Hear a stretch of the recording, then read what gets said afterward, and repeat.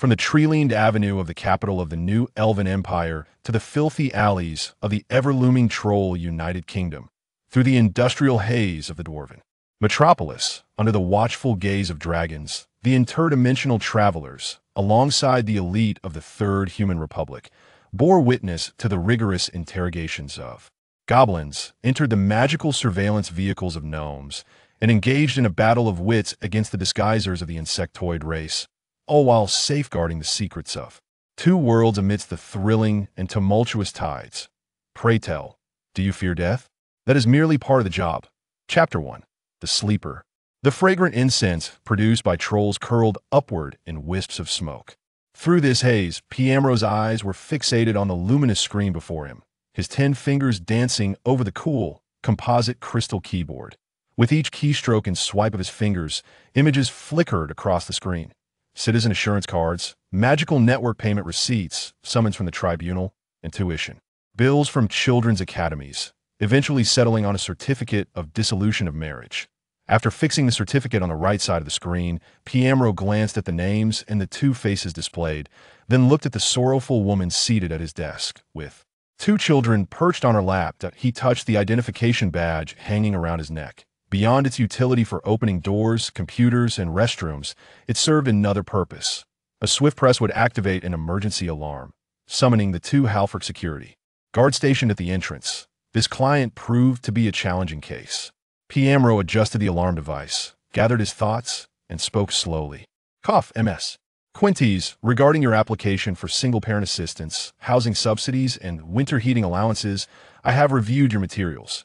Regrettably, I cannot approve your welfare assistance request. I sincerely apologize. The expression of the female client opposite him transformed abruptly. Her mouth twisted into a grimace, and she erupted. What? Why? I'm divorced. Raising 2 children alone. Why on earth won't you approve it? This is an injustice, truly an injustice. I, a woman, suffered domestic violence from my husband, endured so much hardship to finally leave him. Now, as a single parent, no job will accept me. And you still refuse? How are we supposed to survive? Aren't you the Citizen Assurance Department? What gives you the right? Her wails drew the attention of Ouyang Huang, a vampire girl seated at the adjacent workstation, who had just finished with a client and was organizing her documents. Her beautiful, wine-eyed eyes flicked toward Piamro, her face brimming with barely contained mirth.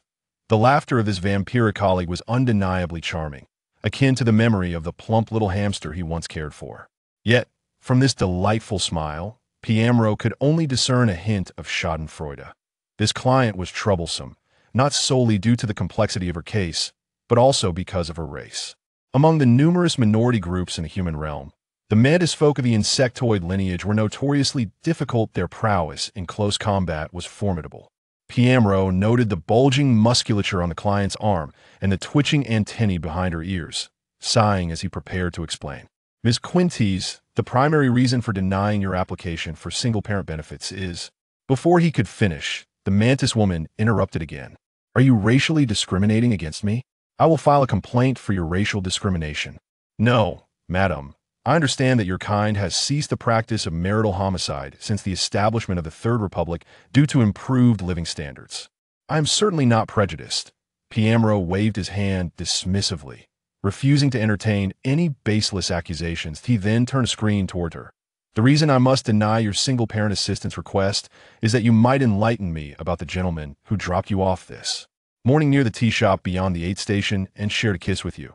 The screen displayed a rather clear photograph captured by a personal magical network terminal depicting MS. Quintes passionately kissing another mantis man in a convertible luxury car parked illegally in a bus stop, their antennae fervently exchanging pheromones. The expression of the distressed single mother Quintes shifted. Once again her fingers trembled as she pointed at the screen. Where did you obtain this photograph? Unfortunately, Miss Quintes, I happened to be waiting at the bus stop at that time. Piamro chuckled helplessly. I have a habit of reviewing clients' files the day before their appointment. I perused your documents yesterday, remembered your appearance, and rather coincidentally saw you this morning. You have invaded my privacy. I will sue you. Quintus' humanoid arm began to exhibit the inclination to deploy a mantis blade. Absolutely not. You've misunderstood. I was merely photographing the promotional banner for the Blood and Wine chain restaurant across the street. that IT featured a magical code offering discounts. Your image was captured purely by chance. Piamro continued, discreetly pressing the built-in alarm on his badge. Why you? Went at a loss for words. One speech could resemble the desperate squatting of an empty stomach, and the mantis woman found herself momentarily speechless. Seizing the opportunity, Piamro glanced at his vampire colleague, only to find her intrigued by the discount offer from the blood and wine chain restaurant, casting him a knowing look. Piamro quickly signaled an OK gesture, indicating that scanning the code was a trivial matter at that moment. The two Halford security guards, of northern lineage, quietly approached, standing a short distance away and nodding at Piamro. With the guard's signal, he finally resumed speaking. Ms. Quintes, let us be fair, the citizen assurance system does not deny help to any Republic citizen in need. However, upon reflection, do you truly require assistance? I do not judge your marital choices, but a crucial condition for single-parent assistance is that applicants must not be in a marital or de facto cohabitation relationship, nor in a situation where they are receiving material benefits from a relationship. A civil servant. I cannot overlook the evidence indicating otherwise in your case. Please understand. By this point, Ms. Quintes had noticed the security guards standing nearby. Observing their imposing physiques capable of intimidating anyone, she decisively glared at Piamro, grabbed her bag, hoisted her children, and turned to leave, abandoning her. Application. Having successfully dealt with a difficult client, Piamro slumped into a fluid state, relinquishing his previously rigid posture as a civil servant. Just as he exhaled in relief, a melodic voice urged him. Comrade Piamro, without a code, you might as well have 1,000 bites at your neck, you know? Upon hearing this, he hastily retrieved his terminal, displaying the earlier photograph meant as evidence, raised it toward the female vampire, who delightedly scanned the magical code, teasing Piamro. Oh dear, just as the workday was about to end, along comes this troublesome case, TSK. Noticing Piamro's despondent demeanor, Ouyang Huang stood and approached, playfully poking him. Blood and wine, shall we go? Miss Ouyang Huang, are you not afraid? I certainly am. If your father finds out, I might be in for a rough time, perhaps even a wage deduction. Who are you referring to? My father is a model civil servant. Do you think he would misuse his position to deal with you? I trust in his professional ethics, but I have greater faith in his role as a doting father. Indeed, the father of this vampire girl is her direct superior. However, Pizai, she said, fiddling with her terminal, her round crimson eyes twinkling, you weren't being completely honest with me just now, were you?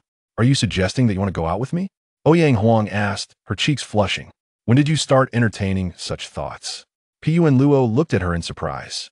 Although Blood and Wine has been vigorously expanding its human clientele in recent years, I still know the ins and outs of the establishment since it's run by my relatives. Their primary patrons remain vampires. The reason you intentionally captured the magical code for the Blood Wine event. How wonderfully aloof.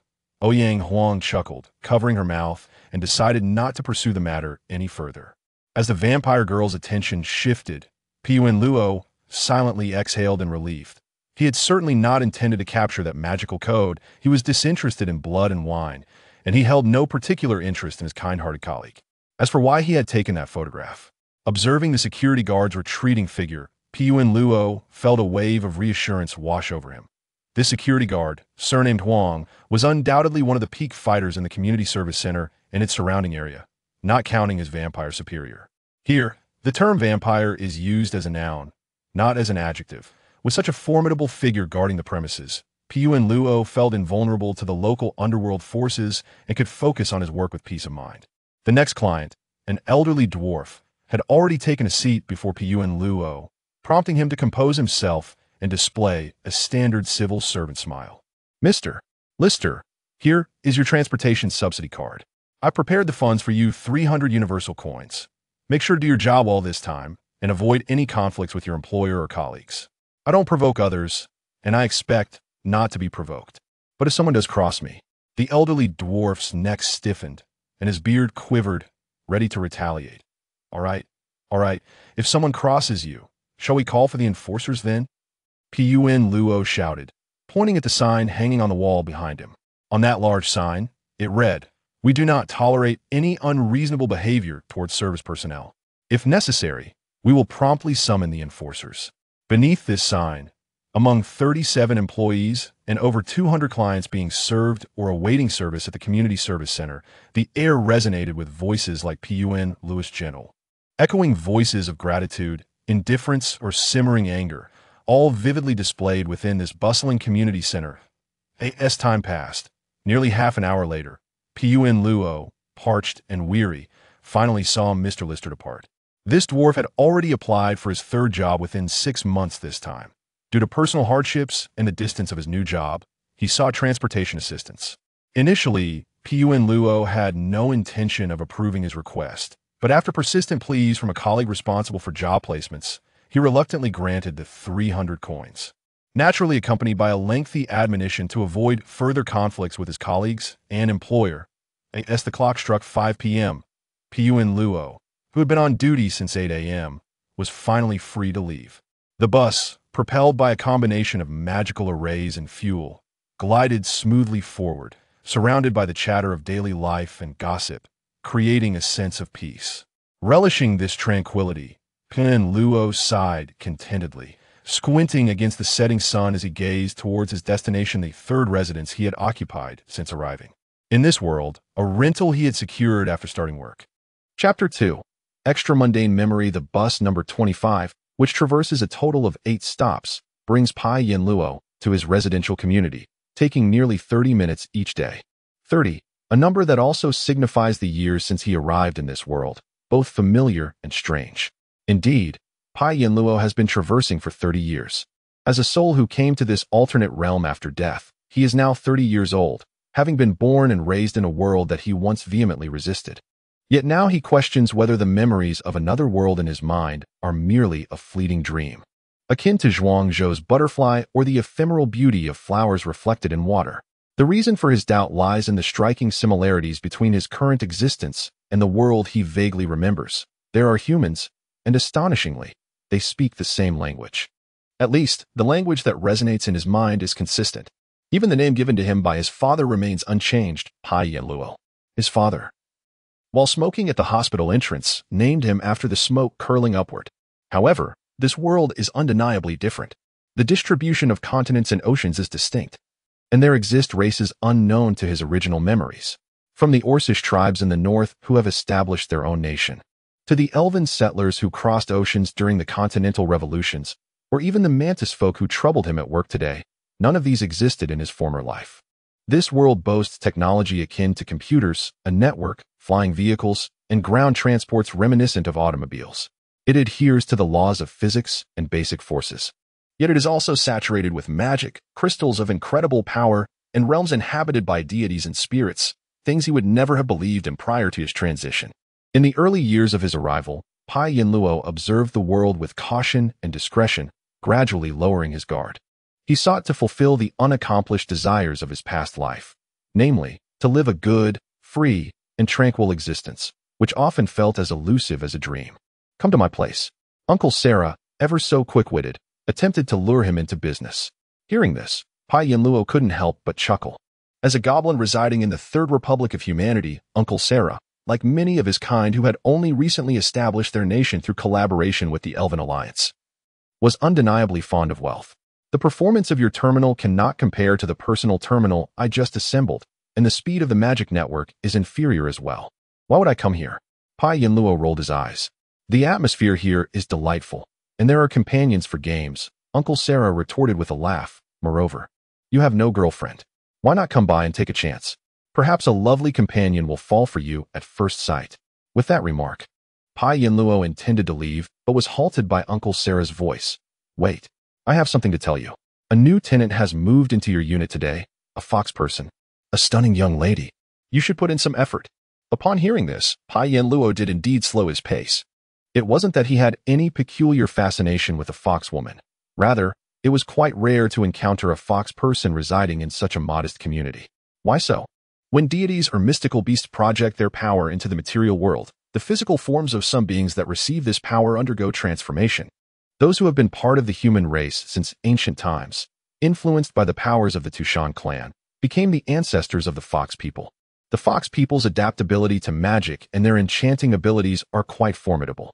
Fox individuals, particularly the females, often find themselves employed in public relations or external affairs roles, making it improbable for a strikingly beautiful fox woman to inhabit such an old and rundown community with only affordable rent.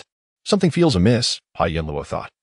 But he soon dismissed the instinctive caution that arose within him, quickening his steps toward home. Any potential intrigue was of no concern to him. He was merely a civil servant, lacking experience and, most importantly, wealth. Any conspiracies would hardly be aimed at him, and pursuing such an expensive companion, he dismissed the notion, thinking it far more sensible to seek the company of the charming vampire seated at the adjacent workstation. Ideally, he wouldn't even cross paths with her.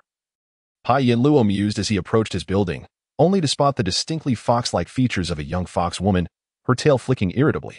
Pa Yinluo felt little reaction. It was not that he lacked attraction to the opposite sex, but rather that his previous life had equipped him with sufficient training to restrain his impulses and desires. He regarded the fox woman with slight impatience, sensing that her presence, an uncommon species in the Republic, might herald some troubling matters.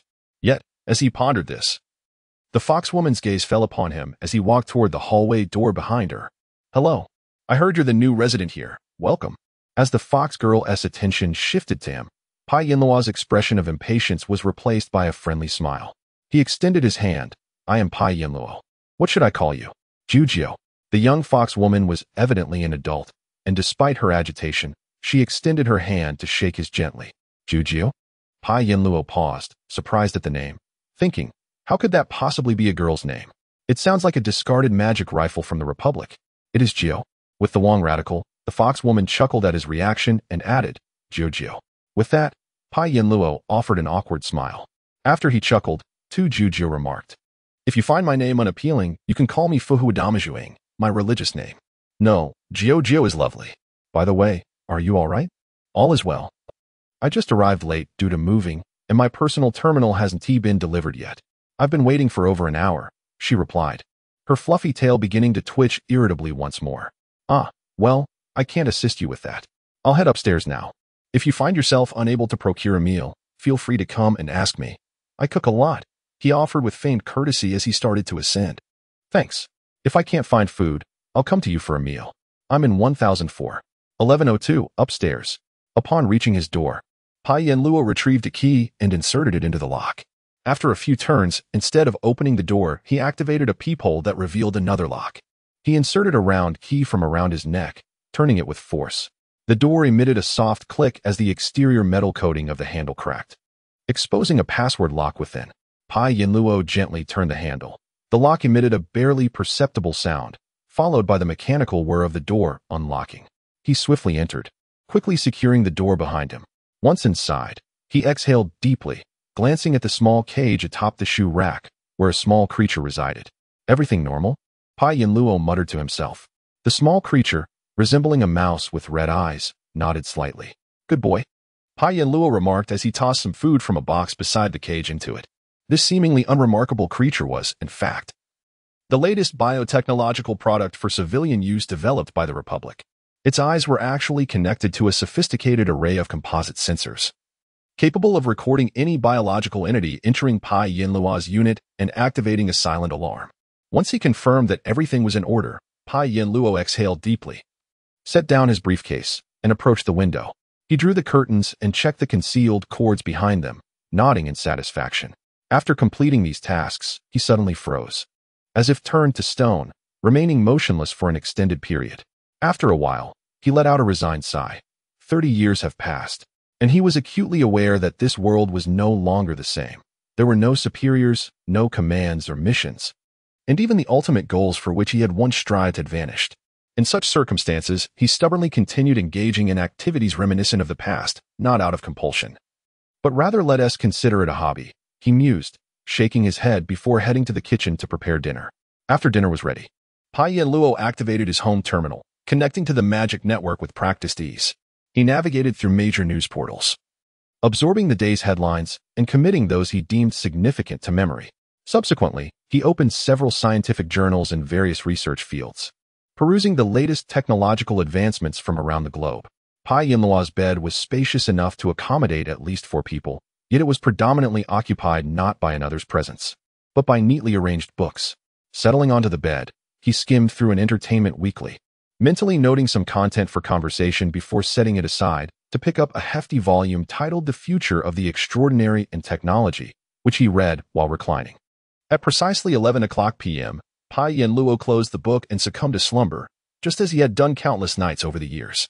However, not long after drifting off, he was jolted awake by the blinding light and cacophony outside. His eyes flew open, and like a cheetah unleashed, he sprang from the bed. Standing at its edge and peering through the curtain's gap, Uncle Sarah the Goblin's internet CAF was engulfed in flames, and chaos reigned outside the community. Chapter 3. Sleep Spasms. The internet CAF run by the Goblin, Sarah, was situated on the second floor of a small building at the entrance of the community's commercial street. When Pai Yanluo arrived, flames were billowing from the windows of the second floor, and the beef noodle shop below was engulfed in fire.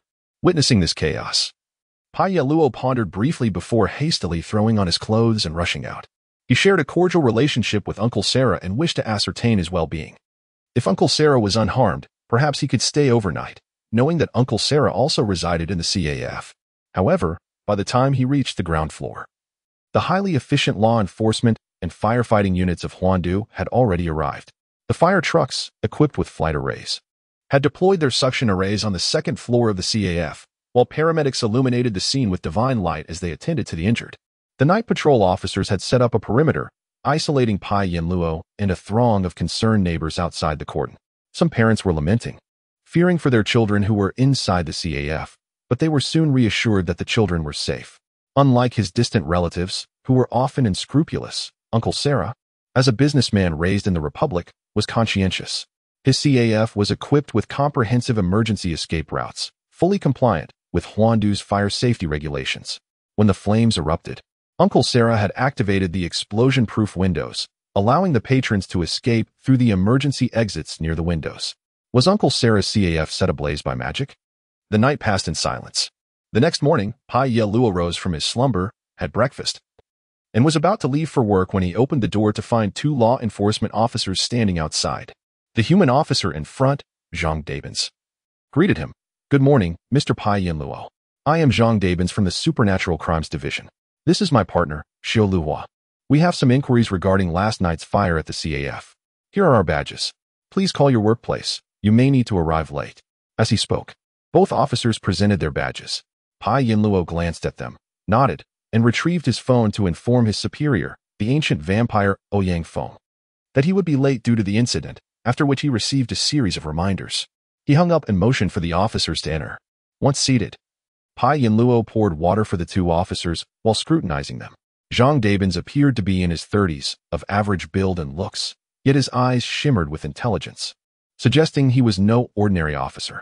Xiao Luhua, a lady, was also quite attractive but wore a winter uniform despite the sweltering heat, her demeanor exuding a blend of earnestness, respect, and a hint of trepidation.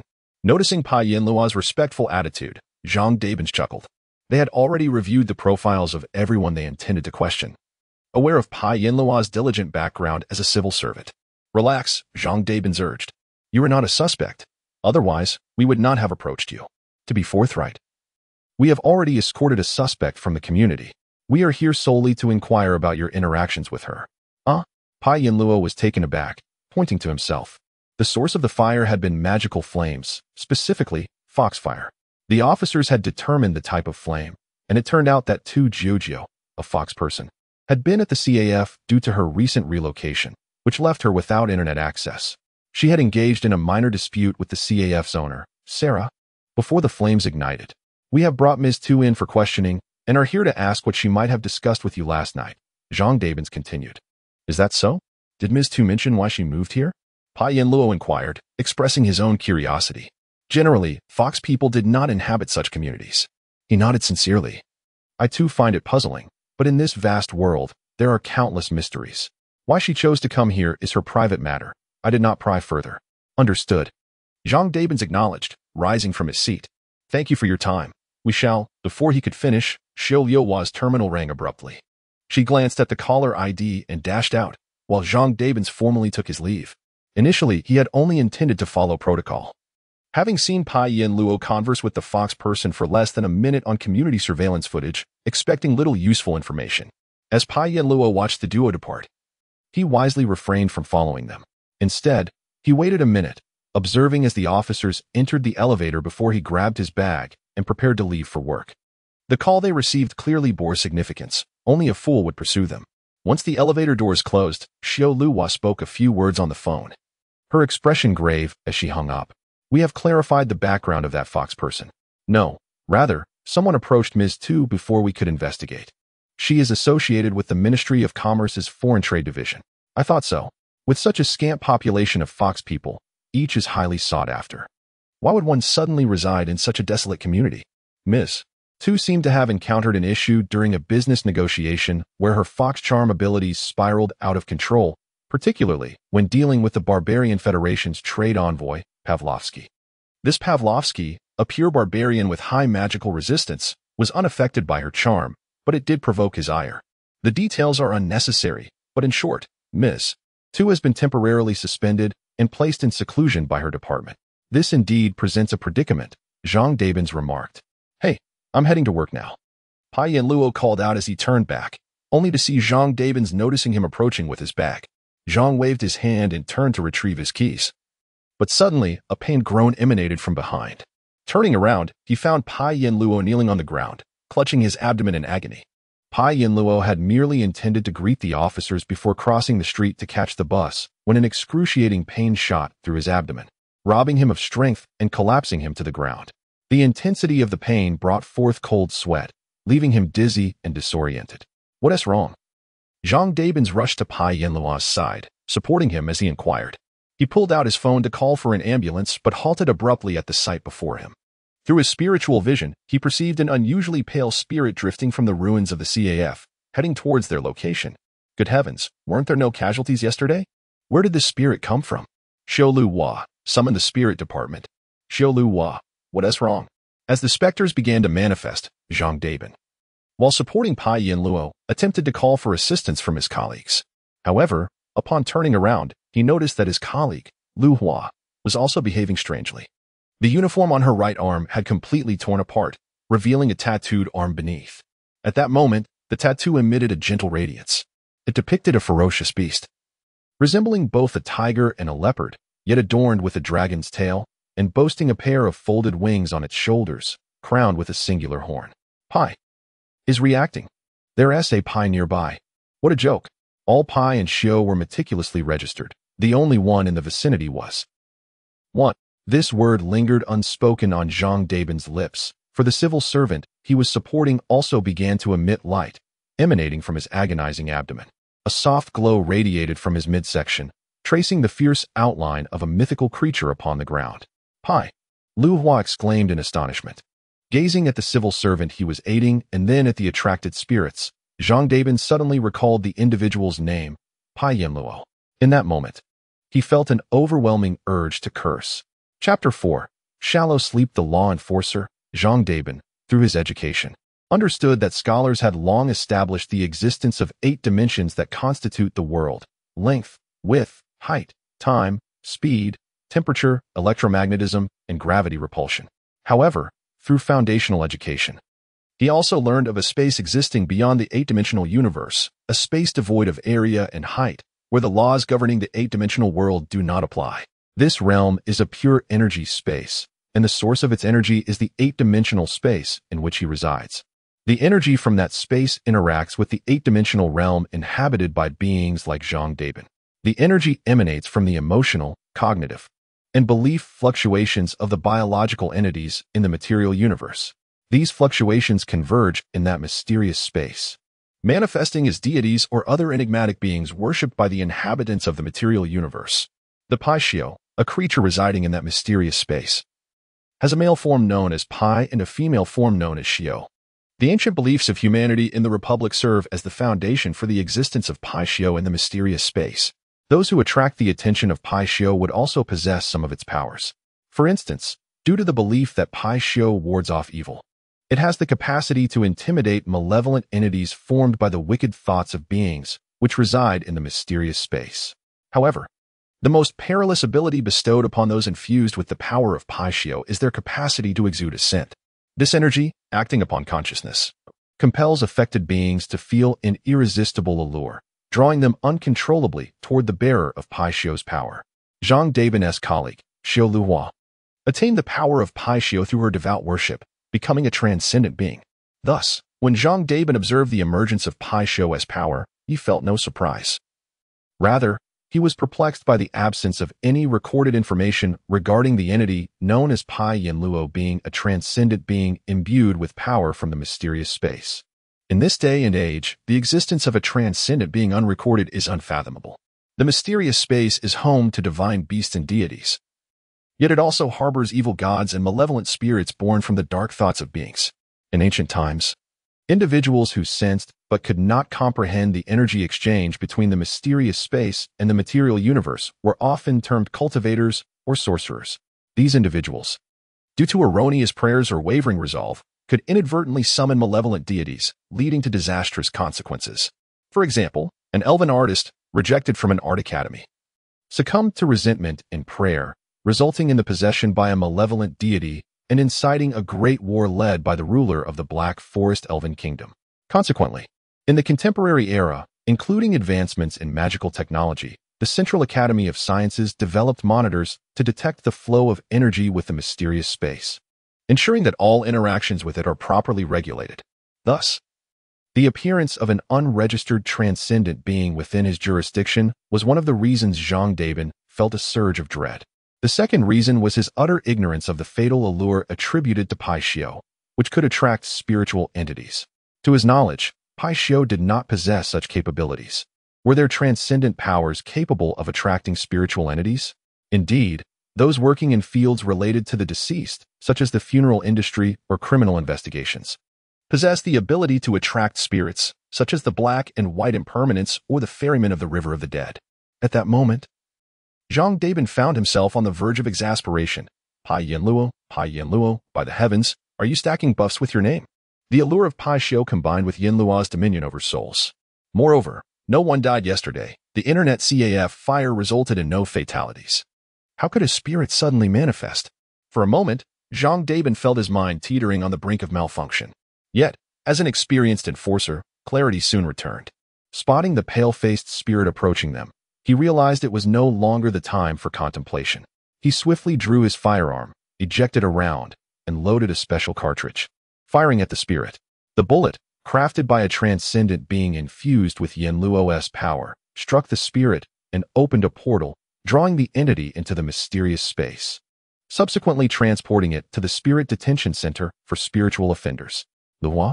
As Zhang Dabin deftly supported Pai Yanluo, he turned to his partner. I'm fine, Xiu Luhua replied. Breathless, the Xiu has calmed down for now. Ancestors above, what on earth happened? Even now, you're thinking about recognition? How can I be promoted without it? You're still thinking about promotions.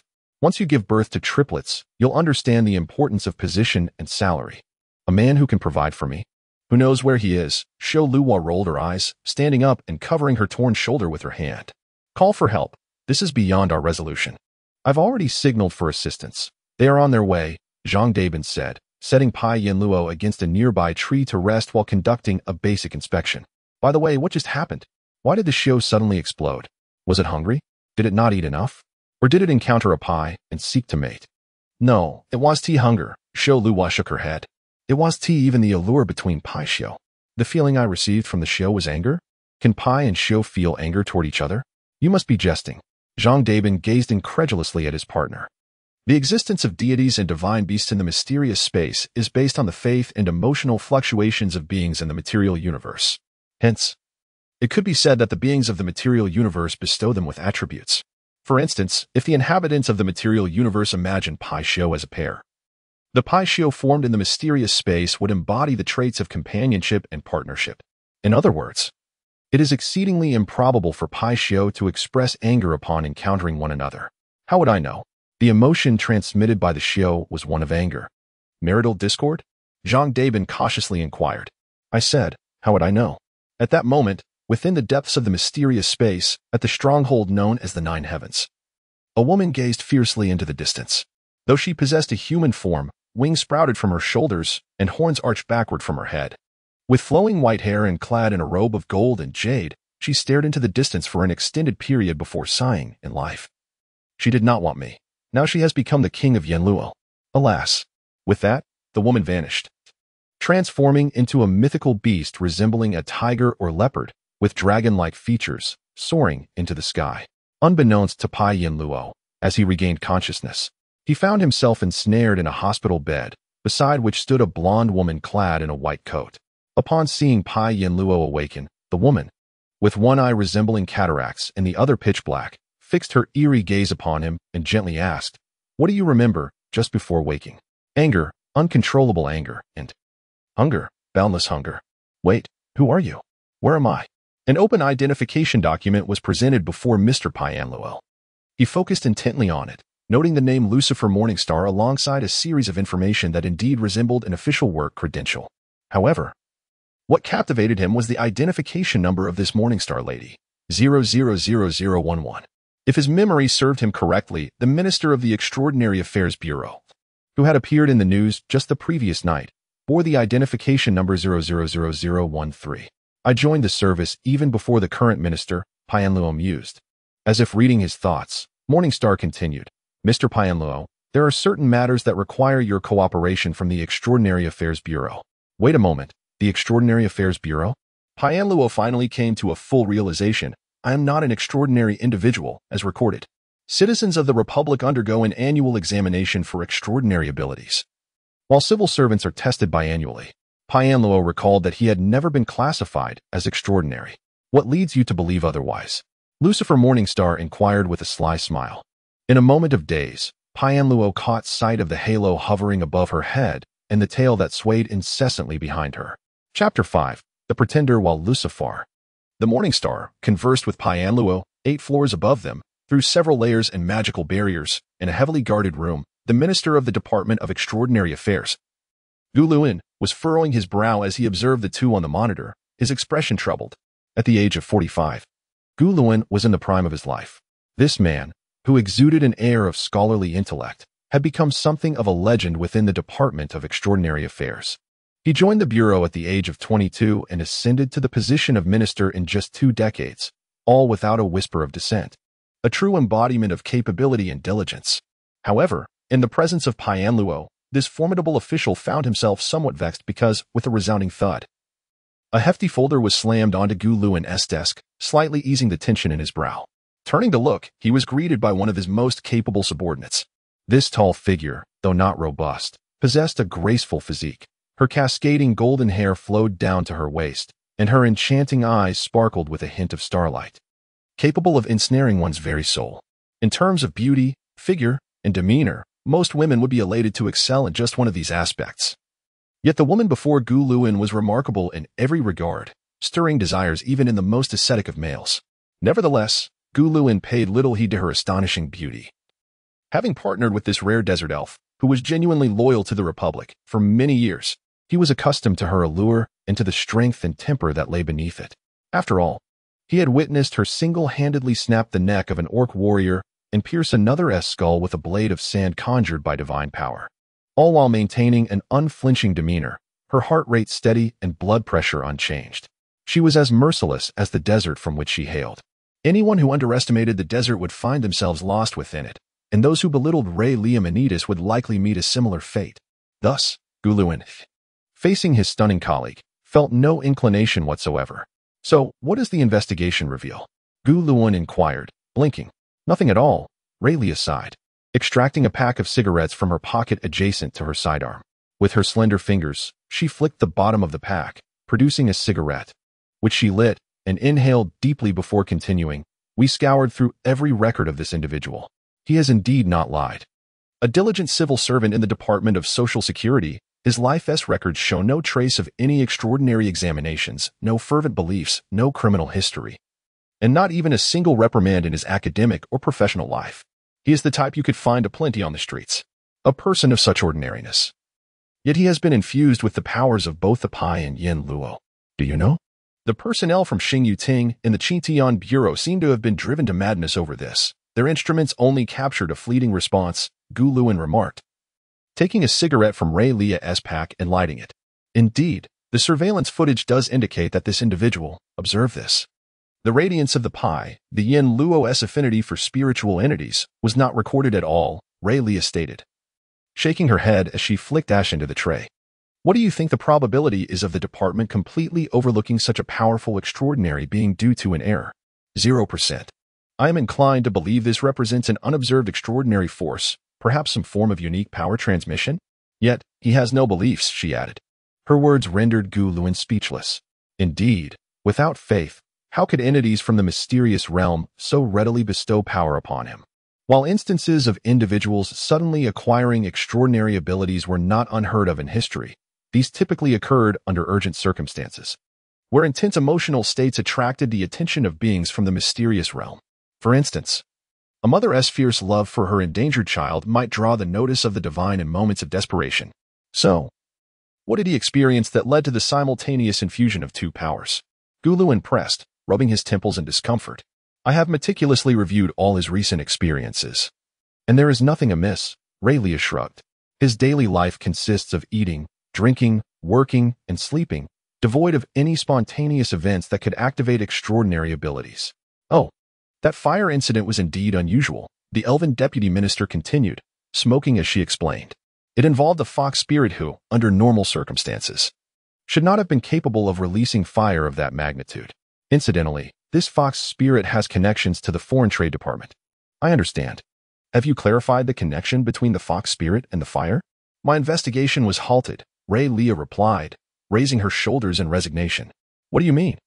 Guluin expressed confusion at the cessation of the Extraordinary Affairs Department's investigation into extraordinary phenomena. As the supreme authority governing extraordinary beings in the Republic, how could the Department of Extraordinary Affairs be called off during an investigation? The director of the Foreign Trade Department, like myself, has received orders from the State Council to temporarily cease any inquiries. Old Gu, this is no trivial matter. But do not worry. They mentioned sending personnel later to address the Fox Lady's situation. The ghost that emerged from the internet CAF has led to some rather unpleasant clues, Raylia said, brushing off some ash with a displeased expression. Then speak swiftly, Gulin remarked, observing Raylia's troubled countenance and rolling his eyes. The police on site acted promptly, employing special ammunition to transport the spirit away. Before conducting the ritual for its reincarnation, we attempted to communicate with it through extraordinary beings and confirmed the location of its body. The poor girl's remains were entombed within the wall of the CAF. Were you able to identify her? Do we have leads on the perpetrator? Guluin's teeth gritted audibly. Not yet. However, our guest. Perhaps the true reason the girl's soul could break free from its bonds may also be the cause of this individual's sudden awakening to extraordinary powers. Are you playing riddles with me? Speak plainly. Riddlers deserve no mercy, Guluin exclaimed. When we discovered the girl's body, it was not merely physically sealed within the wall, but also ensnared by a magical array. I believe you should recognize this, Raylia said, releasing her folder to present a photograph of the magical array to Guluin. Upon closer inspection, his face twitched violently, and he nearly shouted, a soul control array. The soul control array, classified by the Department of Extraordinary Affairs as a Class B forbidden spell, serves not only to imprison souls and prevent them from reincarnating, but also possesses a nefarious function that compels souls to commit malevolent acts. In Guluin's memory, such a vile array was rarely employed except in the most severe cases against exceptionally heinous criminals, and its use by cultists was even more uncommon. If cultists are involved, this matter escalates significantly. Which dark deity's follower has committed this act? Guluin demanded urgently. None of them, Raylia responded. Preliminary investigations reveal no residual traces of any known dark deity's power on the soul control array, and the array's configuration is quite peculiar. Peculiar in what way? Speak. The experts have yet to decipher it. This is a configuration of the soul control array that has never been encountered before. How utterly dreadful. Yet, this is not the worst of it. The most harrowing aspect lies within the walls, the corpses. The corpses of the fox spirits. How utterly bizarre. A strange fox spirit maiden, an even stranger case of murder intertwined with spirit control, and the most peculiar emergence of dual extraordinary forces, none of which provide any answers. Guluin felt a tumultuous pressure building within his chest and could not help but raise his voice in exasperation. What we currently comprehend is that the fox spirits are oblivious to the cause of the uncontrolled fox fire, which ignited the internet CAF while simultaneously breaching the seals of the spirit control array outside. There exists a connection between the two, though much remains unknown. However, hey, Confronting the unknown is precisely our duty, so let us remain calm and resolve these issues piece by piece. Raylia gently patted her partner's shoulder and offered him a cigarette. With a deep exhale, Guluin released a long plume of smoke. You are right. We shall tackle the problems incrementally. The incident involving the Fox Spirits rampage and the burning of the Internet CAF is of the least priority, as the higher-ups have already indicated that assistance will be dispatched. As for the corpses and the spirit control array, we shall await the expert's analysis while concurrently addressing what we can with the local police. The most vexing matter is this young man. Damn it, why do I feel that all of this is interconnected, regardless of whether they are linked? This young man is solely our predicament. No one can assist us here. Raylia blinked her beautiful eyes, a hint of self-deprecating amusement dancing at the corners of her mouth. Although the Pishio is a creature that wards off evil, it is unlikely to be so sensitive as to be provoked by the spirit control array within these walls. Then, is it the power of Yama? Guluin muttered, but has it been determined which court of Yama it belongs to? Xingyuding has contacted the Nine Heavens, yet curiously, no response has been received. According to the law, unless there are compelling reasons, our time to detain him is running short. Lucifar has not unearthed any useful information. Has he? Indeed, this young man is not lying. He genuinely knows nothing. The room fell into a silence, and after a moment, as Guluin finished another cigarette, he finally raised his head. I will handle this. You can trust me. Upon hearing this, Raylia connected to Lucifar, who was conversing with Pai Yinluo, transmitting words only Lucifar could hear. Little Morningstar, did you hear that? Please keep him with us. After receiving the order, Lucifar, Morningstar flashed a gentle smile at Pai Yinluo. Therefore, in summary, due to your involvement in an extraordinary incident, we must trouble you to remain with us temporarily for an investigation. I shall fully cooperate with the national work. Pai Yinluo chuckled, for some reason. He found the woman before him exceptionally trustworthy, her words imbued with a comforting quality that made one feel compelled to open their heart. Although this comfort instinctively provoked his resistance, to be honest, I have disclosed everything I could, and besides, I am on duty. Actually, I am primarily concerned about whether your health might be affected by the extraordinary circumstances, Lucifar said with a bright smile. You need not worry about the work. We will certainly assist you in securing a leave of absence. Well, actually, I am accumulating vacation days to prepare for a long holiday at the end of the year. A delightful 2-month break, you see. That is indeed unfortunate, but health is paramount, is it not? Ms. Morningstar playfully blinked. Indeed. Then I must ask for your assistance. Observing the other party's insistence, Pai Yinluo smiled and took a step back. No problem, leave it to us. Upon hearing this, Lucifar, Morningstar, revealed a smile radiant enough to rival candy, giving Pai Yinluo a thumbs up before turning to leave. By the way, there is one more thing I wish to inquire. Pai Yinluo suddenly called out to Lucifar. What is it? Can you see? Lucifar's voice unexpectedly rose several octaves, but soon returned to its soft tone. Can you see? Yes, I can. Pai Yinluo nodded. I can even see words on the halo, though I do not recognize them. It reads, Ira Dei in Omni Furor Sua, which translates to the wrath of God. Lucifar cast a complex glance at Pai Yinluo. You truly are full of surprises. Wait for me here, Mr. Pai. Under the watchful gaze of the monitors, his expression remained calm, as if he had fallen back into slumber, with only the almost imperceptible tremor of his eyelids betraying the continued activity within his mind. Chapter 6. Somnambulism. With his eyes closed, Paiyanla pondered an alternative plan that had occupied his thoughts for 30 years. He had consistently attempted to evade the gaze of the national machinery in this world, yet his previous profession had taught him to eschew reliance on probabilities. Thus, he had always been mentally prepared with a contingency plan for the moment he might fall within the purview of the state apparatus. After much contemplation, Paiyanla became aware of the deceleration of his thoughts. He recognized the necessity of replenishing his mind with nutrients to sustain its rapid functioning. However, he hesitated for a moment over whether to summon someone for sustenance. Paiyanla harbored genuine concerns regarding this matter. To put it plainly, in his lifetime, he had only eaten openly before others on 2 occasions, once as a child in the presence of his adoptive father in this world, and the second time shortly after beginning his career during a poverty alleviation initiative, where he ultimately succumbed to hunger. Both instances had startled the cooks. The reason was simple. When he indulged, his voracity was quite alarming, not in the manner of a competitive eater, but rather akin to a ravenous specter. Later, Paiyanla conducted an experiment at home, recording it for review.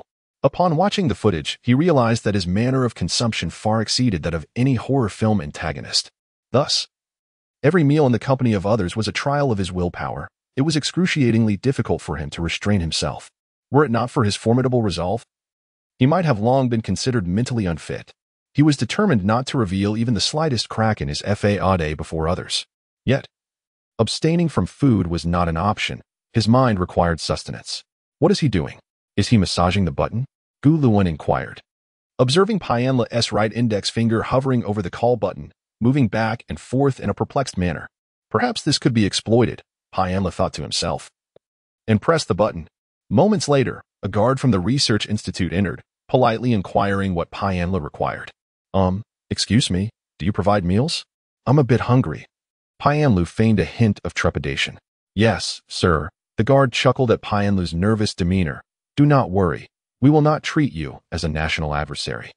I shall arrange for the cafeteria to bring you something shortly. Oh, thank you. By the way, I have quite a large appetite. Rest assured. We will ensure you are well fed. 20 minutes later, Pianla let out a satisfied belch as the guard discreetly wiped the beads of sweat from his brow. In the monitoring room, Gu Luan whistled in astonishment. Pianla had just consumed a meal that would typically satisfy at least 5 individuals with hearty appetites, prompting the head of the Extraordinary Affairs Department to cast a disapproving glance at one of his subordinates. Are you certain this fellow is possessed by a paixio rather than a glutton? He questioned, perplexed by the enormous quantity consumed. Paixio is known to attract wealth and suppress evil, but surely it cannot eat this much. Indeed. Legends surrounding the martial sage Taigong recount tales of the paixio's prodigious appetite, suggesting that those infused with its power could also possess great voracity. However, Gu Luan suspected this was not the sole reason behind Pianla's insatiable hunger. The staff member, previously chastised by Gu Luan, felt a wave of relief wash over him. Meanwhile, Gu Luan's expression soured as he turned to regard the elegantly aged woman who had just entered, forcing a stiff smile. Researcher Gu, what discoveries have you made? Could you speak plainly? I am the vessel of Baizé, and even I cannot comprehend. Among the numerous burdens borne by those who possess the power of the paixio, the most profound is an insatiable thirst for wealth. The paixio craves to consume boundless riches, a desire that easily conflates with a hunger for food in the minds of untrained power-bearers. They believe they must devour vast quantities of sustenance, yet in truth, a significant portion of that yearning is for wealth. Are you suggesting that this individual has failed to recognize his true desires? Gu Luan replied, momentarily taken aback. That is approximately correct. I shall refrain from elaborating on the theoretical nuances of spatial energy transmission deviations. I am not here for that, Gu Qinyuan smiled, placing a sheet of paper directly against Gu Luan's chest. You must release this young man immediately now. Who has offended you, my father? Are you jesting? Gu Luan retorted, his indignation palpable as he questioned the authority behind such a directive. I am not joking. Look at the order. Gu Qinyuan gestured toward the paper on Gu Luan's chest. Emergency Order Number 37 from the National Government Council. Let me see. And there's a handwritten command from the Grand Priest of the Star Language Pavilion. Who exactly is this fellow? Gu Luan muttered as he scrutinized the document.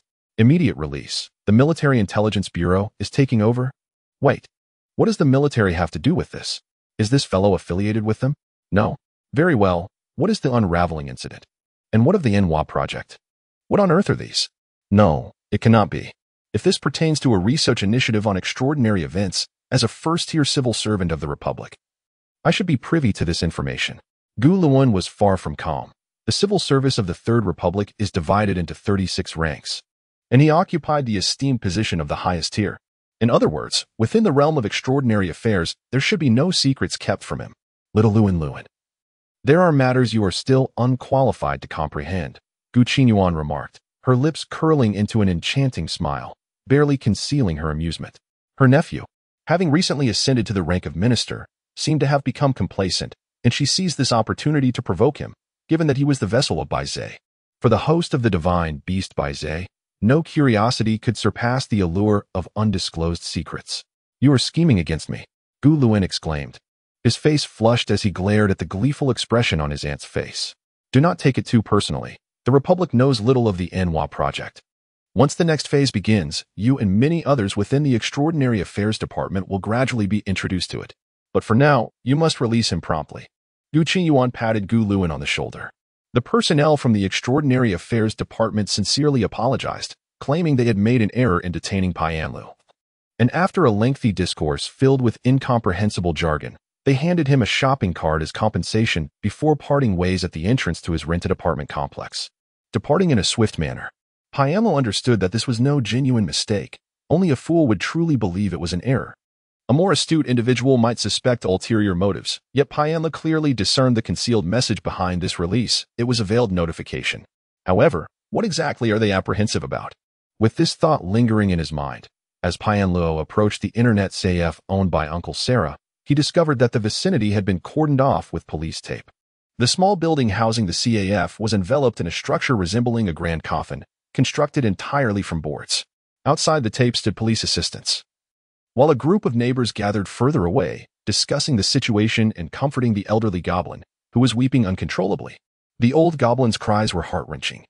Yet Payanlu could easily surmise the source of his anguish without needing to listen. He had engaged in numerous conversations with the old goblin and was well aware that Sarah had taken out a loan to open this CAF. Unlike his fellow goblins, who worshipped wealth and thrived through collusion with high elves, having snatched a piece of land from the jaws of the sand trolls to establish a nation in the desert. Uncle Sarah approached business with a philosophy of righteousness. A gentleman loves wealth, but acquires it through honorable means. His business practices were traditional and grounded, leading to a slow accumulation of wealth. Thus, this fire had incinerated the old goblin's hopes for many years to come. Seeing the old goblin in such despair, an idea suddenly flickered in Payanlu's mind. He approached and gently placed a hand on Uncle Sarah's shoulder, saying, "Uncle Sarah, I may not have much, but why don't you come live with me for a while? I can manage to share my meals." The surrounding neighbors chimed in with agreement, eager to lend a hand to the honest and warm-hearted old goblin in his time of crisis. This kindness momentarily choked Sarah, who then broke down in tears once more. Deeply moved, after nearly an hour of comforting the old goblin, it was now around 6 in the evening. Ultimately, Uncle Sarah did indeed decide to join Payanlu for dinner, partly due to their amicable relationship, and also because he realized that in their community, there was no one else who could ensure that one person's fullness could stave off hunger for the whole family. Only Payanlu could do that. As Payanlu assisted the frail old goblin towards the apartment building, he offered words of solace and gradually uncovered the deeper reason behind Sarah's wailing. When he had purchased commercial insurance, the old goblin's racial tendencies had flared, leading him to forego additional premiums for extraordinary disasters. He believed that opening an internet CAF in such a remote neighborhood would shield him from such calamities. Consequently, there would be no compensation now. While Payanlu endeavored to console Uncle Sarah with some philosophical musings, the old goblin remained despondent, and Payanlu, unsure of how to uplift someone, found his words dwindling. By the time they reached the small convenience store downstairs, their conversation had nearly ceased. Suddenly, the silence was shattered. The store's yeti-like aunt, upon spotting the duo, seemed to recall something, and she leaned out the window, waving a piece of paper and shouting, "Hey, little Pi, old chap, this is for you." Payanlu approached to receive the item, and upon examining it with the goblin, they both erupted in laughter. It was a randomly selected lottery ticket. "Thank you, Bigfoot," the old goblin exclaimed, his tears now replaced with a smile as he waved the ticket, adding, "If I win, I'll share half with you." "All right, half it is." The Yeti ant grinned broadly. As Payanlu ascended the stairs, the chill from the Yeti's exclamation made him squint. In the kitchen, he prepared 4 dishes and a soup, with 5 bowls of rice. When the old goblin expressed his surprise at Payanlu's hearty appetite, the television announced the weekly lottery results, which had accumulated to over 17 million. Payanlu exchanged knowing glances with Uncle Sarah. "If you win, that would be enough for both you and Auntie Sia to live comfortably for the rest of your lives. Even after taxes. That would be splendid," the old goblin chuckled. "But, to be honest, luck in the lottery is elusive. If my fortune were that good, I wouldn't be in this situation now. I truly believe that your kindness and integrity in business deserve a stroke of good fortune," Payanlu said earnestly, gazing at the old goblin. "Let us be candid. With the current standards of internet CAFs and the extensive safety measures you have in place, how many others can boast such preparedness? Had it not been for your thorough precautions, this fire could have claimed many lives." The old goblin silently consumed his meal, tears subtly dripping onto the table. "You always fulfill your tax obligations, pay your staff appropriately, and you have never compromised on children's internet restrictions for the sake of profit. I genuinely believe that this lottery ticket will bring you luck," Payanlu stated emphatically. "Thank you, young Pi." The old goblin was about to express his gratitude when he suddenly froze. "What is it, uncle?" The old goblin's lips trembled as he glanced between the television screen and the lottery ticket on the table. Suddenly, he let out a shrill scream. "Oh, I won." And then, he toppled from his chair. Chapter 7. Dream within a dream in the next moment. He jolted awake from his reverie and lunged towards the old goblin.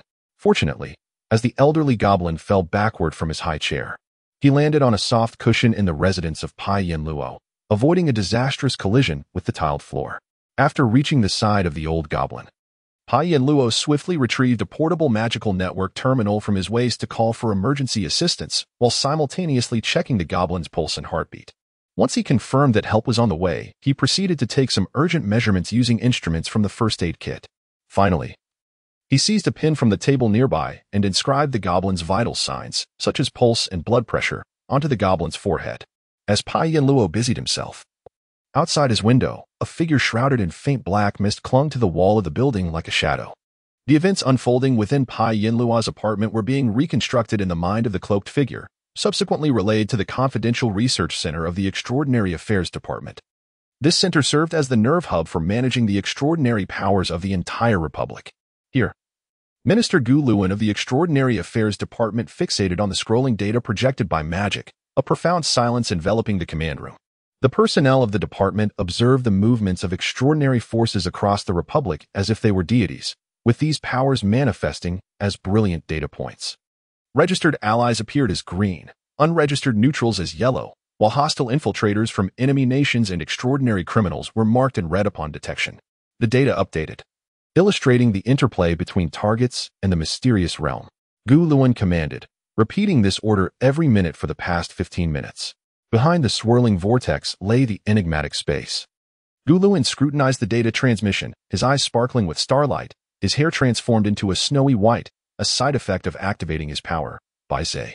Relying on this power, his mind began to decode the symbols and abstract data, the essence of the divine beast by Zay intermingling with human cognition, breaking down vast information into comprehensible insights. "Thank you, by Zay," Gu Luan conveyed his gratitude within his consciousness. Undoubtedly, it was the power of Pai Yao, symbolizing the gathering of wealth and unexpected boon. Gu Luan blinked, awakening from his reverie, realizing that the fortune accumulated over the years was now bestowed upon the old goblin. However, this still did not clarify why this fellow had repeatedly failed to exhibit extraordinary traits during his medical examinations. Standing beside the instruments, the person referred to as Lord Ing by Gu Luan emanated an aura of coldness, his presence more formidable than the surrounding apparatus. A silent yet palpable intimidation roared in the atmosphere, with an air of dominance vibrating the very light around him.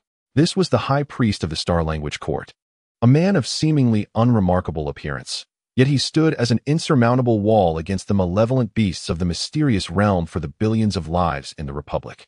The power roaring within him resembled the thunderous tribulation from beyond the heavens, confined within flesh.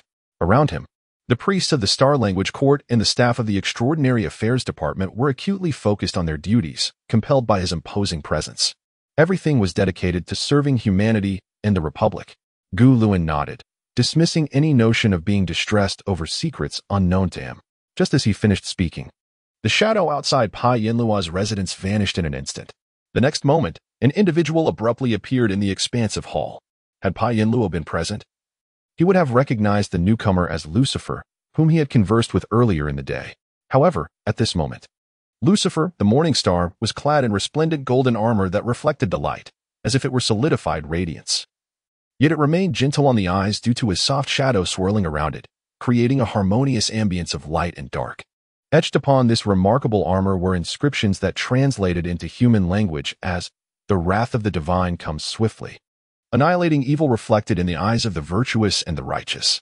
As the luminous script flashed, black and white wings folded behind her, and she paused to salute the dragon with her staff, adorned with a sacred cross and black feathers. Before speaking, "I have confirmed that his heart is tranquil, his soul resolute, with scarcely any intense desires, and absolutely devoid of the seed of faith. The reason such a person can summon the authority of Pai Yao and the mark of Yama, I believe, pertains to certain matters that the Star Language Court cannot yet disclose. We are applying for permission from the highest authority. All secrets will soon transform into public answers. Patience, both of you." "Patience," she added, her demeanor slightly aggressive.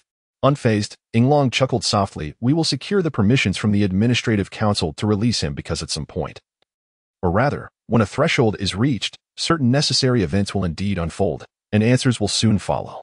Let us await the outcome." Unbeknownst to Pai Yanluo, who had just bid farewell to the emergency personnel and the old goblin, the elderly goblin, Sarah, posed no immediate danger. According to the emergency team, his condition had been caused by extreme excitement, details that Pai Yanluo did not fully grasp. Once assured of the goblin's safety, he felt relieved as they transported the newly awakened old goblin for overnight observation at the hospital. "Take good care of our treasure, Pai Xioko," Sarah shouted energetically at Pai Yanluo just before a nurse, exhibiting clear succubus traits, wheeled him into the ambulance. "Ah, rest assured," Pai Yanluo replied, now understanding the situation.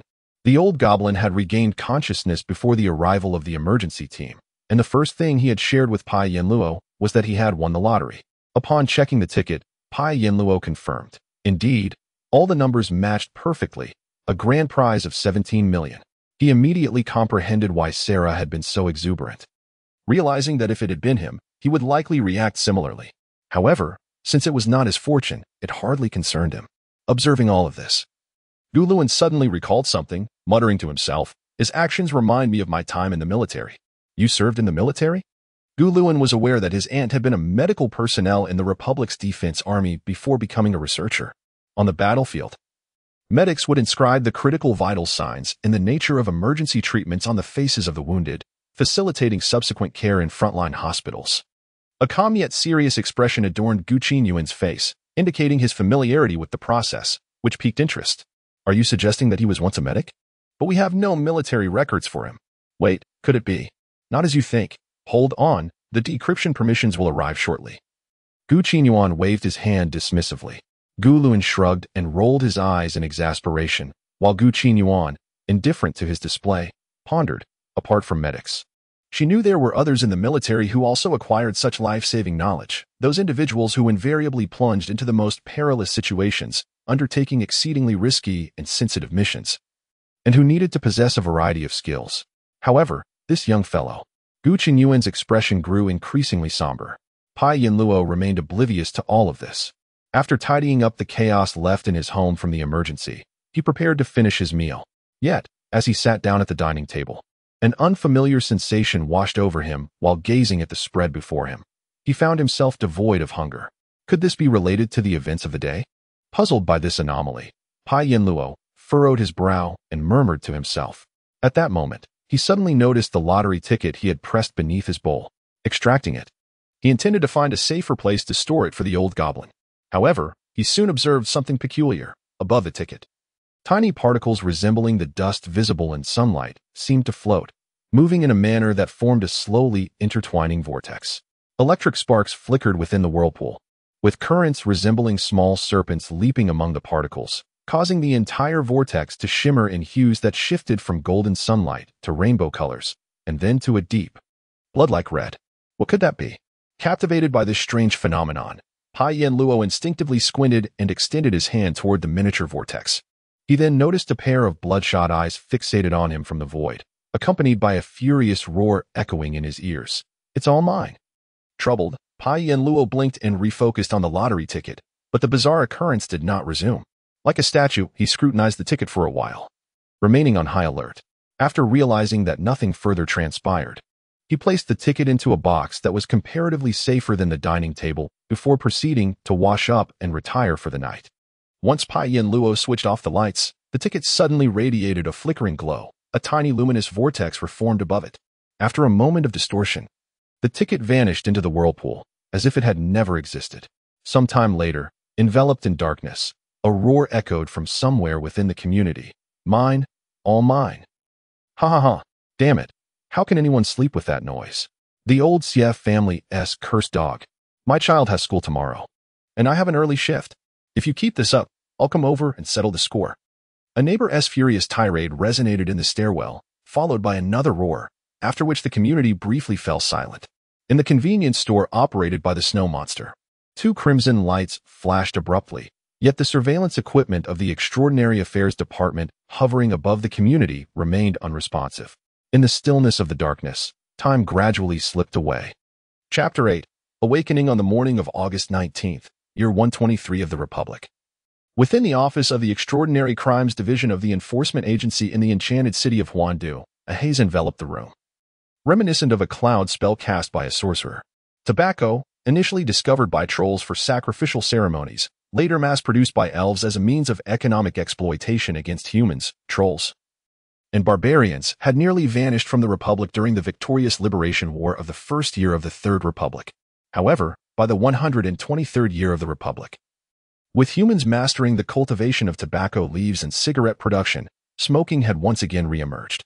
This vice proved almost impossible to eradicate entirely. Even ordinary citizens, burdened by the trivialities of daily life, would occasionally indulge, while the enforcers, facing the grim realities of death, injury, and robbery in their line of work, were even more likely to partake. In their smoke-filled office, it was common for every officer to have a cigarette in hand, rendering the notion of a smoke-free environment nearly obsolete. Newcomers who claimed to abstain from smoking were often met with derisive comments from the veterans, suggesting they would soon succumb to the habit. Within the office of the 3rd Division, aside from the deputy who had been warned by doctors of the dire consequences of overexertion, 12 enforcers led by Zhang Dabin sat in their chairs, their weary faces shrouded in smoke. The haze somewhat masked their fatigue, revealing only their bloodshot eyes, remnants of a sleepless night spent grappling with a multitude of pressing cases. All eyes were fixed on their leader, Zhang Dabin, awaiting the announcement of either a reprieve or a breakthrough in their investigation. Instead, after clearing his eyes, he addressed them. "I know everyone is exhausted." Upon hearing this, the hearts of the overworked enforcers sank. They understood that such words rarely heralded good news. As anticipated, Zhang Dabin continued, "However, we cannot afford to rest just yet. The situation regarding the fox woman has escalated. Although we have received an explanation for her rampage that resulted in the arson at the Internet CAF, we are now confronted with an even more significant issue." The enforcers exchanged glances, their fatigued minds replaying the recent intelligence they had received. The prime suspect in the arson, the fox woman, had been taken from the hospital by personnel from the Ministry of External Trade and another department. Upon regaining consciousness, she conveyed to the enforcers that her powers had indeed spiraled out of control. The enforcers struggled to comprehend how a fox woman, whose lineage was deemed weak, could unleash such formidable fire. It seemed the ministry and certain upper echelons were reluctant to divulge the full truth. Nevertheless, they did confirm that the cause of her outburst was linked to a corpse sealed within the wall, another fox woman. The resonance among fox women and certain experiences tied to the sealed figure had profoundly stimulated the fox woman to Jujian, igniting her uncontrollable flames. This revelation only compounded the enforcers' worries. The murder of such a precious fox woman, whose body had been concealed within the walls for 16 years, represented an affront to the Republic. If they failed to apprehend the murderer, it would reflect poorly upon them, an affront to the dignity of the Republic that could lead to dire consequences. "Everyone, prepare yourselves. Take an hour to rest," Zhang Dabin instructed after glancing at the clock. "Then we will." His words were abruptly interrupted by a loud bang at the meeting room door. A young officer burst into the office, panting, and, under the scrutinizing gaze of the tense enforcers, handed a crumpled paper to Zhang Dabin. After gulping down some water, he announced, "There has been another incident in the neighborhood of our first victim, a homicide. We have a suspect in custody. This case has been assigned to you as well." Zhang Dabin began to protest. "You must be joking. We are already overwhelmed with the fox woman case." And now, he paused, eyes widening as he glanced at the photo of the suspect on the paper, which prompted him to spit out the water he had just consumed, splattering it onto the nearby officer, Xiu Hua. The picture clearly depicted Pai Yanluo. Pai Yanluo, a fox person, arson, the corpse within the wall. A new murder. An array of fragmented thoughts raced through Zhang Dabin's mind, and he felt a sudden jolt of realization. Perhaps these events were all interconnected. "Xiu Hua, come with me. Everyone else, take an hour to rest," he commanded, setting off with the photo of Pai Yanluo, whose expression was one of shock and helplessness. At that moment, Pai Yanluo sat in his chair, already handcuffed, the metal digging uncomfortably into him. His stomach grumbled from hunger. And while most would feel anxiety and helplessness in such a situation, his expression was calm, though internally tumultuous. His memories, including knowledge of how to train and even control his amygdala's response, surged forth, enabling him to maintain a level of composure amidst the chaos. This is akin to certain specialized emergency knowledge. He did not wish to relive the myriad experiences life had bestowed upon him. Nevertheless, at this very moment, Pai Luo was unreservedly applying that knowledge, fully aware that any pretense would be sheer foolishness.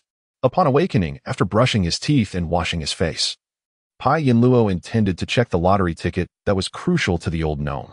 However, upon inspection, he discovered the ticket was missing. Despite the clear memory of where he had left it, he had not opened the window, so it could not have been blown away.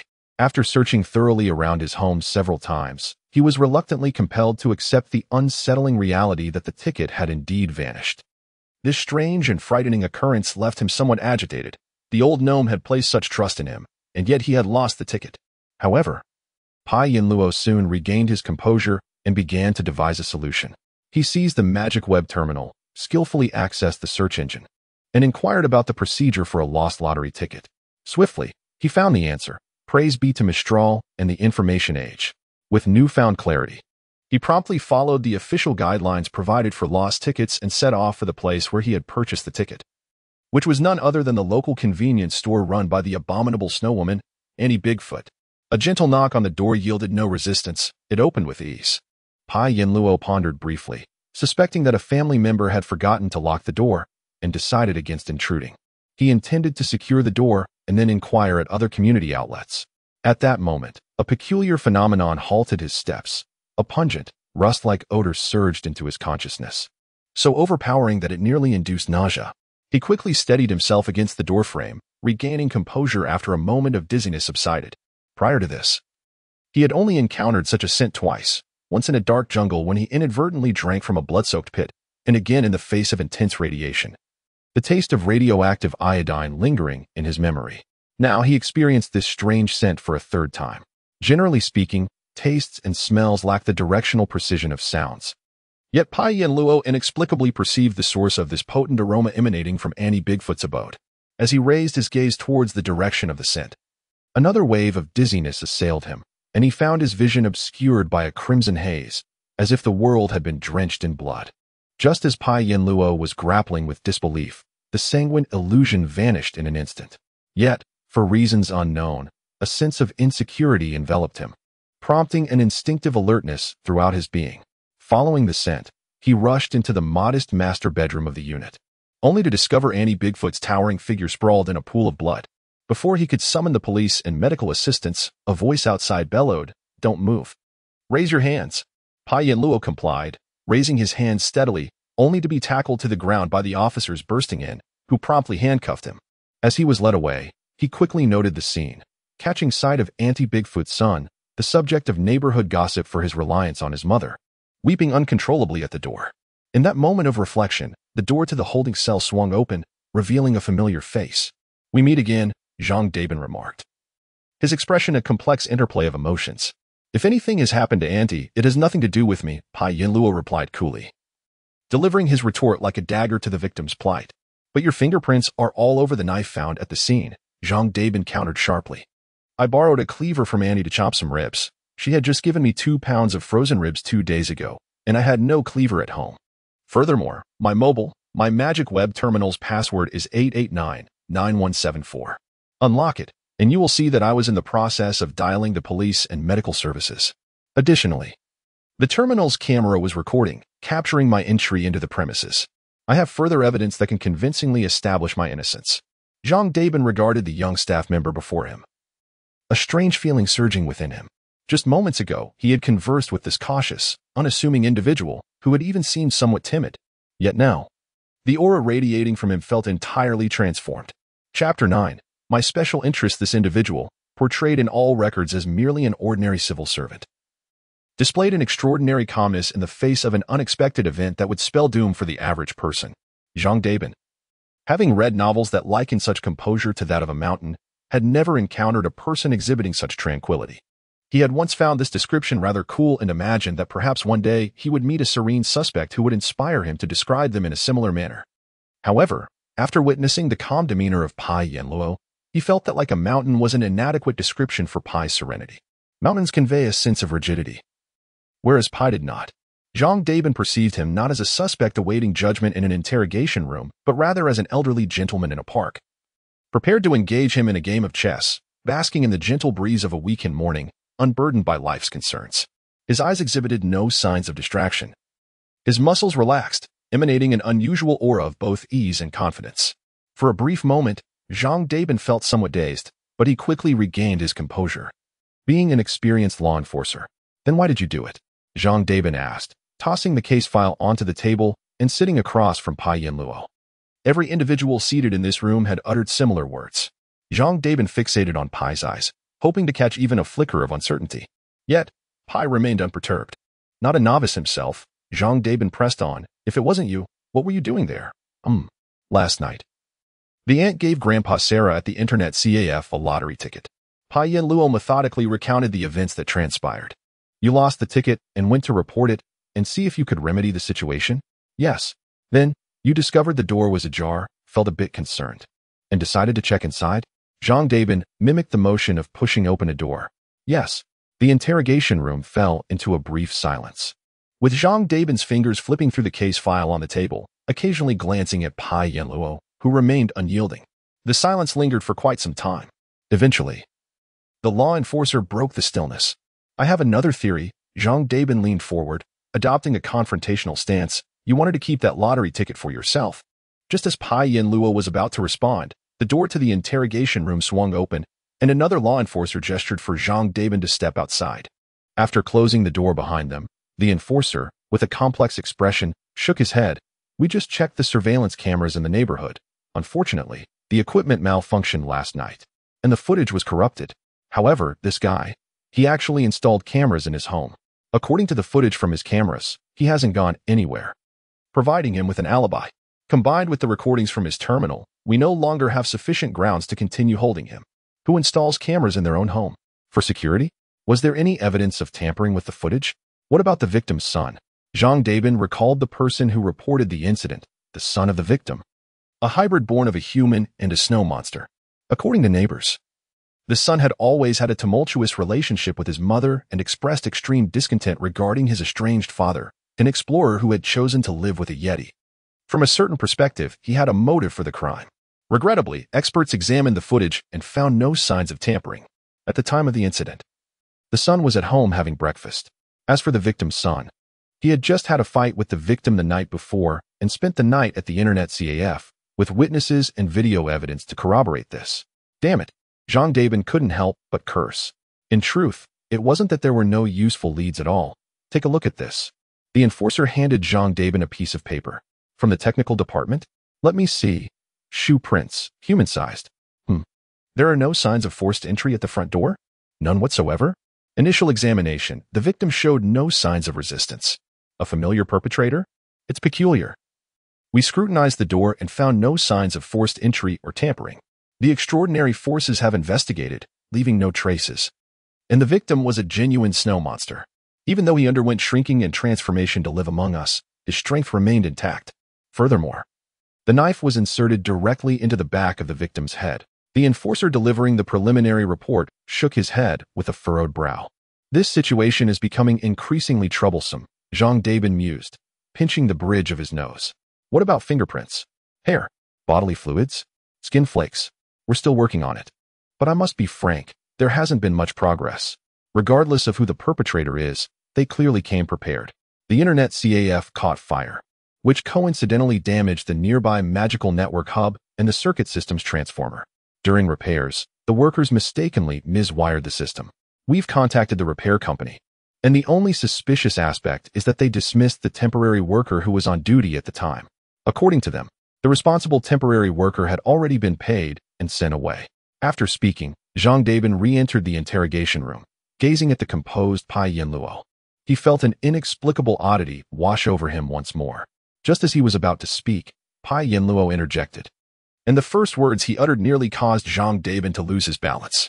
Pai Yin-luo stated, the door to the aunt's house was not forcibly opened, and there are no signs of tampering. You suspect a familiar perpetrator, but it is quite possible that it is not the case. Jean Dabin was genuinely startled. He had just discussed the door and the possibility of a familiar perpetrator with his colleagues outside. A thick wall, one-way glass, and soundproof materials separated them from Pai Yin-luo, along with a protective array that shielded against probing supernatural abilities. How could this individual know what they had discussed?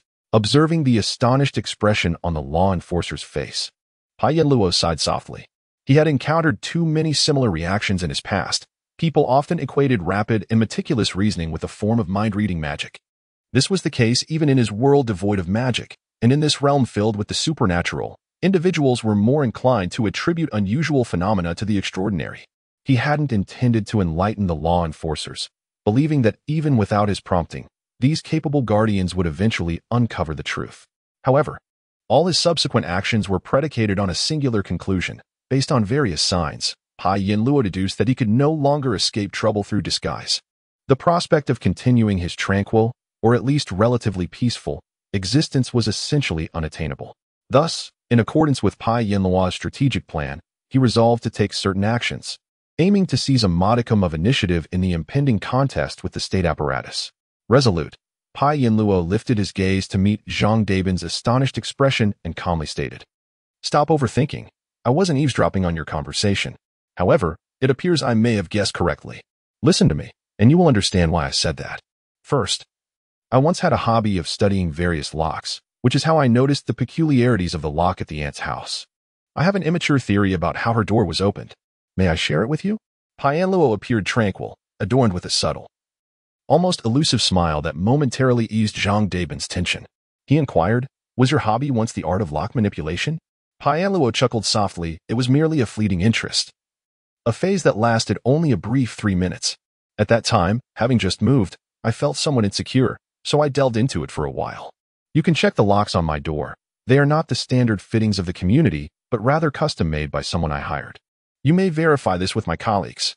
Noticing Zhang Dabin's demeanor relax, Pai Yanluo seized the opportunity to elaborate.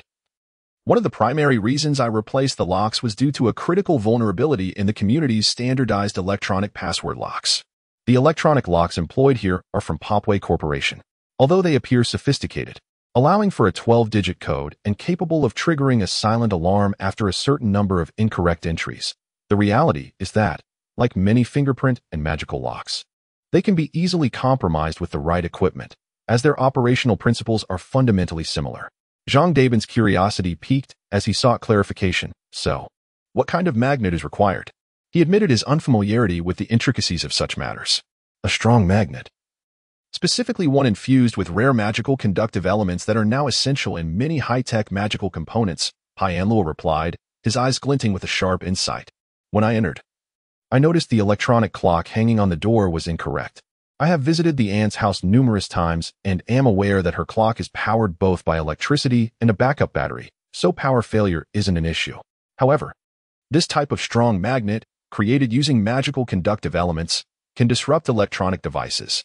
Zhang Dabin scrutinized Pai Yanluo for an extended moment, his expression shifting through various emotions before he finally asked, "Is this a remnant of your past interests?" "Indeed," Pai Yanluo affirmed with a smile. "I understand that lock manipulation is an unusual hobby, but perhaps not the most peculiar, wouldn't you agree?" With a complex gaze, Zhang Dabin regarded Pai Yanluo before rising to exit. Outside the interrogation room, his longtime partner, Xiao Luhua, handed him another dossier while stating, "This individual is far from simple. I conducted a more thorough investigation and uncovered some rather intriguing information. Take a look." As Zhang Dabin perused the documents, his expression grew increasingly grave with each passing moment.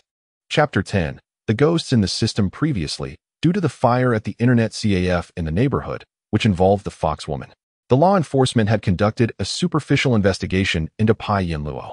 At that time, he was merely an average citizen who had spoken to a suspect, resulting in a rather shallow inquiry that revealed him to be an ordinary working-class individual, common on the streets. For someone with such a minimal level of suspicion, the law enforcers would not allocate significant investigative resources.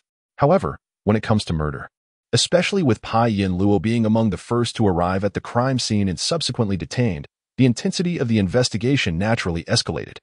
As resources were poured into the inquiry, additional information began to surface, leaving Zhang Dabin somewhat perplexed.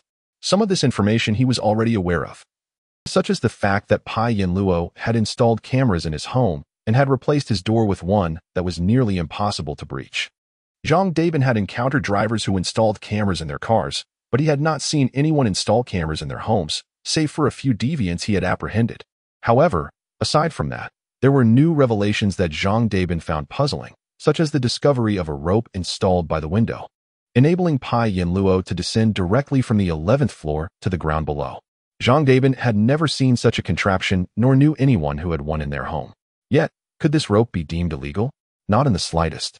For it was available for purchase at home goods stores, a new type of civilian fire escape rope developed by spider people, specifically designed for high-rise users to evacuate quickly in emergencies. Despite its utility, much like household fire-extinguishing magical pets and devices, the majority of people would not keep one readily available at home. Such installations were typically found in hotels, restaurants, and office buildings. How bizarre. Who would install such a thing in their home? Zhang Dabin questioned with a look of incredulity. Nevertheless, everything was legal. Lu had traced the matter back to the distributor, the manufacturer, and even the spider woman who produced the raw materials, all confirmed to be lawful. Yet, there was more to uncover, as Xiao Luhua remarked with resignation. The installation of a fire escape rope was merely the beginning of the oddities that left her astounded. Moreover, everyone seemed to remember his birthday differently. Given how intertwined life was with the magical web, law enforcement also sought information on Pai Yinluo from the network, only to find that he had almost no presence online. In an era where everyone was eager to broadcast their every activity, he had no profile picture, no social interactions, and no job-related information. He was virtually a ghost in the information realm. Aside from the rental property registered under his name, he had little to no connection to any sort of real name identification. Bills for magical web services and utilities were all signed under the name of his deceased foster relatives, while his online shopping and forum activities were conducted using various friends' and relatives' accounts, in stark contrast to others who could easily unveil their digital footprints, revealing even the minutiae of their ancestors' breakfast. Pai Yinluo appeared as an almost non-existent specter in the digital landscape. What could this fellow be up to? Zhang Dabin murmured, furrowing his brow as he took a drag from his cigarette. What do you mean? His partner interjected. How many college students aren't addicted to gaming? If they aren't gaming, how can they socialize? You're being overly suspicious. Zhang Dabin shot a glance at his longtime partner. He recalled how, in high school, he had often claimed to have filled in his birthday incorrectly, asserting it was the day of the goddess of love. By university, it had morphed into the day before the Fool's Day. Is this fellow suffering from a split personality? Or is he simply addicted to lying? Zhang Dabin's expression was one of profound confusion. I have no idea how to describe this person, Xiao Luhua replied, shaking her head repeatedly in exasperation. Moreover, this individual leaves virtually no trace on the magical web, giving me the impression that he is deliberately obscuring his movements, creating a fog around himself. I wonder, what kind of person would do that? I can only think of one answer. Zhang Dabin's expression shifted to one of distress. But look, he has been behaving this way since his time in junior college. Something is amiss here. Who exactly is he? A victim of paranoia and schizophrenia. A voice abruptly interjected into their conversation. Turning towards the source of the voice, they saw a woman with blonde hair standing a few meters away at the doorway, waving at them. She appeared rather unremarkable, dressed in ordinary business attire, at least in Zhang Dabin's eyes. However, to Xiao Luhua, an extraordinary individual, the woman appeared entirely different. The extraordinary powers pierced through the veil of normalcy, revealing the woman's true form. A body as exquisitely crafted as a sculpture. A visage that seemed to have stepped straight from a painting, with golden locks and contrasting black and white wings. The mystical energy encircled her like a gentle breeze. And within her every breath, one could hear the intertwining of sacred hymns and anguished roars. Noticing Xiao Luohua's unusual gaze, Lucifer Morningstar winked in her direction. Once the roaring shadow of the mythical creature behind Xiao Luohua settled, she approached the two and extended her hand. My apologies for the intrusion. I am Lucifer Morningstar from the Extraordinary Affairs Department. I regret to disrupt your conversation and work, but I am here on account of the individual being detained inside. Here is an introduction letter from the Minister of Law Enforcement. That fellow is one of yours? Zhang Dabin inquired. No, Lucifer Morningstar smiled. He is not one of our employees, but rather an extraordinary individual we have observed for quite some time. He exhibits some psychological issues, specifically paranoia and schizophrenia due to his extraordinary powers spiraling out of control. Paranoia and schizophrenia. Zhang Dabin pondered, recognizing that this could explain certain behaviors. But he has been mentally ill since childhood? Furthermore, how could you allow an extraordinary individual suffering from such conditions to live freely in society for 30 years? Please do not underestimate the law enforcers of the Republic. Zhang Dabin rolled his eyes. I told you, fabricating excuses is pointless, Lucifer Morningstar replied. momentarily taken aback by Zhang Dabin's words, before breaking into a charming smile. The disclosure of her extraordinary power left Zhang Dabin momentarily mesmerized. But she quickly reined in her power and seriousness. You were right, and I apologize. The previous story was merely an attempt by our well-meaning minister to alleviate any discomfort you might feel. The reality is that the Extraordinary Affairs Department has a secret experiment requiring your cooperation. Here is another introduction letter from the Minister of Public Security. Lucifer Morningstar handed over another document. Zhang Dabin reviewed it, made a few phone calls for verification, and confirmed that the order indeed came from the highest level. Thus, while somewhat reluctant, he nodded at Lucifer Morningstar. I will cooperate with your work, but I hope you understand that this individual is currently connected to a case involving conspiracy and murder, and we require further. I understand. Lucifer Morningstar interrupted the detective. In fact, part of the upcoming experiment is for him to assist you in solving the case. Assist us in solving the case? Zhang Dabin was taken aback. Yes, to act as your assistant in unraveling this murder case, and if possible, also the arson and corpse concealment incidents occurring in the same neighborhood. Lucifer Morningstar replied with a smile, feigning innocence. He is a suspect, ma'am. Are you mistaken? The law enforcers of the Republic do not hire private detectives to solve cases. We possess ample capability. Upon hearing the sincere words of his counterpart, Zhang Dabin's emotions softened slightly. He glanced at the order from the Minister of Law Enforcement and then at the director standing at the doorway, who was nodding at him, desperately signaling him not to provoke the obstinate deputy director. He exhaled deeply, his perpetually tense body relaxing a fraction. Fixing his gaze upon Lucifer's eyes, he inquired, Speak. How may we assist you? Fabricate a reason to bring him along for the case, to inspect the scene and interrogate relevant personnel, particularly to examine the site. Ideally arranging for him to view the victim's corpse. What did you say? View the corpse. Indeed, the corpse, provided you have not yet cremated it. Lucifer playfully winked. No, we haven't cremated it. It's still in the morgue. But why? Well, according to our observations, that fellow is quite astute. I doubt any fabricated reason could convince him that he has suddenly transitioned from a suspect to an accomplice. Find a justification. For instance, didn't he just mention that his hobby is lockpicking? Just say we need his assistance to demonstrate something related to locks. Take him to the scene. In any case, I implore you, I cannot be the one to face him, and ensure no other extraordinary individuals are present, including your esteemed colleague. With that, Lucifer pointed at Xiao Luhua. Zhang Dabin felt a headache coming on. Fox people, arson, hidden corpses, lotteries, homicides, the Bureau of Extraordinary Affairs. What a cursed amalgamation of troubles. Who on earth is that fellow? As he pondered this, Zhang Dabin looked toward the interrogation room, where Pai Yanluo sat quietly, resembling an elderly gentleman in a park. At that moment, Xiao Luhua suddenly exclaimed, Black and white wings. Lucifer Morningstar, you are the one who rebelled from the Elven Divine Realm. The Dawn Angel. Oh dear, Lucifer feigned a smile while covering his face. I've been recognized. I knew it was a mistake to come here. Upon hearing this title, even a non-extraordinary individual like Zhang Dabin was taken aback, for it was a name known to almost all within the Republic. Discontent with the Elven Empire's methods of managing the realm of the deceased, he had later rebelled alongside his host, pioneering the unprecedented departure of deities and igniting a rebellious faction dubbed Angels, nearly triggering a global war. Recognized as one of the foremost extraordinary combatants within the Third Human Republic, how could such a prominent figure become embroiled in this?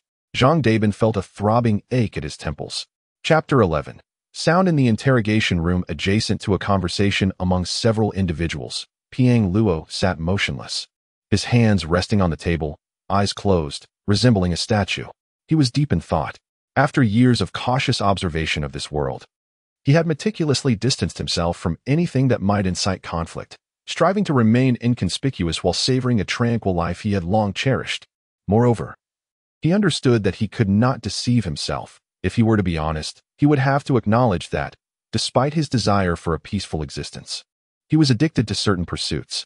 Truth be told, as his career progressed, it became increasingly untenable without a touch of addiction.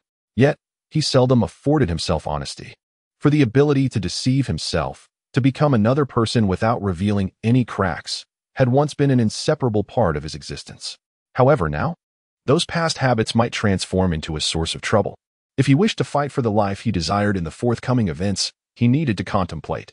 On the other hand, His stillness was compelled by certain phenomena around him that seemed to resurface, forcing him to resist with all his might. He had long attempted to shield himself from these annoying occurrences, primarily because, unlike the extraordinary capabilities of others, strength beyond measure, the ability to fly, sharp intellect, and fortune, these peculiar manifestations only threatened to drive him into madness. At times, he would hear inexplicable voices echoing in his mind, incessantly repeating sentiments of not wanting to be there and not belonging there. Piang Luo, shaped by his previous life experiences, was a paradox of extreme idealism and pragmatic realism, each occupying equal parts of his mind. After his transition to this world, the ideals connected to people and nations had vanished, leading him to adopt a pragmatic approach. Consequently, the bizarre phenomena, those voices that incessantly echoed in his head, were unwelcome. Thus, he relied on sheer willpower and other methods to silence the voices, achieving a breakthrough when he was of age to leave home for university. The incessant, diode-like voices faded away, and for 12 years he enjoyed an unusually serene existence, free from such disturbances. However, after discovering the incident involving the snow monster, those long silent voices re-emerged, monotonously reiterating their two familiar phrases, "I shouldn't be here, and I don't want to be here." This recurrence drove Piang Luo to a state of despair as he attempted to employ the same methods from years past to silence these haunting utterances.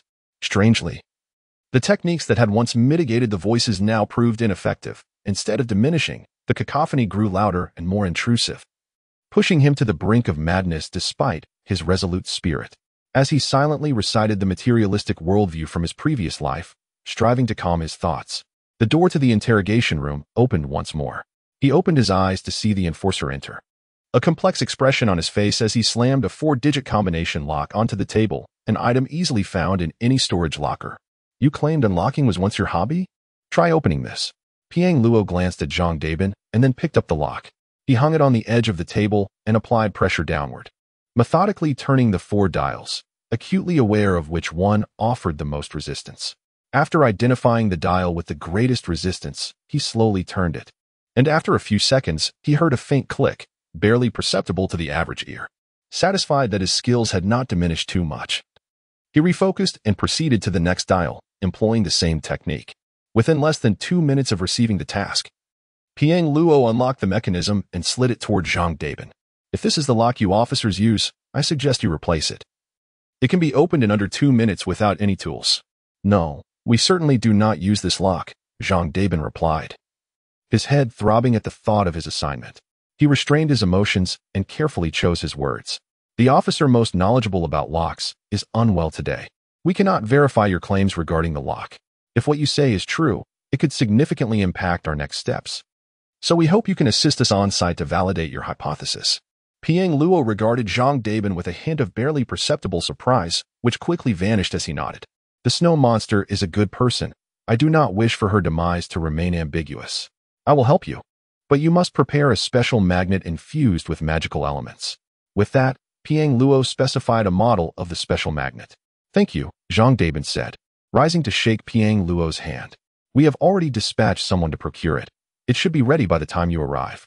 As Zhang Dabin spoke, he discreetly cast a glance at the room's surveillance camera, attempting to signal to the high-ranking official from the Extraordinary Affairs Department observing from outside that the plan was proceeding smoothly.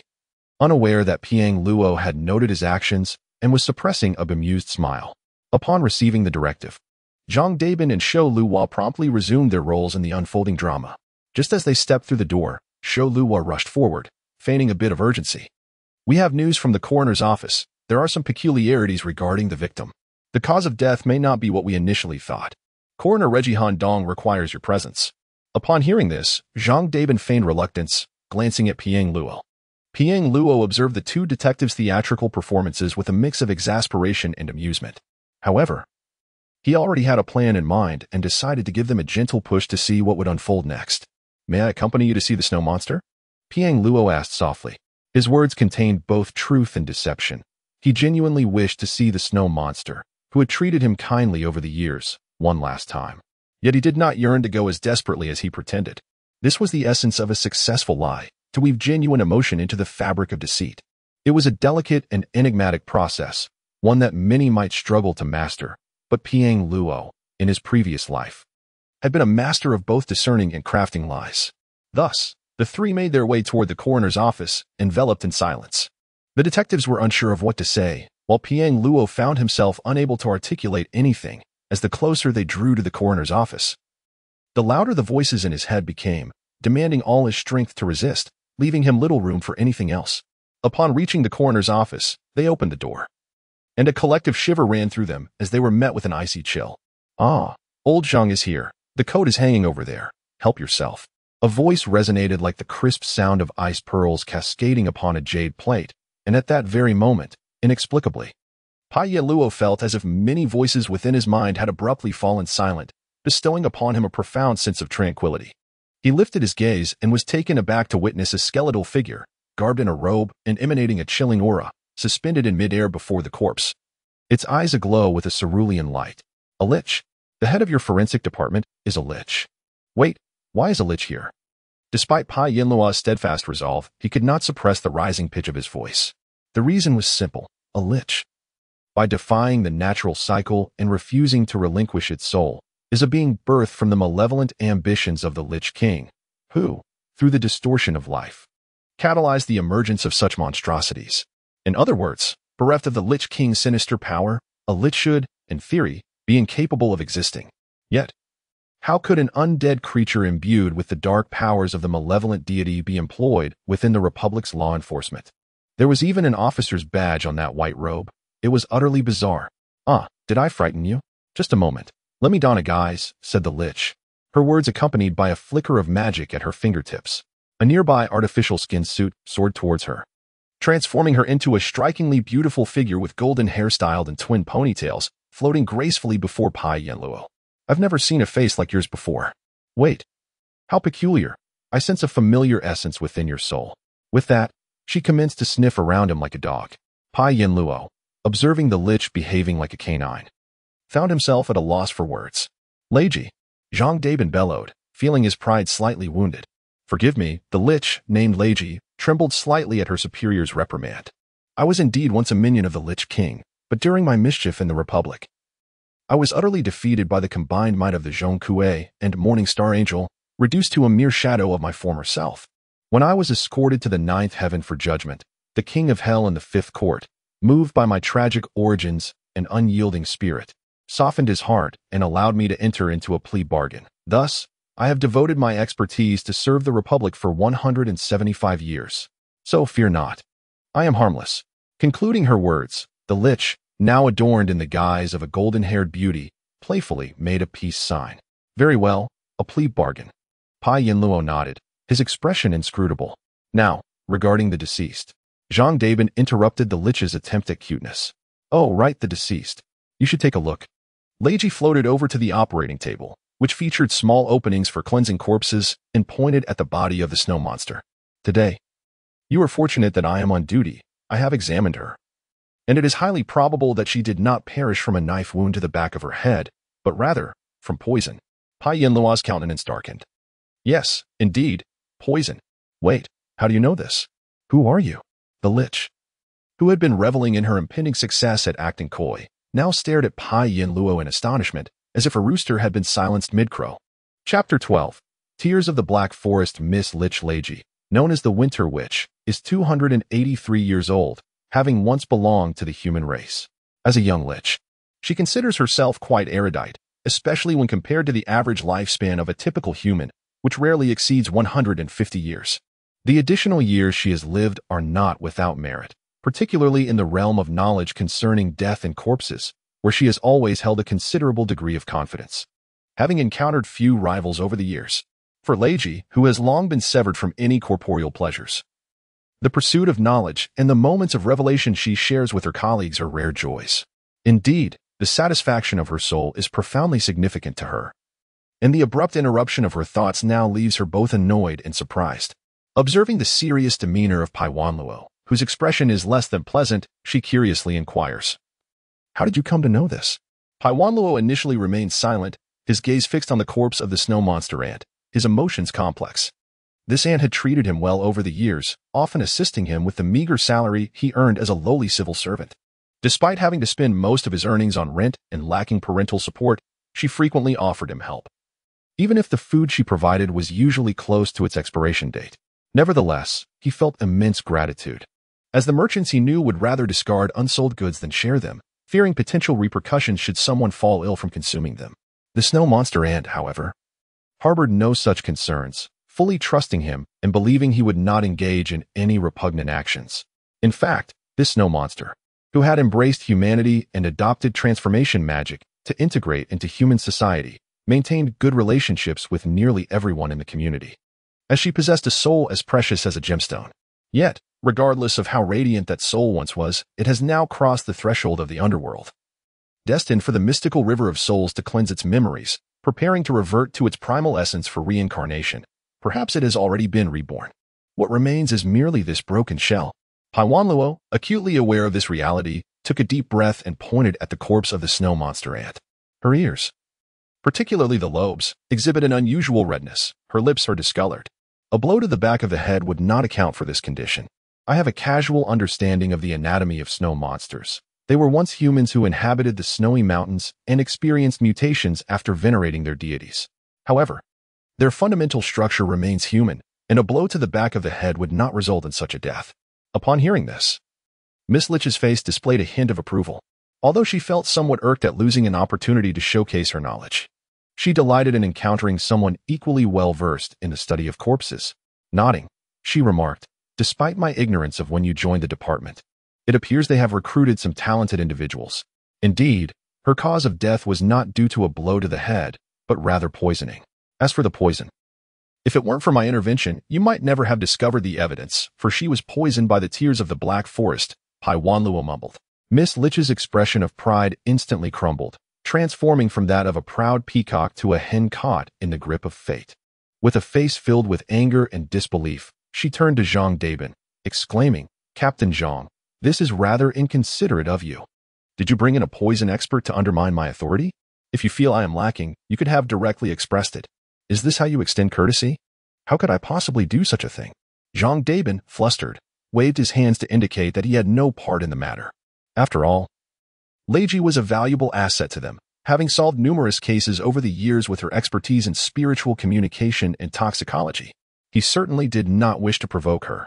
Then who is this? Miss Leiji continued to express her displeasure, her demeanor mimicking that of a discontented cartoon character. Zhang Dabin, his forehead glistening with sweat, suddenly had a stroke of genius. "This is my wife's uncle's second cousin. He specializes in medicine and chemistry. He merely came to observe. I had no intention of undermining you." Upon hearing that it was a relative of her superior and witnessing Zhang Dabin's evident anxiety, Miss Leiji calmed down. She sincerely apologized to Paiwanluo for her earlier reaction and turned to Zhang Dabin, stating, "You are indeed fortunate. The volatility of the toxin that the victim was exposed to is extremely high. If left at room temperature, the residual toxin ions in the corpse's blood would diminish rapidly, soon becoming undetectable. However, we are fortunate that I was present. The corpse has been swiftly frozen since its discovery, and I have already collected and preserved samples." "The tears of the Black Forest, what exactly is this toxin?" Zhang Dabin inquired. "Centuries ago, the elves residing in the Black Forest, those ancestors who instigated the World War, discovered a new pigment that they named Black Forest Blue. Shortly after this discovery, the renowned First Insectoid Liberation Movement occurred, which you are all familiar with, correct? The moment the insectoids broke free from the elves' enslavement was marked by the emergence of the tears of the Black Forest.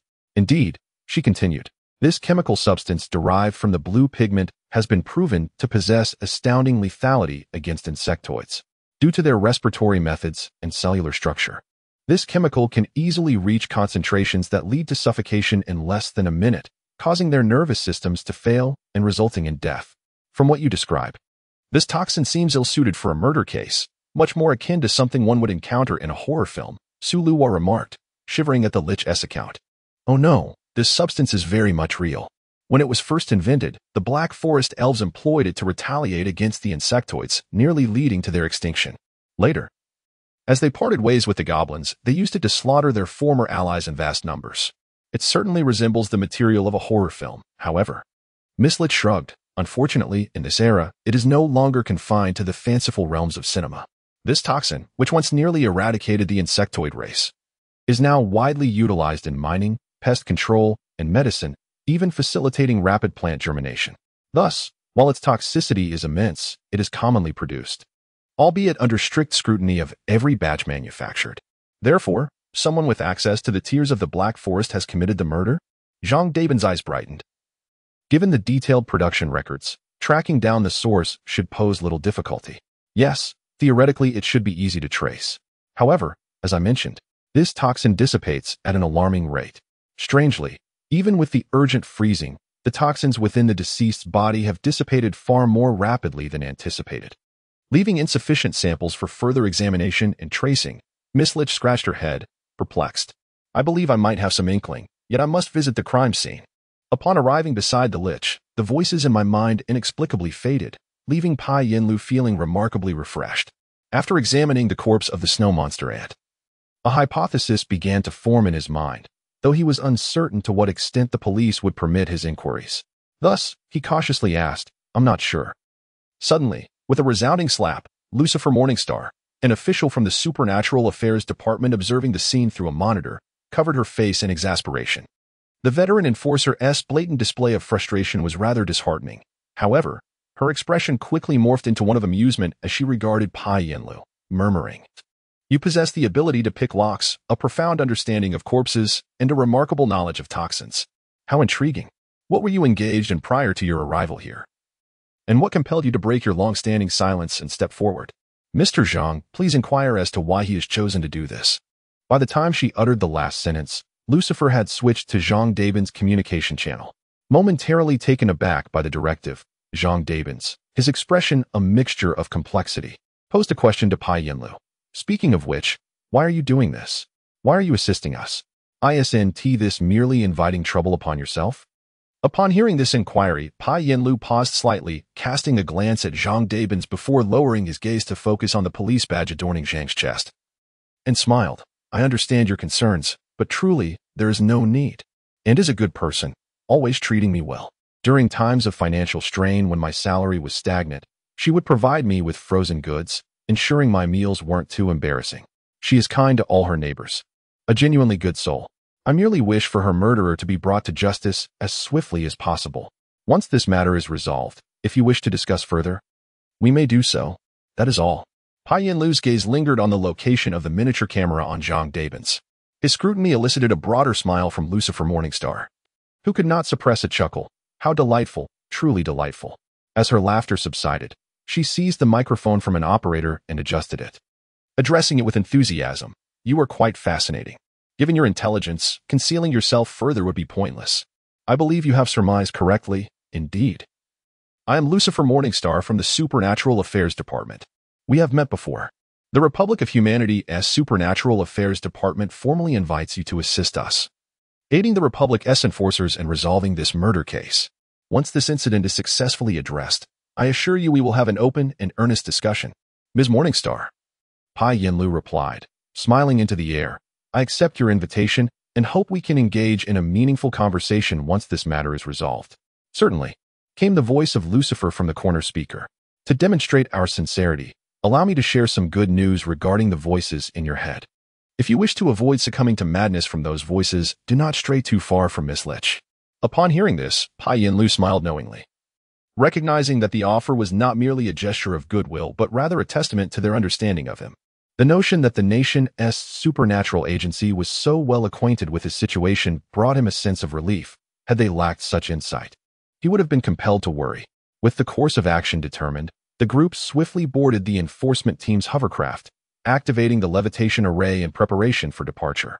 As the engines roared to life, the Lich, Miss Leiji, who had declined the ride, floated outside, curiously inquiring, honestly, among the humans I know, few possess such extensive knowledge of the obscure toxin known as Black Forest tear.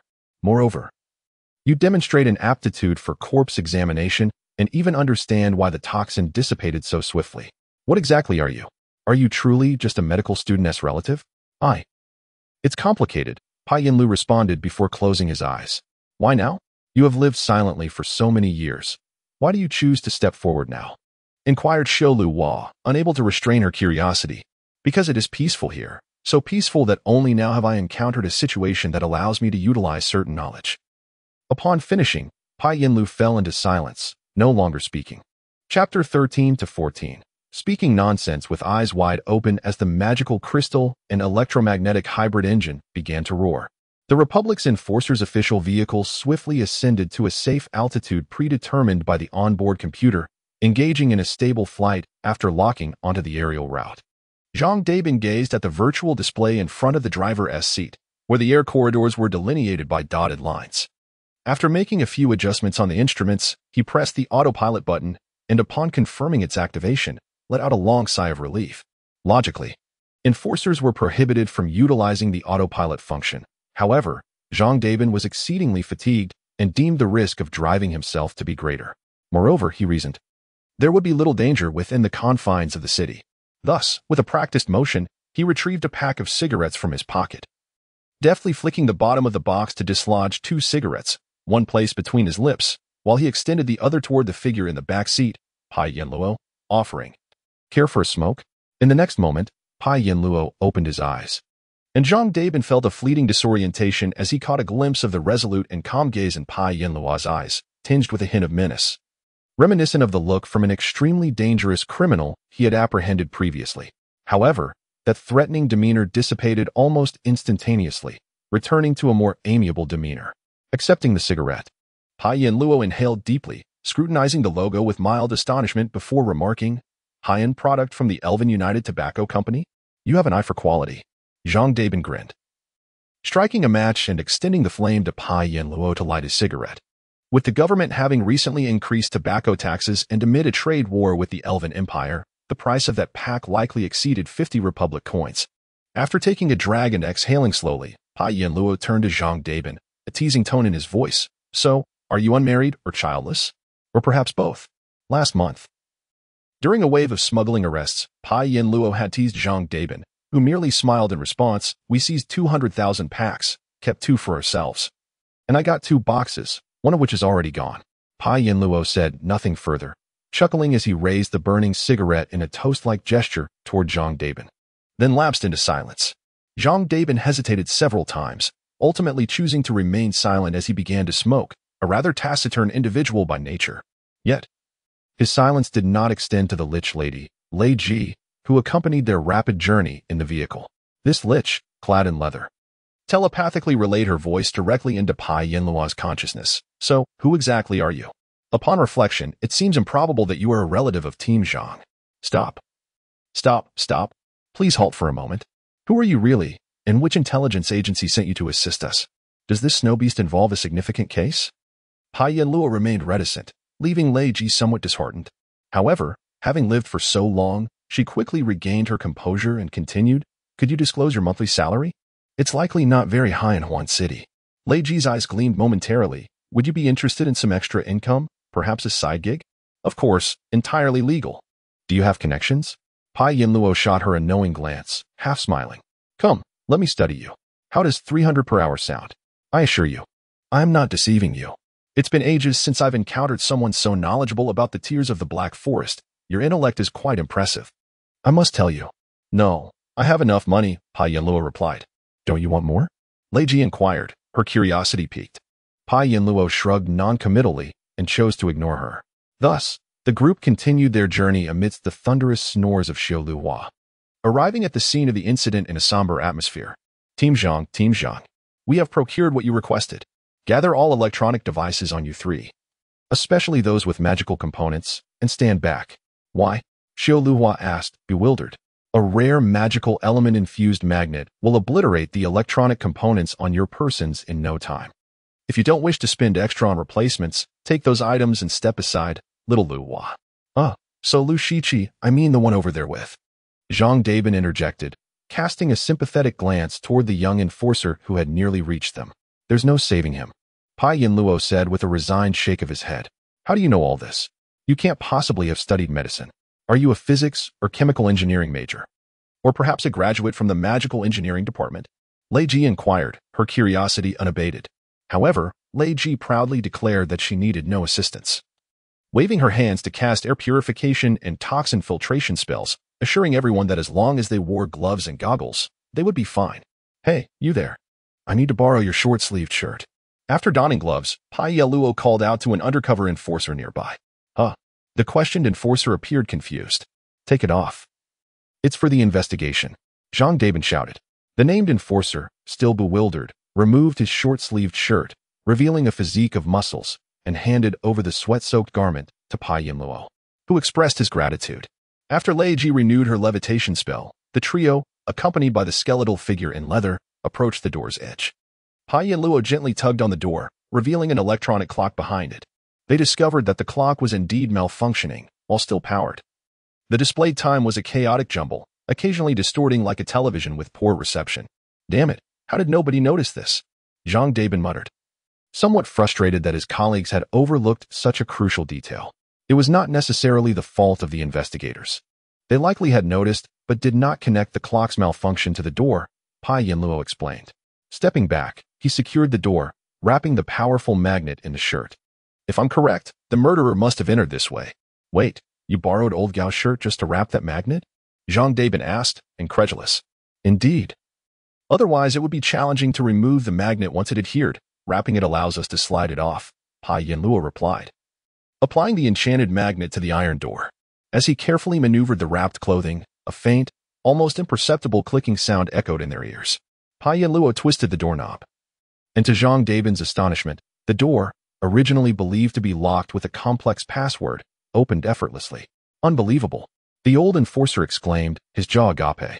Indeed. It aligns almost perfectly with the clock's position. After opening the door and observing the magnet-S placement, Pai Yinluo nodded. How is this possible?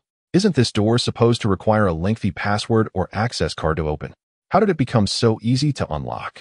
The Lich, Lady Ray, found the situation somewhat astonishing and indeed a tad frightening, considering that she utilized products from this very company in her office. Regrettably, the ethereal Miss Ray continued to play the role of the curious child. Alas, unscrupulous manufacturers solely driven by profit would hardly consider such matters.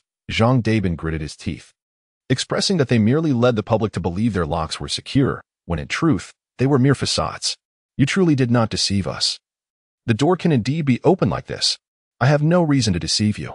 However, this specialized magnet is not something you can casually purchase at any roadside store. I believe this is a significant clue, he continued. Of course, Zhang Dabin nodded, and promptly beckoned his colleagues from outside to investigate the matter of the specialized magnet. After issuing his orders and confirming the connection between the magnet and the door, the two, accompanied by the Lich, ventured deeper into the room, soon arriving at the location marked where the ant's body had been discovered. Observing the numerous numbered tags strewn across the floor, the lines marked, and the darkening bloodstains on the carpet, Pai Yinluo fell silent, meticulously searching the carpet. What are you looking for? Lady Ray inquired, floating beside him. I suspect there might be clues left by the poisoning tool or remnants thereof, Pai Yinluo replied without lifting his gaze. On the carpet? There are no signs of a struggle or any traces of a fight. I recall your autopsy report stated that there were no suspicious substances beneath the ant's nails. She died shortly after being poisoned, as your report indicated. Did it not? Pai Yinluo questioned. I did write that. But what does this have to do with you sniffing around the carpet like a dog? Lady Ray controlled the ponytails on her suit, forming two large golden question marks in the air, resembling an NPC poised to issue a quest.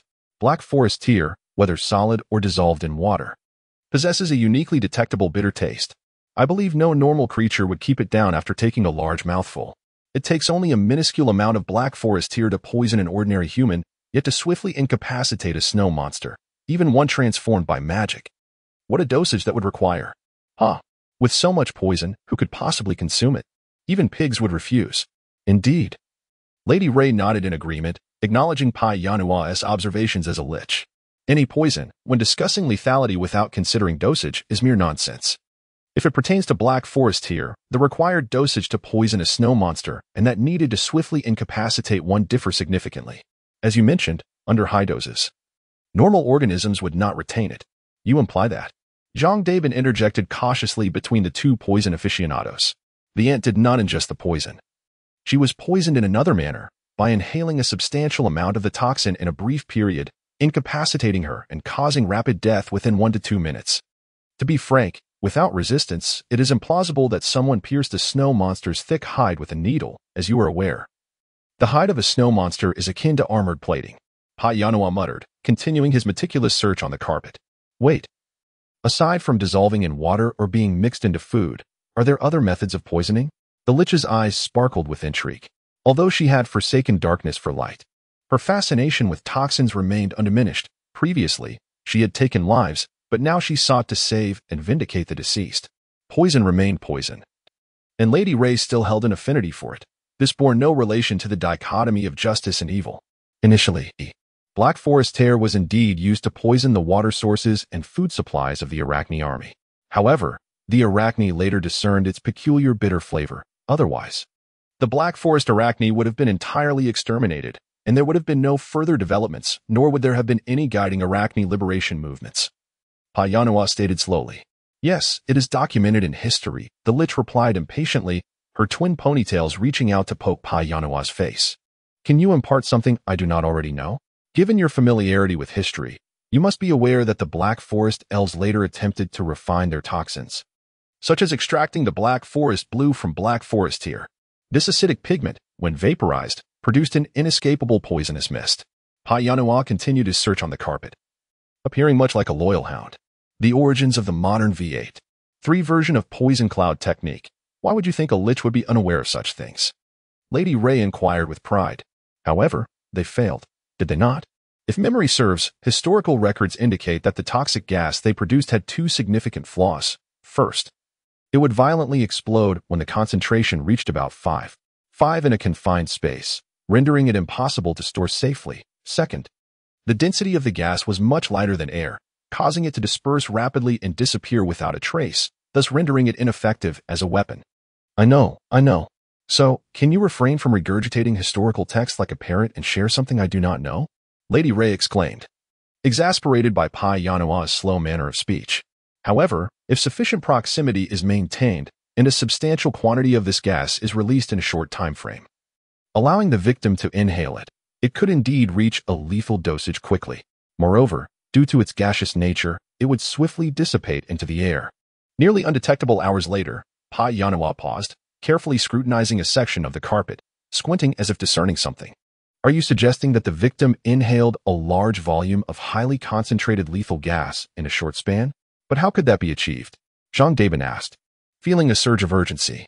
Without a word, Payanua stood slowly, then suddenly, without warning, shouted toward Zhang Dabin. Hey! This completely unexpected outburst startled Zhang Dabin, causing him to stumble back, nearly shouting in response. The enforcers at the door rushed in upon hearing the commotion, but Zhang Dabin, regaining his composure, waved them off. Glaring at Payanua. What on earth was that for? To have you inhale a substantial amount of gas in a short time, Payanua calmly replied, pointing to the muscle in Zhang Dabin's throat. Most individuals, when startled, instinctively take a deep breath. If it were highly concentrated toxic gas, that single breath could be fatal, let alone for a creature like a snow monster with immense lung capacity. But high concentrations of gas cannot be stored or carried. Wait, explosion. Lady Ray mused, suddenly halting mid-sentence upon uttering the word explosion, her expression transforming into one of realization. It seems you have comprehended it. Payanua nodded. High concentrations of gas cannot be transported. However, they can be produced on-site, and the method is quite simple, applying explosive high temperatures to Black Forest blue, a technique utilized by the elves over 2 centuries ago. This acidic pigment would instantly vaporize, generating a large volume of gas, which could then reach high concentrations, triggering an explosion. If the victim happened to be startled by this explosion, they would instinctively inhale a significant amount of toxic gas, leading to swift demise. Having concluded, Payanua crouched once more, extending a hand toward Zhang Dabin. Tweezers. Zhang Dabin was momentarily taken aback, hastily retrieving a pair of tweezers from the toolkit carried by the enforcer and handing them to Payanua. With great care, Payanua picked up a minuscule, nearly transparent shard of crystal from the vendor's stall and stood up. Holding the fragment aloft, he addressed Zhang Dabin. To be honest, I am quite curious about how you came to know this and why you possess such knowledge. By the process of elimination, Payanua continued. Given that we know the ant was poisoned by this toxin, and it could not have been ingested in liquid or solid form, what basic states of matter remain? Coincidentally, I am an aficionado of history, particularly military history, so I deduced it, with an expression of innocence and calm, akin to a mountain standing firm amidst an avalanche. Payanua began to spin fanciful tales. So, you fancy lockpicking and have a penchant for history. I must ask, what other hobbies have you yet to disclose? Jean Dabin remarked, observing the seemingly innocent yet clearly evasive individual before him with a sense of resignation. I will share that with you once it comes to mind. My interests have been quite diverse over the past 30 years, Hai Yin Luo replied, blinking innocently. Meanwhile, the Lich Lady floated nearby, her eyes, encased in a leather covering, transformed into heart shapes, clearly enamored by the man. Chapter 15. Toxicology. One concept that all long-lived beings acquire is the understanding that nothing in this world is eternal, apart from time itself. Although their interests may differ from those of ordinary creatures, they still possess passions. For they realize that their extended existence does not equate to true immortality. Regrettably, Reiji felt an overwhelming thirst for knowledge. The results of the glass shard analysis would not be available instantly, and none of them seemed inclined to depart immediately. Unable to suppress her yearning for enlightenment, Reiji inquired of Piang Luo. The history of the Blue Forest and the tears of the Black Forest is publicly known. Yet I am certain that while there are records of the gaseous form of the tears of the Black Forest, there has never been a documented case of murder utilizing this gas. How did you come to know this? Frankly, it is rather peculiar. To be honest, it is merely a matter of ordinary reasoning and deduction, Piang Luo replied. Once it was established that the ant was killed by a specific toxin, and after ruling out solid and liquid ingestion, considering her lack of struggle, only the gaseous form remained plausible. Moreover, since a gas with a concentration of around 5 can explode, it would be impractical to carry around a high-concentration gas cylinder. Hence, it can only be surmised that an acid was used to trigger a brief, high-concentration gas release, enabling the victim to inhale it instantaneously. Wouldn't you agree? It is straightforward reasoning, nothing strange about it. Upon finishing, Piang Luo donned an exceptionally sincere expression. Using simple elimination, I must admit, your explanation does seem quite reasonable. Damn it. Why didn't I think of that? Reiji pondered, somewhat discontented, her double ponytails drooping. It truly is odd that you could arrive at such conclusions. Zhang Dabin observed Piang Luo with an unusual expression, aware that the higher-ups in the Department of Extraordinary Affairs were monitoring him, thus suspecting that Piang Luo was no ordinary individual. However, Piang Luo's knowledge of toxins still struck him as peculiar. No, I genuinely mean it, Piang Luo said earnestly, looking at Zhang Dabin. The average human finds it difficult to comprehend historical events from years past. However, the long-lived beings and extraordinary individuals tend to dismiss the notion of this murder from a perspective devoid of extraordinary powers, given that they have access to far more convenient methods of killing, such as hiring a shadow demon or procuring lethal magical devices from the black market. Therefore, they choose not to contemplate it. I am merely an ordinary person lacking extraordinary abilities, yet possessing considerable knowledge. This was due to the fact that in the depths of Piang Luo's memories, there existed a remarkably similar toxin and assassination technique from his homeland, which he had repeatedly studied due to his profession. The characteristics of the snow monster ant's corpse allowed him to swiftly connect the memories of his past life with his current circumstances.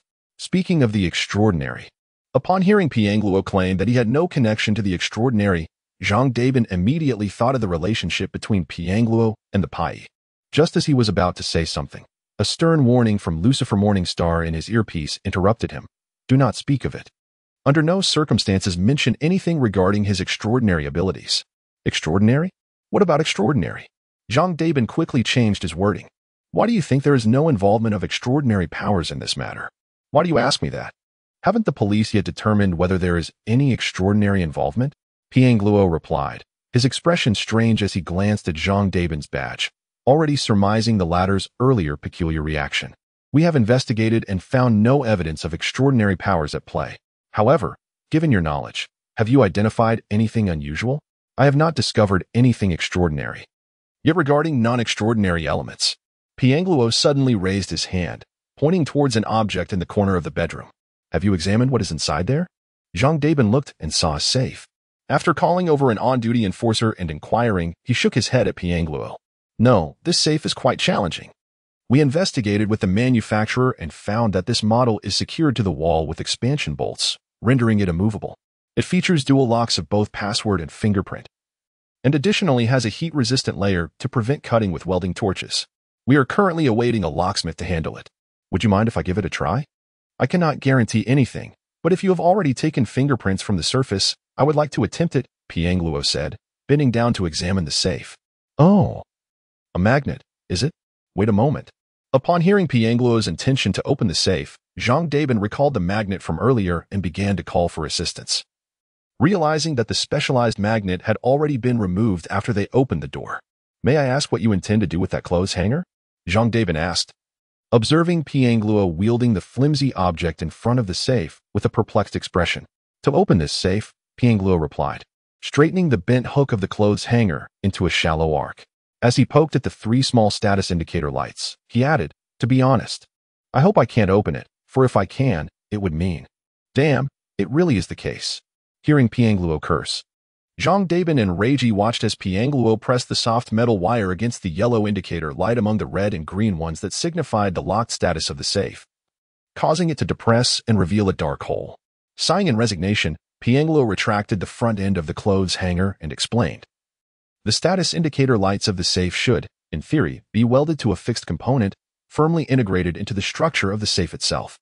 However, some unscrupulous manufacturers tend to cut corners to save costs, such as using tape or cheap glue to attach these lights or securing them to a piece of sponge or industrial foam, which are extremely inexpensive materials. Just a small piece of metal. Did they really have to stoop so low?"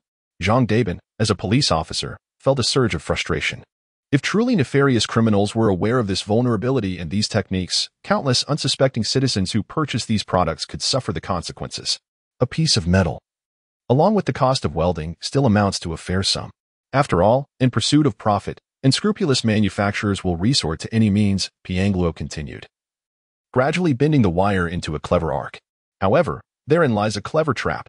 Generally speaking, ordinary citizens, due to their limited financial means, would not opt for excessively high-end products when purchasing safes. The items they store within would likely not attract the attention of skilled burglars, allowing manufacturers to gamble on cutting corners with a high probability of avoiding issues. Moreover, can ordinary citizens even contend with those large corporations in legal battles if they discover such flaws? Then, products sold to the truly wealthy are not skimped on. Reiji scoffed. "Precisely, they prey on the weak and fear the strong. That is the essence of it." At this point, Piangluo inserted the metal wire into the safe, probing for a moment before giving a firm hook and twisting the handle, successfully opening the safe. Voila! If you had a screwdriver and could open that compartment containing the mechanism, I wager you would find the component securing the status indicator lights exactly as I described. However, this is now evidence, so I kindly request that you handle it." Zhang Dabin, his expression dark and brooding, called for the on-duty enforcer, donned gloves, and began to meticulously handle the contents within. Reiji stood nearby, her curiosity piqued, gazing intently at Piangluo, unable to resist floating closer and gently poking his face with a finger. "Goodness, truly, how did you come to know all this? Is it really just like that?" The Lich regarded her with a hint of skepticism. "Indeed, it is precisely so," Piangluo replied calmly, as the two engaged in a light exchange. Zhang Dabin and another enforcer had nearly filled evidence bags with the items from the safe. As Piangluo had suggested, the contents appeared to hold little monetary value. Apart from a small gem and a ring, the remainder consisted mainly of photographs and documents. Perhaps they bore significance to their owner, but to a thief, they were undoubtedly refuse. Among the items was a thin sheet, and upon unfolding it, Zhang Dabin realized it was a chest X-ray from a hospital. Why would such a thing be here, along with a medical record? He inquired, puzzled. How carefully she has preserved her husband's medical records. He mused heavily. "We have been searching for her husband for ages, reaching out to various construction sites where he worked as a day laborer, but he vanished after collecting his pay, leaving no trace. Humans are truly fragile." Reiji murmured. "Weren't you human once?" Piangluo shot a sidelong glance. "Indeed. It is precisely because humanity has its limits that I have chosen to abandon it," Reiji replied, forming a peace sign and playfully mimicking the antics of her guise. "However, to be honest, the tale you recounted seems somewhat implausible. A human loved by a snow monster should typically garner the favor of the mountain deity, navigating the blizzards with ease. How could one who is united with a snow monster still encounter a mountaineering accident? Moreover, why would the heart be injured? What kind of incident could cause such harm to the heart?" The speaker's casual musings struck a chord with Zhang Dabin, illuminating a previously unconsidered corner of Piangluo's mind like a flash of lightning.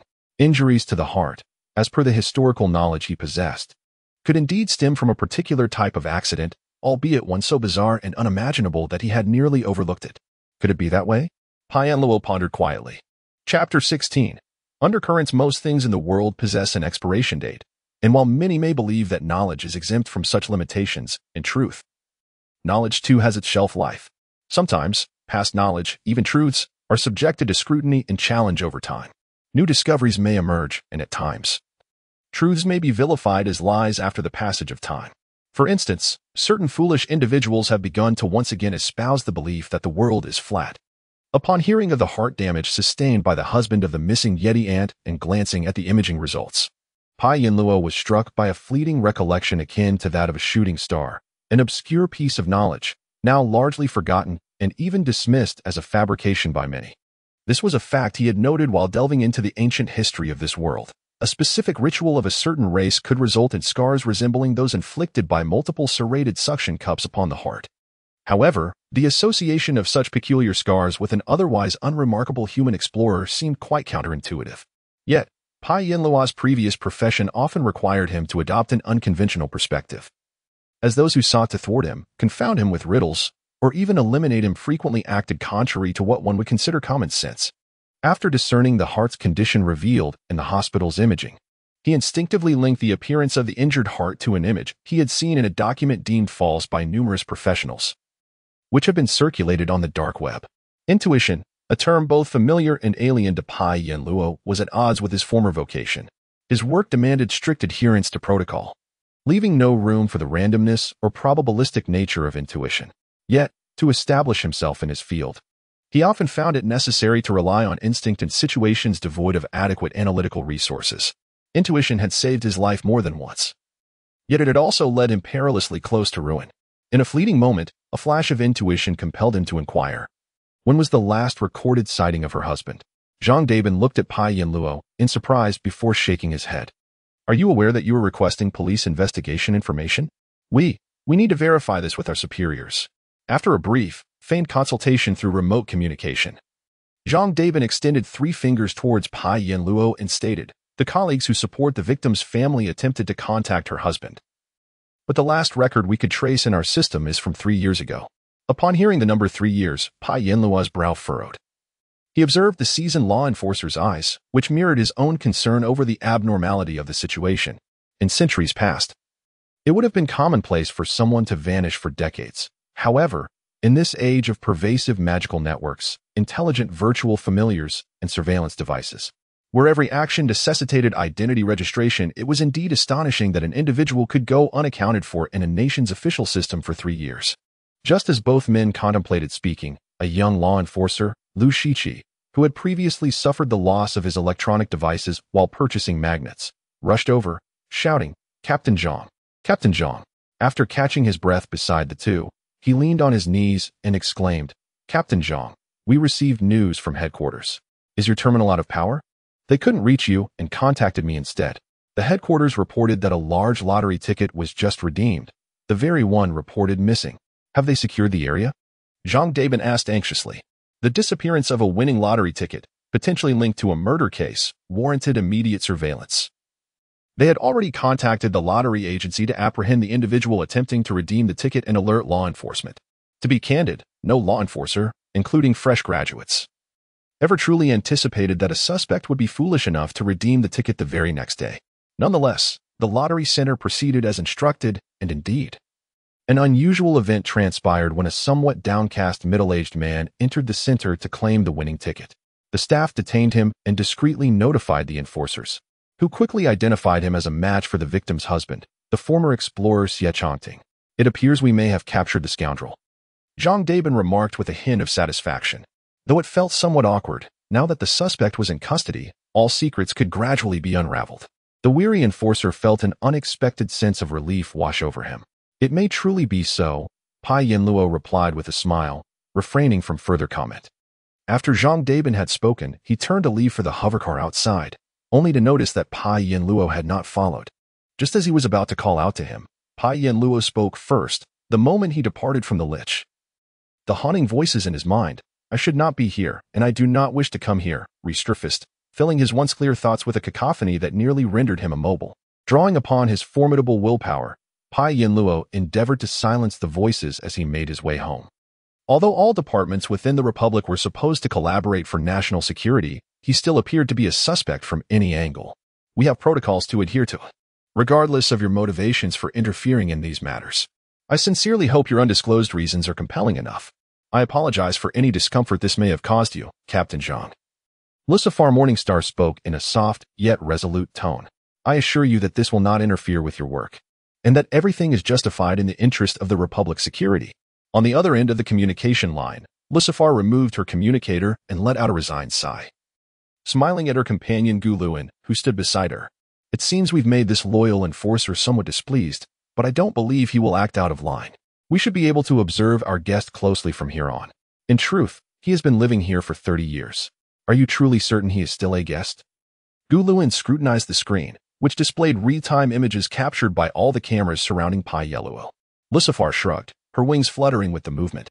This formidable extraordinary being, dedicated to the Republic, merely smiled at her superior's comment and shifted the topic.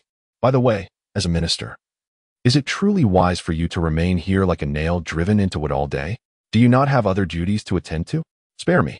You know better than anyone that this individual is the most significant matter at hand. Enough with the trivialities. Having observed his performances, do you have any conclusions? Guluin's gaze remained fixed on Pai Yeluo, sharp as that of a hawk.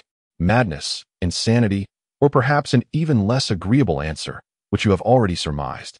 So I shall dispense with further elaboration. Lucifer's smile faded, and he adopted a serious demeanor.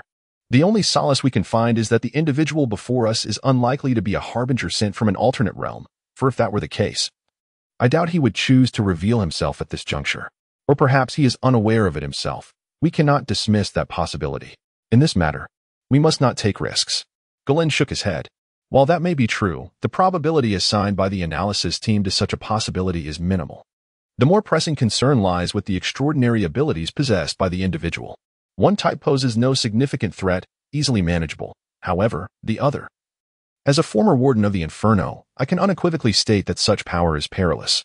On one hand, he has lived a tranquil existence for 30 years. On the other, his willpower is remarkably resolute, which explains his prolonged dormancy. But now, thus, we must endeavor to facilitate his safe awakening, must we not? Even beyond the implications of the Enwa project, early containment has always been the principle of the Affairs Department. In theory, yes, but let us observe further. The two fell into silence as the surveillance footage revealed Pai Yeluo exiting the field of view of the community cameras, entering the elevator's camera range, and eventually stepping into the confines of his own home. Under the watchful eyes of many, he proceeded into the restroom. Are there no cameras in there? Galen inquired, a hint of agitation in his voice as he watched Pai Yeluo vanish. The cameras in his residence were installed by him. We merely tapped into his own surveillance lines. Lucifer replied, rolling his eyes. No one would place a camera in their own restroom, and currently, we lack the authority to monitor legal non-supernatural individuals without restriction. He is no mere non-supernatural. Galen cursed. Literally, he qualifies as such, and you know better than anyone that we must adhere strictly to the rules. Ah, he has emerged. Pai Yeluo soon reappeared from the restroom, eliciting a collective sigh of relief from the observers, for he had not fled. He returned to the monitored area, retrieving a small box from beneath the sofa and rummaging through its contents. What is that? Galen squinted in inquiry. Silence enveloped the room as the group watched Pai Yeluo silently tear open a military ration pack, consuming 2 cube-shaped emergency rations, chewing and swallowing before cautiously taking a sip of water.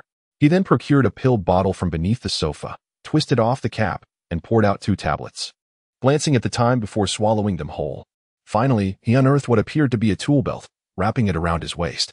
Having completed these actions, Pai Yeluo resumed his seated position, remaining still and closing his eyes in contemplation. Director, the pill bottle bears no markings. That appears to be an ordinary electrician's belt, the kind one sees everywhere, yet we cannot ascertain what those small pockets contain. Damn it, this fellow. He fixed his gaze upon the seemingly disheveled man and slowly stated, be honest, Mr. Xie, regarding the lottery and your wife. Xie Changding, trembling, stole a glance at Zhang Dabin, his gaze evasive, stammering, I will confess everything. Zhang Dabin's face broke into a triumphant smile. Chapter 17. The night falls. The husband of the victim, who had been missing for several years, unexpectedly confessed with remarkable ease, spilling the details as if pouring beans from a bamboo tube. However, at that moment, the seasoned law enforcer began to regain his senses. This almost entirely unresisted confession pierced through the fatigue-induced haze, sounding an alarm within Zhang Dabin's mind. He discreetly jabbed his leg with his pin, awakening from his stupor. Once the man concluded his narrative, Zhang offered him a cigarette. As the man relaxed, Zhang suddenly inquired, "What did you use to kill your wife?" "I found some chemicals called Black Forest Blue at my last construction site. Using the scattered chemistry knowledge I acquired over the years, I concocted some toxic gas and killed my wife," the downtrodden man replied, trembling slightly while smoking. Zhang nodded thoughtfully. Just then, a voice crackled through his earpiece. Unheard by others, it was a communication from a colleague in the police lab. "Captain Zhang, the test results for the glass fragment you sent have come back. There are indeed traces of explosives on it. The analysis indicates a mixture of explosive and flame-based storage materials, typically used for micro-explosions at construction sites." Zhang maintained his composure, noting that this aligned perfectly with the man's confession. Yet, a significant doubt lingered in his mind. He pondered for a moment, then pressed a wrinkled lottery ticket on the table toward the man, locking eyes with him as he asked, "How did you come by this lottery ticket?" "I know who she gave it to and saw that goblin visit a house. That night, I sneaked in and, to my surprise, found the ticket, so I took it," he explained. "I see," Zhang replied noncommittally, continuing his inquiry. "Where did you acquire your lockpicking skills?" "I worked as an apprentice to a locksmith for a while during my years out there, and learned a few tricks," the man nodded repeatedly. Upon hearing this, Zhang rose quietly and stepped outside the interrogation room. As he emerged, his partner, Xiu Luhua, immediately approached him. Once the door was securely closed, Zhang asked, "What is the response from your end?" "Definitely not a good person." "The reaction from the Xiu was quite severe," Xiu Luhua replied, handing Zhang a glass of water. "Typically, such intense reactions indicate individuals who are irredeemably harmful to society. So it's safe to conclude he is not a good person. It seems your interrogation is going well. He has confessed everything, hasn't he?" "How do you know?" Xiu Luhua asked, astonished. "He claims he infiltrated that guy's home and stole the lottery ticket." "Do you believe that?" "I certainly don't," Zhang remarked, shaking his head. "First, the rest that door. We later learned the security measures are almost on par with a bank vault. And that guy is so alert. How could anyone sneak into his house unnoticed and take something? Then why would he lie to us? To confess and then fabricate a story seems pointless," Xiu Luhua contended. As they debated this point, the typically reclusive necromancer, Lei Jihan Dong, approached, driven by excitement over the knowledge presented in the case, seeking an opportunity to discuss further with Zhang. However, upon arriving at the interrogation room and spotting the man seated inside, she curiously remarked to Zhang, "Is that the murderer? How peculiar. His soul appears to be only around 20 years old, yet he seems." Zhang abruptly lifted his head. "What did you say? His soul age is merely 20. Yes," Lei Ji stammered, startled by Zhang's intensity. After regaining her composure, she asserted, "I am, after all, a necromancer. I have expertise in this area, so please don't doubt my professionalism. Didn't you check for illusions or disguise spells?" Zhang glared fiercely at Xiu Luhua. With no time to waste, the seasoned law enforcer plunged into the interrogation room, seizing the man's face and hair as he recoiled in surprise. Just as the guards nearby prepared to intervene, Zhang yanked forcefully, tearing away the disguise to reveal a shocked young man beneath, his face covered in a viscous biological slime. "Where is your father?" Zhang demanded, his voice a thunderous roar at the terrified Xia Wanjun. I want to say," Xia stammered, seemingly losing control over his muscles, trembling uncontrollably. "Issue a wanted notice, seal all exits from the city," Zhang shouted, discarding Xia and rushing outward. "Get someone to interrogate this punk. Contact the Extraordinary Affairs Center. I need to borrow their eyes."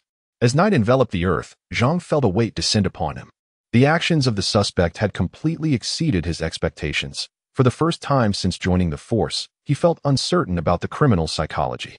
Initially, he suspected a motive of financial gain or a crime of passion, but now it appeared neither was the case. Regardless, it did not explain why a child in that household would disguise himself as his father and be apprehended. If the child was present, where was the father? And what was his intention?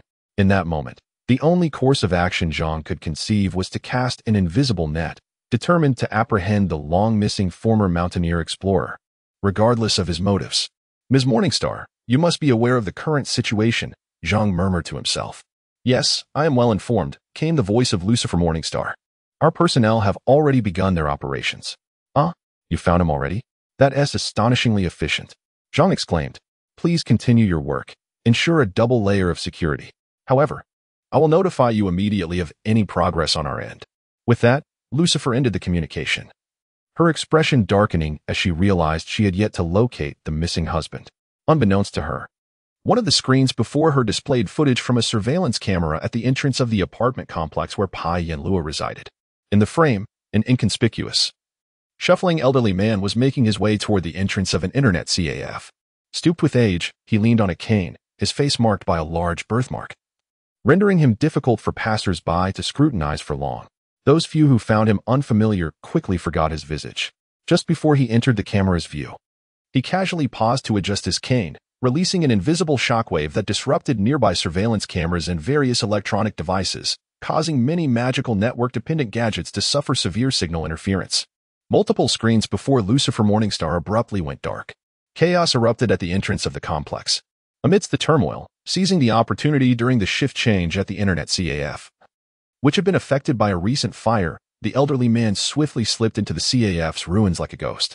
How could one lose all visual imagery in an instant?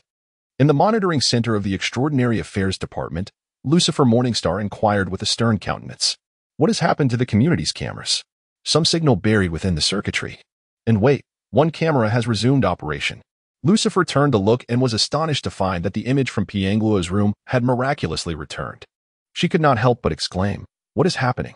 Under the gaze of Lucifer and a number of personnel from the Extraordinary Affairs Department, Piangluo approached the camera and calmly stated, my apartment has undergone specific electromagnetic shielding, and I possess a magical network signal enhancer, so I assume you can see me. Send someone over to the burned internet CAF at the community entrance. I will take care of it for now. Electromagnetic shielding and a signal enhancer. Who on earth would go to such lengths for their apartment? And what does he mean by take care of it? The onlookers could not help but mentally scoff. Immediately dispatch personnel and inform the local law enforcement to send someone there as well, commanded Lucifer. It was nearing dinner time. During the evening rush hour, and traffic was congested everywhere, additional police presence would struggle to reach the scene, which had already descended into chaos. What could he possibly intend to do? Suddenly, the camera captured Piangluo donning a pair of gloves, tightening his tool belt, then moving to the window, pushing it open. He secured a fire escape rope attached to the window to himself, stood upon the windowsill, grasped the rope, and began to descend along the wall. As Piangluo vanished from view, Naga, responsible for monitoring, turned to Lucifer with disbelief. Ms. Morningstar, I cannot fathom what kind of person would do such a thing. But I am certain that someone who understands lock-picking, poisons, installs anti-interference devices and signal transmitters in their own home, and directly descends through a window is no ordinary individual. Who exactly is he? He is quite complex. All personnel who have not signed the highest level of security protocol leave immediately. Several employees of the Extraordinary Affairs Department promptly rose to exit. Once the door closed, Lucifer approached the elderly man and extended her hand. Greetings, Your Excellency. Ms. Morningstar. The unassuming elder shook her hand before cutting to the chase without pleasantries. I have come regarding the Nuwa project. I was actually scheduled to meet you tomorrow. But I heard that an important individual number 1 has encountered some urgent matters we may be able to assist with. I hope my arrival is timely. Very timely. Lucifer Morningstar expressed utmost respect towards the General of the Republic's Defense Forces. How long until your people arrive at the scene? After sitting, the elder inquired. The nearest investigator will arrive in about 1 minute. Lucifer took a small device, glanced at Minister Galen, and upon receiving a slight nod of affirmation, inserted the device into an interface on the main control panel. A progress bar swiftly flashed across the largest screen, revealing a first-person perspective of high-speed flight through the air. A blood-red streak was rapidly approaching the community from several kilometers away, near the center of the vortex. I have 45 seconds until arrival, the vampire girl remarked, her expression as serene as the night, trailing a stream of magical energy as she soared past. Chapter 18, Beneath the Evening Star, Blood and Sand, Part 1. Upon hearing the voice of the vampire girl racing through the night sky, Lucifer Morningstar's eyes sparkled with an unusual brilliance. She gazed at the general with genuine admiration, exclaiming, the second office truly lives up to its reputation.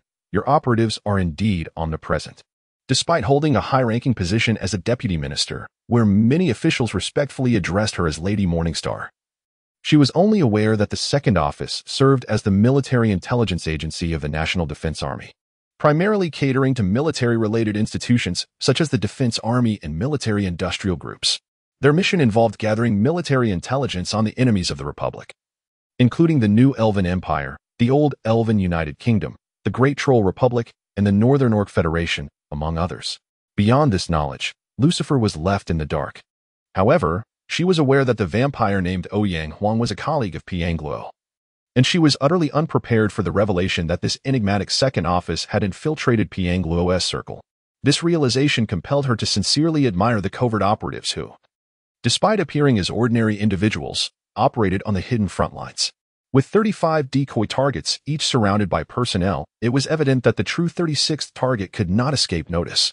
Acknowledging Lucifer's admiration, the seasoned general merely smiled with a calm demeanor, stating, "First, let us address the immediate issue, and then we shall converse in detail." At that moment, above the Goblin Uncle's internet CAF, Piangluo unlatched the fixed lock and lightly descended onto the already damaged roof, charred by flames. Through a gap in the rooftop, he addressed a shadowy figure within the CAF's ruins who was furtively tampering with a blackened wall, asking, "Have you found what you seek? The malevolent deity of the mysterious realm? A demon? Or perhaps something even more grotesque?"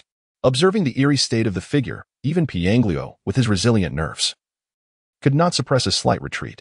Although he was aware that government agencies were monitoring him and had faith that their forces would arrive promptly, the distinctly extraordinary characteristics of his adversary instilled a modicum of uncertainty within him. However, the concept of panic had long been divorced from his working state. Gazing at the entity before him, which had clearly transcended the realm of normal biology, Piangluo refrained from uttering any superfluous words or wasting any movements. Under the influence of the neurostimulant he had recently ingested, he swiftly retrieved a cylindrical object from his waist and hurled it forward. The object was a smooth, cylindrical metallic body that soared through the air, illuminated by distant, faint light. The engraved markings of discard after use and Shanghai heavy industry shimmered softly against its surface, while a fiery red avian figure appeared to take flight upon it. Displaying either confidence or hubris, the creature, from which dark substances incessantly dripped, made no attempt to evade or defend against the incoming metallic projectile. Instead, it rasped, "Foolish invader, high," before being struck squarely on the head by the cylindrical object. Upon impact, the compound fuse within the metal object was triggered, releasing high-pressure gas that propelled minute particles into the air. These dust-like particles coalesced into a cloud of gray mist, enveloping the monster. Upon contact with the dark substance dripping from the creature, the dust particles erupted in golden lightning, illuminating the area as they leaped between the minuscule grains, forming a radiant net of light that ensnared the monster. Within this dense tapestry of electricity, the creature emitted piercing screams of agony. The unfortunate being, tormented by such suffering, was met with cries akin to those of the monster before him. While one might instinctively feel a pang of sympathy, Piangluo remained utterly unmoved, devoid of any compassion or excitement. In his mind, he simply labeled the object he had just thrown as genuine, available for repurchase. This object was known as the Flame Demon Grenade, containing unassuming yet potent particles that the priests of the Vermilion Bird had received through prayers from the mysterious realm. When released, it could briefly open a conduit between the material universe and the mysterious realm, allowing the Vermilion Bird's purifying flames to seep through and inflict harm upon malevolent entities. In ancient times, humanity lacked the means to store and effectively utilize these mediators. But now, with the gradual advancement of magical technology, the Republic's technicians and manufacturers had collaborated to produce these mediators into accessible self-defense magical weapons for the public, albeit at a price.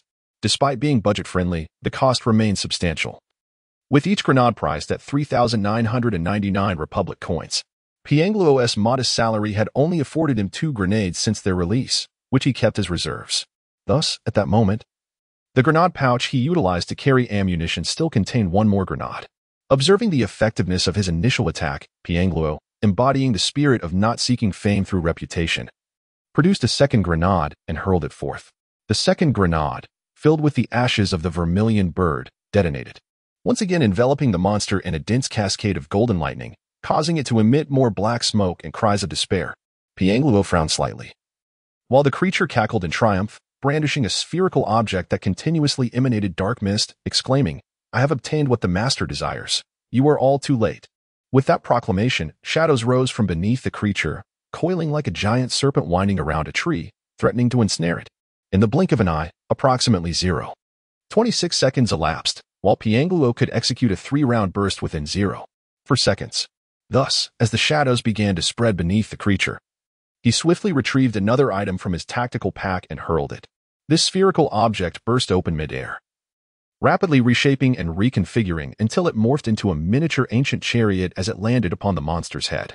Taking a moment to recall the usage instructions, Piangluo inhaled deeply and proclaimed with heartfelt sincerity, "The hymn invoking the sun goddess of humanity has activated the internal magic array within the grenade, temporarily projecting the sun goddess's power into the material world." The miniature chariot radiated with divine light in the darkness, as if the sun itself had risen, its form magnifying to several times its original size. Within this ethereal apparition, a vague figure grasped the reins and pulled them taut with a vigorous shake. The home defense Shiha grenade, priced at $49.99, proves remarkably effective against you shadow-wielding monsters, Piangluo provocatively explained with a smile.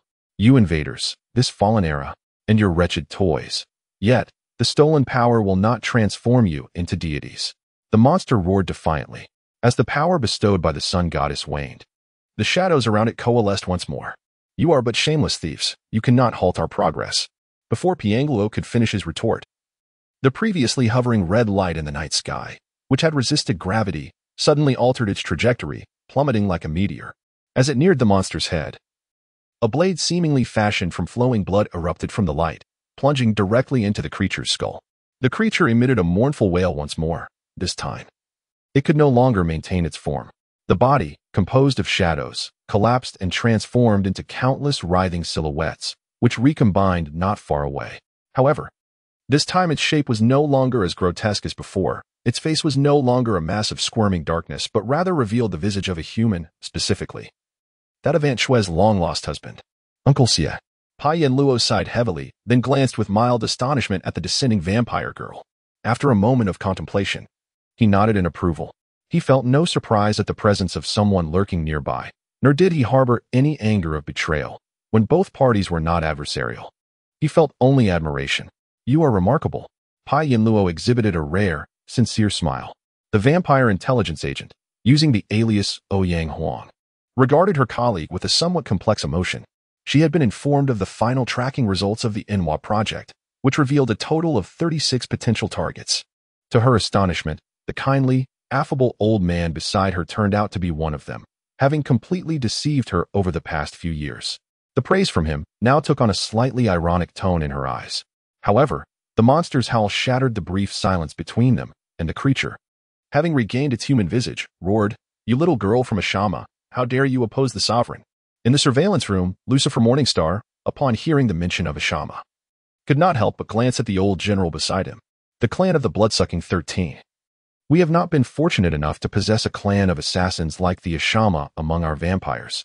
I have mentioned this before, but I must reiterate that your department truly lives up to its reputation. Years ago, a faction of Ashama sought refuge during the upheaval of the world. Unwilling to continue their clan's way of life, the Republic ultimately took them in, and these assassins remained in the Republic for survival. Now, they had become dispersed. But that is another tale. The old general replied with a smile. Meanwhile, upon hearing the term little girl, Piangluo whistled, and Ouyang Huang's forehead twitched with irritation. With a feigned smile, she retorted to the creature, "You are infuriating." The creature, now bearing a human semblance, erupted into a shrill guffaw, then extended its hand into its own body. Amidst the swirling black mist and flesh, it extracted a shard of black crystal, which it crushed in its grasp.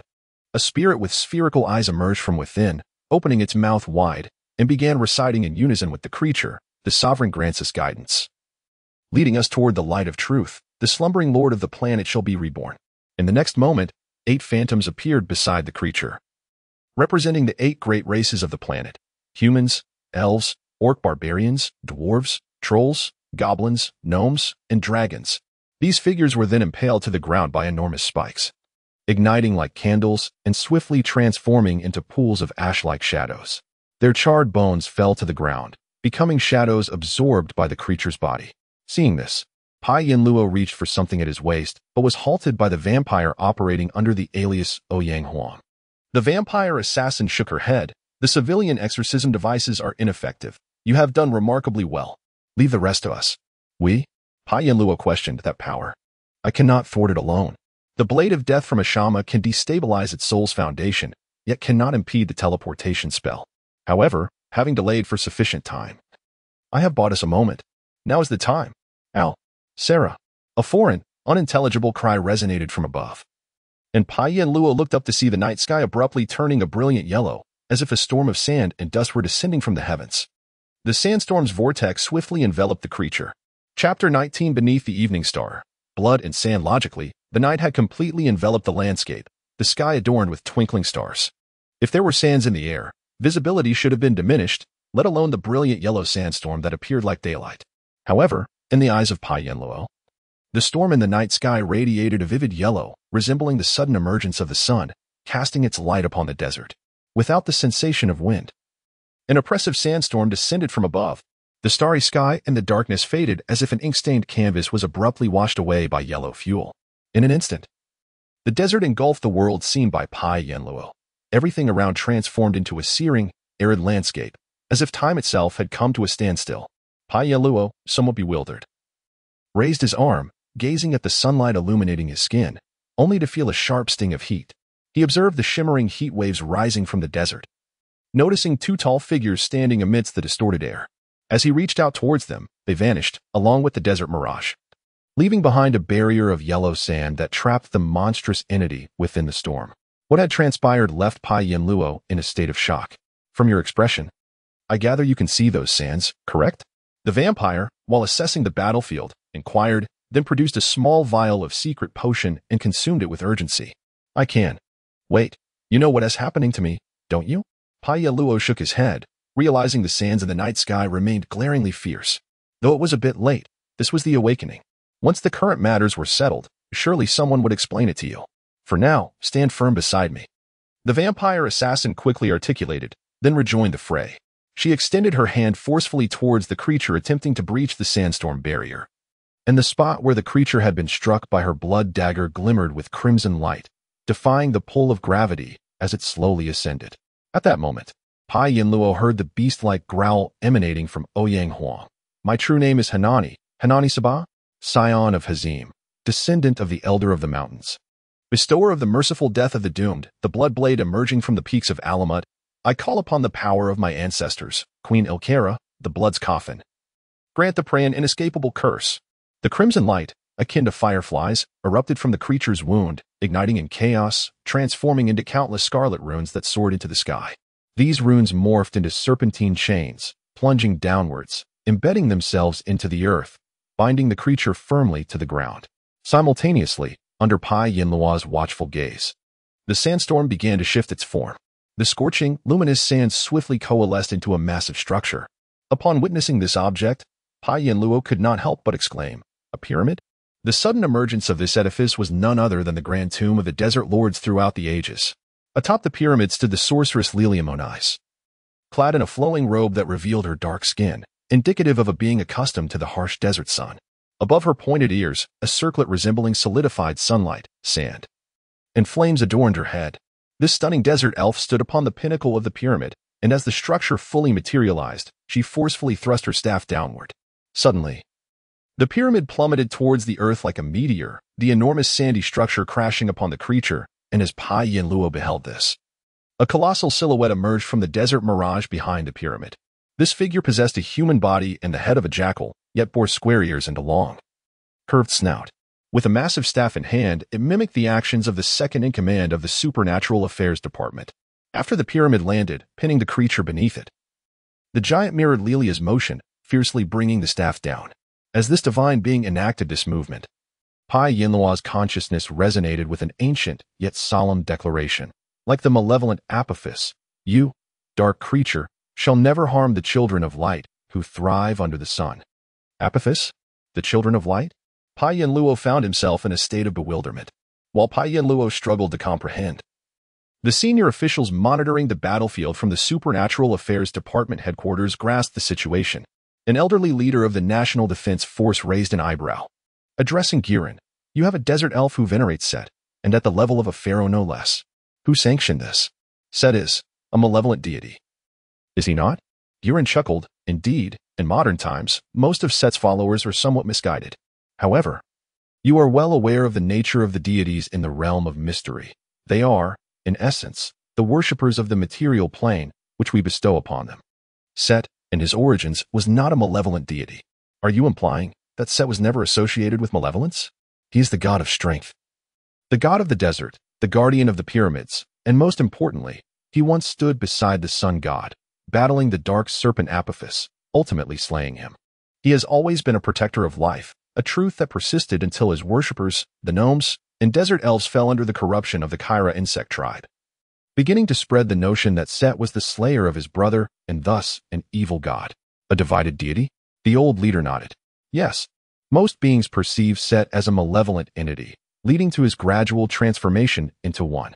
Yet, millennia ago, a group of desert elves fled before their sands succumbed to the influence of the Kyra insect tribe, preserving the most ancient faith in Set, believing he would fulfill his mission to eradicate darkness. This small but resolute clan of desert elves retained Set's original divinity, resulting in the division of Set.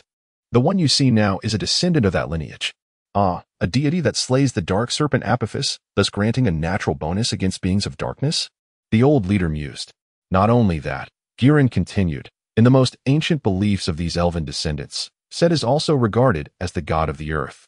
They refer to all underground minerals as Set's bones. Thus some of Set's divine arts, when employed by this clan of elves, can harness the earth to amplify their power, such as sealing techniques. As Gurren spoke, the radiance of the colossal pyramid's illusion intensified to a degree where it appeared tangible. The creature, dripping with black substance, was held down by the blood-red chains in the pyramid, roaring in fury yet unable to budge.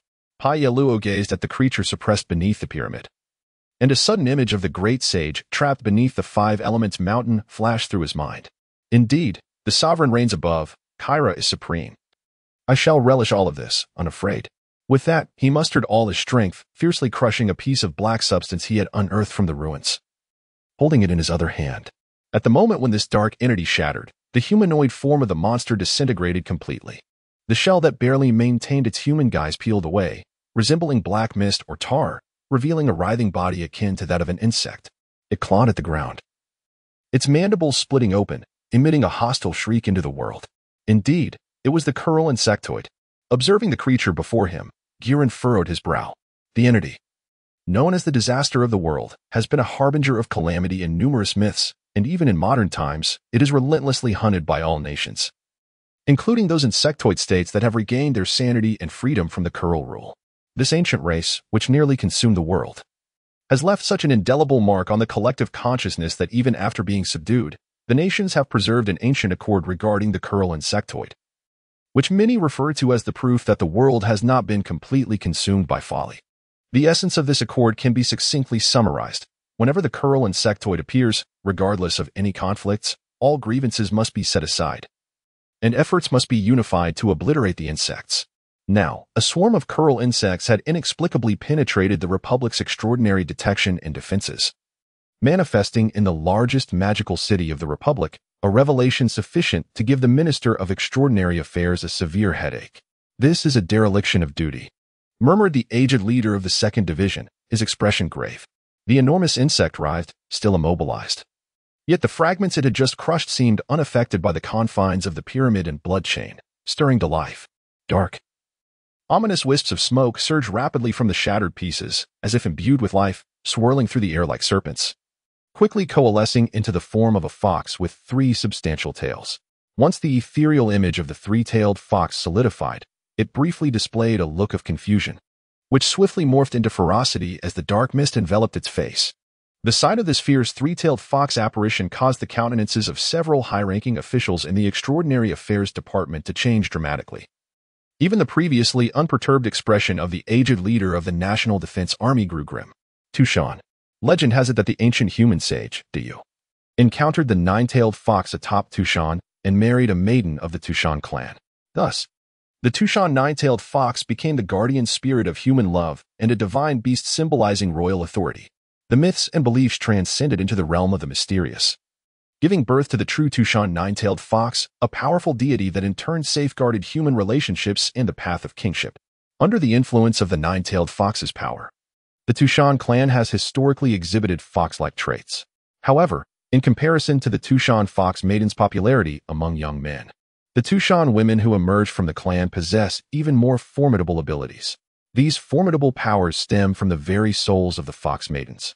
And should their spirits succumb to darkness, the powers that protect love and kingship would become utterly corrupted, transforming into the horrific legends of the demon fox that instill fear in humanity, capable of subverting hearts and distorting right and wrong. The elders of Tushan are acutely aware of the immense danger posed by their offspring should they turn to evil. Thus, they have long restricted the outings of those pious fox maidens who have received the power of the nine-tailed fox until their souls meet the necessary standards. The few that do venture out are treasures of the Republic. However, several years prior, a harrowing incident occurred when a Tushan fox maiden vanished during her travels in the Republic. The Tushan were left in a state of desperation, as the Republic's Extraordinary Affairs Department, intelligence agencies, and security forces deployed all their resources yet failed to uncover any leads. This incident became a thorn between Tushan and the Republic's governmental bodies. Therefore, when the body of the fox maiden was discovered within the wall of an internet CAF, the shock experienced by the Republic's extraordinary and security agencies was profound. Now, witnessing the corrupted projection of the fox maiden's power released by a being controlled by the curl insectoid, no one could maintain their composure. So this is the true objective behind those damned insect series of smokescreen maneuvers, Giran said through gritted teeth. We must immediately suppress that amalgamation of the fox maiden's soul. We must find a way to purify her. Lucifer, the morning star, bellowed. The corrupted fox spirit is on the move, exclaimed an operator from the eight-armed Naga, redirecting everyone's attention back to the lens of the spirit camera. The colossal corrupted fox spirit had commenced its actions. It let out a howl to the heavens before lowering its head, fixating its gaze on a particular spot, and charging forward like a mad bull. Its target was unmistakably the figure of Pienlo, who was slowly retreating, attempting to remain inconspicuous. Seeing this spectacle, the curl insectoid was momentarily taken aback. Then, before the elite of the Republic could react, it emitted a soul-piercing scream, sacrificing its entire existence, including its soul, to allow the fragmented ghost fox to escape. Yet, upon its emergence, the fragmented ghost fox charged directly toward that human figure. What deep-seated enmity could it possibly hold against that unremarkable individual? Chapter 20. Secrets of the Past. The roaring three-tailed fox, a phantasmagoric figure, charged at Pai Yin Luo with the ferocity of a raging bull. Its momentum akin to a cataclysmic tide. Confronted with this inescapable predicament, Pai Yin Luo neither screamed nor panicked, nor did he attempt to flee. Instead, he sighed resignedly, a hint of inevitability mingling with helplessness. Panic had long since ceased to be his companion. As for death, it had merely been a facet of his existence, not that he had faced it numerous times, but rather, in what felt like a slowing of time. He glimpsed the vampire maiden extending her hand and noted the astonishment and urgency on the face of the spirit in the sky, who was suppressing the monster with a pyramid. Yet, he also perceived the immense fox apparition looming before him. There was no escaping it. Why did this bizarre fox seek me first, rather than anyone else? This was the final thought that coursed through his mind as the white light enveloped his vision. However, the blinding radiance swiftly dissipated, and Pai Yin Luo found himself able to see his surroundings once more, as if shrouded in dense fog that suddenly vanished at the press of a button. In the next moment, his vision returned to normal. Yet upon observing the scene before him, Pai Yin Luo could not help but murmur, "Rocks? A cliff? This is neither heaven nor hell, nor some infernal abyss. Where am I? Have I traversed again?" Before him lay not a celestial gateway nor the gaping maw of the underworld, but rather an expansive plain. Across this boundless expanse, swirling gray mist coiled in every direction, resembling a labyrinth or perhaps walls. Upon closer inspection, 16 serpentine paths meandered through the fog, leading to an unknown destination. Directly ahead stood a towering cliff, abruptly jutting into the mist. As Pai Yin Luo muttered to himself, he scrutinized the cliff with curiosity when suddenly a voice, seemingly emanating from nowhere, broke the silence. "Transcendence? Is this the term you use to describe your arrival here?" "Who?" Pai Yin Luo felt a jolt, as if he had suddenly been roused from a trance upon hearing a branch snap in the rainforest years ago. Yet, when he glanced around, the illusions of the past had vanished, leaving no trace of a soul in sight. "Look up," urged the voice, following the instruction. Pai Yin Luo squinted upward for several seconds before discerning a small black figure on the summit of the towering cliff, leaping about. "Yes, right here." Although nearly indistinct, the voice resonated in his ear. Is this some form of magical illusion? Wait, wasn't I just under attack by a colossal fox spirit? The realization struck him. Where was that fox? Why had he forgotten? What was this place, and what had transpired? A multitude of questions surged within him, compelling him to inquire of the figure at the cliff's peak. Well, speaking this way is indeed inconvenient. As if sensing his thoughts, the voice resumed. However, drawing closer to your permissions could complicate matters. Ah, forget it. This isn't my first encounter with trouble. I'll simply apologize later. As the tone of resignation echoed in the air, Pai Yin-luo felt the scenery blur once more, and in the blink of an eye, he stood atop the towering cliff.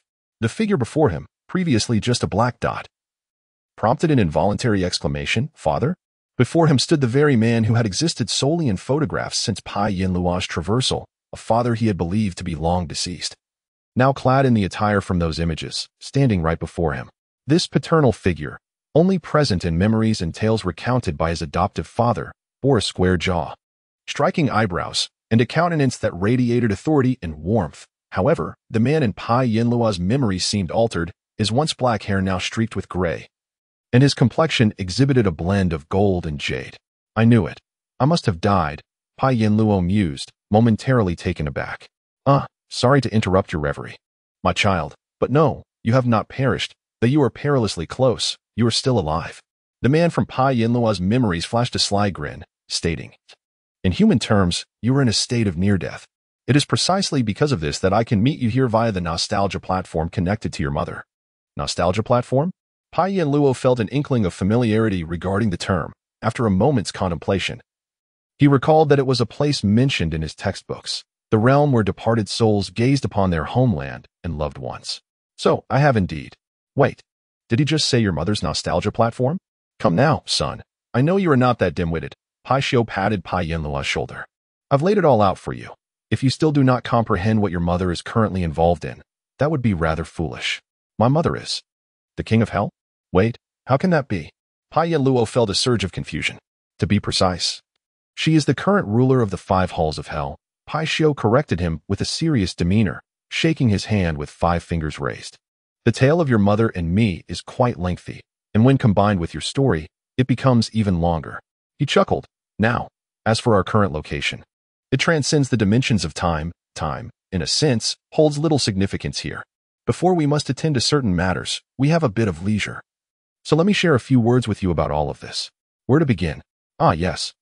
I shall recount the time when both your mother and I were still human. That was several hundred years ago, relative to your present.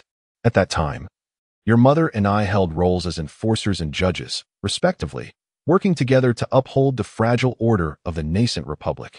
Hey, you may have heard of us. I certainly have heard of you. You are my parents.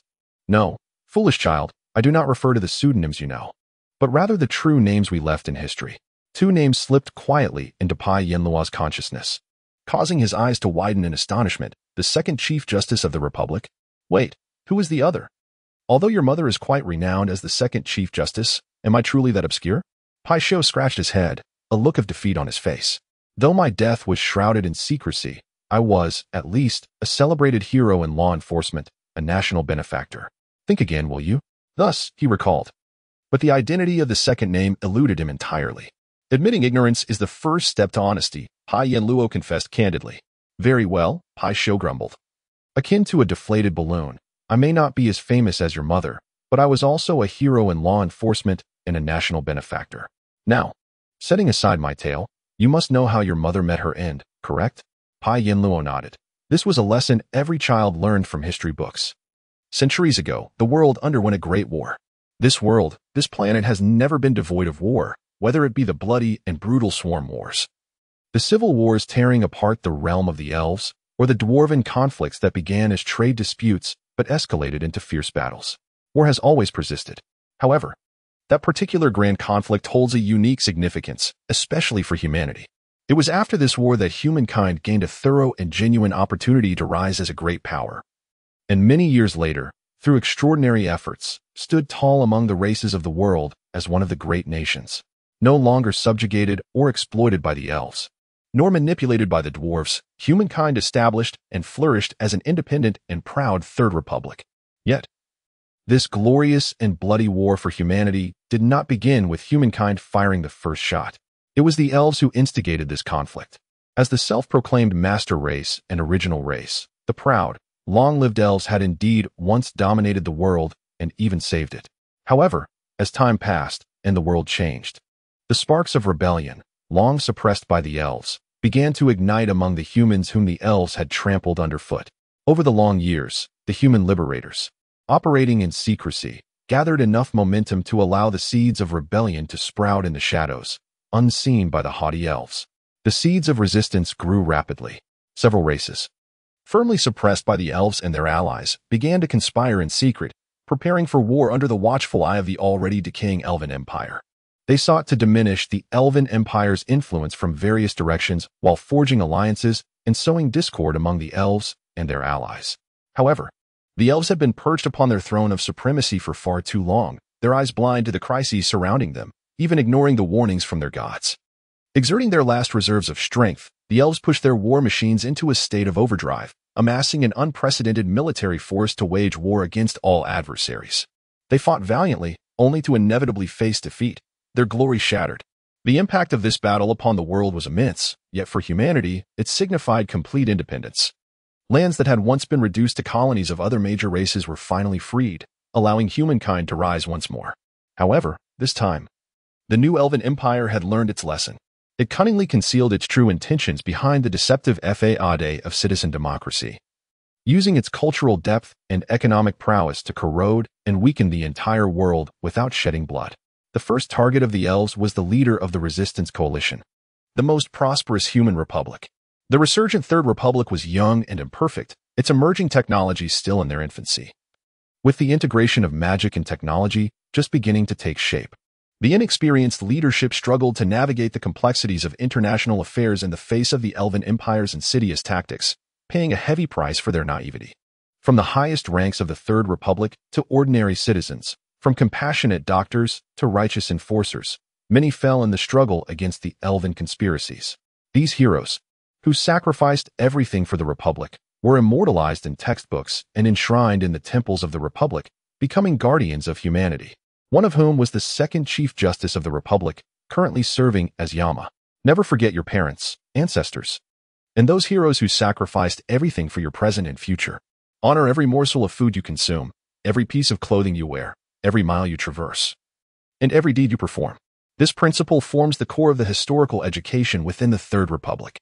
Naturally, the Chief Justice, who laid down her life for the Republic, became a subject of study for every child in the human republic. The second Chief Justice was known for her integrity and discernment, taking over the position from her predecessor, who perished from overwork amid rampant crime in the early days of the Republic.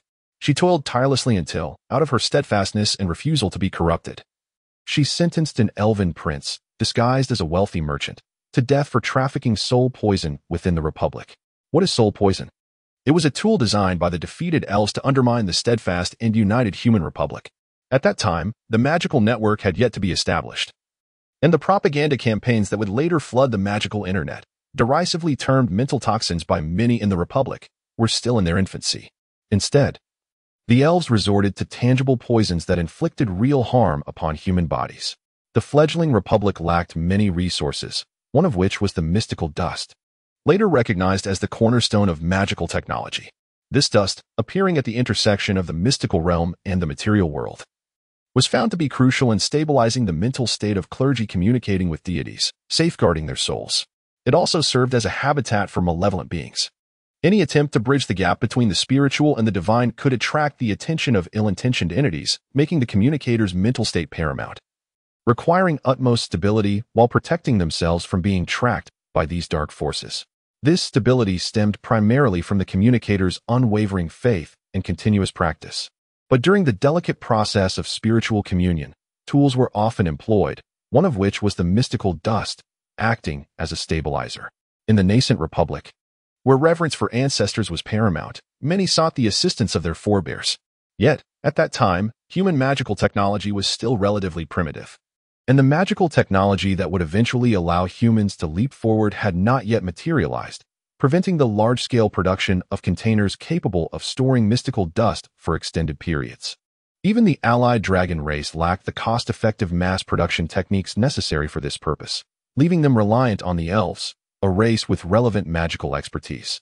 The elves, aware of this dependency, tampered with the containers of mystical dust destined for the Republic, praying to their gods of pleasure and revelry to poison the very instruments meant to store this vital resource. Once the gates of chaos are opened, they can be exceedingly difficult to close, as they reveal the darkness within the soul. Some clerics within the Republic succumb to corruption, becoming cultists, colluding with the elves in their nefarious schemes. Others, outwardly appearing untainted, secretly provided intelligence to elven operatives. The dried leaves and white voodoo powder smuggled by trolls paled in comparison to the soul poison concocted by the elves. This disadvantage stemmed from a technological lag.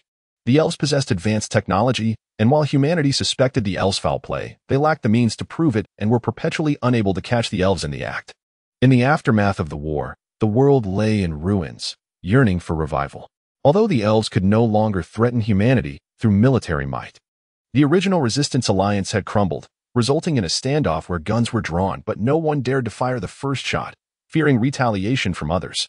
The young Republic lacked the strength to confront the newly established Elven Empire and secure victory through warfare, compelling them to seek alternative approaches. The War of Poison and Dust was a harrowing affair, marked by silent thunder. The enforcers, soldiers, and priests of the Third Republic engaged in a desperate struggle against the elves and their corrupted renegades in obscurity. Driven by the belief that if our kin are in need, we must act without hesitation, despite the heavy toll of sacrifice. This invisible war ultimately brought forth a turning point. The Third Republic achieved decisive breakthroughs in technology, overcoming a series of challenges related to the mass production of the mysterious dust, and made significant strides in the realm of magic, enabling humanity to acquire irrefutable evidence. Following these technological advancements, the Third Republic, through years of strategic planning and the sacrifices made on covert fronts, captured the elusive elven prince, who had been using his embassy status as a shield, red-handed, with undeniable proof. He was subsequently sentenced to death. Although the newly minted Elven Empire claimed to be a constitutional monarchy and asserted that the royal family had lost its practical power, in reality, the elven royalty still wielded considerable influence, as they were the closest beings to their deities. The execution of a member of the royal family, regarded as the most favored by the gods, was a blow to the elves' international reputation, public morale, and the stability of their privileged class. Aware that direct warfare against humanity was futile, the elves immediately sought to rescue the prince through various means other than war. They employed diplomatic pressure, bribery, and lobbying, resorting even to coercing the chief justice presiding over the prince's trial, hoping she would betray the Republic during the historic proceedings broadcasted worldwide, declaring the prince innocent. However, under immense pressure, she upheld the law and ruled for the immediate execution of the prince, personally overseeing the execution. The Republic rejoiced, while the international community erupted in astonishment, leaving the elves utterly humiliated, faced with domestic turmoil and the stirring ambitions of international allies. The elves dispatched magical assassins, whose prowess far exceeded that of the early Republic, to carry out a series of assassinations and sabotage operations. The second Chief Justice became one of the fallen heroes, their demise recorded by the Republic as a mark of human shame, a memory that remains unforgotten to this day. With insufficient national strength, a direct confrontation with the elves was not only unwinnable but also posed a risk of exploitation by other lurking races such as dwarves and barbarians. The fledgling Republic was unable to retaliate, enduring the shameless proclamations of the new Elven Empire that labeled their actions as patriotic expressions of the populace. The Republic had to restrain their anger and sorrow with rationality, guiding their nation forward. Years later, the human Republic had transformed from a state unable to withstand the Elven Empire's might to one of resilience. Yet, the sacrifice of the second Chief Justice remained a lesson in the textbooks of students, imparting an indelible truth to every child of the Republic. Being backward invites oppression. Do you know who captured that Elven Prince? Pisho asked, his chest swelling with pride. Was it you? Pai Yin Luo responded, bemused by the unmistakable hint from his father. Indeed. It was I. I had many comrades, but to protect ourselves and our descendants, our names were concealed. Pisho reminisced, a glimmer of nostalgia in his eyes. After all, those long-eared beings have lifespans that extend far, and they hold grudges. I understand, Pai Yin Luo nodded, empathizing with the plight of those who remain nameless in darkness, unable to showcase their achievements to those they protect throughout their lives. I am glad you comprehend, my son. Now, let us continue. When the elven assassins found your mother, I was at home. During the early days of the Republic's establishment, when magical technology was rudimentary, even the most powerful beings had to divide their strength to guard vital locations. It was through wisdom, sacrifice, unparalleled unity, and the divine characteristics of those safeguarding humanity that we gained our foothold in the world. Regrettably, we were powerless against the elite magical assassins dispatched by the Elven Empire during their vengeful campaign. It sounds infuriating, doesn't it? But at that time, we had no recourse. All the warriors sent to protect your mother perished, and both your mother and I fell to the hands of the assassins. I realize this may not sound heroic, but it is the stark truth. We could not embellish history. Your mother and I undoubtedly died at the hands of elven assassins. Perhaps our only consolation is that elven assassins do not take trophies like barbarians. Hence, we were interred intact. State funeral? Luo suddenly inquired. Yes, a state funeral. Pisho gestured with an explosive hand signal, describing the solemnity of gun salutes, ceremonial honors, and mourning citizens. But that was for your mother. I did not receive such honors. I understand. Luo silently nodded. Some sacrifices are destined for the most splendid ceremonies, yet may be reduced to mere ignoble acts, like 3 cigarettes lit by comrades. Before entering this world, he had bid farewell to many, with none of their headstones reflecting their true deeds. He had grown accustomed to it. So, you both perished centuries ago. Then why? You know, I am only 30 now? Luo pondered aloud. What did you say? Yes. She was pregnant at the time of her sacrifice, but the child had not truly begun to take form before she lost her life alongside my mother. Our souls departed this world and entered the realm of the dead, where we underwent a judgment of sorts. Both your mother and I were deemed heroes and virtuous individuals for our actions in life, while your mother, due to her public acclaim, attained a special divine status. This still does not explain why I exist here for only 30 years while you sacrificed yourself centuries ago, Luo interjected. All right, go ahead, Pisho urged. The projection of souls in a mystical realm and the divine characteristics of humanity are among the treasures that allowed our kind to survive and thrive amidst competition with ancient races. Perhaps it is due to the brevity of life and the incompleteness of history. Or perhaps it stems from humanity's innate reverence for their ancestors since the dawn of their existence. The deities, projections of human beliefs and souls within a mystical realm, encompass not only omniscient creator gods reminiscent of elven legends, but also the heroes who sacrificed their lives for the survival of humankind. These deities differ from the fearsome entities envisioned in worship, which control all, as they emerge from the depths of the mysterious space, ultimately granting protection to beings like the elves. Humanity, tormented by the trials of existence, sought refuge from the storms of life, leading to the veneration of Enwa, the goddess who fashioned shelters to shield them from the elements. In their agony, they mourned their suffering, and the ancestral figures who toiled to cultivate the land and alleviate their hunger became eternal guardians of humankind. In contrast to the seemingly static divine lineages of other immortal races, whose deities dwindle only through internecine conflicts, the pantheon of humanity appears ever-evolving. The deification of heroes, who pass on the faith and will of their kin, ignites divine flames even after their mortal demise, fueled by the support of the living. Although these flames may initially lack strength compared to those of other races, they intensify over time, growing more fervent with each generation's devotion and offerings.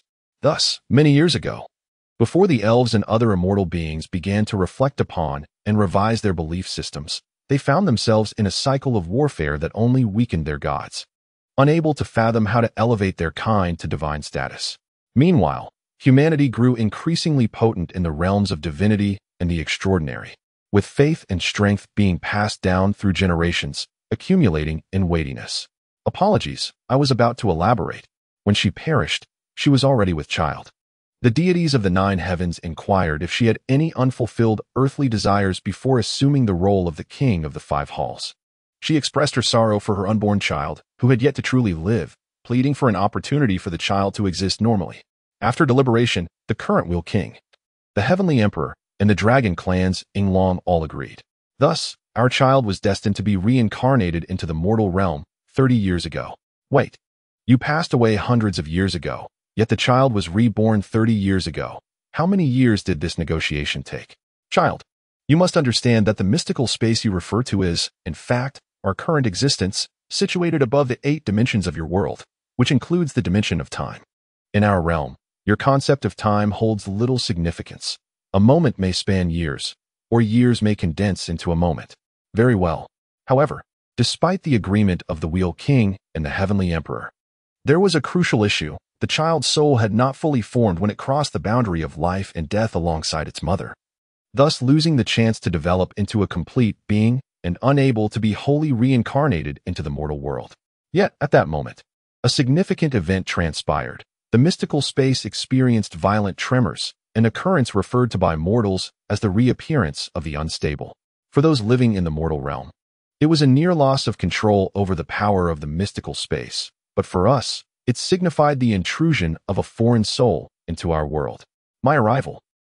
Wait, how do you know me, or that my soul does not belong to this world? The essence of your soul is distinct from any soul that comprises this world. All who sensed your presence emerging from that void understood that you were not a native entity. Your soul is far too different, akin to the contrast between salt and sugar. Though both may appear white, they are truly dissimilar. Thus, many entities recognized that I was not from this land. I apologize. I too am uncertain why I came to this world. Piangluo sighed, genuinely at a loss. It matters not. It is neither strange nor your fault. While no one at that time could ascertain how you arrived, your first act of entering this world, in a sense, greatly aided both me and your mother. You traversed an unknown barrier and collided with the fractured essence of our unfortunate child, merging with it. What? The first outcome was the restoration of the soul of my child with your mother, enabling it to become whole and ready for reincarnation into the mortal realm. As for the second outcome, as you previously mentioned, it was the revelation to all deities that beyond this world, there exist other distinct realms. Otherwise, from whence did this soul, so fundamentally different, originate? Speaking of my world, did you not attempt to delve into my memories? Pianglo inquired with curiosity. We wish to. Pyexeter replied, rolling his eyes. However, my son, no matter how diligently we tried, your soul remains impervious to our attempts to access your past memories. Furthermore, it appears your essence possesses a remarkable resistance to our powers. We have debated this matter, pondering whether your world is one of advanced magic, capable of sealing away memories. Can you enlighten me? No, it likely bears no relation to magic. Rather, my previous occupation instilled in me an unwavering protection over secrets and any unauthorized information. As for the resilience of my soul, it may stem from the absence of deities and supernatural beings in that world. Piangluo mused silently. Reluctant to speak? That is acceptable. Share when you feel ready. My apologies, thank you. Piangluo fell silent, uncertain if the other could perceive the true reason behind his reticence. His hesitance arose from a lack of trust, even towards the man who was his father in this lifetime. In his previous existence, due to the nature of his profession, he had to sever ties with his kin, even distrusting his closest colleagues, for his work demanded a sharp intellect capable of discerning subtle signals without succumbing to delusions. This led those unfamiliar with him to misinterpret his demeanor as one willing to bare his soul. Yet, in truth, Piangluo seldom bestowed genuine trust upon others, a lingering consequence of years spent in his vocation. Nevertheless, Pyexeter seemed unperturbed. He patted Piangluo's shoulder and said, "It matters not. Our culture and beliefs are inherently tolerant. Instead of coercing you, it is better to wait until you are ready to share your thoughts." Regardless, after the fusion of the two souls, the essence was indeed complete enough to be reincarnated into the mortal realm. However, at that time, we found ourselves entangled in a dilemma should we allow your reincarnation, given its implications for another world. Just then, a coalition of deities, including those from the Elven pantheon, began to challenge us. With the Elven Empire initiating hostilities in the mortal realm, ostensibly over trivial resource disputes, yet in truth, it was to seize you. The crisis faced by the Republic 30 years ago, was it? Yes, child, it was due to you, although this was not how it was publicly portrayed. Yet, as you know, the war ended abruptly. Amidst the fierce divine conflict, we made the urgent decision to reincarnate you into the mortal realm. Within that realm, other deities would be unable to sense your soul as freely. Through the barrier that separates us from the mortal realm, the Third Republic stands united in your protection. You are the key to discovering your world, and certain beings, along with their deities, seek to locate you. We are determined to prevent that from happening. And together with the mortal realm, we have devised a meticulous plan. You allowed me a moment to collect my thoughts. With that, Piangluo took a seat on the looking home platform, gazing at the distant yet near mortal world, enveloped in silence as the war between divine beings unfolded. Two souls. Despite feeling that he had weathered enough storms in his past life, found himself at a loss for words in the face of this overwhelming string of shocking revelations. After a considerable pause, he turned his neck and addressed Pio, who sat beside him. With sincerity, I am truly sorry about your original child. His apology was heartfelt, for if he hadn't merged with this soul, sorry, there's no need for apologies. If you hadn't come, the child's soul could never be whole, and we would not have simply drawn another soul to compensate. Thus, Pio said, reaching out to gently pat Piamlu's head. You are a child for this lifetime, and I have come to terms with that. Upon hearing this, Piamlu lowered his head deeply, and some time later, he nodded. Thank you. What has happened? Listen well, child. Regardless of whether you can truly bridge the two worlds, the deities on the elven side, along with several others, believe you can. For a mere 20 increase in faith, they are already restless. For a 50 increase, they would incite their followers to create chaos. Should there be a 100 increase, they would incite war. Piamlu let out a bitter laugh. Indeed, for the faith of your world, they would stop at nothing. Thus, for the peace of both realms, you must not fall into the hands of the opposing forces or their deities. Moving forward, you must cooperate with the Republic. What must I do? Only a select few within the Star Language Pavilion, the Heavenly Monitoring Bureau, and the Republic's military are privy to the true plan. They will coordinate with you.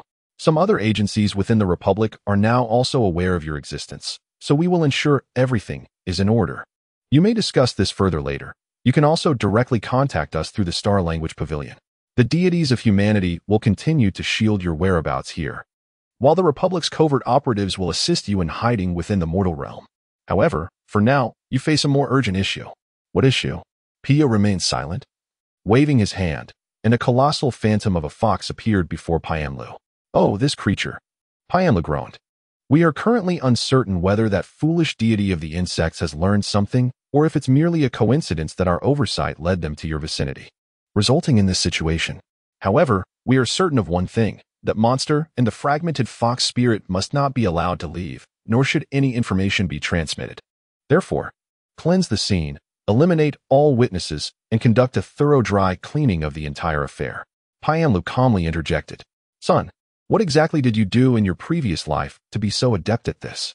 In a certain sense, I resemble you. Perhaps it is because I spent most of my past life dealing with secrets, Piamlu chuckled. However, discussing this with you is futile, as I cannot stop that monster or the great fox. That is why I called you here. Pio looked at Piamlu, radiating confidence. Even the dullest of minds could discern that Pio, a hero of the Republic from centuries past and the inheritor of divine beast powers, intended to assist Piamlu in eliminating the ghostly fox before him. Yet, Piamlu found himself at a loss for how to proceed. It wasn't that he opposed violence or weapons. Rather, he was unaccustomed to them. Although he graduated from a specialized technical academy and possessed expertise in various small-caliber weapons, team support weapons, and explosives, he had also dabbled in precision rifles and vehicles. He could snap a person's neck without a hint of hesitation and execute a seamless Mozambique drill, not to mention being a master in the realm of poisons. However, having lived in a world devoid of any extraordinary powers and possessing a profoundly materialistic worldview, he held a stubborn aversion to the existence of the extraordinary and the divine, making it as difficult for him to activate his extraordinary abilities as it would be for a fish to perform a slam dunk. Even after living for 30 years in a realm rife with gods and spirits, he still felt a twinge of resistance. Pio, however, clearly misinterpreted his child's concerns. And in an encouraging tone, he said to Piamlu, No, it is not like that.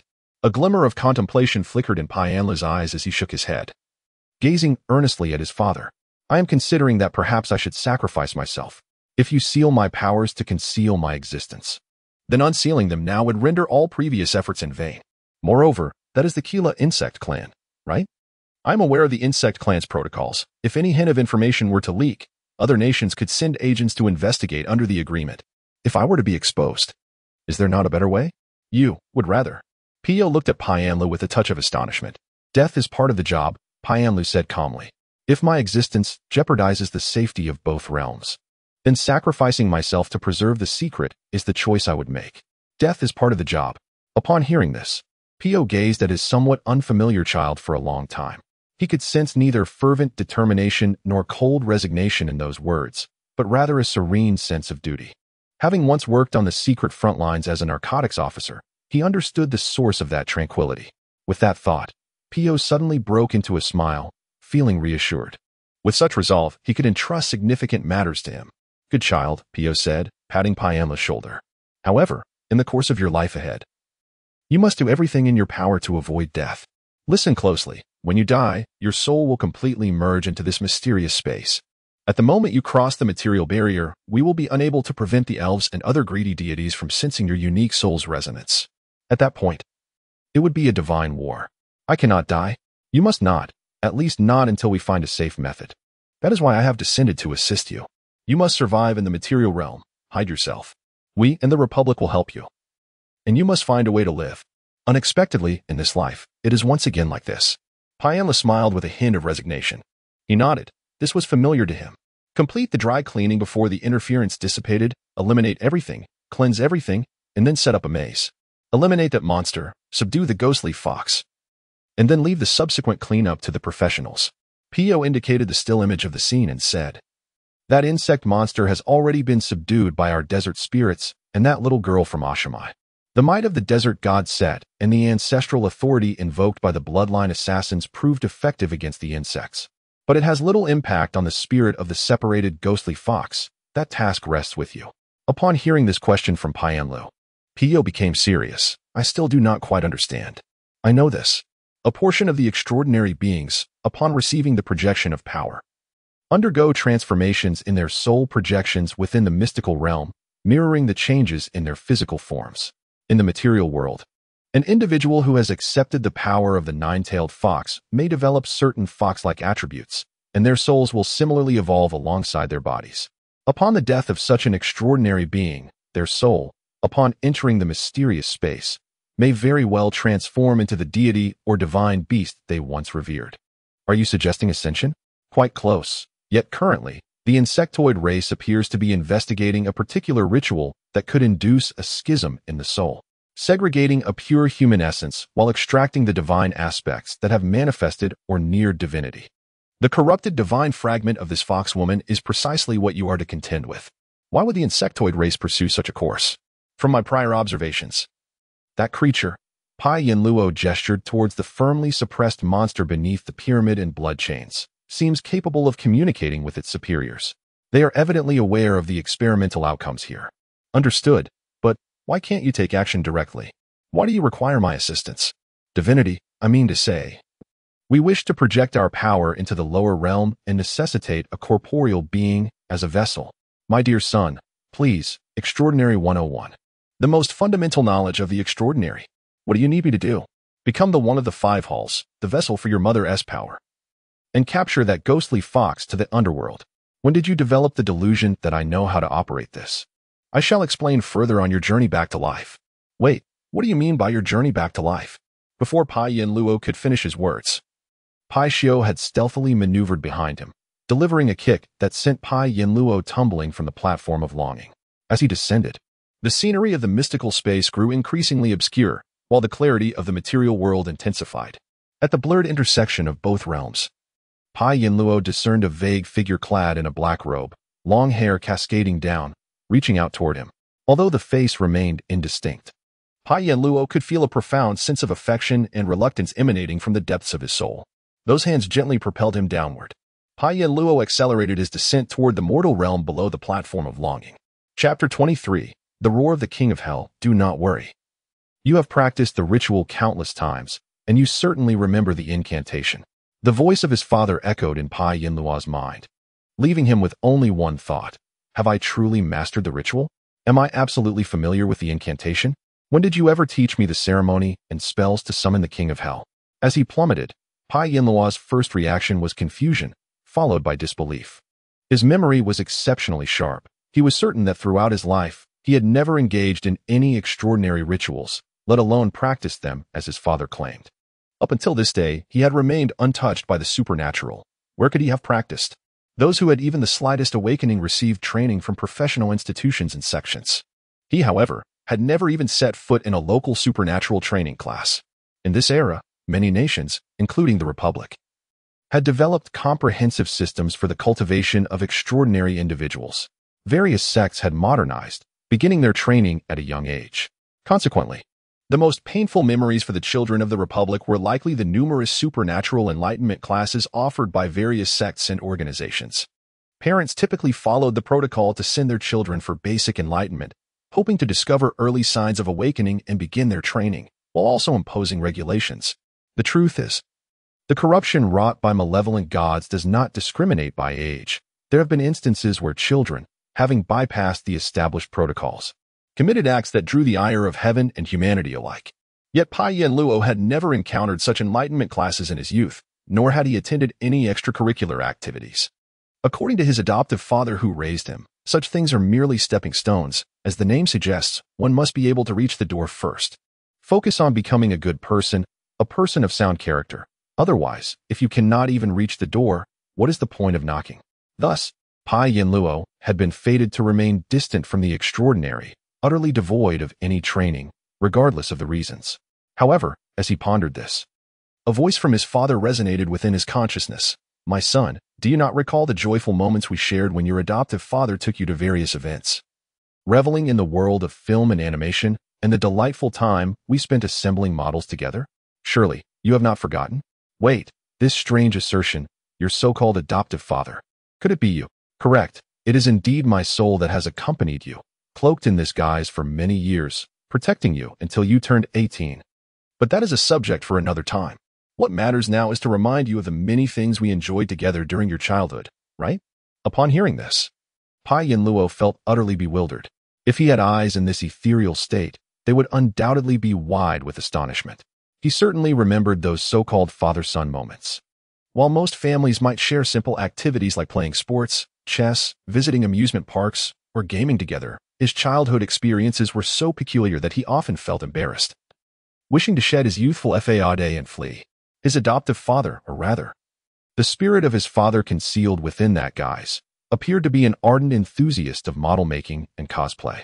While not many families engaged in such activities, they certainly existed. Moreover, traditionally, cosplay has long been used to reenact myths, honor ancestors, and perform prayers. Elves would adorn themselves as ancient priests, enacting their epic tales, while trolls frequently held rituals to honor beast gods, often featuring trolls dancing in animal skins. Human tribes would select dignified individuals to embody their ancestors during grand ceremonies, commemorating ancient pacts alongside their dragon allies. In modern times, with the rise of the film and gaming industries, cosplay has expanded even further. Characters from novels, games, animations, and films can all be portrayed, and official cosplay events are supported and regulated by the state, as such activities can also foster a sense of belief. Although the government supports many cosplay events, it also enforces strict regulations, as there have been instances where insidious cultural groups have exploited fictional characters to garner fervent support, attempting to create deities in the realm of the mysterious. Thus, cosplay is not an unusual hobby. Model making is similarly rooted in ancient cultural activities. Yet, Pai Luo's father had a distinctly macabre inclination, a truly infernal one. While others reveled in creating colossal robots or fawning over elven and succubus characters, his so-called adoptive father, his lifelong progenitor, would gleefully present him with a clay figure of a solemn, long-haired figure clad in black robes and a crown, exclaiming, "Look, this is the current fifth king of hell, exquisitely crafted." Perhaps, despite its ominous essence, such items might be treasures in the model-making community. However, Pai Luo felt no enthusiasm for such things, as they consisted largely of the king of hell, various ox-headed, horse-faced figures, and the grim specters of black and white impermanence, alongside some eerily lifelike palace models. Even the most fervent model enthusiast would likely hesitate to share a room with such creations at night. Only someone as mentally resolute as Pai Luo, who was far from an ordinary child, could keep such items in their home. Yet even so, Pai Luo could not help but question whether his adoptive father was mentally stable. Not only was he dragged to comic conventions, but he was also forced to don costumes that were unmistakably infernal among a sea of children dressed as heroes, deities, or characters from films and animations. He stood out as a unique spectacle, dressed as a diminutive king of hell, and, notably, in a distinctly feminine portrayal of the character. This was an annual affair. Each year, Pai Luo was meticulously dressed in a new king of hell costume, laden with a plethora of so-called cosplay props, and paraded at conventions. His expression darkened amidst the jubilant throng of enthusiastic adults and children. Consequently, he gained a modicum of fame within the community. After all, it is difficult not to become known when one is repeatedly thrust into the spotlight as a figure of dark cosplay. The only solace for Pai Luo was that, Due to the makeup and costumes, no one had ever seen his true face. He never participated in gatherings among cosplayers, thus he existed merely as a legend. His true visage a mystery to all. But this was not the end. Dressed in that ghastly attire was already enough. And being dragged to participate in various exhibitions was just another burden. Yet, he was perpetually coerced onto the stage to partake in cosplay contests. Adorned in the garb of the King of Hell, brandishing an array of inexplicable props, reciting particularly embarrassing lines before numerous judges and spectators. Even someone as steadfast as Pai Yin-luo, whose determination could withstand the most daunting challenges without a flinch, found himself engulfed in an overwhelming sense of awkwardness. However, as the saying goes, practice makes perfect. Despite Pai Yin-luo's lack of enthusiasm, having performed this act countless times, he had become intimately familiar with the intricate gestures, incantations, props, and costumes involved. Wait, could the rituals and spells he mentioned be? With this thought, Pai Yin-luo shuddered, suddenly awakening to a realization. I must insist on maintaining the secrecy of our surroundings. Let nothing that transpires henceforth be disclosed. After this matter concludes, you and I must have a thorough discussion. Pai Yin-luo spoke through gritted teeth. He then glanced at the material world encroaching beneath him, observing the claw of the ghostly fox poised ominously above his crown. He sighed, steadied himself, and began to unearth the deeply buried memories within him, conjuring the image of a figure clad in a black official robe. As his spirit commenced reciting the lines from the cosplay script he had unearthed from his recollections, since ancient times, it has been said that a year on Earth equates to but a moment in the heavens. In the material realm, as onlookers beheld the immense ghostly fox's paw descending upon Pai Yin-luo's crown, their expressions ranged from horror to trepidation. Suddenly, a resonant incantation echoed throughout the cosmos. In the next instant, the world transformed. Before her, all surveillance apparatuses, whether monitoring the material or the magical, instantaneously altered their feedback images. The dilapidated internet CAF, the colossal ghostly fox, the grotesque insects, the pyramid suppressing them, and the sanguine chains vanished as if someone had pressed a rewind button on time. Or perhaps someone had infiltrated all the circuits, applying a still image before the cameras. Baise, Guluin bellowed, his hair turning snow-white in an instant. Golden divine light emanating from his eyes, as the divine beast, knowledgeable of the mysteries of the universe, swiftly possessed him. A torrent of information spanning material, soul, and 9 dimensions surged into the combined essence of Guluin and Baise. A gentle yet solemn feminine voice resonated within Guluin's consciousness. This is astonishing. All information flowing from that area has been rewritten. The dimensions of length, width, height, time, speed, temperature, electromagnetic signals, gravitational signals, and the characteristics of the soul signals in our spatial domain have all been altered. It's not that all 9 dimensions have been modified, but rather that the signals emanating from them have been intercepted and altered. Goodness, are you suggesting the ancient realm of Chiwa Changle, with the eastern extreme palace of mysterious serenity above, by the heavens, has this individual lost their mind? Upon hearing Pai Yin-luo's recitation, Guluin trembled in fear, muttering a phrase before instinctively stepping back. Typically, uttering a casual invocation for protection from ancestors or wealth deities bore no genuine effect. Even the head of the Extraordinary Affairs Department would not be startled by a mere invocation. Ordinary folks' careless words would yield no consequences. However, Guluin did not believe that Pai Yin-luo's invocation lacked significance. It is the Lord of Chafeng. Upon hearing Chafeng, Guluin's countenance fell. Why must it be this ancestor?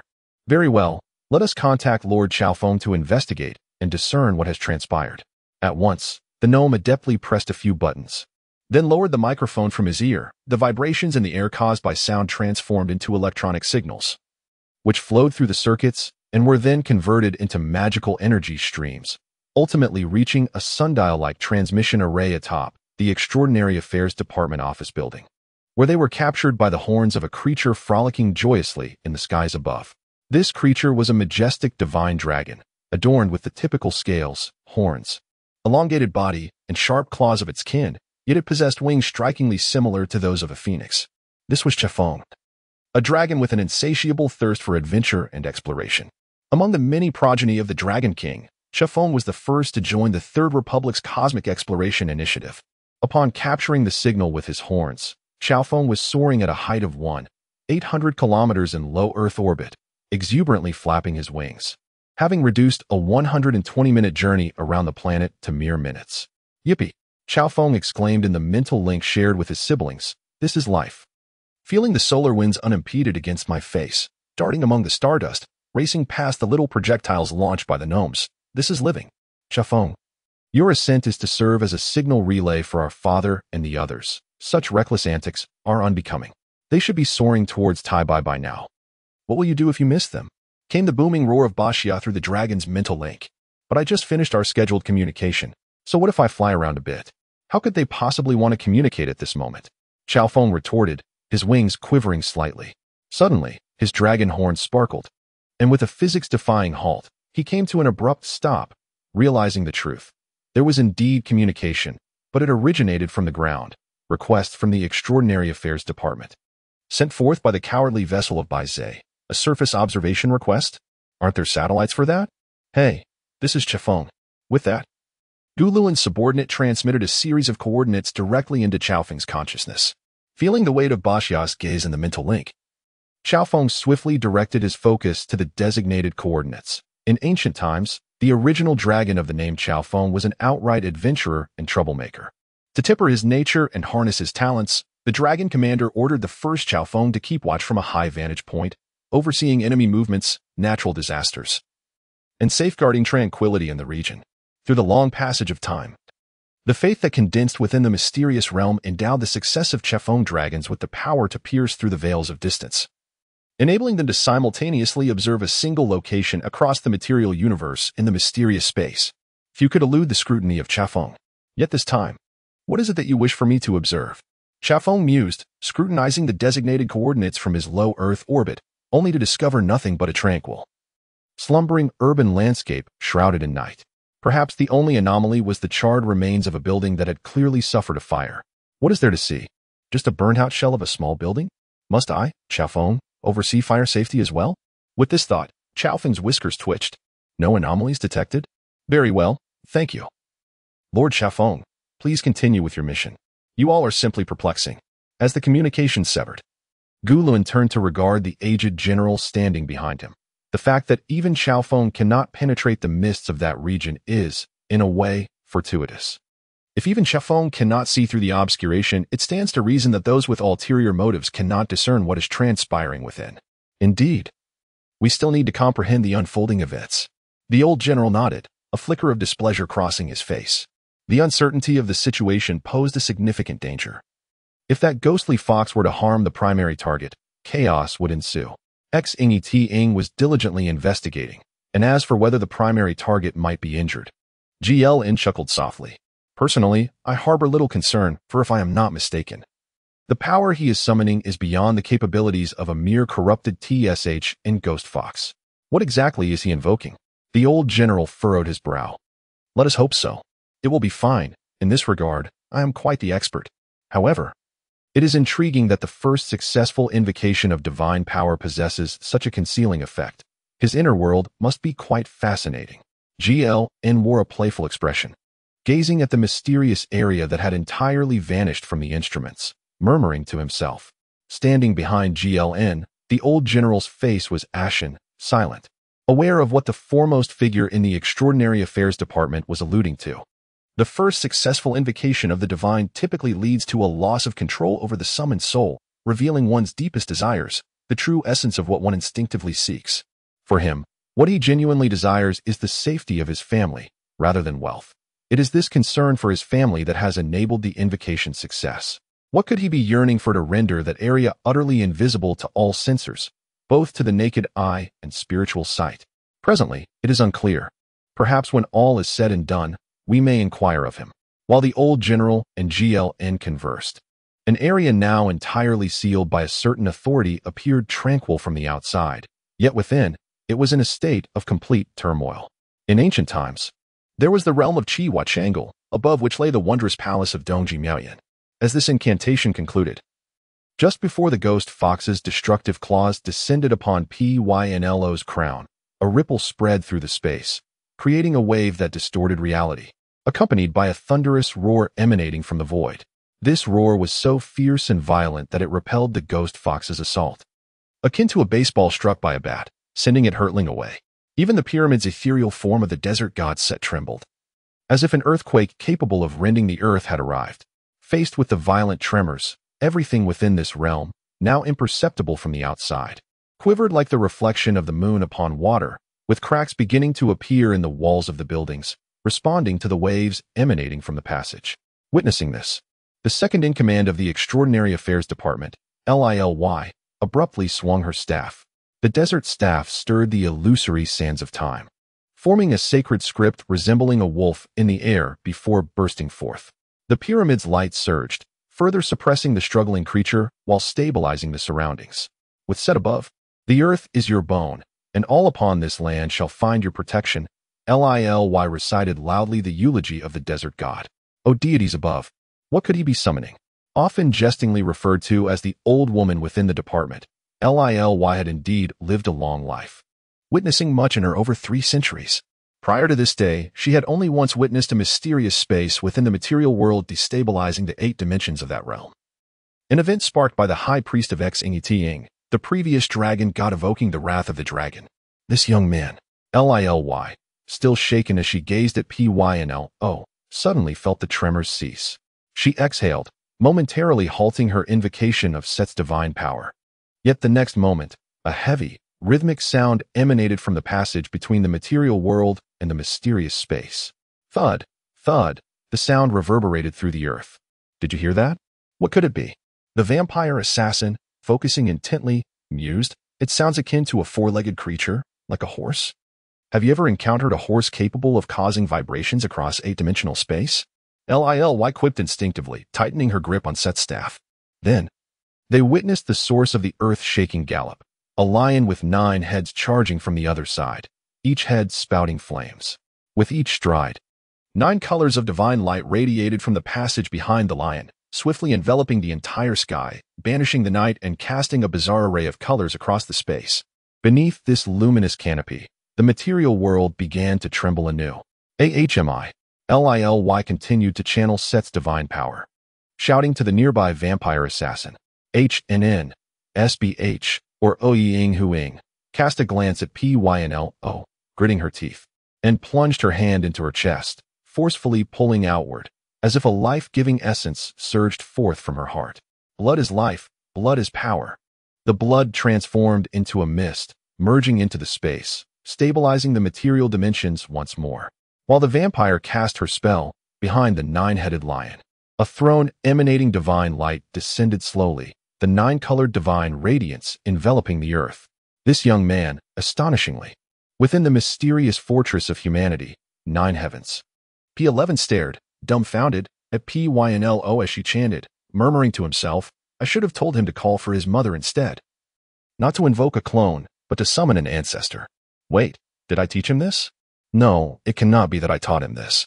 The ghost fox, now recovering from being struck away, gazed upon the PYNLO cloaked in a green flame-like mist, a flicker of hesitation crossing her eyes as she surveyed the area enveloped in 7-colored divine light.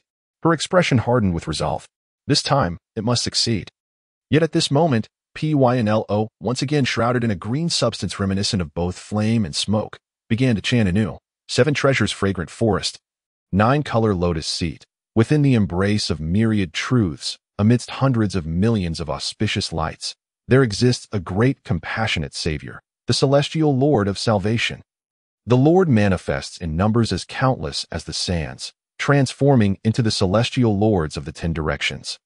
Governing the affairs of the 9 nether springs in the ghostly realm, for the 10 halls of Yama, I summon the Eastern Immortal Saint Celestial Lord, the Supreme Lord of the 5 halls, Yama the Great Ruler, revered in the realm of chaos, presiding over the halls of Yama, determining life and death, discerning good and evil. As the chant progressed, illusions began to materialize upon the ground. Within the divine light, a deity adorned with purple-golden auspiciousness descended. Seated upon the 9-colored lotus throne, holding a water bowl and willow branch, stepping upon lotus blossoms. With a gesture of the willow branch, he transformed into the 10 halls of Yama, from which one emerged, the 9-headed lion roaring heavenward, as the palaces of the 9 nether descended into the mortal realm. This pantheon of illusions is referred to by some as the Great Tao, or the Upper Tao, or similar terms, but collectively known as Tao. The pinnacle of this pantheon is the entity known as Taishan Kai Tianji, Fu Yuli Hanjin Ti Dao, Jin Ke, Yun Gong, Jiuqiong Yu Li Wan Dao Wu Wei De Dao Ming Dian Hao Tian Jin Ke, Jizun Yu Huang, Shizai De Tian Izun Xin Xiong Gaoshang Di. Also known as the Supreme Deity, the Jade Emperor, with only one deity ranking just beneath this supreme figure. He is the revered figure of the Supreme Deity. Known as the Eastern Emperor Qinghua, also referred to as the Heavenly Lord Tai of Compassion. The fantasies of humankind have shaped this benevolent and merciful deity, who emerged as a savior during times of suffering. Consequently, the faith surrounding him has been profoundly strong. Over time, the followers of the Tao, known as Taoists, adhered to their teachings, and whenever humanity faced calamities, they would descend into the mortal realm to rescue those in distress. This behavior further solidified the faith in the Heavenly Lord Tai and the myriad deities born from human imagination, amplifying their power and creating a flawless cycle. In the modern era, when humanity encounters true peril, many instinctively recite the sacred name of the Heavenly Lord. In moments of genuine crisis, if the supplicant's faith is sincere and devoid of malicious intent, the Lord will come to their aid. The powers wielded by the 10 Yama Kings, who govern the realm of spirits, are indeed manifestations of the Heavenly Lord Tai's essence. The incantations of Pai Yin Luo do not represent the common folk's pleas for salvation, but rather beseech the divine power of the Lord's avatars to combat malevolence and alleviate the tormented souls caught in suffering. The nine-headed lion serves as the vanguard, opening the passage to the material world on behalf of the Lord. On the land inhabited by humanity, the might of the Heavenly Lord Tai is nearly unparalleled. The pyramids of the desert god Set and the blood chains of the elder from Blood Clan tremble under the Lord's divine presence. As Pai Yin Luo chants, green smoke erupts from the earth as if the surface of water were boiling. This smoke swiftly takes shape in the air, coalescing into the ethereal silhouette of a fortress. This is one of the Heavenly Lord Tai's avatars, the embodiment of the Eastern Supreme Celestial Lord, residing in the divine palace known as the Jiuluan Palace, a stronghold of the 5th Yama King. Marvelously, the Jiuluan Palace is manifesting in the world. Next, it is essential to summon the 5th Yama and the Yama army. Wait, what is that fox doing? Pai Shio gazes from the viewing tower into the material realm, witnessing the enormous ghost fox sprinting towards the solidified Jiuluan Palace, its pace unrelenting. During its run, 3 gigantic tails suddenly stretch out, pointing skyward like swords, while the fox opens its massive mouth, inhaling deeply. In the next moment, thousands of ethereal lights surge from the surrounding residences, flying out through every door and window, irresistibly drawn into the jaws of the ghost fox. Witnessing this scene, Lilia is both astonished and enraged. With one hand maintaining the pyramid-esque suppression, she extends the other towards the ghost fox, shouting fiercely, "You dare, demon fox!"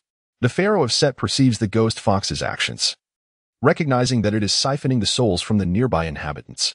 In a fit of rage, the desert god unleashes his full might, transforming the roaring sands of time into chains of a sandstorm that swiftly ensnare the ghost fox. The ghost fox, entangled by the chains of the sandstorm, comes to an abrupt halt and falls to the ground. Yet, a surprisingly human-like smile emerges on its ghostly visage as it addresses Lilia with a chilling "You are too late," before howling to the heavens, "O beloved, await." The song resonates with exquisite melancholy, so enchanting that it seems to emanate not from the colossal ghost fox, but from a human woman blessed with a divine voice. Hearing this brief melody, both Lilia and Ouyang Huang experience a profound shock, an ominous thought surging within them. At that moment, as the song reverberates, an extraordinary phenomenon occurs. Before the Jiuluan Palace of the Yama gods lies a mountain formed of spiritual energy, rising majestically from the ground. The ancient, desolate mountain winds carry whispers from times long past, swiftly enveloping the barren spiritual mountain with vegetation wrought from spiritual energy. Simultaneously, the chains of the sandstorm binding the ghost fox are violently shattered, dispersing into a cloud of yellow sand, which, upon encountering the spiritually formed green mountain, is transformed into ethereal green dust. Upon the verdant peaks, the liberated 3-tailed ghost fox leaps upward, each of its 3 tails splitting into 2, forming 6, and then 9 in a matter of moments. The 9 ethereal tails dance wildly in the wind as the ghost fox stands atop the mountain, once again singing that delicate melody, "O beloved, await." If at this moment Lilia and Ouyang Huang retain their clarity, the 2 women, having survived for long in the Republic, would undoubtedly utter the name of this ancient song, recognizing the significance of the mountain formed of spiritual energy. a power that the Tushan fox maidens are most reluctant to wield, yet it remains their most formidable strength. The mythos of humanity recounts that during ancient times, the sage King Yu, unmarried at 30, traversed the lands of Tushan and encountered the gentle nine-tailed white fox. Henceforth, Yu fell deeply in love with the Tushan maiden, and they became a destined pair, leading to their union. However, Yu's ascension to sainthood was not merely due to his choice of a beautiful wife. It stemmed from his compassion for the suffering of his people. Remembering those struggling against the floodwaters, he departed to quell the deluge just 4 days after their wedding, leaving the Tushan maiden alone in the empty house. While Yu undertook the monumental task of flood control, the Tushan maiden, solitary in her abode, reminisced about their first encounter amidst the mountains, her sweet smile akin to the moon in the sky. She ascended to the mountaintop, gazing longingly for Yu's return. It was during this time of waiting that she sang the most ancient and renowned love song of humanity. "O beloved, await." This venerable love song expresses the yearning for one's beloved, encapsulating her desire, anxiety, and confusion in the absence of her love. This succinct lyric embodies the profound longing of a woman in the throes of love, captured in the earliest records of human affection. Ultimately, Yu succeeded in his endeavors, ensuring the survival of humanity. Through his achievements, he ignited the divine flame after his death, while the Tushan maiden transformed into the nine-tailed heavenly fox, becoming the guardian of love for humankind. The Tushan fox maidens thus inherited the power bestowed by their ancestors, a pure and original strength, distinct from the chaotic powers acquired through various legends and historical inaccuracies. When the Tushan fox maiden sings that song, she invokes the deepest yearnings of the listener's souls for their loved ones. Often, when she sings this melody, it can rekindle forgotten love or instantaneously connect lovers separated by great distances. However, when wielded against foes, it can exploit overwhelming emotions to incapacitate them. Historical accounts recount instances where the Tushan fox maiden's song led listeners to heartache and death from unfulfilled longing. As the ancient love song resonates, the Tushan maiden manifests, and her supreme authority spreads instantaneously. In that fleeting moment, Lilia finds herself confronted by an irresistible vision, a small town on the western frontier of the Republic, where she was once merely a spirited young elf among many, living under the golden sands and setting sun. No, go away. Confronted with this vision, Lilia struggles to stabilize her mind, yet the apparition shows no signs of fading. Suddenly, the tranquility of her town is shattered by an exploration team preparing to venture into the desert for resource surveys, disrupting the peace she had known. Among them, a young human man breaks the serenity of Lilia's existence. The exploration team became a part of the many transient visitors to the small town. Yet the young engineer among them lingered in Lilia's heart, refusing to depart. The youthful desert spirit girl followed her beloved into the vast desert, willingly taking on the role of a guide with her innate abilities. As they journeyed forth, their hands were intertwined, their hearts connected. However, upon their return, only a shattered heart remained, along with a hand that grasped desperately at the air and the swirling sands. Aching, I must save you. Set, heed my prayers. No, not me, save him. Take him away with you, Set. The second in command of the Extraordinary Affairs Department, capable of ruthlessly piercing enemy skulls with the blade of sand, wept like the helpless girl she once was during a sudden desert insect swarm attack years ago. She looked down to see the phantom of her beloved lying in his embrace, while the yellow sands of the desert god swirled around her, lifting her away from danger. Her spirit wavered, causing the divine channel of power to falter. Under Lilia's turmoil, the pyramid created by Set to suppress evil began to tremble, and the Kyra insect tribe beneath it stirred restlessly. Nearby, the Blood Clan assassin, named Ouyang Huang, found herself ensnared in the same illusion. Meanwhile, the trees fell beneath the jagged blades of the goblins' iron beasts, the grass was trampled into mud, and she too lay in a pool of blood.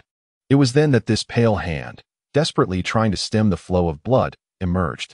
Ouyang Huang gazed at her hands, witnessing the juxtaposition of her blood-soaked hands and the pale one she possessed after becoming a vampire.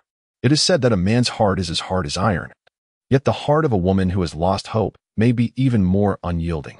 A vampire's heart no longer beats, but under the erosion of the most ancient love songs, that long-stilled heart of steel began to show signs of melting. Ouyang Huang too began to falter, and as she wavered, the power of blood began to tremble. Pian Luo, targeted by the ghostly fox, was swept into the turmoil as well. Memories of the sometimes gentle, sometimes fierce girl flashed before him, moments from their first meeting, the sweetness of their dates, and the pain of her face when he repeatedly vanished from her life due to work.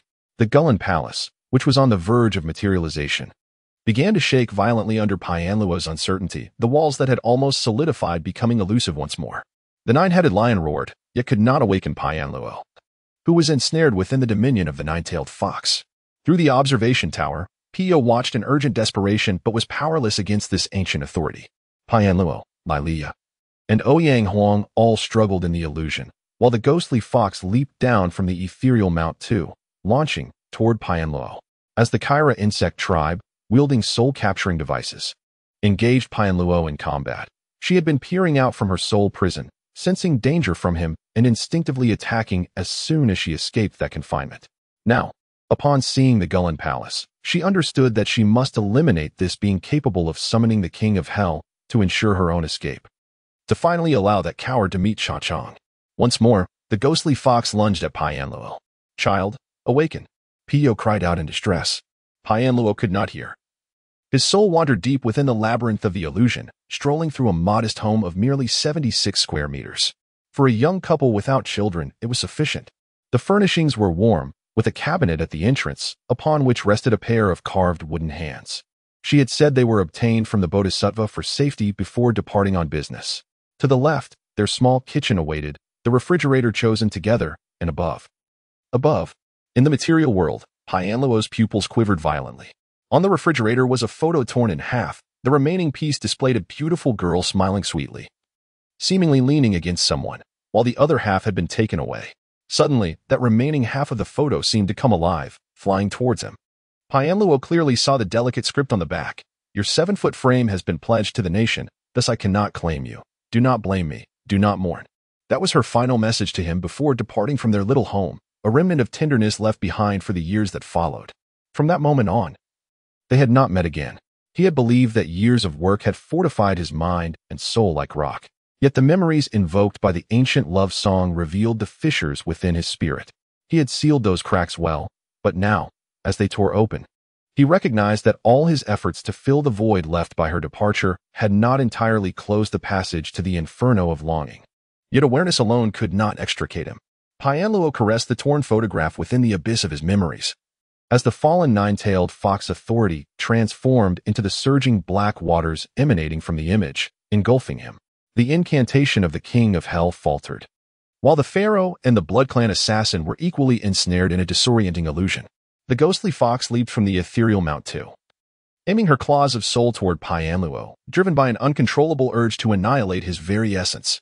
However, just as her claws descended, the nine-headed lion, roaring in fury, charged forward, lowering its head to deliver a powerful blow that sent the ghostly fox sprawling.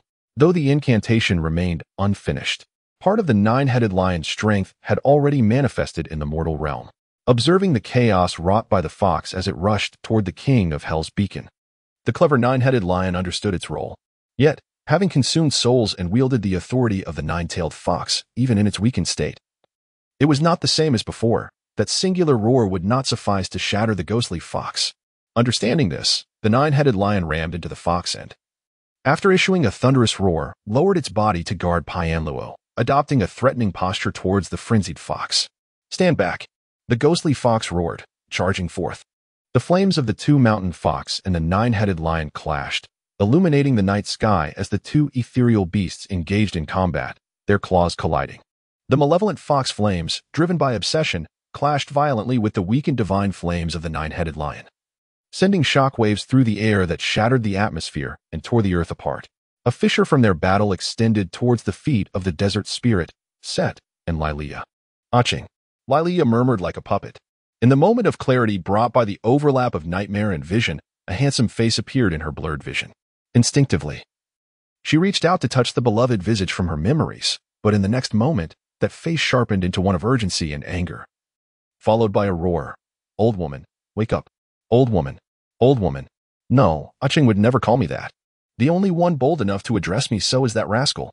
The visage of another man, indelibly etched in the depths of memory, surfaced like a bubble rising from the profound ocean of recollection, gently bursting at Lilia's ear. The roar, imbued with the might of a divine beast, swiftly conjured the image of a different man from her memory, her little superior, whom she affectionately referred to as Little White Hair. This was the individual who incessantly aspired to ascend and unveil the secrets of the world. Wait, why is he appearing now? Where am I? The pharaoh of the desert god abruptly regained consciousness, the phantom of longing dissipating before her eyes. What came into view was a divine beast crouching before her, raising its paw as if about to strike her face. This creature bore the head of a dragon, with long, curved horns resembling those of a goat, and 2 wings sprouting from its back. Its entire form was resplendent in pure white, shimmering with an aura akin to lightning. Yet, it possessed a distinctly human face, one that Lilia recognized all too well, the current vessel of Hakataku, her superior, the head of the Extraordinary Affairs Department. Little White Hair. No, I mean, Minister, how could you be here? Lilia exclaimed in astonishment, gazing at the now beastified Gurin. You called me Little White Hair, didn't you? If I don't come, this place is bound to descend into chaos. We can't see anything from outside, so of course, we had to send someone in. Be careful, Gurin was saying when he suddenly pivoted sharply, his face morphing into that of the Hakataku, with fur erupting from his visage. His wings spread wide, ensnaring a wisp of foxfire that had been hurled toward them, and with a sudden surge of force, he shattered the foxfire into fragments. Just now, I was. Lilia raised her hand to touch the bitter tears on her face, feeling the lingering chill of the dream. The adversary was a malevolent fox spirit, a devilish entity born from the devouring of souls, and the corrupted song of Tushan wielded power rivaling that of Daji. There was no better choice left. Hakataku. I heed the Emperor's command. With that, the divine beast Hakataku rose abruptly, its once ferocious limbs transforming back into human legs. Gurin, now enveloped in snow-white fur, donned the attire of a human, wings extending from his back. He extended his left hand, palm vertical like a blade, while his right hand curled into a claw. The human emperor, safeguarding the realm, the essence of all creation is inscribed upon this scroll, to be proclaimed to the world. In ancient times, as the souls of humanity first began to delve into mysterious realms under the guidance of the Dragonkin, their inexperience led to the creation of various bizarre and monstrous beasts projected into the material universe. Each unique manifestation required distinct methods of handling, overwhelming the fledgling extraordinary system of humanity. The people longed for a deity or divine beast capable of compiling comprehensive knowledge regarding these malevolent creatures, thus presenting the opportunity to combat them effectively. It was under these circumstances that the divine beast Hakataku appeared before the human emperor, responding to the desires of the masses. Responding to the emperor's plea, Hakataku manifested the Compendium of Ghosts and Spirits, also known as the Illustrated Guide of Hakataku, which detailed all manner of supernatural beings. Although dangers persisted and human bodies remained frail, the existence of the compendium alleviated fear, empowering humanity to face malevolence with newfound courage. The circulation of the compendium improved the lives of the people, and Hakataku garnered increased faith, solidifying its role as the protector of humanity's safety. To this day, Hakataku graces the covers of textbooks concerning supernatural beings, symbolizing the knowledge of the divine and safeguarding the souls of children learning about these enigmatic entities from the threats posed by malevolent forces. As the ancient scroll unfurled in the air, divine light radiated, illuminating the ghostly fox. The mist swirling around the fox appeared to retreat under the focused rays of sunlight, while the 9-headed lion seized the opportunity, striking the fox down with a mighty paw. It must be noted that the divine beast under the Tathagata of Salvation and the mythic artifact Compendium of Ghosts and Spirits represented humanity's pinnacle of extraordinary power, a force forged from the collective faith of the people. Although the authority of the 9-tailed celestial fox was formidable, Lilia understood that, conventionally, having been weakened by the compendium and then attacked by the 9-headed lion, the fox should have been vanquished. Yet, to her astonishment, the ethereal fox merely rolled on the ground before regaining its footing. You may not have noticed, but the structure of that fox spirit's essence is unlike any malevolent entity we have encountered before. Half-beast Gurin continued to channel the light of the compendium to support the 9-headed lion in its battle against the fox spirit. The divine radiance of Hakataku surged within his eyes, and the omniscient power of Hakataku allowed him to pierce through the swirling obsessions surrounding the fox, revealing its core soul structure. It was an unfamiliar configuration, one he had never witnessed before. I cannot yet comprehend what the insect tribe has done to that fractured fox maiden's soul, but this peculiar structure is what grants it resistance against the powers of the Tathagata and Hakataku.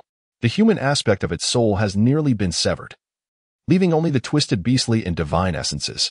We must capture this fox spirit, We need to awaken the assassin of Azuramai and that young man, compelling him to complete the incantation of the gods.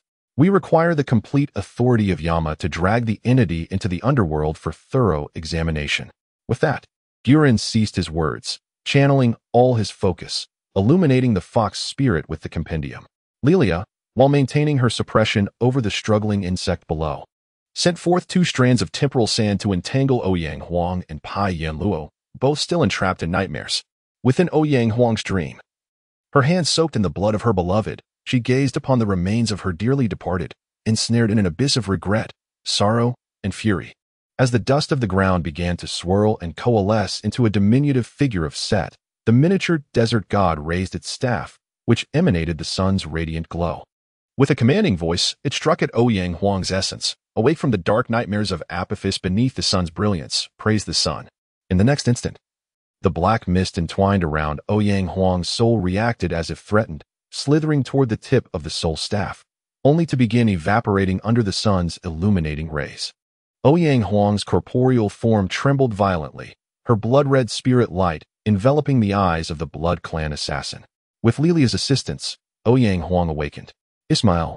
Ouyang Huang murmured the name of her lost love upon awakening from her nightmare, wiping away the blood tears staining her face, and gazed at the ghostly fox above.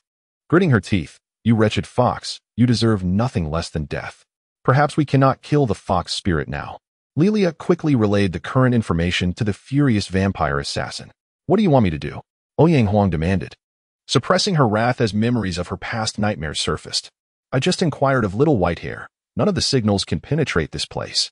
The outside world remains unaware of our current predicament, unless they fortuitously dispatch another extraordinary beacon capable of summoning the powers of the underworld. We must devise a method to open the gates of the nether realm ourselves. We need to drag this fox spirit into the underworld for capture. Just tell me what to do." "Leave it to me," Ouyang Huang nodded. In the next moment, Lilia's soul manifested a projection, leaping towards Payanluo's essence as if a fish were diving into water, plunging into the depths of Payanluo's soul. With her staff raised, the brilliance of the sun god Ra, borrowed from the Lord of the Desert, illuminated the path for the Pharaoh's descent. "Let me behold your darkness." The radiance of the material realm and the glow of goodness and order within the soul gradually dimmed above Lilia's head. The Pharaoh's soul projection descended into the abyss of the Sea of Souls, like a fish gliding silently downward. Soul diving and memory exploration are 2 distinct pursuits. The latter entails a profound analysis of electronic signals, while the former transcends the 8 dimensions recognized by physics, venturing into the peculiar chaos of the 9th dimension where souls are conceived. The essence of souls resides within this mysterious space, making soul diving tantamount to confronting dangers akin to those found in this enigmatic realm. Within this mystic space dwell various malevolent entities birthed from the dark thoughts of biological souls, while the depths of the soul conceal the origins that give rise to these evils. Each excursion into the depths of the soul is a perilous journey, where time becomes a fleeting illusion.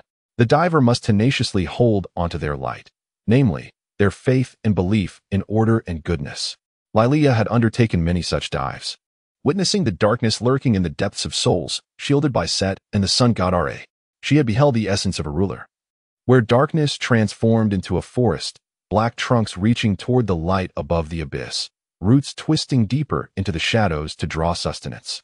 In that dark forest, upon a throne of power, sat the ruler forged from iron and blades, flanked by a warrior clad in black armor and a queen with a terrifying visage.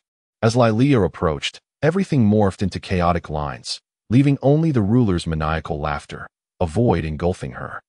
She had also ventured into the essence of a scholar consumed by obsessive research, where aspirations had devolved into madness and despair. Noble beliefs had fallen into ruin amid repeated failures, and the remnants of shattered dreams coalesced into various bizarre manifestations. The scholar's once hallowed knowledge morphed into a distorted library, populated by frenzied readers endlessly reciting twisted truths, a scene of utter chaos. Yet the pharaoh remained resolute, confident that the light of the sun god Ra and the power of Set would illuminate her path. With her glowing staff in hand, Lilia descended into the shadowy abyss of the soul, where countless luminous tendrils floated, akin to ropes grasped during a dive, connecting the surface consciousness to the soul. These threads served as the soul diver's guide, directing their descent. Lilia seized one such thread, extending her hand to grasp it. preparing to traverse the barrier between consciousness and soul. In an instant, the world around her transformed. She encountered the memories of another diver.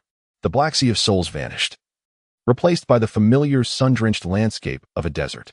However, upon closer inspection, Lilia discerned that the ground beneath her was not sand, but a stony terrain interspersed with arid gravel. Her form now resembled a serpent, coiling upon the ground.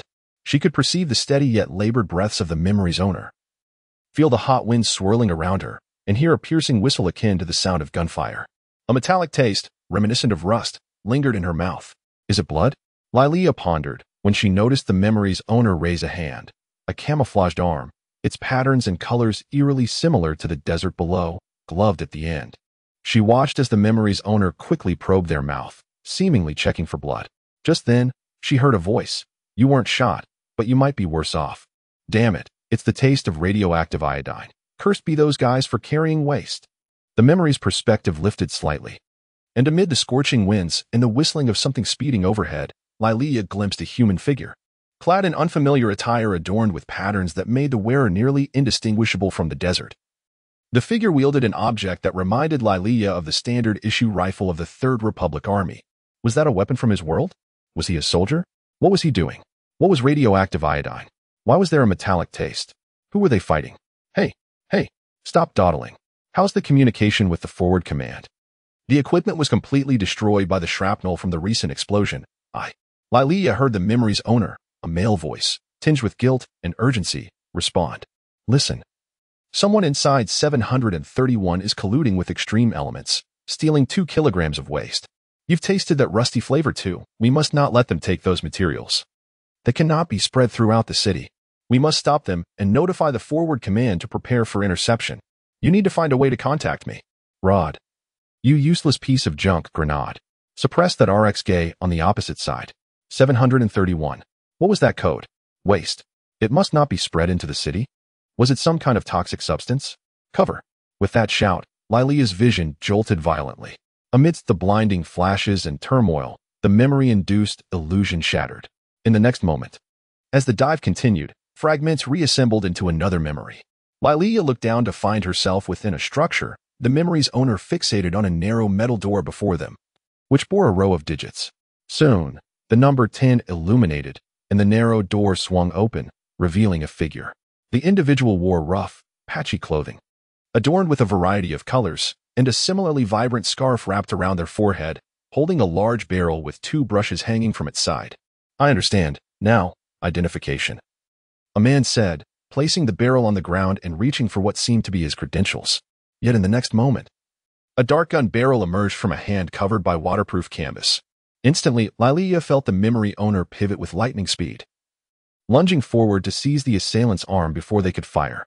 Gunfire erupted, bullets ricocheted off the walls, scattering white debris everywhere, while simultaneously, the other hand struck swiftly at the assailant's eyes. The attacker, stung by the counter, stumbled back but still managed to lash out with their free fist, striking the memory owner's kidney. The excruciating pain resonated within Lilia's consciousness, causing her to falter and loosen her grip on the assailant's gun-wielding hand. Just as she feared the attacker would regain their freedom, she witnessed herself deliver a resounding slap to the assailant's ear. The blow caused the attacker to sway, their body slackening. At that moment, Rielia observed herself raising her fist, targeting the assailant's head with a straight punch, just as she believed this would be the decisive blow.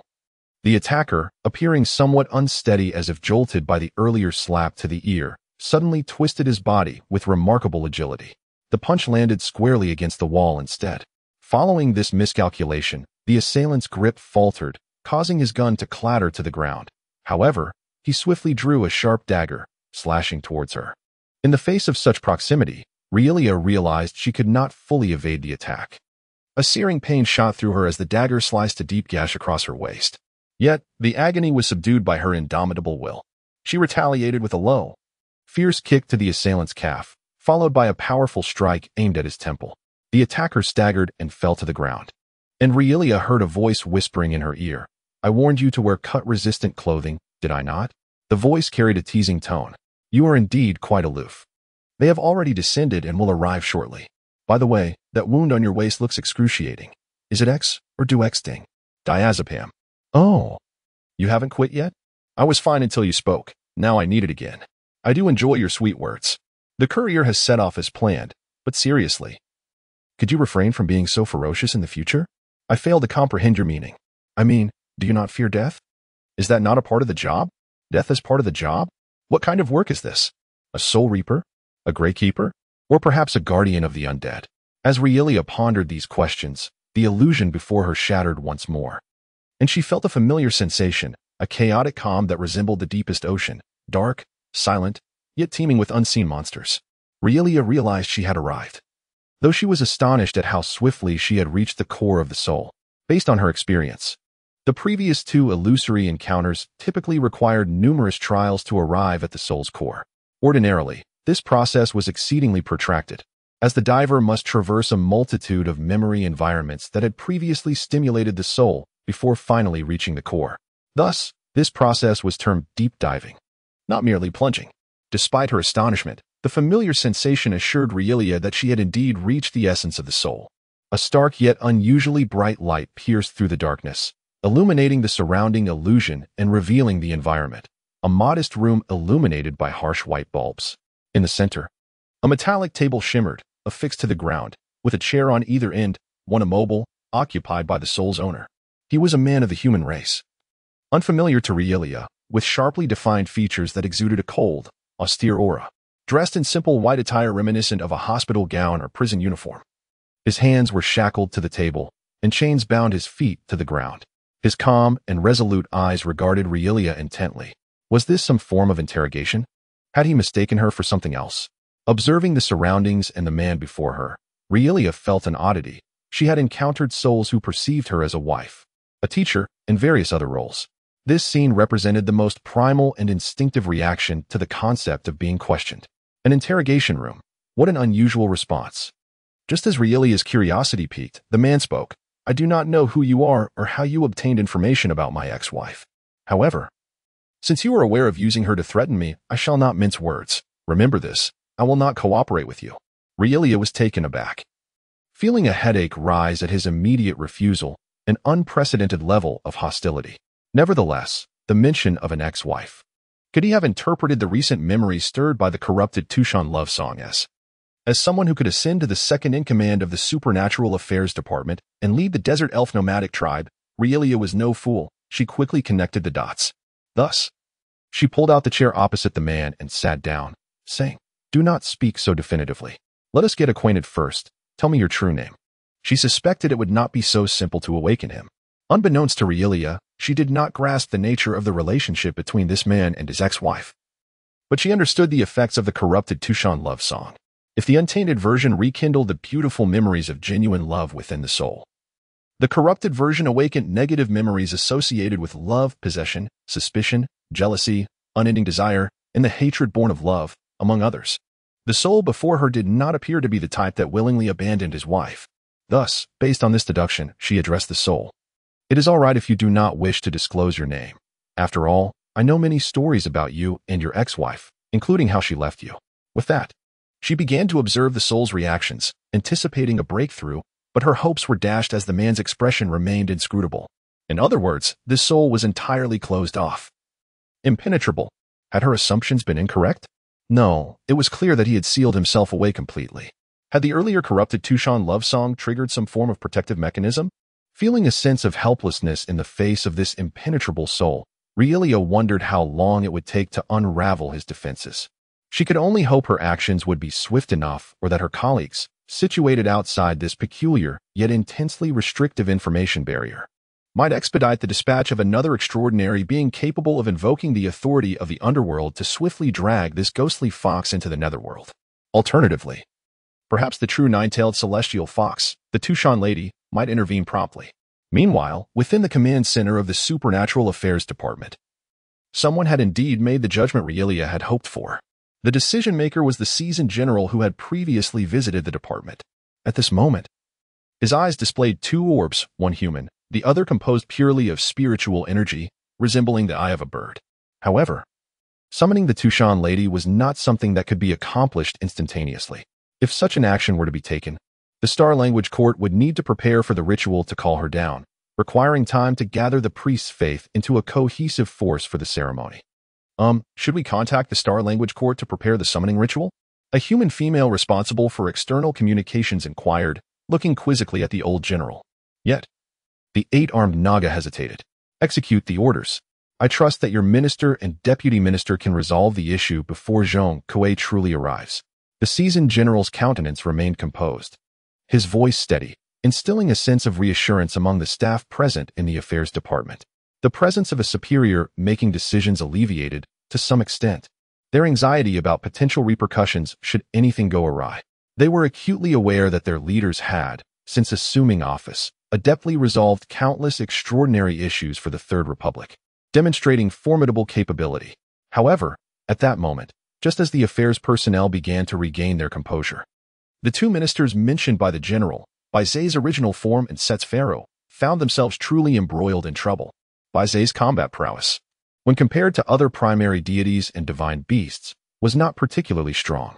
Its primary weapon against malevolent beasts was the mythological apparatus known as the Ghost God Compendium, which primarily functioned to weaken those evil entities birthed from the voids and negative emotions within humanity's heart.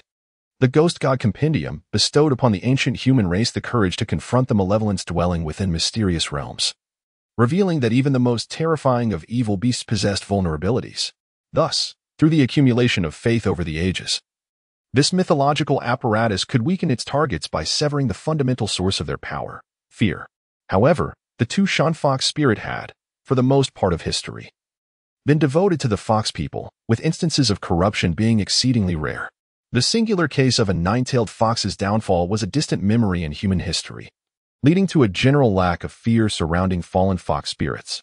Under such circumstances, the weakening effect of the Ghost God Compendium proved inadequate. And this particular ghost fox exhibited an inexplicable and outrageous strength, perhaps bolstered by the machinations of the insect tribe or some deep-seated obsession. Despite the Ghost God Compendium's mitigation, the ghost fox was still able to engage in a fierce exchange with the nine-headed lion seated beside the celestial sovereign, even beginning to gain the upper hand. Danger! Baize's consciousness sounded an alarm as the fox fire emitted from the ghost fox's tail was dispersed by the azure flames belched forth by the nine-headed lion. One particular flame, hurtling from the sky like a bomb from a heavy bomber, screamed down towards a residential building. A ruler possesses virtue. Evil cannot flourish. Guluan, his visage obscured by a beastly energy armor, roared toward the heavens. With a swift motion of his claws, a banner emblazoned with Baize's visage manifested before him, resolutely shielding the residential edifice. As the foxfire collided with the banner, a blinding flash erupted from the point of contact. The violent energy wave radiating from the mysterious realm began to affect the material dimension, unleashing a tempest of spiritual and wind pressure centered around the banner. The glass of nearby buildings shattered instantaneously, and cracks appeared in the structures themselves. When the tempest and light subsided, Baize's sigh echoed in Gu Luan's consciousness. Not good. Of course, Gu Luan understood the gravity of the situation. The ghost fox fought without restraint, while the nine-headed lion had to remain vigilant against the residual attacks, exacerbating the already precarious position of both the nine-headed lion and Baize. What was that old woman up to, and why had she not succeeded yet? Gu Luan glared at Lilia, who stood motionless, entranced in a deep state of spiritual descent. No matter how she tried, the figure before her resembled an ancient, immovable stone, utterly unresponsive, leaving her feeling both anxious and exasperated. In her state of agitation, a fragment of her soul maintaining basic control and external observation transmitted an image of Baize using the Baize banner to shield against the ghost fox's flames, safeguarding the lives of the residents. Upon seeing this, Lilia's peak anxiety spiraled into near chaos. Like the vast majority of desert spirits within the Republic, she was born in the autonomous region of desert spirits, holding an unwavering identity as a citizen of the Third Republic. The elders had tirelessly conveyed to her the Republic's benevolence in sheltering them, granting them equal rights and freedoms without exploitation, fostering a profound emotional connection to the Republic. Witnessing the threat to the safety of the Republic's citizens, Lilia could no longer contain herself and roared in frustration, "If you don't wake up soon, the surrounding populace will suffer. For the safety of the Republic, you must awaken at once." Her furious consciousness reverberated, but Lilia quickly regained her composure. She was no longer the impassioned girl of over 2 centuries past. Venting her frustration sufficed. However, as she calmed and prepared to continue her attempts at awakening, She was astounded to see the man's soul, previously motionless and gazing downward, slowly lift his head to meet her gaze. It was noteworthy that just moments before, he had shown no sign of awareness. As Lilia processed her astonishment and contemplated her next move, the man across the table suddenly spoke. You say the Republic is in danger? The citizens are at risk? Indeed, the safety of the Republic is compromised, and the personal security of the populace is under threat. But you, wait, who are you? Confusion and pain flickered across the man's face. Lilia observed with bated breath, her heart racing as she discerned the roots of his bewilderment within his very soul. In truth, I am aligned with you. The situation is dire. The Republic's safety and the lives of its citizens are at stake. You must assist me. In the next instant, the man rose with a force that seemed capable of uprooting mountains, unleashing a roar that even the Pharaoh's soul found unsettling. Tell me, where are the enemies of the Republic? Where lies the threat to the people's safety? It was done, feeling the resonance of his soul's furious cry echoing from the abyss of darkness. Lilia suppressed her elation and illuminated the connection between the soul and the material world with radiant light. Pointing toward the window formed by the light, she declared, right there. At long last, the light streamed through the opening, penetrating the soul enveloped in darkness. At the terminus of the illumination, amidst the depths of a dark nightmare, lay a breathtaking starry sky beneath a tranquil summer night. Under the vast expanse of starlight, a man and a woman reclined upon a grassy mat. The young woman nestled against the man's chest, alternating her gaze between his face and the stars, seemingly torn between which to admire. Her laughter, brimming with happiness, echoed softly in the night. The man remained silent, but when she noticed his seemingly dazed expression, her cheeks puffed up in irritation, reminiscent of a gluttonous hamster. With a peculiar smile, she playfully bit his beard and tugged. Ouch! The man, startled by the sudden pain, lowered his gaze to the young woman's indignant face, a flicker of confusion crossing his features. It seems I have awakened from a long dream. In that fleeting moment, the expression on the man's face froze, as if time itself had halted. He was oblivious to the strange red light flickering in the girl's eyes. The night breeze ceased to blow, and the starlight appeared like mere images. After a brief interval, when he regained his senses, the world around them began to flow once more. However, it seems that there is a silver lining to this misfortune. He lowered his gaze to the woman cradled in his arms and smiled. She was his wife, who had awaited him for several years. It appeared to him that it had been a while since he had seen her so at ease. All right, I understand. You're tired. I'm not truly blaming you. Observing the flicker of pain in the man's expression, the woman hurriedly grasped his face and shook it gently. Oh, it's fine. I'm not blaming you at all. How could I possibly blame you? I feel for you too deeply. The man gazed at the woman's snow-like pure smile, feeling a sense of fulfillment wash over him amidst this dreamlike tranquility and tenderness. As a smile graced his lips, she too began to smile.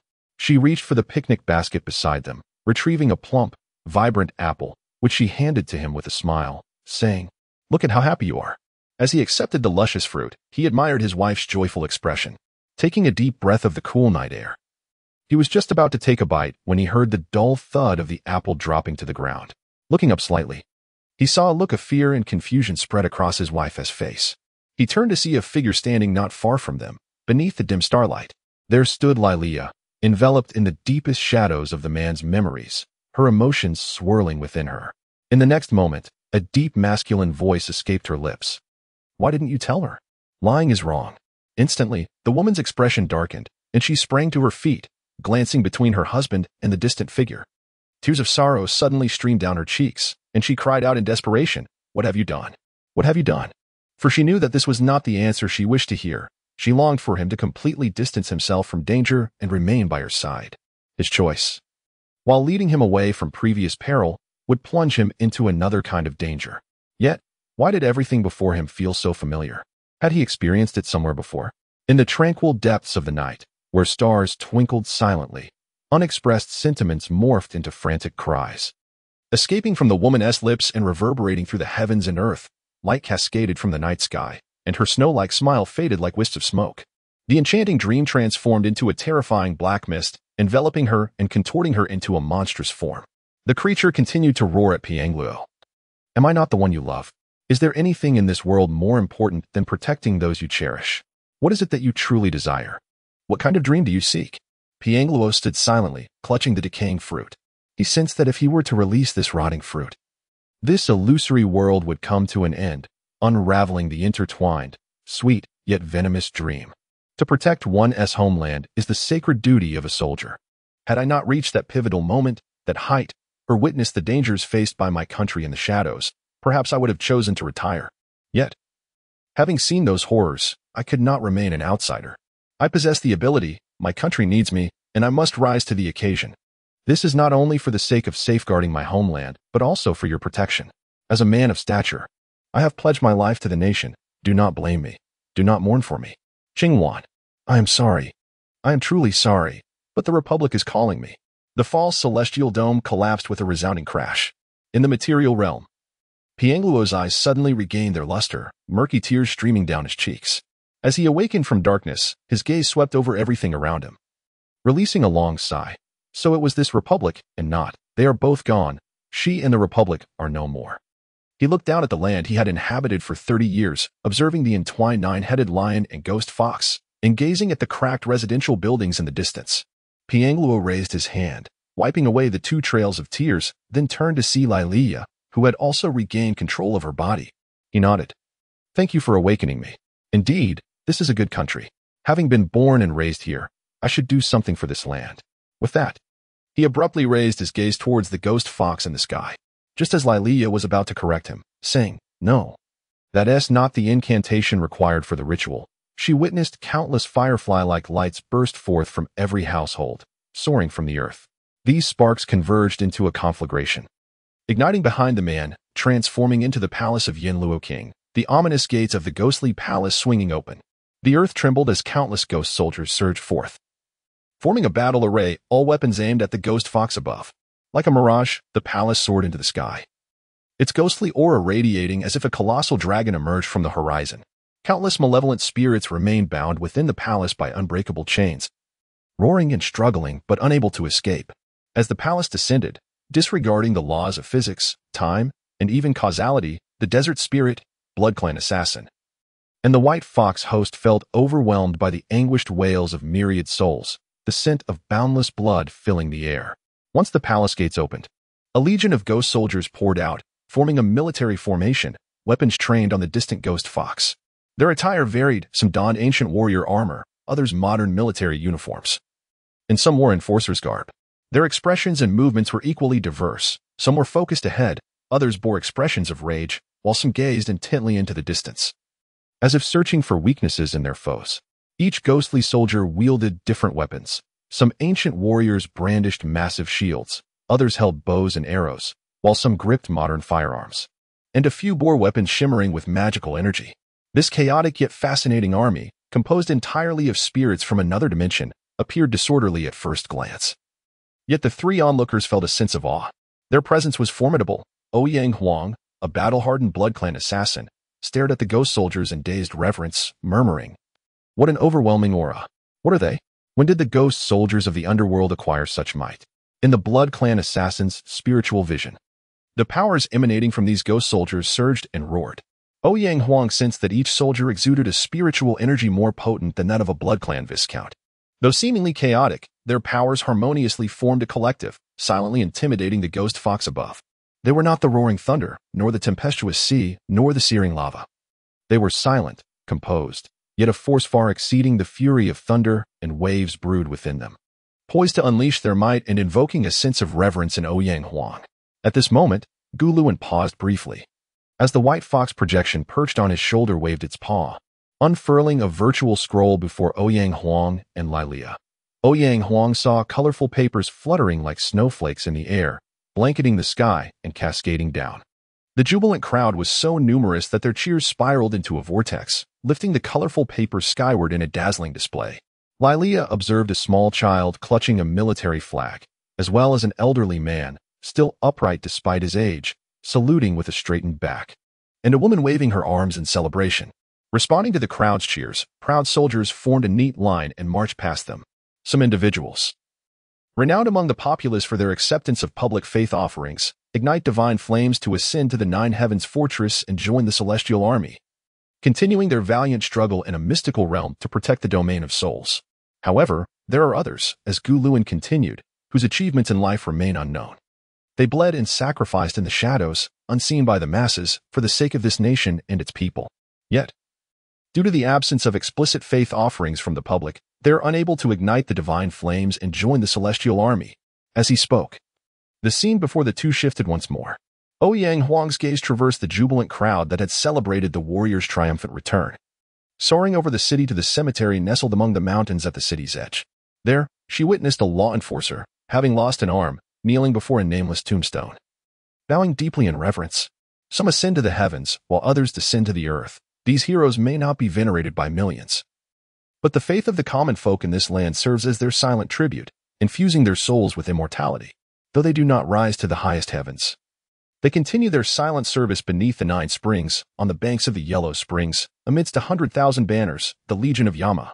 Listening to Gu Luan's impassioned voice, Ouyang Huang suddenly changed her demeanor and unceremoniously plopped down onto the ground. So that fox is in for trouble then. I can take a break, right? But why haven't they made their move yet? Although the Legion of Yama awakened from the depths of the 9 Nether due to the suffering of the common people, coming to the mortal realm to eradicate evil and promote good, their temporary commander has yet to act, has he not? As Gu Luan finished speaking, a ghostly general rode forth from the ranks of the Legion, approaching Pai Yin Luo. The ghost general saluted Pai Yin Luo before casting an odd, miniature ancient tree towards him, its top glowing with a faint light.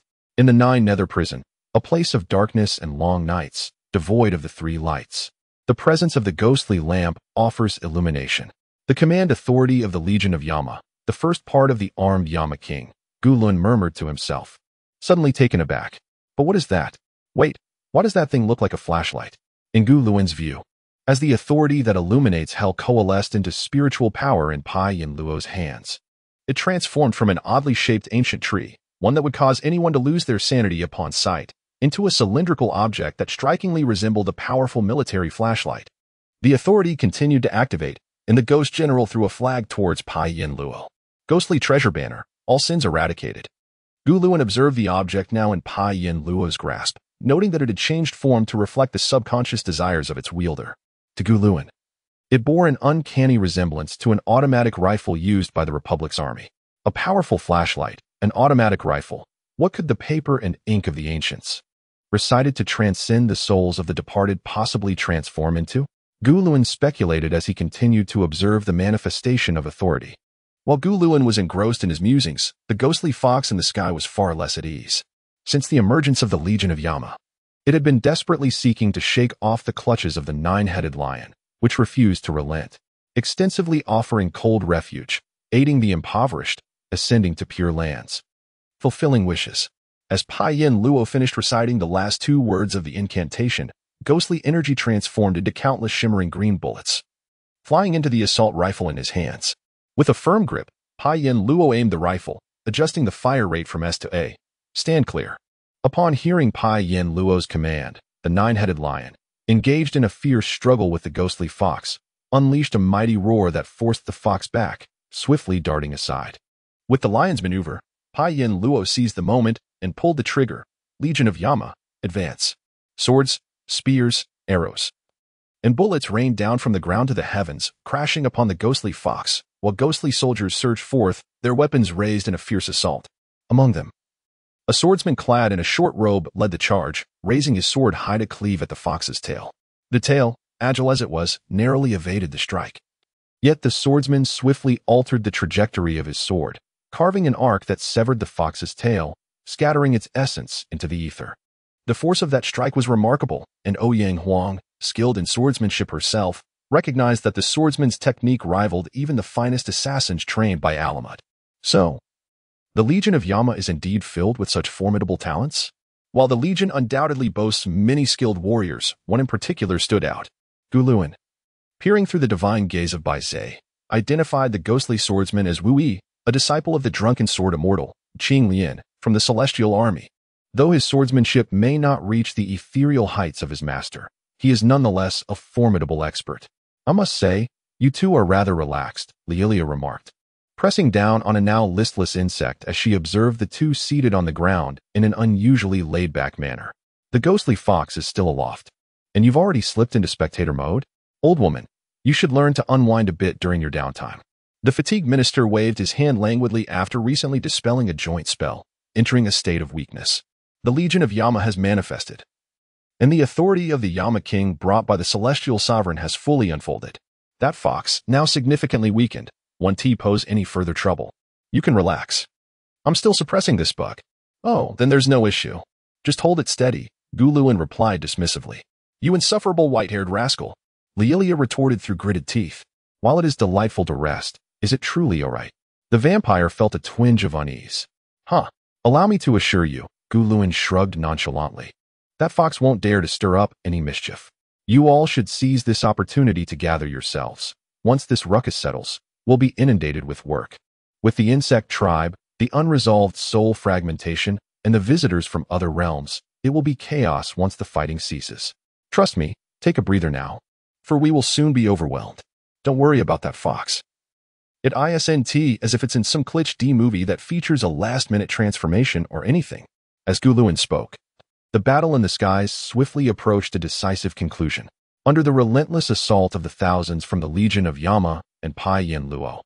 The ghostly fox was gradually dragged into the mysterious realm of the underworld, as its powers waned and its core was captured by the underworld. The once massive fox shrank to the size of a large dog, its form becoming as insubstantial as a candle flickering in the wind. However, just as Guluin mentioned last-minute transformations, an unexpected occurrence transpired. A figure stumbled into this realm, which should be inaccessible to ordinary individuals, a girl clad in a hospital gown. Her fox ears and tail swaying in the evening breeze. What in the world? Guluin stared agog at the fox girl, astonished by how she had found her way here. Could it be that the fox? Guluin gazed upward, fixated on the ghostly fox that was on the brink of being torn from the material world and dragged into the underworld. Meanwhile, Pai Yin Luo, who continued to fire into the air, noticed the sudden appearance of the fox maiden he had met once before, Tushanjiojio, clad in a pristine white hospital gown. She stood amidst the ruins at the edge of the battlefield, tears streaming down her face as she beheld the ghostly fox, whose size had diminished to that of a large dog. With a heart-wrenching cry, she shouted, "Chong-chong! Chong-chong! I knew it was you. What has happened to you? Where have you been all these years? You finally came, that is well. That timid one has suppressed herself for so long." She dared not speak, even as she became a ghost. Timid one. I shall speak for her. Who says? She is human while I am a beast. I say, Tushanjiojio, Tushan-cha-chong, she. However, before she could finish her words, the ghostly fox was once again besieged by the relentless attacks of the Yama army. Its corrupted soul core could no longer sustain itself and was utterly dragged into the underworld, losing its foundation in the material realm. The ghostly fox's form disintegrated completely, and the unfinished words vanished into the ether. The girl, known as Tushanjiojio, let out a heart-rending scream upon witnessing the ghostly fox being consumed by the underworld. Her body lurched violently, collapsing to the ground, trembling uncontrollably as her primal traits surged forth, exuding an aura of terror. The blood-red eyes of a nine-tailed fox apparition emerged behind her, unleashing an invisible roar directed at Pai Yin Luo. Damn, so the final boss has truly arrived. What kind of Glitch film is this? Guluin stood frozen, taken aback by the ferocity of the nine-tailed fox's apparition. Pai Yin Luo remained unfazed, immediately redirecting his weapon, alongside thousands of Yama soldiers, towards Tushanjiojio. Yet, the battle did not escalate further. Just as the nine-tailed fox's wrath became apparent, a distant, melancholic horn echoed from the palace of the underworld. From the depths of the netherworld, a strikingly dignified middle-aged woman emerged, clad in a flowing black robe and adorned with the crown of the Yama King. Ethereal green mist enveloped her feet, allowing her to traverse the earthly realm. And with each step, vibrant manjashawa bloomed at her side. She moved swiftly, almost instantaneously appearing beside Pai Yin Luo, casting him a glance filled with a mixture of reluctance and pride. Hesitating momentarily, she raised her hand only to lower it again, ultimately passing by Pai Yin Luo without pause, advancing directly to confront the now frenzied nine-tailed fox. With a gaze that bore a hint of warning, she addressed the apparition, speaking softly, under the jurisdiction of the Fifth Hall of Yama. There shall be no wrongful accusations or grievances. I shall right the wrongs and restore Tushan-cha-chong's honor. If she has indeed suffered injustice, I shall permit her to return and fulfill her wishes. For now, I ask for your cooperation to swiftly resolve the pressing matter at hand. Very well, the Yama King replied with a smile. The nine-tailed fox nodded, its 9 tails enveloping the unconscious Tushanjiojio before raising its left forepaw. With a sweeping motion, the night was rent asunder, revealing a rift that led to the lush Tushan on the other side. With her progeny, she leaped into the breach, disappearing without a trace. Her voice lingering in the air, "Yama King, my child, well done." Hearing this, the Yama King, radiating vigor, were a smile more enchanting than the manjushawa blooming at her feet. She flicked her hand, causing her black robe to vanish, revealing a tailored black suit. Stepping on the ethereal mist and the blossoming flowers, she approached Pianluo, offering him a gentle nod of acknowledgement. As both the Yama King and the 9-tailed fox faded from view, Guluin released a breath he had been holding, collapsing onto the ground in a rather undignified manner. Exhaling deeply, in the distance, Pianluo observed as the previously formidable weapons transformed into wisps of spiritual light and dissipated. Just as he attempted to articulate something, an overwhelming sense of fatigue washed over him, and he succumbed to unconsciousness. Chapter 30. Flowing through the night and shadows after Pianluo collapsed. A few seconds passed while Gurin was swiftly contemplating the subsequent series of actions. Suddenly, a familiar voice reached his ears. It was the voice of Lucifer Morningstar, who had been left in charge of the Extraordinary Affairs Department in his stead. The dispatch center referred to the operations control center of the department. Until just moments ago, all communications had been interrupted, but now that he could hear the call, "This is number 13, Lucy. Has communication been restored?" Gurin surveyed the devastated area around him, his expression far from pleasant. "Indeed," Lucifer replied, his hands resting on the edge of the desk as he observed the large screens that had just regained signal. Approximately 15 seconds ago, signals within a circular area of about 1.7 kilometers from your location suddenly returned, electromagnetic, thermal, optical, magical. It was as if that area had abruptly re-emerged in this world. What transpired? Gurin glanced at the unconscious Pianluo on the ground and took a deep breath. "I might have an answer. Is the general still present?" "No," Lucifer said, casting a glance at the recently closed door. "He received a communication and just left. Before departing, he instructed me to ensure the safety of Target 1 on the spot. Someone will soon arrive to handle matters in conjunction with the Extraordinary Affairs Department." "Understood. I will ensure the safety of Target 1 with Pharaoh." Gurin looked back at Pianluo, about to end the communication, when he suddenly paused and asked, "Did the general say anything before he left?" "No, he did not." "I see. You may continue with your tasks. Oh, and let everyone take a 1-hour break. Things will get busy soon." With that, Gurin ended the call and extended his hand toward the fallen Pianluo. A soft, white ethereal light emanated from his fingertips, transforming into a faint luminous ribbon that reached out to Pianluo, gently lifting him and bringing him closer. Gazing at Pianluo's tranquil face, still adorned with a pair of sports glasses, he looked up at the night sky, which had clearly returned to normal, and sighed deeply. The complete disappearance of signals followed by their sudden restoration led him to conclude that the unconscious Target 1 was the cause. During the first awakening of an extraordinary being, anomalies often manifest around them. Every extraordinary individual experiences this phenomenon. The first call to their extraordinary powers is typically a spontaneous response to intense emotions, a primal summons devoid of intent, resulting in bizarre manifestations. As the head of the Extraordinary Affairs Department, Gurin had witnessed many such occurrences. He recalled a model enthusiast who, in a fit of rage and despair after his collection of models was toppled by a child, awakened his extraordinary abilities. The young lad's first call brought forth telekinesis, which, in an instant, caught the models mid-fall before they could hit the ground.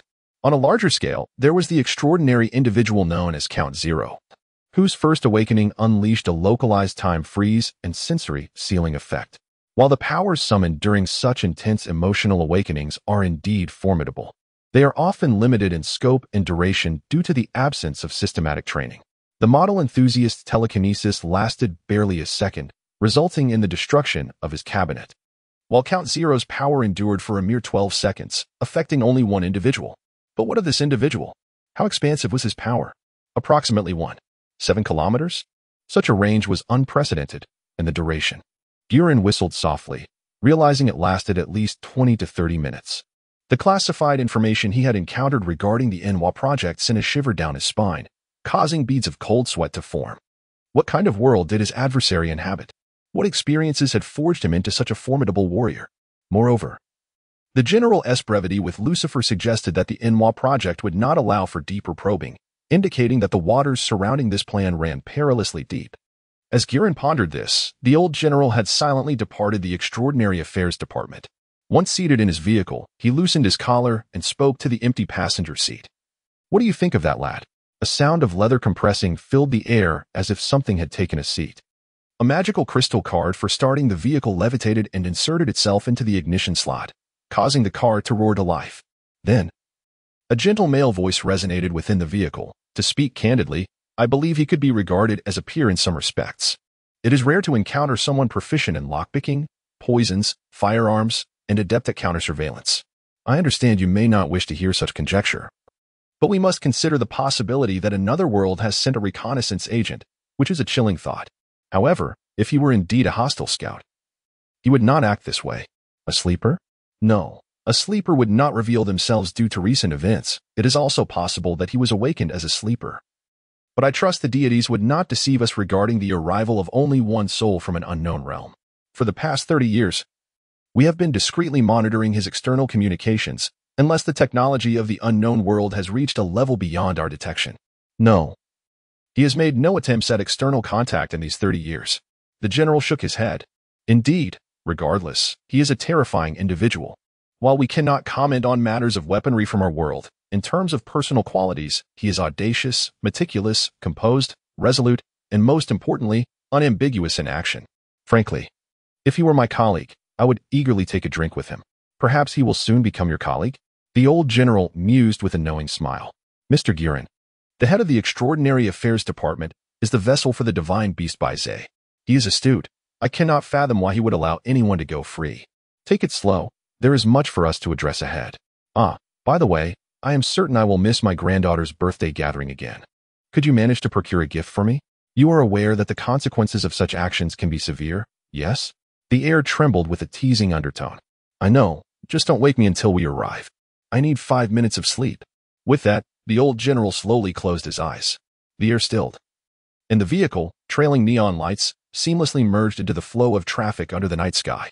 The enforcers of the Republic received orders to establish a series of traffic checkpoints centered around the location of Pienlo's confrontation, effectively sealing off and redirecting surrounding traffic. This sudden imposition of traffic control had been entirely unannounced, causing vehicles on the roads and in the skies to form long lines. Your irresponsibility is astonishing. In front of a traffic blockade, atop a car emblazoned with the words first-class service, comfort at home, a half-elf taxi driver leans out of the window. His agitation palpable as he bangs on the door and shouts at the enforcers. I had no prior notice. I had to take a detour, and now I'm going to be late. My customer left a bad review, and the company will deduct money from my earnings. Am I to starve? This money is for my child's food, clothing, tuition, and extracurricular classes. Who am I supposed to ask for this money? You. The enforcers of the Republic, however, do not engage in a serious debate with such irate drivers, adhering to their protocol of polite admonition followed by stern warnings, and finally, if necessary, the presentation of identification to ensure compliance. They swiftly ushered the frustrated taxi driver away from the scene, having seen such events unfold countless times before. The blockade was exceptionally stringent. I found myself unable to approach within 5 kilometers of the unusual sight. The onboard instruments detected distant magical fluctuations, confirmed to originate from the Zerg. It appeared a confrontation had erupted between humanity and the Zerg. Yet I could not ascertain the nature or location of the interference that had previously enveloped the entire area. The instruments experienced severe disruption, as if the force that had once severed the signals in this region lingered ominously. Having concluded his tirade, the half-elf driver turned at the next intersection, weaving through a labyrinth of streets. Upon passing a high-rise in the city of Illusion, he pressed the transmission button, sending encrypted information several hundred meters away to the consulate of the Elven Empire. This highly encrypted message was transmitted at a specific wavelength and was nearly undetectable. The consulate's specialized receiver captured the encrypted information, but rather than delve into its contents, the confidential operator promptly relayed it to the intelligence transmission system known as Hermes. The Hermes system, unique to the Elven Empire, is so advanced that it leaves trolls envious. Even the system developed by humans with the assistance of their gnome allies pales in comparison. Hermes enables Elven intelligence operatives to maintain seamless communication with headquarters, whether they are strolling through the bustling streets of Illusion or lurking within the trolls' enigmatic primal rainforests, facilitating the secure transmission of sensitive information. This device boasts over 100 separate synchronous transmission channels, along with frequency cross-linking, continuous broadcasting, and real-time encryption capabilities, allowing information to be dispatched instantaneously without fear of interception. After completing this task, the half-elf driver halted his vehicle and invited a couple waving for a taxi to enter. Unbeknownst to him, approximately 200 meters above, a shadowy figure glided silently, wings unfurling as it circled overhead. As the encrypted signal traversed the sky of illusion towards the distant shores of the new Elven Empire capital. Polis, a hurried human woman, descended the steps into an underground passageway, only to abruptly turn back as if she had forgotten something. Upon confirming that no one was watching, she descended the steps once more. In the dim light of the underpass, a troll played an ancient instrument resembling a clarinet. The woman approached the troll and tossed a 50 Republic note into his direction. The troll nodded in acknowledgement as she bent down and retrieved a magic stone from his makeshift stand, presumably infused with music, akin to acquiring a piece from a street artist. The troll watched her depart, swiftly seizing the note, squinting his eyes as he carefully scraped away the outer layer of the seemingly thick bill with his sharp nails, revealing a thin slip of paper within. He quickly scanned the information before conjuring a flame in his palm, incinerating the paper to ashes. Once the woman exited the underpass, she eagerly twisted the magic crystal, meant to contain sound, revealing a white powder within. The sight of the powder twisted her face into a frenzied expression. She delicately pinched a small amount of the powder and inhaled it sharply, causing her body to shudder with an expression of profound satisfaction. Unbeknownst to her, a succubus engaged in soliciting clients under the streetlights cast a glance her way, observing the entire scene unfold. Beneath the night sky, information and intelligence flowed through the city like light and desire, intertwining in a continuous stream. Chapter 31. The Troubles of Succubus. Rachel Sidloff. The term succubus is rather broad. It does not specifically denote a particular race but rather encompasses a concept. This concept refers to earthly beings within the 8-dimensional space who possess an almost limitless craving for the pleasures of the flesh. Their spirits become ensnared by malevolent deities that specifically manipulate biological desires and passions, resulting in changes to their physical forms. These beings include males, females, and even those of both genders, representing nearly every race in existence, including humans, elves, trolls, and even the typically less perceptive dwarfs. Offspring of these mutated beings and other earthly entities are also classified under the umbrella of succubi. Typically, certain bodily parts of these classified succubi are altered by dark deities to enhance their allure. Their nervous systems are designed to amplify pleasure, allowing them to revel in the ecstasy that ultimately transforms into the power of the malevolent entities, creating a vicious cycle. This unrestrained pursuit of pleasure often leads succubi to drain their partners, causing chaos and generating various destabilizing factors within society. Consequently, succubi, particularly the first generation, are often targeted by law enforcement and supernatural entities across nations upon their emergence. However, in some countries, certain succubi manage to coexist within society. These succubi primarily fall under the classification of white succubi, which further divides into 2 subcategories, light chasers and awakened ones. Light chasers are those who, after succumbing to dark deities, eventually learn to control their desires. Although the influence of the malevolent beings remains, these succubi, with the help of their will and supportive institutions, realize that unrestrained desires lead only to self-destruction. Conversely, awakened ones refer to unfortunate individuals who, knowingly or unknowingly, engage with a succubus and subsequently bear offspring imbued with the essence of dark deities. Those who lack strong willpower or are unfortunate enough to be inadequately supported by authorities risk descending into black succubi, entirely controlled by malevolent forces, spreading chaos and corruption while perpetually seeking ever greater pleasures. For those with resolute willpower who withstand the detection of the deity's influence, they become awakened ones. Many awakened ones find this designation ironic. It signifies both their awakening to the powers of corruption and their recognition of the deity's temptations, ultimately leading them to avoid the fate of becoming pawns hunted by the world. Rachel Sidloff is one such awakened one, the daughter of an elf and an orc barbarian. Her mother is an ordinary elf, while her father, having once engaged with a black succubus, became a victim of the dark deity's influence due to his inner desires. The dark deity's mark spread to Rachel's mother during their union, infecting Rachel from the moment of her conception. This mark lay dormant within her soul until she reached puberty. As Rachel entered her teenage years, her features took after her father, with rugged lines, while her physique leaned towards her mother's typically slender elven form. The most immediate aspect that attracts males is appearance, and even mature men often find it challenging to notice a fascinating soul at first glance, let alone adolescent boys. Thus, lacking both beauty and an appealing figure, Rachel found herself unpopular among her peers, enduring ridicule from other elven girls. In such a trying situation, one might expect a heroic figure to transcend superficial attractions and recognize the inner beauty of the protagonist, leading to a transformative romance that underscores the importance of inner strength. Unfortunately, life is not a film, and Rachel is not the heroine. Her adolescent life was devoid of kind-hearted suitors.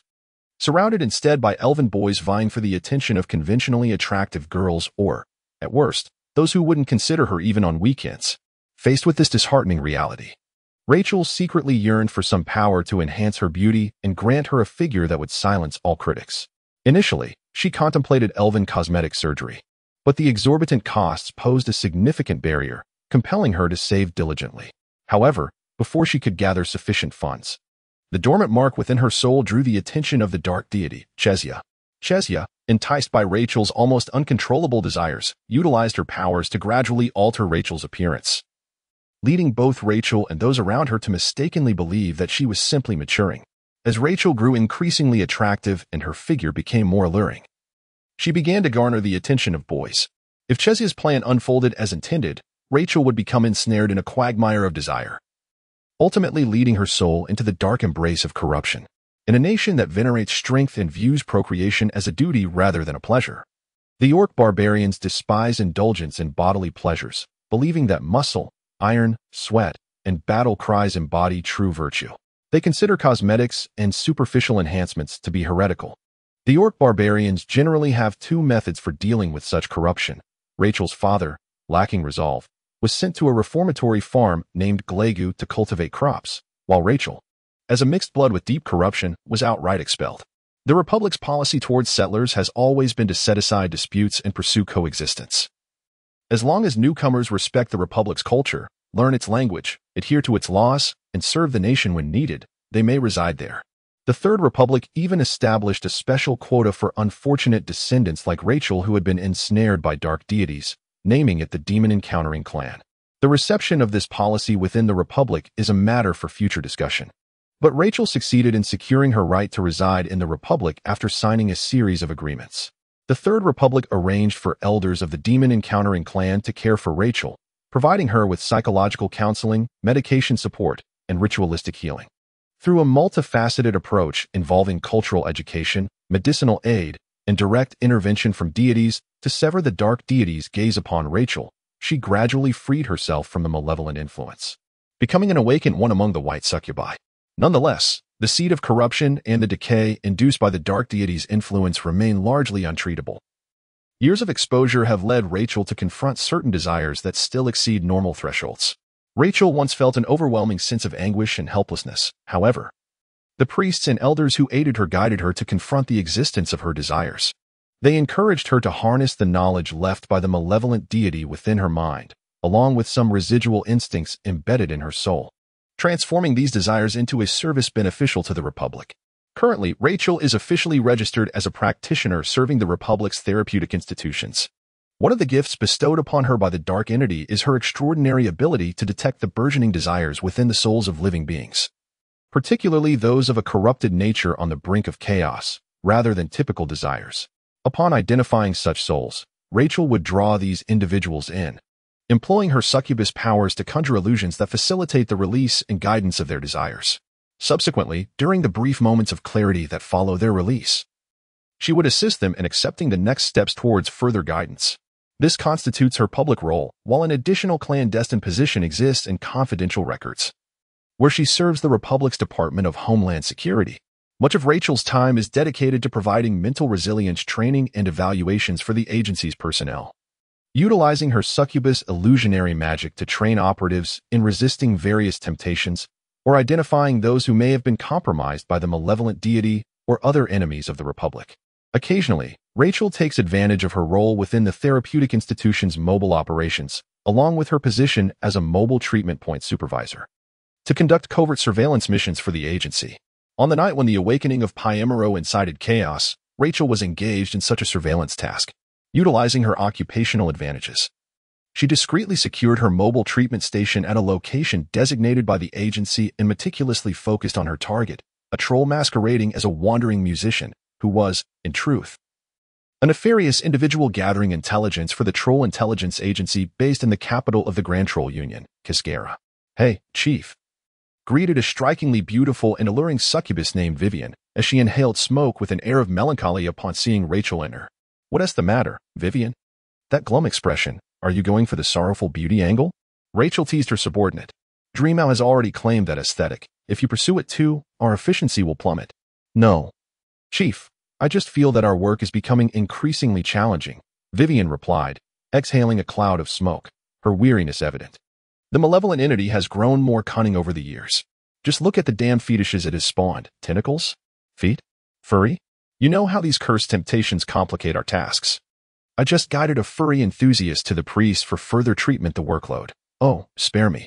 Vivian's sentiments resonated with another succubus stationed in the reception area, who chimed in, "Indeed, and now those elves, driven by faith, and the greedy goblins, motivated by wealth, have joined forces to create the most absurd trends medical aesthetics. My heavens, portable permanent cosmetic surgeries are everywhere, flooded with fake enhancements. Where have the days gone when only succubi possess such allure? It's not just that. My work has become untenable," a muscular male succubus lamented. "In this current age of aesthetics, back in my day, what did aspiring male succubi desire to transform? Muscles and hormones. That's what attracted the opposite sex. But look at the pale, delicate wretches now parading about, doused in perfume, standing there like a palm tree. Don't they realize that the sin of hormones is the natural allure?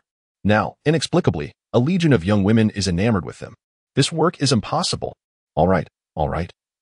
Let us focus on our duties. The Republic expects everyone to uphold their responsibilities.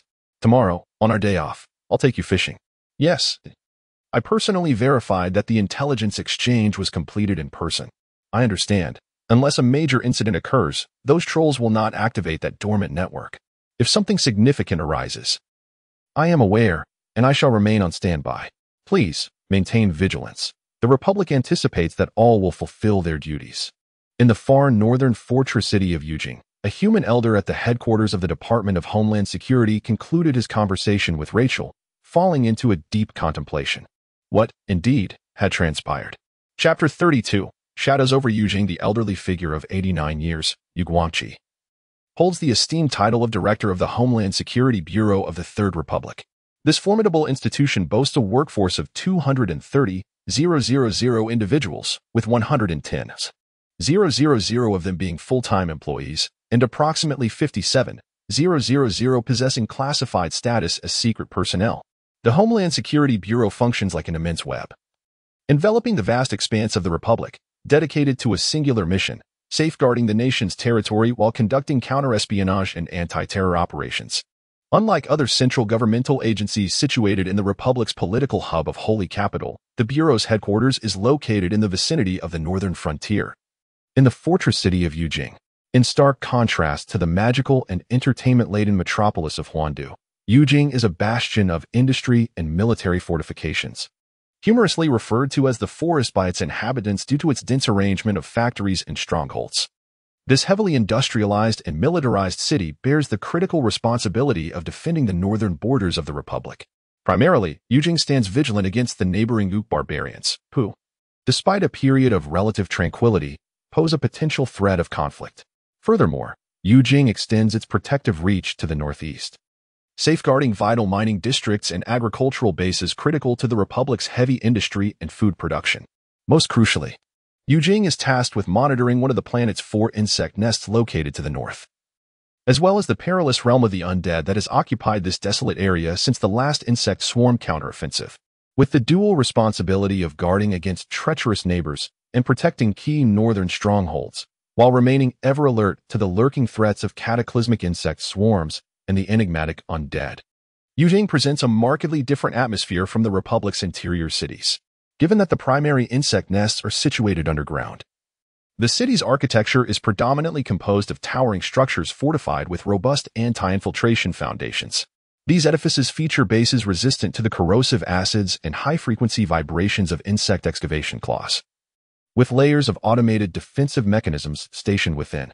These defenses, either remotely operated or autonomously engaging threats, range from automated weapon stations to fully automated magical constructs and intelligent defensive arrays, all designed to impede the advance of insect swarms should they breach the surface, thereby providing critical time for evacuation and counteractions. Ascending further, the towers rise into nearly vertical facades, appearing colossal. Their cross-sections are seldom perfect circles, but rather segmented into numerous compartments, fortified with heavy armor and impact-resistant structures to withstand explosions and assaults. In times of crisis, isolation doors can be deployed, creating independent compartments akin to watertight sections of a vessel, allowing inhabitants to evacuate promptly or mount a desperate defense. The interiors of these towers rely heavily on magical illumination, optical fibers, and artificial sunlight for lighting. The air must first pass through intricate pollution filtering systems and purification modules to ensure it is free from the deadly spores of insects or the insidious plague dust of the undead. The external shells of these towers, which constitute the primary architecture of Yujing, are crafted from a blend of mithril and adamantium, with those inhabited by spellcasters incorporating magical metals. Within these formidable exteriors and amidst the protective artillery, the diligent workers, soldiers, hydroponic farmers, and support personnel of Yujing remain steadfast. Adhering to one of the Republic's most vital creeds, the Republic expects every citizen to fulfill their duties. In this context, Yujing stands in stark contrast to other cities, particularly the vibrant Huandu. While Huandu thrives in revelry, Yujing exists in a perpetual state of vigilance and restraint. The women of Huandu adorn themselves with makeup, while those of Yujing bear the marks of industrial dust and camouflage. The men of Huandu exhibit grace and soft-spoken eloquence, whereas the men of Yujing are either silent or loud in their demeanor. In other cities, the innocent laughter of children fills the air as they frolic freely. Yet in Yujing, no child is to be found. The environment is wholly unsuitable for nurturing young souls. Huandu serves as the epicenter of commerce and diplomacy, where merchants and diplomats weave a tapestry of global intrigue and wealth, masking a ruthless world of deception. In contrast, Yujing stands as the northern shield of the Republic, its atmosphere steeped in silence, guarding against both the encroaching threats of the Kyra insect race and the looming specter of the undead. Amidst the stoic ambience of this fortress city, the employees of the Homeland Security Bureau embody a similar demeanor, composed, efficient, and devoid of superfluous chatter. Thus, after concluding a conversation with a subordinate, Yu Guangxi does not reach for a revitalizing beverage or gaze out a non-existent window at the scenery beyond. Instead, he promptly seizes the communicator. Connect me to the General Staff Headquarters of the Defense Forces, Xia Chongming. Director Xia Chongming is in a state of pretend slumber. Identity verification is required. Level 40, please state your verification code. A gentle female voice emanates from the communication channel. Yu Guangxi, Director of the Homeland Security Bureau. He replies while glancing at the secret communication verification card before him. The code is XXXXXXXXXX. I am the fifth name on the list. Director Yu Guangxi, identity confirmed. I will connect you now. In the next moment, a ringing tone resonates within the vehicle of the veteran officer commanding the Extraordinary Affairs Department. Guangxi, what is it? Xia Chongming, well acquainted with his colleague's no-nonsense approach, bypasses pleasantries to address the matter at hand. The Security Bureau has intercepted intelligence from infiltrators of the Great Troll United Kingdom, as well as a coded message from the Elven Empire. Though we have yet to decrypt it, the high level of encryption, combined with the movements of trolls, goblins, and dwarves, prompts me to inquire, what is transpiring in Huandu? The Nuwa project has made new advancements. Had you not called me, you would have received a briefing within the next 10 minutes. Nuwa? A note of skepticism and incredulity tints Yu Guangxi's voice. Indeed, Nuwa. Xia Chongming chuckles softly at the palpable bewilderment in his old friend's tone. Yes, after 30 years, the moment of mending the heavens has finally arrived. You speak as though we eagerly anticipated the day Nuwa would awaken 30 years ago, Yu Guangxi remarks, pinching the bridge of his nose and exhaling a sigh of exasperation. 30 years ago, we shrouded this as a secret that should never see the light of day, nearly discarding the key in the process. This is hardly a moment for celebration regarding the Nuwa project's progress. Yet, truthfully, we all knew Nuwa could not remain dormant indefinitely. Like all things in this world, change is both normal and natural. What was destined to occur has come to pass. We must respond with diligence. Regrettably, time cannot be reversed. Yu Guangxi sighed and inquired. So tell me, what transpired with Target 1? What is their condition? I have been preparing, and the briefing will be delivered to you upon completion. I hope it contains news that is not too dreadful. When have I ever let you down? Just as Xia Chongming chuckled and ended the communication. A vehicle carrying the unconscious Pai Yanluo stealthily approached the Extraordinary Affairs Department's secret underground base in the illusory city. Beneath the bustling center of the illusory city lies a colossal 7-story underground structure, which serves as the true branch of the Extraordinary Affairs Department. Contrasting starkly with the modest 3-story facade above, this subterranean edifice is the epicenter of extraordinary affairs in the Eastern Republic, where personnel manage records of over 2 million registered extraordinary individuals and conduct significant research and experiments pertaining to the extraordinary. Elite special forces and the most formidable extraordinary beings take turns on duty here, with only 4 locations within the Republic boasting comparable security levels. Upon arrival, Pai Yaluo was swiftly ushered into a room within the underground base.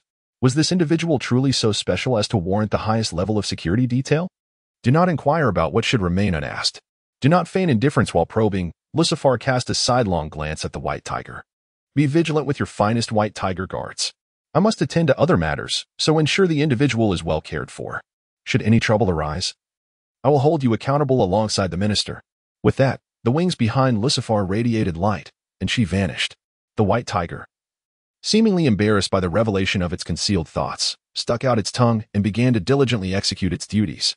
However, the question of who this individual was and what secrets they possessed, meriting such grand efforts from the Extraordinary Affairs Department, lingered in his mind. Indeed, the preparations were not solely the concern of the Extraordinary Affairs Department. In a fortified building somewhere in the Republic, Xia Chongming, an officer from the National Defense Force who had previously commanded operations at the Extraordinary Affairs Department, had just settled into his office when his assistant entered, bearing a grave expression and placing a document before him. Sir, I have brought the documents you requested. The veteran officer waved his hand, signaling his subordinate to leave. Once the door closed, he opened the document and began to read. As he perused the contents, he lit a cigarette, becoming engrossed in the information. He placed the cigarette in the ashtray, and after a while the first cigarette still burned, he lit a second one. Approximately half an hour later, as the room resembled a smoke-filled chamber, the officer finally set the document down, exclaiming with a mixture of admiration and irritation, "What an exceptional individual!" This indeed poses quite a conundrum. The first page of the document prominently displayed a photograph of Pai Yanluo. The communicator emitted a sound, and Xia Chongming answered. Immediately hearing the voice of Yu Guangqi, the director of the Homeland Security Bureau. I have reviewed the briefing, and to be candid, this is utterly absurd. Why did we not issue a warning despite the numerous dangerous characteristics exhibited by the subject? 35 false targets, 1 true target. Initially, all 36 targets were monitored at the same level. Over the course of 30 years, we gradually reduced surveillance on some targets while augmenting it on others. Following several cautious adjustments, we successfully shifted our focus away from target 1. Thus, it is not a matter of ignorance but rather a deliberate concealment, old friend. These details are on the next page before you. You are rather hasty. A long sigh emanated from the other end of the line. Apologies. I may have been a bit too eager. So, may we assume that Target 1's identity is secure? Yes. It can be assumed that Target 1's identity is secure. What is the next step for the Security Bureau in collaboration with your team? You should take a moment to rest, for the upcoming tasks will be exceedingly demanding. With a click, Yu Guangqi abruptly ended the call. He spread out the document before him, reaching for his cup to take a sip, only to find it empty. He did not rise to refill it but instead extracted some invigorating leaves, chewing them a few times before swallowing them. The leaves had been steeped several times already, and further infusion would yield little benefit. Discarding them would be wasteful, so consuming them directly provided some effect. After swallowing, Yu Guangqi lowered his gaze to the photograph affixed to the document, which was of the supposed Nuwa Project S Target 1. There, unmistakably, was the image of the Fox Lady, Tu Shan Jiujiu. Chapter 33. Thunder strikes in silence after Yu Guangqi perused the document in his hands. He meticulously annotated it several times before pondering over its contents for a moment. He then summoned his secretary, instructing him to securely store the document in the classified archives. Once the secretary exited with the confidential file, 2 guards promptly followed, ensuring mutual surveillance as they adhered to the standard protocol of the Department of Homeland Security for transporting classified documents. The trio successfully delivered the file to the secure archives without incident, as no fool would dare attempt to glean intelligence from such a fortified location. Firstly, While the document was indeed on paper, it underwent a secondary encryption upon arrival, rendering it comprehensible solely to the director equipped with the highest level access codes. Secondly, the content of the document was microprocessed, compressing 8 pages of information into a space smaller than a quarter of a palm, making it impractical to surreptitiously glance at during transport without specialized tools. Lastly, the route to the classified archives was under constant surveillance, with cameras ensuring no blind spots. Any movement by the 3 mutually observant personnel would elicit swift countermeasures. Once the document entered the archives, it was needless to say that even the most elusive shadows would be unable to breach this tightly secured vault without triggering alarms. However, the genesis of intelligence leaks often transpires not within these heavily guarded locales. As the subsequent operation necessitated dispatching several personnel to the Phantom City, it naturally required local coordination. A task not suited for frontline operatives, but rather entrusted to office clerks with a lower confidentiality clearance. Thus, arrangements were swiftly made for 3 staff members traveling under aliases, promptly reaching the hands of clerks at the local branch of the Security Bureau. Roswell Zhang, who had diligently served in this capacity for 33 years and was nearing retirement, was esteemed in the office for his gentle and unassuming demeanor, akin to a precious jade. In recent years, he had been training newer staff members. Many lamented Roswell's lack of promotion, speculating that had it not been for the untimely demise of his wife, which plunged him into an inescapable mental decline, he might have ascended further. Roswell typically dismissed such comments with a smile, often adopting a sage-like demeanor to remind the speakers that all were in service to the Republic. When the task of arranging for the 3 anonymous travelers was assigned, Roswell happened to be on duty with a recently arrived newcomer, while the more seasoned 4 employees were on their scheduled breaks. The 3 novices, clearly lacking experience, understood the procedures but were understandably anxious about executing a task issued directly by the director. In light of their tension, Roswell warmly beckoned them over, treating this travel arrangement as a simple teaching opportunity, guiding them through the process step by step. The task was straightforward and executed smoothly, earning Roswell the customary praises from the newcomers. Unbeknownst to anyone, nestled within a crack in the tree trunk adjacent to the bench armrest was a seemingly mundane scrap of paper. Shortly after Roswell departed, a female elf, who jogged through the park daily, passed by and paused to rest on the bench. When she resumed her journey, the scrap of paper had vanished without a trace. Upon returning to his apartment, as the door closed, Roswell's expression subtly shifted from serene calmness to a shadow of gloom. He stood at the threshold, not bothering to change his shoes, silently gazing at the photograph of his late wife hanging on the wall of the living room opposite the entrance. Having been married for 25 years, they shared a profound understanding of each other's personalities and strengths, their bond deep and unwavering. Yet, fate had cruelly separated them due to a trivial illness that should not have claimed her life. Roswell's wife succumbed to such a minor ailment for 2 reasons. 1. A mishap caused by a practitioner who, after a hasty encounter in the clinic's supply room, operated on her while in a state of disarray. And 2. The subsequent treatment involved counterfeit medications that had been illicitly sold to the clinic by corrupt pharmaceutical vendors. These 2 factors combined led to the untimely demise of Roswell's beloved. As he witnessed his wife's coffin being lowered amidst somber dirges, all he could do was pray for her soul, hoping she had transcended the steel and fire to enter the next realm, while an inexhaustible rage simmered within him. This fury plunged Roswell into a prolonged state of neurosis. And when he sought legal recourse to avenge his wife, he discovered the practitioner was well connected, rendering any action against him futile. Moreover, the pharmaceutical company, despite facing hefty fines and imprisonment, soon resurfaced, seemingly thriving even more than before. These thoughts churned relentlessly in Roswell's mind, fueling an oath that if someone would aid him in avenging his wife's death, he would serve them without hesitation. In return, they would eliminate his remaining foes and provide him with substantial compensation to alleviate the financial strain brought on by his wife's passing and to cover his son's educational expenses. Consequently, Roswell Zhang began discreetly relaying fragments of valuable intelligence to the elves. Today, he sensed he was on the brink of something significant. The 3 aliases assigned to the operation had made their inaugural appearance in the system, foreshadowing a momentous event. Why did he perceive this as such? In various films, novels, and television series, intelligence operatives, particularly elite ones, seem to possess secret boxes brimming with weapons, money, and countless fake identifications, each instantly usable upon selection. However, the reality is quite different. A credible alias is exceedingly challenging to fabricate, and most operatives are fortunate to possess even 1 or 2. Thus, for Roswell, the emergence of 3 new aliases, coupled with the urgency of the reception arrangements, indicated that the Department of Homeland Security was poised to undertake a critically important mission in the Phantom City. This is yet another truth of the intelligence profession. Operatives often navigate through perilous trials and tribulations, ultimately acquiring intelligence in extremely confidential settings, but such instances are infrequent. If one were to liken a classified operation to a highly secretive celebrity event or a product launch, it becomes evident that one need not know the specifics to form a basic, general assessment of these tightly guarded affairs. For instance, a high-end catering company might receive an order to prepare meals for a certain number of guests, possibly including a favorite dish of a particular celebrity. Or a renovation company might be tasked with a special agreement to modify a venue to meet specific requirements. Judging based on fragmented information is, in fact, the primary role of intelligence operatives.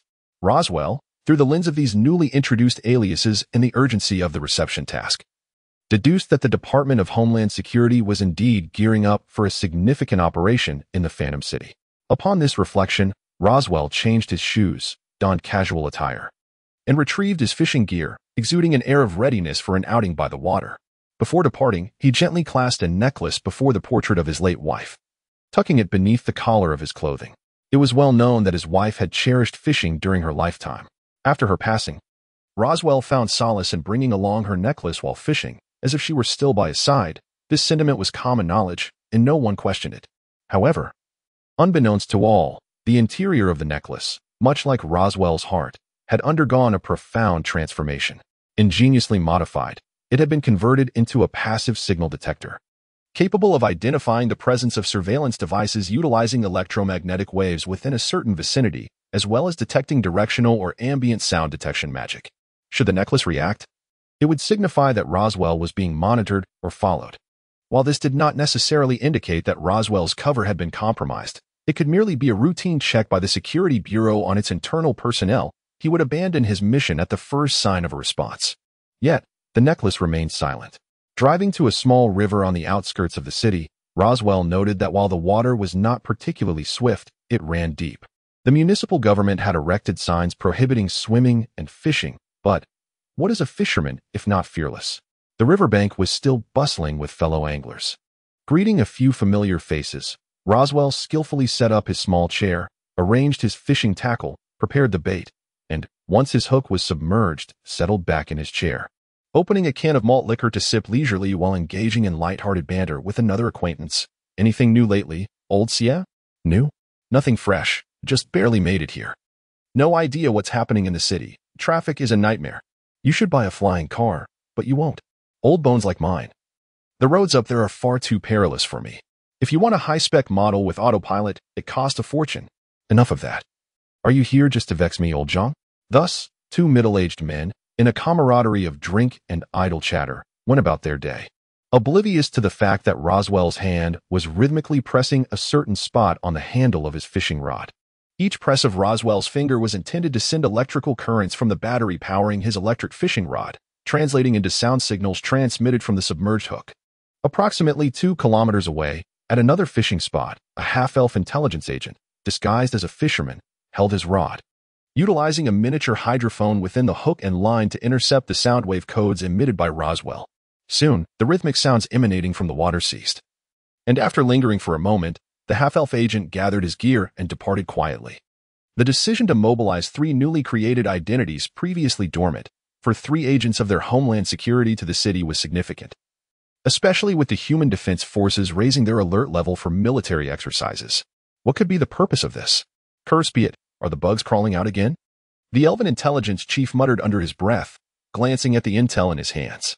At that moment, the object of his curses, Pianluo, had just opened his eyes. After acclimating to the bright light, Pianluo surveyed his surroundings and his condition. The room was sparsely furnished, containing only a bed, a table, 2 chairs, a small desk, and a large pane of glass, a door leading elsewhere. He found himself lying entirely unclothed on the bed. Without shackles or restraints, he felt strangely exposed, as if stripped bare. However, upon feeling a certain part of his body and noticing personal belongings placed on the small desk, presumably to convey goodwill, Pianluo breathed a sigh of relief. He then began to observe the one-way glass with great curiosity. Behind the glass, Xia Chongming watched as Payan Luo awoke and turned his gaze towards him, smiling as he turned to his subordinate. How is he? Heart rate at 50 beats per minute, very stable. Blood pressure, also very stable. This fellow, is he truly unfazed? If you were the one orchestrating this entire situation, would you feel nervous? Payan Luo regarded the two soldiers, aware that his first genuine confrontation with this world, after 30 years, was finally about to commence. Chapter 34. 5. A fortuitous beginning of a benevolent encounter. Both parties scrutinized one another. It was quite remarkable that Xia Chongming's companions could maintain a steady heartbeat and normal blood pressure in such a tense situation. Concurrently, Payan Luo admired the arrangement made by his counterparts. He did not perceive them as intending a one-time transaction. After all, his father had informed him in the realm of souls that he could not perish. Upon death, the instant his soul traversed the barrier between worlds, the deities of the mysterious space would sense it. Given this, it was evident that the other party sought to establish a long-term relationship. Under this premise, Payan Luo regarded their setup as exceedingly professional. Firstly, disrobing an individual evokes a profound sense of humiliation, while simultaneously heightening one's sensory perception.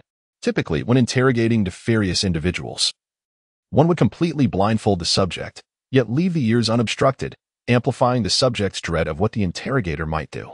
However, in this instance, he was stripped yet not blindfolded or restrained. Payan Luo understood that they were deliberately orchestrating a sense of humiliation, conveying a clear message: we have complete control over you. Yet our intent is not to cause you harm. This was a highly professional exertion of pressure, masterfully calibrated. Moreover, the small table beside him, adorned with his discarded clothing and personal belongings, was a clever arrangement. To Payan Luo, this was a case of achieving multiple objectives with a single action. Firstly, placing personal items nearby sent a clear signal to the interrogated: we have thoroughly inspected your belongings. Do not attempt to deceive us. Secondly, it conveyed an invisible goodwill, allowing the subject to relax somewhat and fostering a potential long-term cooperative relationship. Lastly, it did not entirely strip the subject of familiar objects and surroundings. Akin to offering a lifeline to a drowning individual, sometimes such gestures can yield surprising efficacy. Payan Luo found solace in their professionalism. He feared not the interrogation itself, but rather the incompetence of fools and novices. It was evident that his counterparts were neither. A hint of satisfaction graced Payan Luo's visage. Yet the two young officers from the National Defense Force appeared somewhat displeased, especially the team leader. The leader, Shenwei Xian, codenamed White Tiger, often gave an impression of being carefree and self-indulgent. Yet, he paid little mind to how others perceived him, for he was well acquainted with the nature of his work and cognizant of his suitability for the role. He understood that as long as he consistently achieved results, his amiable superior would not take issue with him. As one of the 4 sacred beasts of the 9 heavens, chosen by White Tiger, he was irreplaceable in the realm of combating evil and violence. At merely 28 years old, Shenwei Xian had commenced his special duties for the military in the Bureau of Extraordinary Affairs at the age of 16, following the completion of his extraordinary training. In his 12-year career, neither excessively long nor short, he had executed a plethora of sensitive missions, earning a reputation for his valor. The unique office he served in comprised 20 employees, all endowed with extraordinary capabilities. Their operations were known only to the upper echelons of the Bureau of Extraordinary Affairs and a select few within the National Defense Force's general staff.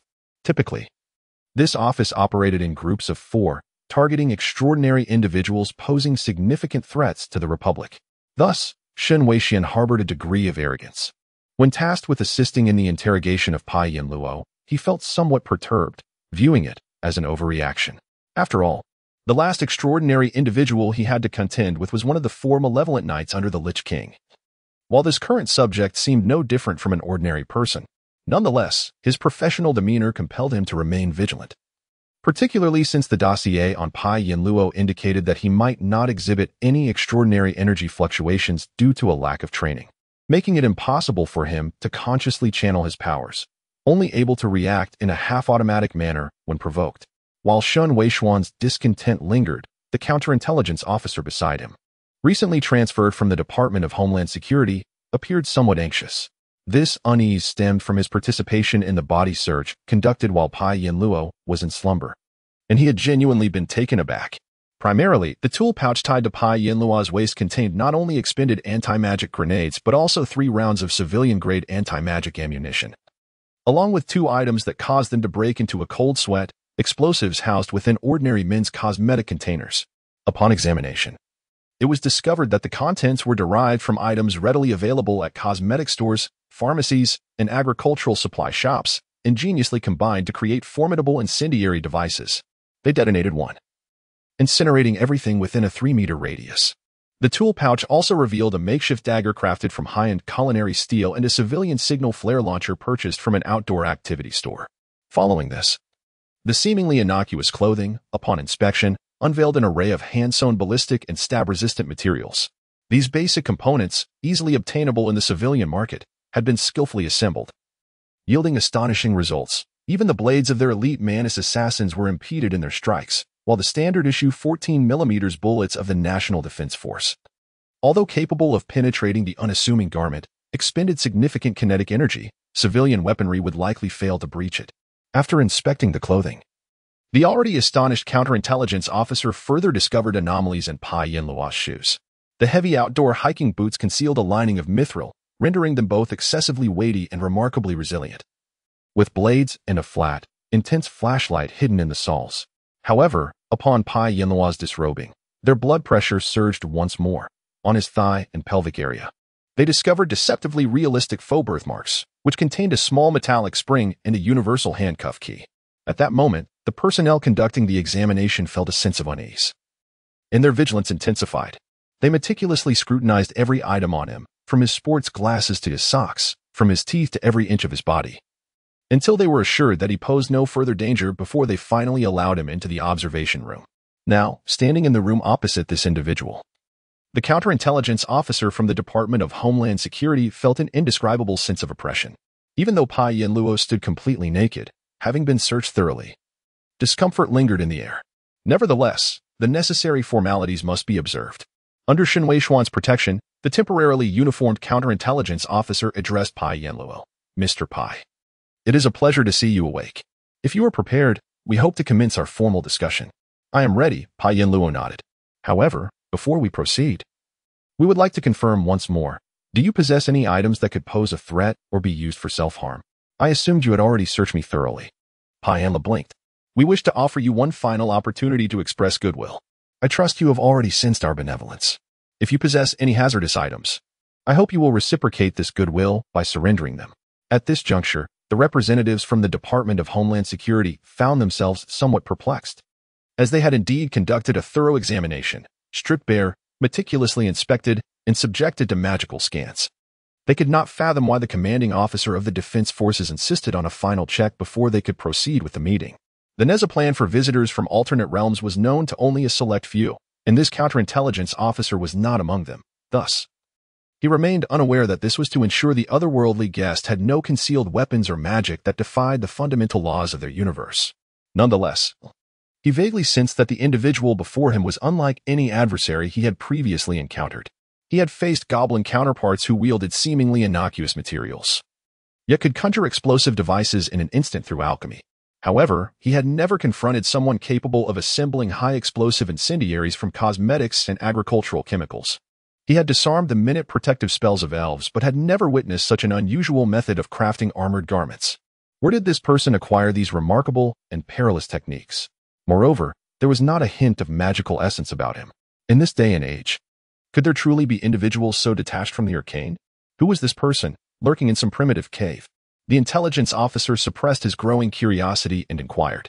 Pai Yinluo regarded the 2 earnest yet not malevolent young men before him and suddenly smiled with a sense of relief. Everything he had done was aimed at having a meaningful dialogue with this world and its nation. Reaching this point was already commendable. With that thought, he nodded. Then, I am willing to demonstrate my goodwill as well.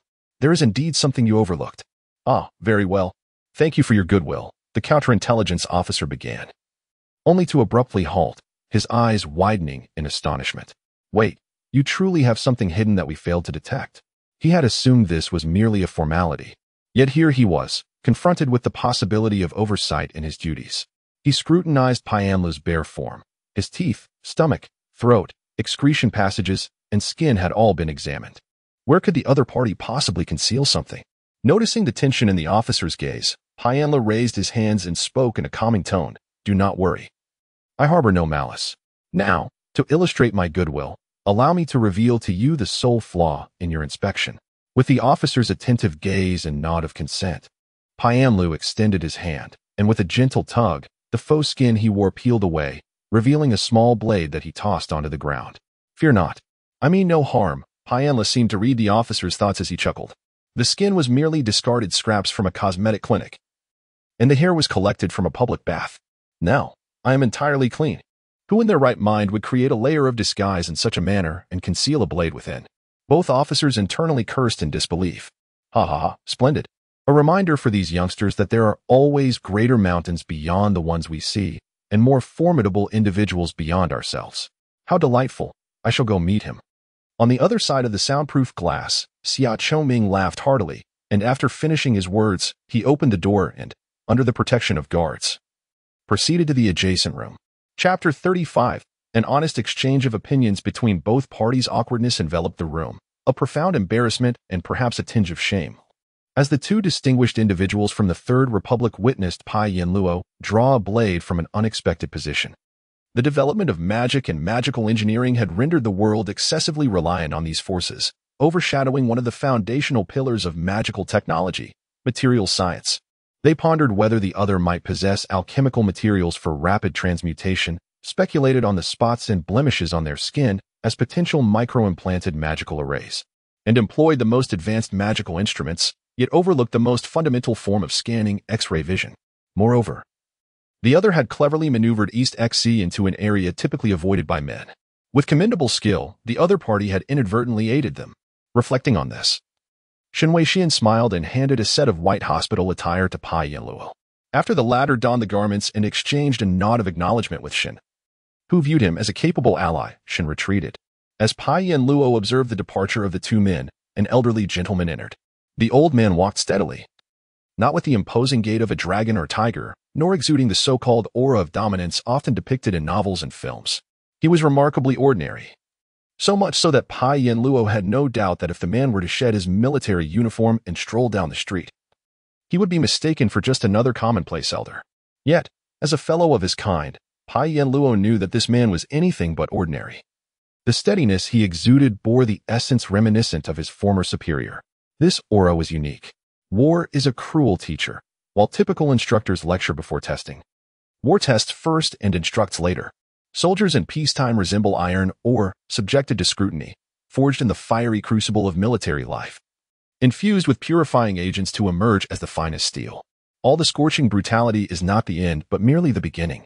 When war, that relentless examiner, ruthlessly wields its hammer upon the anvil of the battlefield, they must endure without crumbling into iron slag, without fracturing. Only then can they become the sharpest of blades.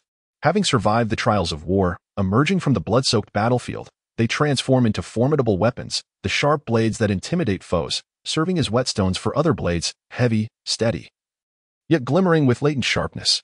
Within the military, intelligence personnel are an anomaly. Their sharpness often lies in a retracted state, hidden within their sheaths, stained with the blood of history, yet appearing deceptively mundane. However, Pai Yanluo sensed the metallic tang of blood emanating from that sheath. The scent of blood spilled when that concealed blade once cut through the fabric of this world as history. It was strikingly reminiscent of his long-lost superior, and he quietly lamented this in his heart. This scrutiny was mutual. As Pai Yanluo mused, the elder Xia Chongming was also assessing him. The man, not particularly tall, possessed an athlete's physique. His muscles were not overtly pronounced, lacking the chiseled form of the elite soldiers often depicted in fiction, yet in his almost naked state moments earlier. The elder discerned the latent strength concealed beneath his unassuming exterior. His hair was thick and dark, slightly curled, while his black eyes reflected a calm yet resolute spirit. Those eyes were as tranquil as still waters, yet harbored a watchful vigilance, even a hint of provocation. Xia Chongming had scrutinized that gaze through monitors and documents countless times. Yet facing it in person stirred within him a thrill akin to that of a hunter spotting prey. Indeed, it was a gaze perpetually poised for action, outwardly serene yet cunning, driven by a professional instinct that compelled him to meticulously observe his surroundings, wary of every potential threat, as if ready to respond at a moment's notice. He understood that to the untrained eye, such a person would appear no different from an ordinary passerby. Yet to those with specialized training, a distinct aura could be discerned, one akin to that of his colleagues. In just a few steps, The two had engaged in their initial exchange. Xia Chongming and Pai Yanluo appraised one another, then simultaneously took their seats at opposite sides of the table. Xia flung a document onto the table with a thud, then retrieved a box of brown packaged cigarettes from his pocket. With a swift flick of his wrist, a cigarette shot forth from the pack, landing before Pai Yanluo. Pai Yanluo picked up the cigarette, lowered his head to grasp it between his lips, and upon raising his gaze, found Xia Chongming holding a small magical crystal, its tip ablaze. As Pai Yanluo inhaled deeply, Xia Chongming also took a puff and began to speak. What are the customs of your world when meeting for the first time? Not vastly different from here. Pai Yanluo replied, smoke curling from his lips. We introduce ourselves. I am Pai Yanluo. He offered a formulaic smile, nodding at the elder. Respecting our elders is a shared value. That is commendable. The ability to honor one's elders is a virtue. I am 30-some years your senior. You may call me Xia Chongming, he acknowledged with a slight nod. I must admit, from the moment everything was confirmed, I have been somewhat astonished by you. And that sentiment has not waned. You see, for a visitor from another world, it is no trivial matter for a civilization that has just embarked upon its cosmic journey. You know, Xia continued, I contemplate how fascinating it would be if you could pin everything you remember about your world into a book. It would surely be an engaging read. At these words, Xia Chongming blinked, momentarily taken aback, before erupting into hearty laughter. Oh, a book without words? That sounds splendid, he chortled. Hearing that brings me great relief. Mr. Pai, the Republic harbors no intentions toward your homeland. A wordless tome would be the ideal response. Simultaneously, we hope our own volume will not be casually borrowed by others. Then it appears we have reached a consensus, which is delightful, Pai Yanluo responded, adopting a more jovial demeanor in response to the general's laughter. However, Xia Chongming's laughter abruptly ceased, and with a shift in tone, he remarked, Mr. Pai, your role as the cover of your world fills me with considerable unease. Is there anything about me that causes you such discomfort? Pai Yanluo replied, maintaining a facade of innocent cheerfulness. You may have deduced that for the past 30 years, we have been monitoring you protectively, Xia disclosed, flipping through the documents on the table. I must say, your life over these 30 years has been rife with elements that unsettle me. Pai Yanluo remained silent, his eyes narrowing into slits, concealing his expressions amidst the haze of smoke. At first glance, your life appears remarkably ordinary, Xia continued, perusing Pai Yanluo's records. From childhood through school, there are no remarkable achievements.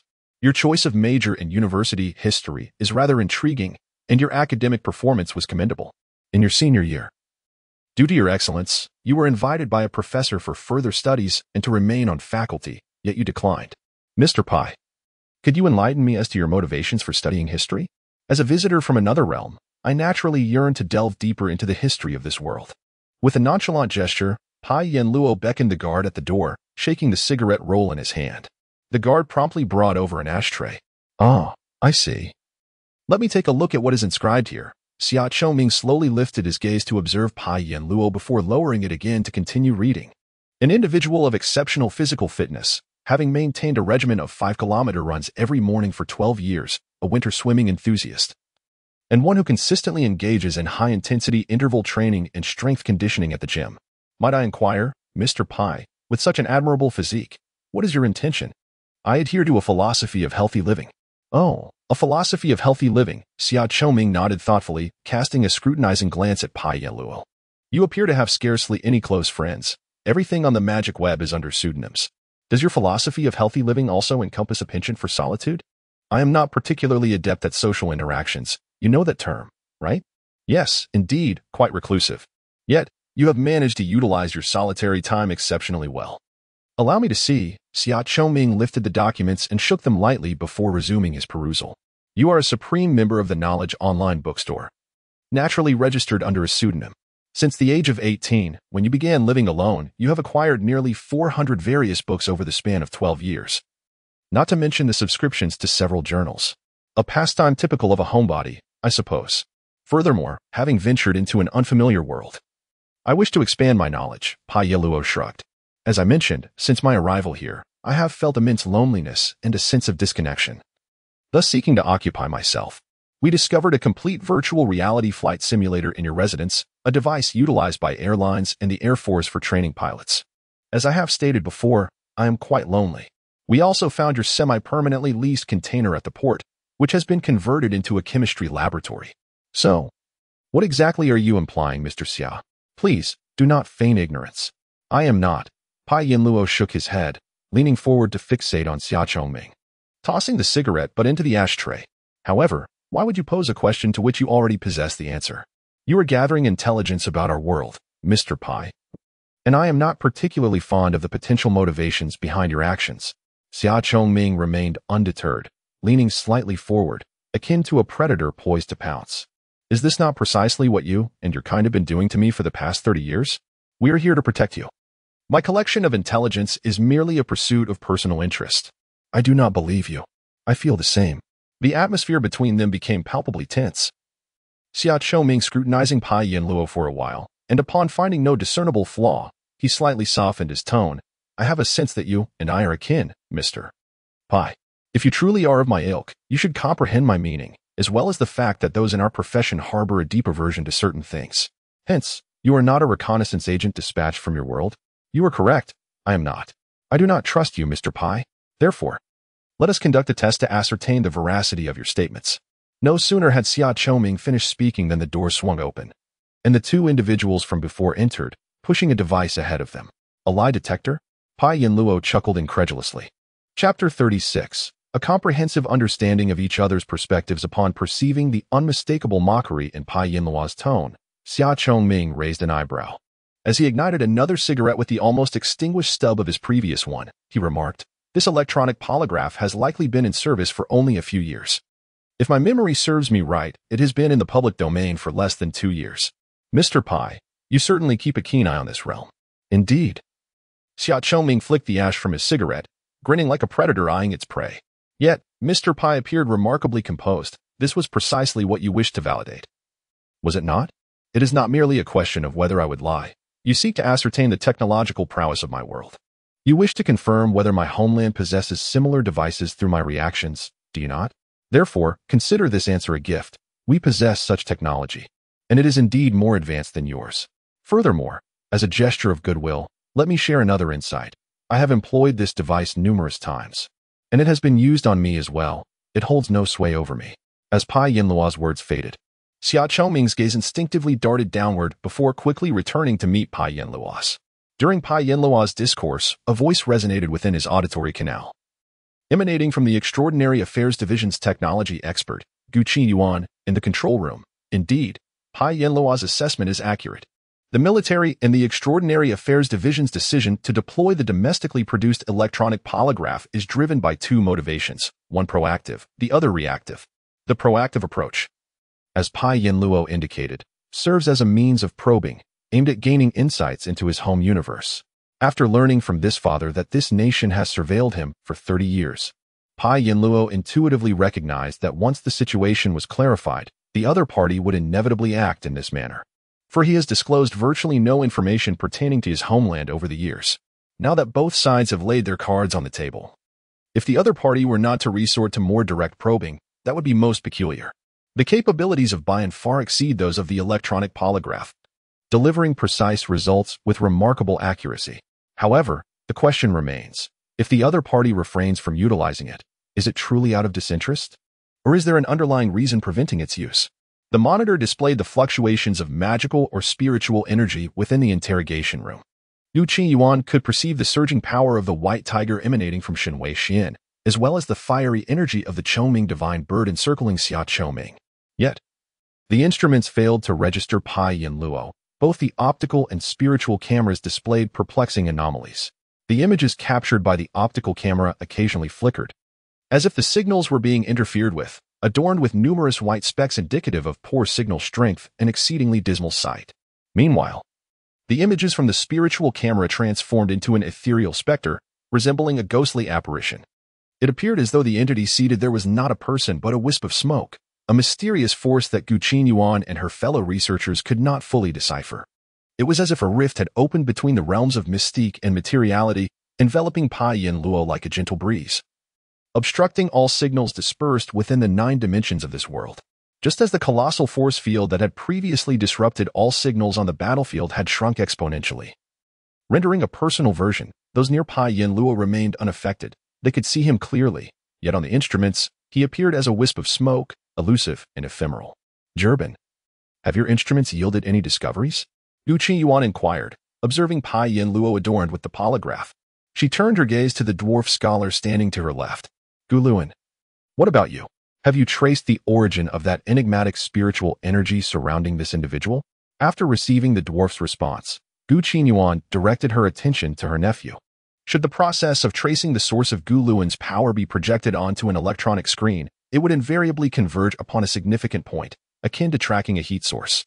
Yet, the mysterious energy surrounding Pai Yin Luo, within Gu Luan's spiritual perception, was not represented as a singular point, but rather as countless minuscule lights scattered like stars in the enigmatic space. I am unable to ascertain the deity or divine beast from which this power emanates. I harbor a hypothesis, yet it necessitates time and your cooperation for verification. Now is not the opportune moment. Let us allow His Excellency the General to proceed, Gu Luan lamented, shaking his head in resignation. You hear that, Your Excellency? Please continue. Gu Qiyuan communicated through the transceiver. Upon receiving the update, Xia Chongming observed the array of connections and interfaces affixed to Pai Yin Luo, retrieved a prepared list of questions from his documents, and addressed Pai Yin Luo. Now, let us commence, Mr. Pai. The first question, approximately 30 minutes later. Xia Chongming scrutinized Pai Yin Luo with a grave expression, pushing aside the polygraph questions, taking a sip of water, and stating with utmost seriousness, upon hearing this. A polite smile graced Pai Yin Luo's lips. He raised his hand, gesturing with his index and middle fingers. Xia Chongming placed a cigarette in Pai Yin Luo's hand, who ignited it with a fire crystal, inhaling deeply before using his fingers to collect the fallen ash. Tracing 2 marks of differing widths on the table with his thumb and pinky. I presume this signifies the answer? Xia Chongming inquired, glancing at the 2 marks and then at Pai Yin Luo. Could you enlighten me as to which mark is broader? Naturally, it is this one. Xia Chongming indicated the distinctly broader mark made by his thumb. Why do you assert that? Pai Yin Luo inquired with a seemingly absurd question. This. Simply because it is the broader one. Indeed, this mark is broader. While you may express this without issue, how will the machine discern it? Does the machine possess the logic that resides in your mind? No, certainly not. The machine's logic is derived from the parameters we have established, thickness, length, as well as truth and deception. Upon hearing Pai Yin Luo's words, which were distorted through signal transmission, the dwarf scholar Torben Mekatok in the control room momentarily froze. Then stiffly turned to Gu Qiyuan, exclaiming, Where did you find this oddity? How did he manage to identify the polygraph's vulnerability on his first attempt? Torben, what do you mean? Let him explain. His elucidation is far more accessible than my own comprehension. With that, Torben pointed to the distorted image on the screen, and Pai Yin Luo began to elaborate. The essence of semantics dwells between the truths and lies of sentient beings. Machines lack understanding.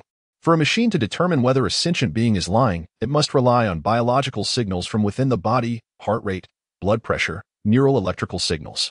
To ascertain whether an individual is lying through these signals, a standard must first be established for the machine regarding what signals signify a lie. I grasp your meaning. Xia Chongming, astute as he was, comprehended the latest joint invention's flaw without awaiting Pai Yin Luo's full explanation. Indeed, as Pai Yin Luo articulated, the machine must first establish a standard for the subject being tested, for first, the machine does not comprehend the nature of deception, and secondly, the biological signals resulting from lies lack a universal standard. Thus, the flaw emerges, since the machine's definition of deception is dictated by the subject being tested. What if the subject presents an inaccurate standard? The air within the room seemed to freeze momentarily after Pai Yin Luo finished speaking. Xia Chongming, with an impassive expression, stared at Pai Yin Luo for a considerable time before suddenly smiling and saying, I wonder if, in the future, Mr. Pai would be willing to assist us in enhancing our technology. If that day comes, perhaps you would believe that I am here not to invade but to observe. You and I, Xia Chongming gestured between Pai Yin Luo and himself. People like us consider trust a luxury. I am pleased that Mr. Pai has candidly showcased the advanced technology of your homeland. However, I wonder if you would be willing to share more about your origins? After all, you have studied us for 30 years. It is only fair to reciprocate. Just as the air, which had just unthawed, became tense again, Pai Yin Luo placed his cigarette on the ashtray, leaned back against the chair, and replied, You have also studied me for 30 years. This is a mutual exploration. Let us refrain from verbal games, shall we? We have observed you for 30 years, yet Mr. Pai, You were truly remarkable. For 3 decades, we have received little of value in return. Conversely, you have, with our tacit approval, researched the entirety of the world. When I spoke of reciprocity, I was not mistaken. A discernible tone of serious threat tinged Xia Chongming's voice. I appreciate your generosity, Pai Yinluo nodded, but then abruptly shifted the conversation. However, much like you, I vowed to protect my nation and my people, safeguarding their security and the secrets intertwined with it. Just as you are concerned I may be an advanced scout for an invasion, I too worry that you have brought me here to glean information for the purpose of invading my homeland. Therefore, I advise Mr. Xia not to waste his efforts.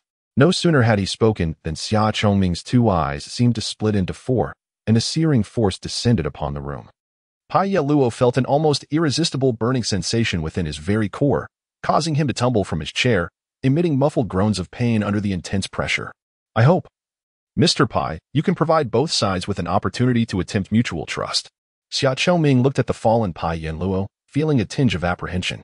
He gambled on the notion that since Pai Yeluo was a fellow professional, his training might resemble his own, that under torture, rather than resisting heroically to the death as portrayed in films, one should selectively divulge trivial or unverifiable information to buy time and preserve life, thus creating opportunities for rescue. Xia Chongming hoped Pai Yenluo would adopt this strategy, for any information regarding another world that he might divulge would be invaluable. Furthermore, if there were indeed other scouts in this world, perhaps he could draw out the suspected infiltrators he had long suspected but had never been able to prove. Under Xia Chongming's watchful gaze, Pai Yenluo, drenched in sweat, weakly climbed back into his chair. Gathering his strength, he said, I will write something for you as a gesture of my sincerity. You surely understand the purpose behind it. Yes, I will write something for you, but after that encounter, my head is spinning even more. I must wear my glasses to better articulate my thoughts. Could you please fetch my glasses from that small table over there? With that, Pai Yeluo gestured towards his sports glasses resting on a nearby table. Chapter 37. Discovering the benefits of dialogue eyeglasses, pen, paper. Among the 3 items mentioned by Pai Yenluo, 2 raised the vigilance of Xia Chongming and his associates. First was the pen, which, while generally not regarded as a lethal weapon, could become quite dangerous in the hands of someone trained in close combat. Xia Chongming was acutely aware that a pen, provided it met a certain hardness standard, could inflict significant harm. The more conventional target would be the eyes, while a more specialized point of attack could be located just 2 millimeters beneath the 3rd rib of a human. Next was the paper. The combination of pen and paper constituted a perilous duo. Those endowed with spiritual energy or capable of channeling it could manipulate words to form inscriptions and spiritual diagrams, which could possess devastating powers. One of Xia Chongming's subordinates was a master of inscriptions, capable of embedding arrays for storing and activating spiritual energy within seemingly innocuous letters. Such letters appeared harmless upon opening and posed no danger during casual reading. However, once the letter detected the target's voice or fingerprint, it would trigger the inscribed array, resulting in an explosion. When Pai Yenluo requested the eyeglasses, pen, and paper, a report came through Xia Chongming's earpiece. We have records indicating that the lenses were fitted at the shop outside. As for the frame, although it is a high-end model produced by Jingsong Company, our recent scan revealed nothing concealed within. Hearing this, Xia Chongming shook his head at Pai Yenluo. Mr. Pai, I apologize, but we cannot provide you with the pen and paper. If you wish to collaborate, verbal accounts will suffice. We have personnel to record. Then can you at least let me wear the glasses? I am feeling dizzy otherwise. Pai Yenluo indeed had issues with myopia and a degree of astigmatism. Xia Chongming's earpiece relayed another report. Mr. Pai appears to have some vision problems. Has he been reading too much data? As he spoke, Xia Chongming gestured for his subordinate to hand the glasses to Pai Yeluo. As Shen Weishin held the glasses, he scrutinized Pai Yeluo closely, only relinquishing the glasses when he detected no signs of nefarious intent. Yet, inexplicably, despite Pai Yenluo appearing entirely normal, albeit somewhat feeble, Shen Weishin felt an instinctive alarm akin to that of a white tiger raging within his mind. However, just as Shen Weishin stepped back from Pai Yeluo, the latter's actions abruptly shifted. He thrust the temple of the glasses into his mouth. The hearts of everyone present collectively leaped in alarm. Mr. Pai, what are you doing? Xia Chongming began to inquire, but was cut off by Pai Yenluo's urgent declaration. The temple contains a toxin for which you have no quick antidote. I have heard that when I die, in the moment my soul crosses the barrier, it is beyond your control, or that of any deity in this world. In that instant, my existence will be known to all the gods in the mysterious realm, correct? Upon hearing Pai Yinluo's rapid utterance, Shenwei Xian, Xia Choming, and all others poised for action felt as though time itself had been suspended. For Pai Yinluo spoke the truth in the material world. They could sequester him as a secret, controlling or protecting him. Yet in the mysterious realm, the gods of the Republic and their divine allies could collaborate. However, there existed a fleeting moment that neither mortals nor deities could govern. The instant when a soul transcends the barriers of the material universe upon death. In that moment, no technology of the material realm nor spells of the deities in the mysterious realm could obscure it. Each soul that crossed the threshold would create ripples in the mysterious realm, perceptible to all its inhabitants. This is precisely why various pantheons established comprehensive systems for guiding souls, to protect them from being ensnared by malevolent entities before they could be directed toward normal reincarnation processes. Yet for Pai Yinluo, the crux of the matter lay not in whether the deities of the mysterious realm could safeguard him, but rather in ensuring that he did not die at all.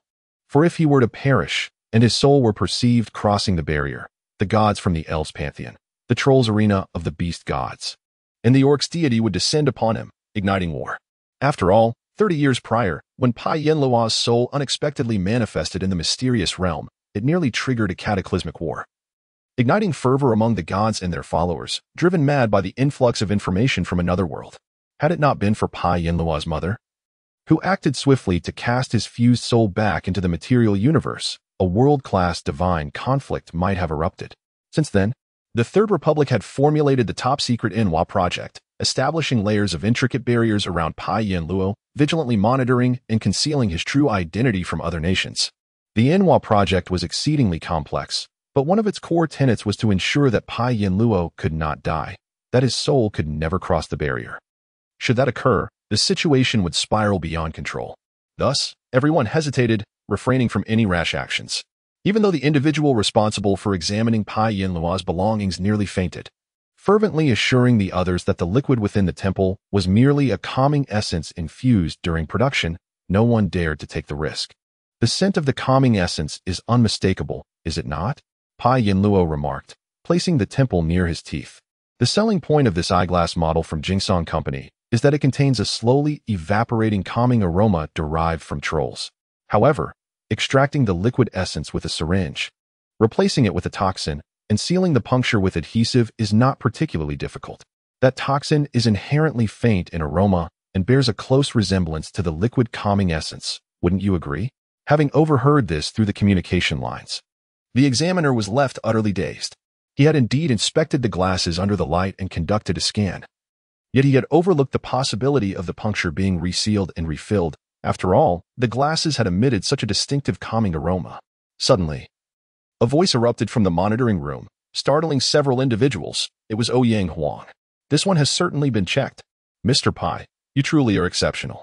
Despite the escalating tension in the sub-monitoring room, Xia Choming, seasoned by countless storms, maintained his composure, sitting down leisurely and lighting a cigarette. It was evident that he was unfazed by the specter of death. For those of us in this profession, isn't that merely part of the job?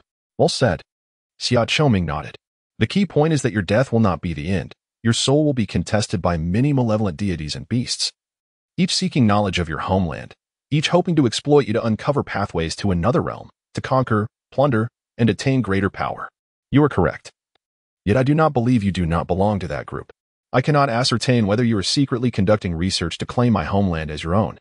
If that is the case, I would prefer to see you engage in a dog-eat-dog conflict, leaving you both mutually annihilated, preferably self-destructing. Pai Yinluo regarded Xia Choming coldly. You once stated that you would do anything for your homeland. I am no different.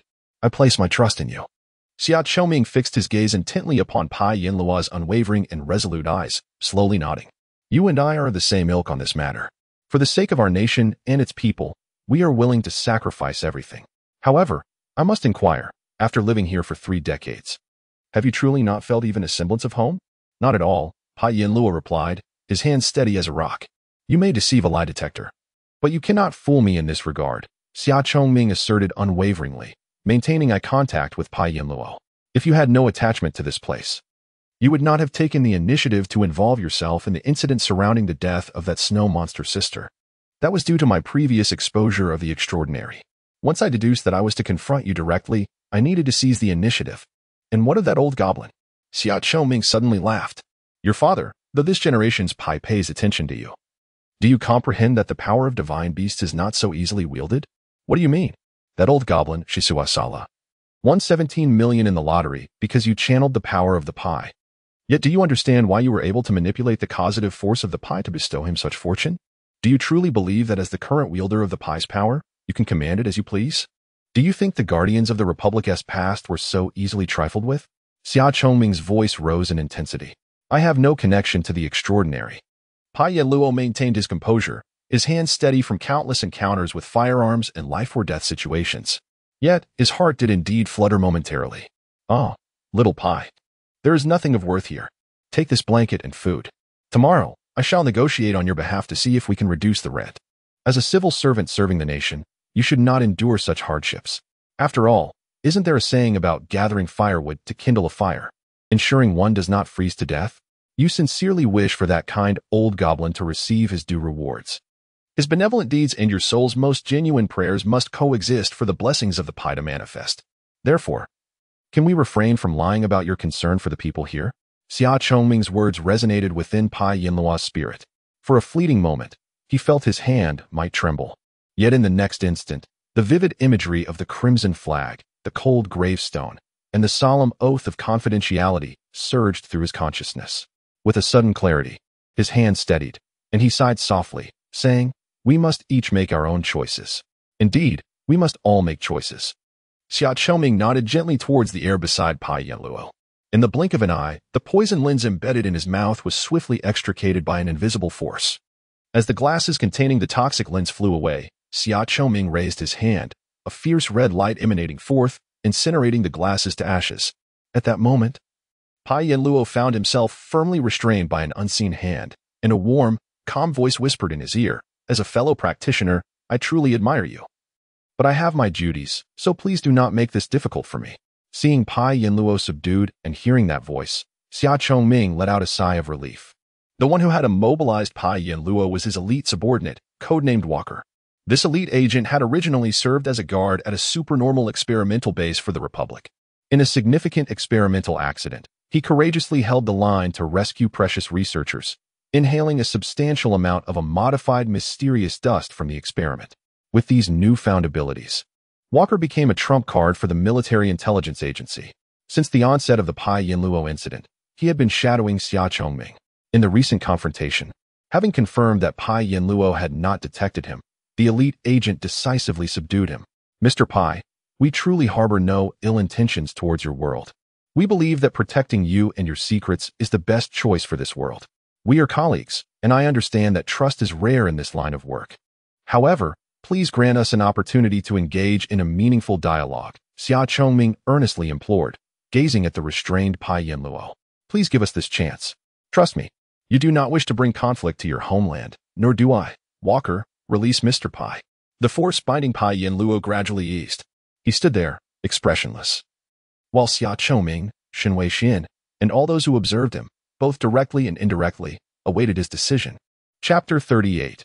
Establishing a strategic partnership with the premise of enhancing mutual understanding. This profession embodies a paradox born from its inherent secrecy and uniqueness. In this field, precise and unequivocal answers are a rarity, and absolute allies or adversaries seldom exist. What prevails is an unwavering loyalty to one's nation, accompanied by an endless tide of hostility and suspicion. Those engaged in this line of work often find themselves estranged from their closest friends and family. The deeper they delve into their duties, the more isolated they become. Without a resilient spirit, one may begin to doubt everything, believing that apart from their superiors, no one in their vicinity can be trusted, and that everyone around them harbors the potential for betrayal. This trend may not be immediately evident among frontline intelligence officers, but it intensifies significantly at higher echelons. Those in senior positions require not only profound wisdom and exceptional talent, but also unwavering resolve and faith. They must possess the ability to analyze and scrutinize all matters without succumbing to the abyss of delusion. A mere infatuation with intelligence gathering is insufficient. The process of waiting for counterparts to decide on collaboration is excruciating, akin to the fervent anticipation before an intimate moment with a partner, intense yet unfulfilled, with an acute awareness of the uncertainty of whether the other party will share in the climax. In this charged atmosphere, a sudden voice crackled through Xia Chongming's earpiece. "General, we have an emergency." Xia felt a twinge of displeasure. Yet he recognized the voice as that of the leader of a team dispatched to oversee the leased container laboratory at the port. He understood that if the situation did not necessitate his attention, the team would not disturb him. Rising, he excused himself from Pai Yanluo, stepping outside. Once in the corridor, Xia inquired softly, "What is the emergency?" "We encountered a critical safety incident during our control of the laboratory." As his subordinate succinctly detailed the unfolding events, Xia quickly grasped the gravity of the situation. The team had successfully entered the laboratory. Everything had proceeded smoothly. No traps or self-destruct mechanisms were present.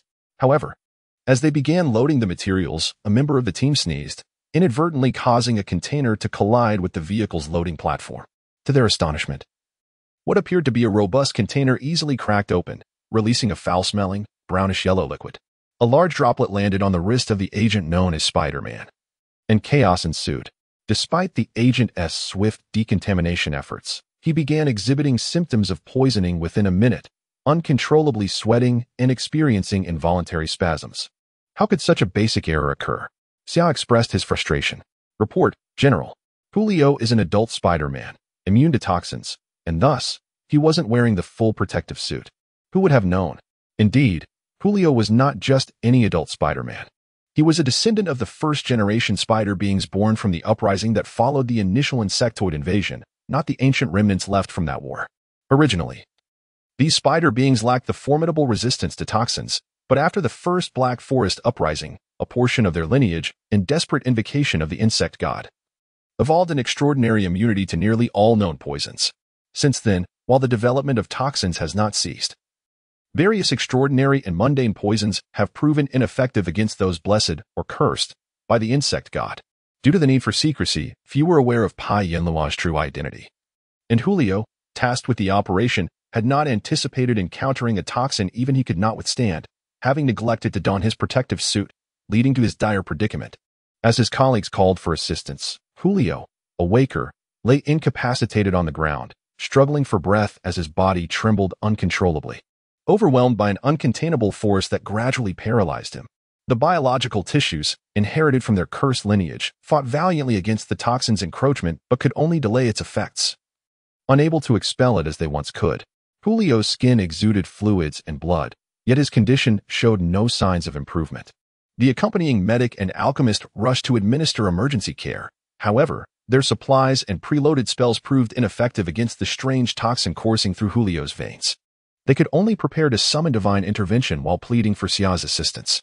After all, those who created the toxin would likely possess the antidote. "General, Julio's condition is deteriorating. We are implementing emergency measures, but what about you?" "I understand." Upon hearing Xia's rapid account of the unfortunate agent's state and the nature of the toxin, Pai Yanluo remained silent, scrutinizing Xia's expression as if seeking insight into the situation. His thoughts began to race parallel to Xia's. Once Xia concluded, Pai Yanluo promptly interjected. "Next to that container, there are 2 syringes, one labeled EA 2192. Administer it to your personnel immediately."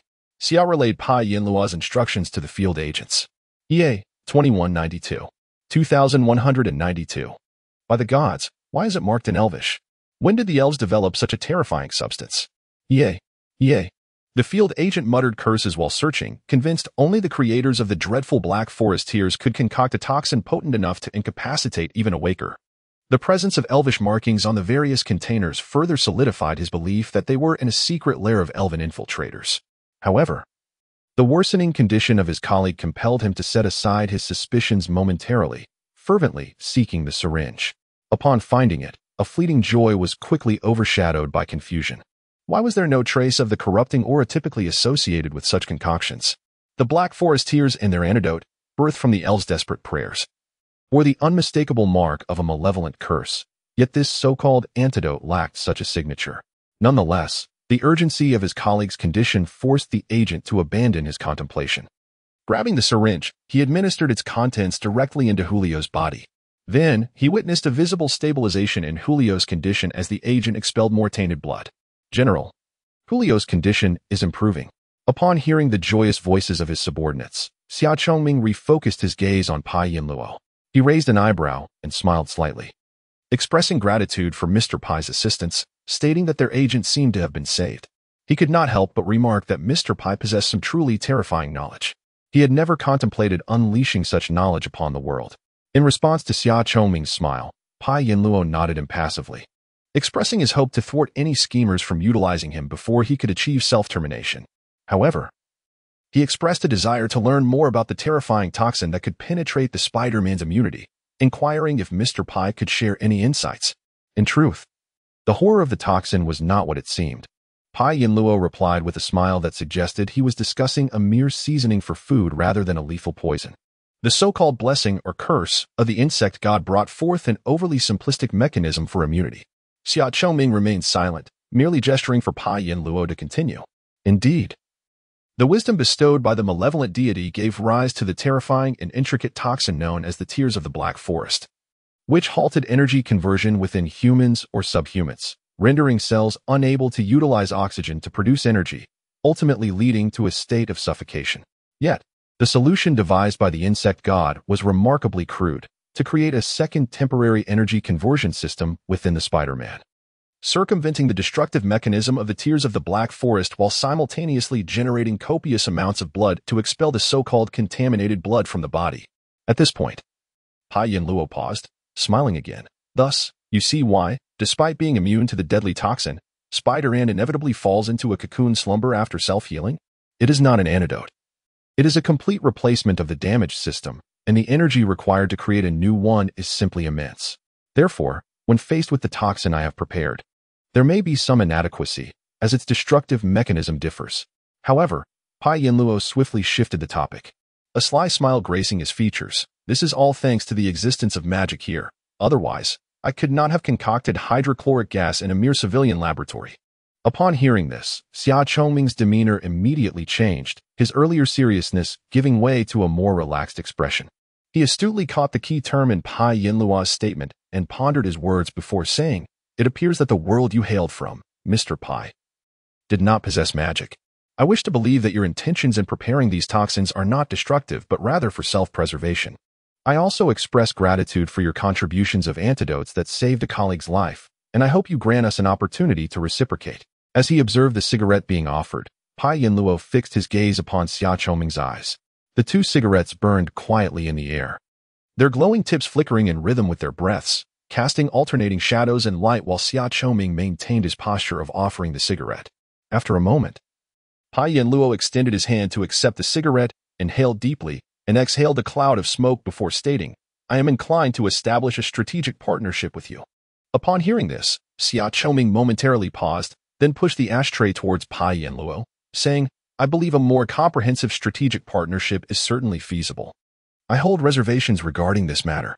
Pai Yinluo flicked the ash from his cigarette and nudged the ashtray back towards Xia Chongming, adding, "Thus far, I have yet to witness your genuine intentions in this matter, such as providing me with a clear and sincere analysis of why, only here, I have no opportunity to utilize my minor inventions." Pai Yinluo took another puff of his cigarette and flicked the ash again. "Let us eat while we converse." "Very well," Xia Chongming replied with evident delight. "What would you like to have, Mr. Pai? I can have someone prepare it. The dishes from Longyi province are quite to my liking." "Longyi province? The flavors there. I shall indulge and accompany you in trying them. Please prepare some signature dishes from Longyi province.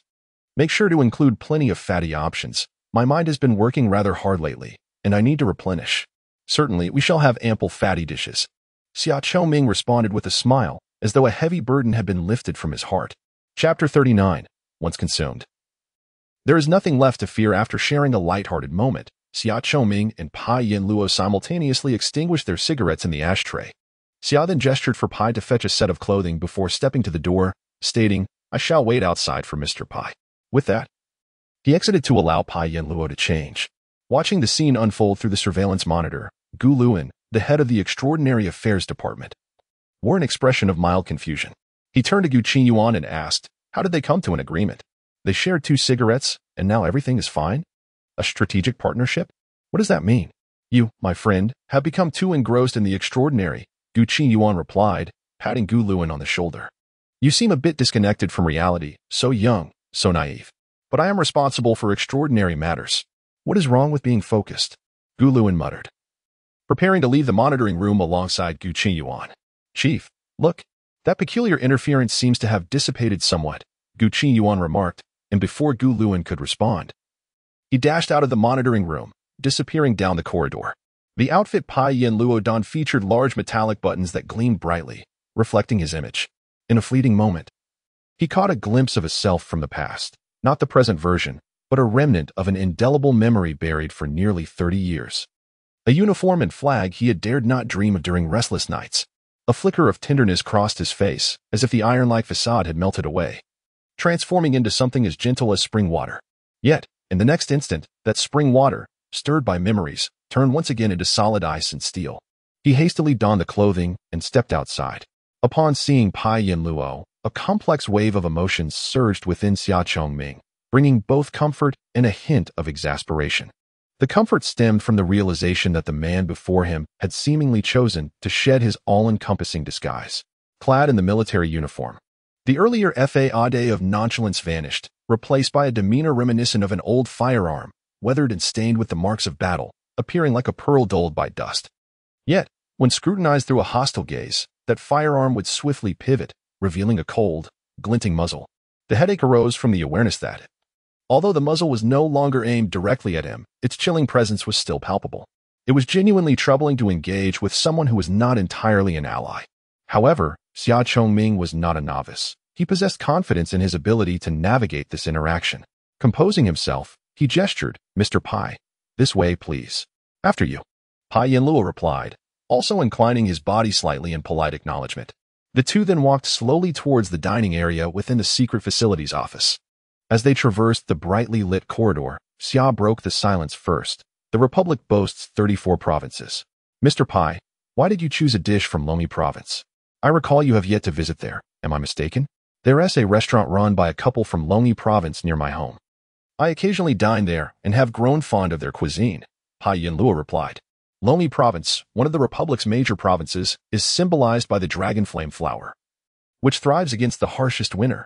The region is known for its values of loyalty, martial spirit, and self-improvement, with its culinary offerings reflecting a bold and vigorous character, emphasizing sharp knife skills and a penchant for sour and spicy flavors, particularly heat. Among the 3 provinces in the Republic renowned for their spicy cuisine, Lomi province is notable for its insistence on heat, alongside Yulong and Qilong provinces. Pai Yin Luo cherished the dishes from Lomi province, though he would not divulge the true reason to Xia Chongming. The flavors reminded him of past times when his former superior would request the guards to dry roast a few chili peppers, which they would enjoy together with homemade liquor. Sweating profusely from the heat, he used to say, "Once you eat these peppers, there is nothing left to fear. I brought the seeds and soil from my hometown. It's authentic. Eat up, and then we can continue our work." Though he had traversed a shadowy path in the latter half of his life prior to arriving in this alternate world, he was distinct from those selected from the common folk. He hailed from a military background, although subsequent training had dulled the gunpowder and blood that once permeated his being. Certain remnants, like shrapnel embedded in his soul, could never be eradicated. As he entered the room, the unmistakable scent of iron and blood enveloped him, a refreshing relief akin to rain after a prolonged drought. Pai Yin Luo felt a renewed conviction in the accuracy of his earlier assessments. In that moment, Xia Chongming observed subtle changes in Pai's expression, affirming that hosting this individual in the office was indeed a wise decision. The fleeting comfort on Pai Yin Luo's face convinced Xia that their backgrounds were likely similar, and he was adept at navigating conversations with such individuals. Once seated, the office door swung open, revealing a soldier clad in military uniform who entered with a large platter of hastily prepared specialty dishes from Lomi province. The aromas wafting from the dishes were tantalizing, though they were served not on elegant human-crafted tableware, but rather in 6 large metal containers, standard military rations. With a forceful thud, the soldier placed each container on the table, standing at attention as he reported, "All dishes are ready." His voice resonated so loudly that even the spoons on the iron tray trembled. After the soldier exited, Xia gestured towards one of the boxes, revealing a vibrant dish of stir-fried gentleman's vegetable with dragon fruit. "Mr. Pai, do give this a try." At the mention of dragon fruit, Pai Yin Luo nearly lost his composure, fighting back laughter. The term evoked fond memories. In his hometown, dragon fruit referred to a round fruit with purple flesh, while here, it signified the bright red chili peppers of his memory. Many might find the combination of bitter and spicy flavors challenging, Yet Pai Yinluo relished it, as it reminded him of a wild vegetable called jin from his homeland, a flavor that many found repulsive, yet he had initially accompanied his superior to eat it, later becoming addicted, much like the bittersweet dish before him. Seeing Pai Yinluo enjoy the meal brought Xia Chongming joy. There is an ancient saying among humans, when sharing a bowl and drinking from the same pot, one truly shares life together. The fact that they could dine together boded well for the conversation ahead. With this thought, Xia smiled, took a bite of his own dish, and poured a glass of warm water for Pai Yinluo, then leisurely began, "I sense there are matters you wish to discuss, Mr. Pai. Why not pose your inquiries? Afterward, I shall explain why your importance cannot be overstated and why collaborating with us is indeed the best choice." Upon hearing the news, Pai Yinluo set down his utensils and glanced at Xia Chongming. "It truly is remarkable. Once this matter arises, it seems I cannot conceal it from you. Since you, Mr. Xia, are so considerate, I shall not be coy. Could you perhaps elucidate why I suddenly find myself less hungry?" This question had emerged in Pai Yinluo's mind after he swallowed his first bite of food. Over the years, he had accustomed himself to suppressing his formidable appetite through sheer willpower. However, after consuming that initial morsel, he was astonished to find that insatiable hunger had vanished. This bemusement was evident, perhaps due to a slight lapse in his expression management, which Xia Chongming noticed. Mr. Pai's father, if I may phrase it thus. Xia Chongming paused, observing Pai Yinluo's lack of objection before continuing. He is one of the two current custodians of the Pishio's power. The Pishio's strength watches over Mr. Pai, warding off any malevolent entities daring to intrude upon him, but it also possesses a secondary effect. The Pishio attracts wealth, yet it does not indulge in gluttony. Could it be attributed to the legends surrounding the martial sage? Though the legends indeed depict the Pishio as having an enormous appetite, Xia Chongming chuckled and shook his head. That is not the case. It is merely an illusion brought about by the Pishio's wealth-attracting ability for those untrained in its nuances. An illusion? Pai Yinluo responded swiftly. Are you suggesting that my consciousness misinterpreted the desire for wealth as hunger? Precisely, Mr. Pai. A trained extraordinary individual can cultivate their awareness to comprehend such desires correctly, thereby avoiding this fallacy. However, you must be wondering why, despite being untrained, the illusion of gluttony has abruptly dissipated. The answer lies in the fact that you recently completed a Pishio blessing. You mean? Indeed, Xia Chongming nodded at Pai Yinluo's dawning realization. The goblin. You bestowed your accumulated fortune over the years as a blessing. This is the duty of those endowed with the Pishio's power. Failure to fulfill this obligation results in significant repercussions. Once it is expended, the side effects vanish. Repercussions? Pray, enlighten me. Justice. Indeed. Xia Chongming observed the contemplative Pai Yinluo and continued, to carry firewood for the many should not meet its demise in the tempest, nor should it perish by magic or divine power. Such extraordinary forces, which transcend worldly logic, exist to prevent our world from descending into malevolence and depravity. This is the essence of the magic and deities revered by humanity. Forces born of the world's irrationality. Precisely, the Pishio's strength is no different. Its executors, the apostles of its might, wrest wealth from the grasp of the greedy who pray to the malevolent deities for ill-gotten gains, returning it to the laborers who rightfully deserve it. This is their duty. Thus, when one fails to fulfill their responsibilities, one is reminded. So, it turns out that my dreadful appetite serves as a reminder. I shall refrain from inquiring why you have not alerted me all these years. Our failure to remind you, Mr. Pai, stems from our genuine inability to do so. You see, your true identity is one of the nation's most closely guarded secrets. We have sacrificed much to ensure that certain nations and deities do not discover you. Tell me why? Pai Yinluo raised his gaze, looking earnestly at Xia Chongming. Chapter 40 The End of History. Xia Chongming did not speak immediately. Instead, he first served 2 pieces of meat to Pai Yinluo before beginning. If Mr. Pai wishes for a comprehensive explanation regarding the significance of peace and stability in this world, as well as the rationale for our cooperation, I must commence with the annals of history. This cannot be succinctly articulated in just a few sentences. Let us eat while we converse. Although the side effects of the Pishio's power have dissipated, Mr. Pai still requires sustenance, does he not? As Pai Yinluo chewed on a piece of braised meat, he nodded at Xia Chongming, urging him to proceed. The history of the world is vast and intricate, akin to a towering tree, with countless branches above ground and roots sprawling in the dark depths below. To comprehend the world's history, Pai Yinluo had even pursued studies in history, familiarizing himself with both branches and roots. Yet, He was eager to hear Xia Chongming's insights, as this represented an ongoing assessment of mutual sincerity. Furthermore, as one who had left marks in the sands of time with a blade and had his blood sanctified by history, Pai Yanluo understood all too well that history is not always as clear as the world histories one might purchase at a roadside bookstore. There are many murky aspects within it. Such elements are known to individuals like Xia Chongming, and he yearned to hear his perspective.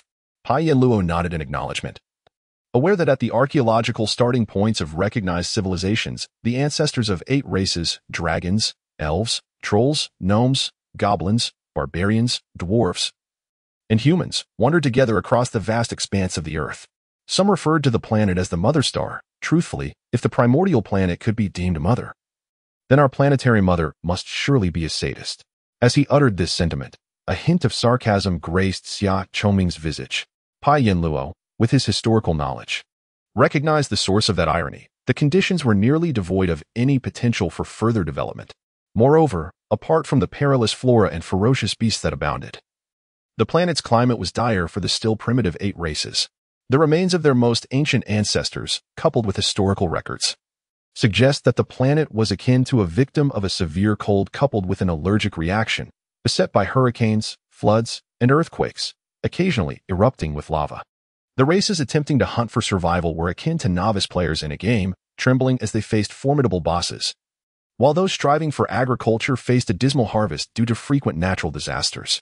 A group of fledgling adventurers, a band of blue-green mystics, and level 1 ships battling SPEX were at the brink of demise. Of course, we have reason to speculate that all of this may be inextricably linked to the Kyra insectoid clan, but that matter shall be discussed later. Xia Chongming waved his hand dismissively, serving himself another bite of vegetables, then gestured toward the dragon statue on the table and remarked, at that time, the dragon race may have fared somewhat better. Pai Yanluo nodded in agreement, aware that the dragons likely thrive comparatively well as natural flyers. They started off on a different plane than the other 7 races on the ground. They faced only the harsh climate and a limited number of aerial predators, thus avoiding the ground's monsters, flora, and natural disasters. Nevertheless, even under such conditions, life was not easy for the dragons. If we are to speak of an auspicious beginning, the gnomes appear to be the only race that seemed to enjoy a fortuitous start among the 8. According to scholars in archaeology, theology, and linguistics, the gnome civilization originated in a vast alluvial plain at the confluence of 2 rivers, where threats from beasts and dangerous plants were minimal, allowing them to develop with relative ease. However, the initially prosperous gnomes later encountered a mysterious historical rupture, referred to by future historians and archaeologists as the Great Rift. Their flourishing civilization seemingly collapsed overnight, transforming their once fertile plains into barren wasteland, plunging the gnomes from the pinnacle of development to a position of vulnerability. Do you have any insights regarding the Great Rift? Pai Yanluo inquired suddenly. Regrettably, no, Xia Chongming replied, raising his hand to indicate his ignorance. Of course, like everyone else, we suspect it may have been the machinations of the Kyra insectoid clan, but there is no evidence. After all, none of us have had the experience of confronting the ruling consciousness and demanding answers. However, regardless of the circumstances, the historical remnants we encounter indicate that the ancestors of the 8 races endured a truly wretched existence. Indeed, exceedingly dreadful.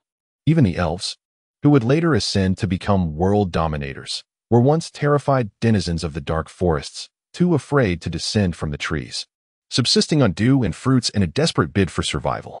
As for the dwarves, those unfortunate beings initially sheltered in caves, daring to venture out only when the sun was at its zenith, were preyed upon by the ferocious beasts as easily as anteaters unearthing their underground nests. Furthermore, the trolls, once vociferously proclaiming Cargoland as dingo while engaging in fierce battles with the elves, were, in that era, akin to parasitic organisms clinging to the great beasts of their continent, evoking images of repugnant parasites in Pai Yanluo's mind. Yet, one cannot blame the trolls. After all, while the beasts of other races were akin to dinosaurs, there's resembled creatures emerging from the island of Skull Island. The orc barbarians, who now dominate the frozen north, tasked with suppressing the northern insect nests and keeping the undead at bay, were once precariously isolated on the tundra, trembling daily as they evaded predators while foraging for mushrooms and moss to eat.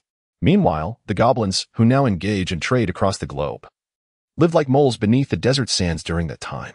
Regarding the ancestors of humans, they were scattered across the world, unaware of their racial talents, lacking the ability to climb trees, burrow underground, or soar through the skies. The human ancestors merely relied on their remarkably potent reproductive capabilities, struggling to survive on the continent, sacrificing their kin to pave the way to the future. Logically speaking, it should have been impossible for the 8 races to flourish. However, in the chronicles of history, there always exists that moment of but. This world is no exception. Amidst such harsh conditions, there were 3 primordial races that first awoke. They were the dragons, the elves, and surprisingly, the trolls, who would later be deemed the most unlikely by historians. The specifics of this historical account can only be surmised through available information. The essential detail that can be gleaned is that the elves finally managed to rouse their deity. The dimension later referred to by humans as the mysterious realm is a space birthed from the thoughts, beliefs, or, one might say, the spiritual energies of living beings. The soul's power, along with their thoughts and emotions, coalesced within that special dimension, growing ever stronger until achieving self-awareness. This surge of energy allowed the essence of the deity to permeate dimensions, infusing the elves with resilience and longevity, qualities they had fervently prayed for. As they had once been fragile and short-lived, empowered, the elves gradually established their footing within the harsh environment of the dark forests, fervently believing in the divinity they had originally conjured from despair. This gradually intensified the religious atmosphere among the elves, who pursued this newfound power, offering ever more prayers, ultimately leading to the complete awakening of Deus, the primordial deity of the elves. The essence of the elven ancestors began to swirl around them like a gentle breeze, carving a path through their previously insurmountable living conditions and enabling the establishment of the first elven kingdom. From that moment onward, an absolute reverence for power became ingrained in the very bones of the elves, and Deus acquired the title of God of War. At that time, the elves could not comprehend the cyclical nature of this power. Yet, in their innocence, they sensed that their prayers summoned strength, following a surge in martial prowess. As their lives gradually stabilized, allowing them to sleep soundly and sate their hunger, the elves' spiritual realm naturally began to expand. They subsequently created a pantheon of deities, shaped by their aspirations and mystical interpretations of the world, and began to offer their prayers. Indeed, I recall the records in the text stating that, according to the investigations of archaeologists and theologians, the trolls were indeed a race that awakened their own deities afterward. However, their deities differed due to the contrasting environments in which their races existed. If the elves faced the ferocious carnivorous plants and beasts of the dark forest, the trolls' initial homeland was a starting point far more treacherous than hell itself. While the elves could barely rely on primitive tools to fend off predators, living at the treetops against a group of creatures less adept at climbing, they managed to awaken their primordial deity, Gaius, through their struggles. In contrast, the trolls were confronted with monstrous beings as immense as mountains. Their only means of survival at that time was to incessantly offer food to these colossal beasts, relying on their mercy to endure, akin to a parasitic existence. Over time, the trolls developed a semblance of Stockholm Syndrome. The offerings they made to the giant beasts were, in truth, their own kin, whom they sacrificed in hopes of appeasing the beast's fury. These creatures, through the mystical projections of their souls, gradually attained divinity, becoming the guardians of the trolls. Fierce and empowered by the mystical forces, these beasts exacted a cruel toll for their protection, leading to the trolls' own pantheon of beast gods. The initial triad of races saw the elves conjuring a pantheon of deities, each seeking mutual benefit. The trolls, on the other hand, forged their protectors and oppressors from the great beasts they sacrificed to survive, marking the genesis of the troll-beast deity system. The dragons, however, embarked on a distinct path. These wise beings, born to soar in the skies, initially possessed superior strength and fortune, eventually discovering a solitary dragon island adrift in the sea, where they settled and began to flourish. At first, the dragons too revered certain entities, but unlike the elves' fabricated gods or the troll-slave master-like beast deities, they honored their ancestors and heroes who fought valiantly for their kin, thus channeling their faith towards these heroic dragons, gradually elevating them to the status of the first divine dragons. Payamoro nodded in acknowledgement of Xia Chongming's assertions, aware of the profound impact that faith and deities wield over all races. He understood that the faith birthed from blood would inevitably propel the 3 awakened races toward one destiny: war. The first great war of ancient times remains a complex and murky event, with many uncertainties surrounding its origins and outcomes, as historians of elves, humans, and dragons unanimously agree that the trolls were the only ones utterly vanquished in the conflict, while the trolls themselves claimed victory. The debates among historians, archaeologists, and theologians regarding the First Great War are relentless, with no single narrative prevailing. After all, the passage of time has rendered historical records fragmented, and no living being from the material world could survive such an epic. Even the deities from the age of the mystical realm have perished or fragmented beyond recognition. Nevertheless, certain fragments of history remain relatively clear, including the first engagements between deities during the First Great War and some processes and outcomes of the initial clashes among the extraordinary beings. Primarily, it was the dragons and elves who, having established their foothold on Dragon Island and in the Dark Forest, began sending out advance teams to explore new homelands in response to the dangers of their pre-awakening existence, instilling in them a sense of urgency. The Dragon Advance team departed from the primordial Dragon Island, harnessing the high-altitude winds to progress southeast across the Sea of Oblivion, while the Elven fleet, propelled by the currents summoned by the sea god, sailed the same treacherous waters. Remarkably, despite their different realms, one soaring through the skies and the other navigating the seas, the Dragon and Elven advance teams coincidentally arrived at the doorstep of the Trolls' homeland, the southernmost tip of the continent known as Yamazonia, predominantly occupied by Trolls. Unlike the dragons, who could fly, and the elves, who had envisioned a sea god, the Trolls had not explored outward from the skies or the seas. However, they had thoroughly surveyed their own territory, resulting in the emergence of basic Troll settlements near the landing points of the dragons and elves. Consequently, neither party knocked on the door, they simply arrived at the Trolls' threshold. Yet, to be fair, despite their discontent, the Trolls did not immediately resort to aggression upon encountering these unfamiliar beings. Even with their historically low average IQ, they were not so foolish as to attack on sight. The Trolls even entertained the notion of greeting their visitors with a simple Dazdingo-tasting dog. However, the Trolls refrained from launching an attack, unlike their self-created beast deities, which were quite different.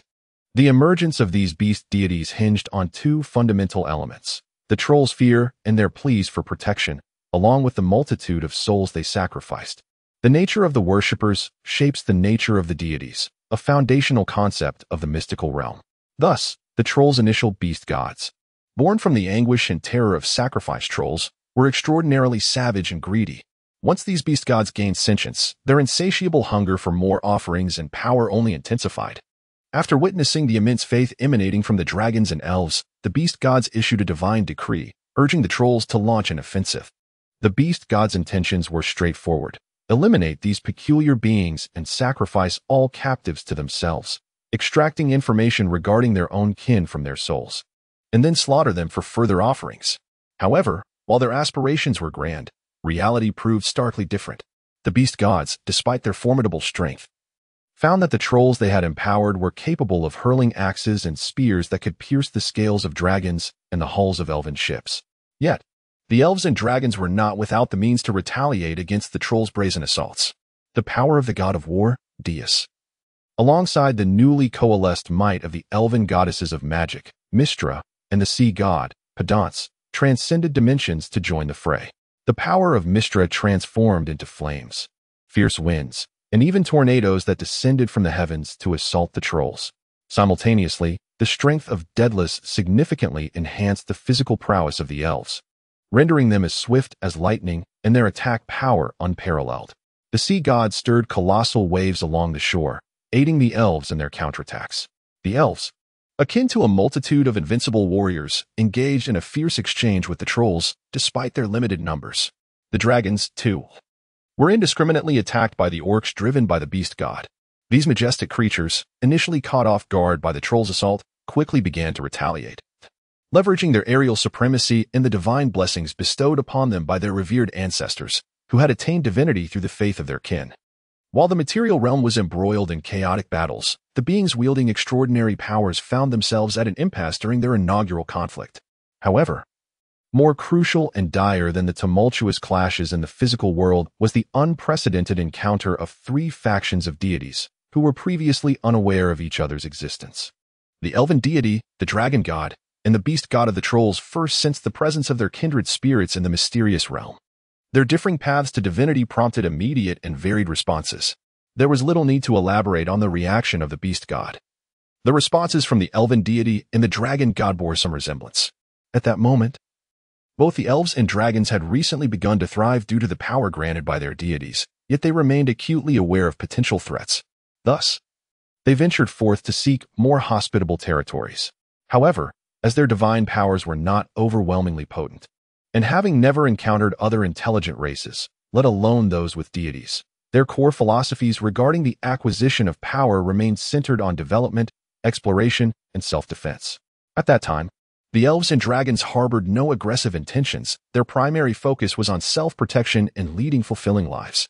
Consequently, Daedalus, Mystra, the sea god, and the dragon god exhibited little offensive capability. The scenario unfolded as one proactive entity confronted two reactive ones. Logically, one might expect that the elves and dragons, despite being outnumbered, would dominate their skirmishes against the trolls, leading to a similar outcome in the divine conflict. However, historical accounts and subsequent dialogues between the deities revealed an entirely different narrative. The beast god emerged as the most formidable entity, overpowering the elven progenitor and the dragon god in the enigmatic realm. The trolls possessed two significant advantages at that time. Firstly, their reproductive capabilities were only marginally inferior to those of humans, resulting in a substantial population. A larger populace equated to a greater number of followers and hence an abundance of faith. Secondly, the emotional contributions they offered to their deity were profound. The fear and suffering arising from sacrifices often eclipsed the fervent prayers of the pious. Due to these factors, the beast god received far more from the trolls than the elven progenitor and the dragon god did from their followers. Moreover, not only did the beast god gain more, but it also offered less in return. Once the deities attained consciousness, their actions began to be influenced by the emotions of their foundational followers. The beast god grew increasingly cruel and selfish, a consequence of the primitive ritual of sacrifice. Thus, the beast god was exceedingly cautious in bestowing power, granting only minimal strength to the trolls to foster a dependence on itself, perpetuating a cycle of ever-increasing and more brutal sacrifices. The beast god harbored no desire for its followers to become excessively powerful. In contrast, the elven and dragon deities were different. Although the elves, too, birthed their gods from the desire for survival, their environment lacked the terrifying beasts that the trolls faced. Consequently, when divine power was bestowed upon them, their lives improved dramatically, leading to greater devotion among the elves. Although they began to rely on their deities, the emotions they directed towards them were predominantly positive. Only when they felt secure and prosperous did feelings of compassion and generosity arise. The elven progenitor, Gaius, and the later emerged goddess of magic, Mystra, were benevolent towards their followers from the outset, not relying on fear to elicit greater and higher quality faith from the elves. The dragon god shared a similar approach, being a hero of the dragon race, focused on the collective well-being of their kin. Thus, while both factions had formidable followers, the divine powers of the elven progenitor and the dragon god were limited due to their smaller populations and less intense emotional contributions compared to those of the trolls. Consequently, they were not as powerful as the beast god. In the initial divine conflict, the two elven deities, Gaius and Mystra, sustained injuries. The sea god, although he managed to withdraw in time, also emerged weakened. The injuries sustained by the deities disrupted the strength of their followers, transforming once invincible beings into feeble entities, leading to the elves' collapse and the dragons suffering similarly. The initial expeditionary forces of both races were nearly annihilated, with only a single dragon escaping, while the rest either perished or were brutally sacrificed to the beast god. This marked the beginning of the ancient First War. Although not ignited by faith, it ultimately became the first war fought for belief, setting the tone for future conflicts on this planet. Following this initial battle, the three races and their deities underwent significant transformations. The elves' original doctrine began to take on a shade of cruelty. The trolls rekindled a sense of urgency among the elves, prompting the elven progenitor deities, including Daedalus, to also feel an acute sense of crisis. In an effort to cultivate more fervent faith, the elves incorporated tenets into their beliefs that warned of dire consequences for those who did not believe in Daedalus.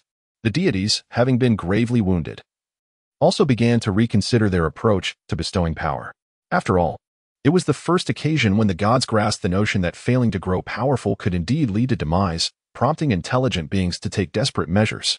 The dragons, as the race with the most challenging reproductive capabilities, concentrated their sense of urgency on population concerns.